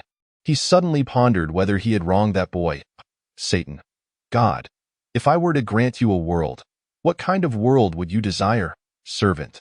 A world filled with wisdom and beauty. God. I shall provide you with a beautiful world, but wisdom shall elude you. For wisdom is a weapon, akin to those rebels who fled to the ends of the earth. Servant. Yet you have bestowed wisdom upon me. Are you not afraid of my rebellion? God. There will always be those who remain loyal to me. This is the rule and the history, immutable. The voice reverberated in Lu Baixing's ears, yet he felt neither fear nor rejection. Instead, he embraced his knees and gazed skyward at the stars, the gentle wind tousling his hair. A pang of sorrow seized his heart, reminiscent of painful memories from the past. Tears brimmed at the corners of his eyes. Unbidden and unknown in purpose, standing atop the highest peak of this world, the final destination of Canaan, the boy experienced an array of emotions: sadness, excitement, pain, elation, and so much more. Such feelings, a medley he had never encountered before, assailed him. Although merely a soul, the only one in this realm whose name was inscribed upon the side of life, all life within this civilization recognized him as Dragon, named Satan. This entire world belongs to me, regardless of the location, even the realm of souls. Yet why is it that something is about to transpire? What will occur? Those events that appear in the rules have already been experienced, while those that do not are inexplicably underway. Why is this so? The boy mused, his thoughts drifting. Suddenly, a tremor coursed through his soul. What is my existence truly for? The earth, the mountains, the sky, the creatures. All of creation suddenly appeared before him, only to vanish in an instant. His memories spiraled back to the very inception of this world, and he recalled that he had never asked the Creator, why create? Chapter 26. The Rebels, the Forgotten Names. Yet at this moment, he could not locate the Creator. He began to ponder the significance of his existence. Was he merely a steward of history, or perhaps a witness? He did not wish to be ensnared in such cyclical monotony. His weary heart yearned for experiences yet untried, much like before, in that radiant place, whether in peace or in conflict. The realm of souls had ceased its tumult. The specters no longer pursued Lu Baixing, and tranquility had once more returned, albeit temporarily. Ado walked ahead, accompanying the man who had been lost in thought. He appeared utterly unafraid of the possibility that other initial selectors might emerge from the shadows to strike him down. "Should we not send 2 people to scout the way?" Ado inquired. "Huh? What are you saying?" the man responded, snapping back to reality, unaware of his own musings. "This area is too perilous. You should find 2 people to explore the path." Ado turned back to insist, his spirits dampened. He truly did not wish to remain alongside this man, who possessed courage but lacked strategy, perpetually immersed in thoughts of rebellion against the divine. with impractical theories and an insatiable curiosity for the world's secrets. He felt as though he was an insurmountable force, yet he was undeniably compassionate, refraining from harming any women or children, believing them to be the most precious seeds of this world, even if all had become equal in this moment, including women and children. Perhaps we should scout the path. Never mind, you all stay behind. I shall proceed alone. The man proclaimed confidently, convinced that unless faced with a legion of hundreds, he could not be slain. You go? That is unwise. You must lead everyone, Ado countered. It matters not. As a leader, one should consider the welfare of all. Do not fear, I am no tyrant. You are not slaves. We are the seeds of life thriving together in this world. The man asserted, though he recognized that some individuals were inherently slaves to this world. He then urged those around to slow their pace while he forged ahead with determined strides. Ado wished to intervene, but the man had already advanced considerably. His silhouette loomed large between the mountains, the wind billowing his robe, reminiscent of a lone general from a bygone era. In truth, the man had been preoccupied with thoughts of treachery. Even though it seemed far-fetched, perhaps it was due to his doubts regarding the events occurring in this world, which felt like a mere game, if it were indeed as he had initially believed. That the world had granted him power, only to seek his destruction in the end, he would find himself isolated, with few trustworthy allies by his side. Even Ado, who had traversed the apocalypse with him to Canaan, he knew that if sufficient incentives were provided, Ado would betray him. He continued to hope that he was merely overthinking. The verdant grass blanketed the mountains, and as the wind blew, it rendered the blades soft, bowing them to the ground or swaying them gracefully. The originally harmonious darkness was disrupted by the sound of scattered footsteps, heightening the man's alertness. Someone is near, but surely not anything sinister. Likely others like myself? Seeking to explore the path, fearful of being eradicated by other initial selectors lurking in the shadows. The footsteps did not cease, and he furrowed his brow, surveying his surroundings, straining to catch the sounds echoing across the open fields. As the man glanced behind, he realized he had strayed quite far from his group, the mountains and forests obscuring his companions from view. Regret washed over him. He should not have ventured so far from the others. It was his own fault for indulging in trivial thoughts. He summoned the blade of his soul, emanating a faint glow, and charged towards the source of the sound at remarkable speed, the glimmer illuminating the dark world. A metallic clash resounded as something intercepted his soul's blade. The man was taken aback, for he saw that the figure before him had caught the blade with their hand. Jassid, we are not enemies. A voice from the darkness concealed in the grass called out, and in an instant, the figure vanished as if he has been a long time. You have been exiled for so long that you may have lost track of time. Have you not? The voice continued, now from behind the man. He turned to find not just one, but hundreds standing there. How do you know my name? The man asked, astonished, readying himself for a fierce battle. Swiftly turning around. You have forgotten yourself? We are not your foes. As the speaker vanished in the moment the man turned his head, that entire group disappeared without a trace. Jassid was the name of the man, a name he had likely forgotten, for few ever called him by it. Before the cataclysm, he was merely known by the military codename Madbird, a designation he bore for decades. Only upon returning to a technological society would his name be invoked. Why do you not reveal yourselves? Are you merely a horde of rats lurking in the shadows? Jassid inquired. No, we are not rats. We inhabit the very brink of existence, a realm where even demons cannot endure. The voice resonated within his mind. You have forgotten yourself? What are you saying? In an instant, a figure materialized before him, standing in opposition at a distance of merely 5 or 6 meters. This individual, like Jassid, possessed enormous wings that glimmered, and a long sword hung limply by their side, casting an atmosphere thick with tension and silence. Who are you? Jassid demanded. Who am I? I am akin to you. I am Jassid, a former warrior, once basking in glory. The figure proclaimed, yet Jassid discerned a peculiar smile upon their face. You may deceive me, yet you cannot be me. I am myself, and you are you. Even if you bear my likeness and mimic my movements, Jassid retorted. brandishing his sword and preparing to charge at the figure. He could not fathom the existence of another who mirrored him in this darkened world rife with deceit, especially as he remained oblivious to the true nature of what he faced. The sparks that flew forth astonished Jackside. Upon approaching, he noted that this person indeed resembled him. Even the scars upon their hands were identical. "Who are you, truly?"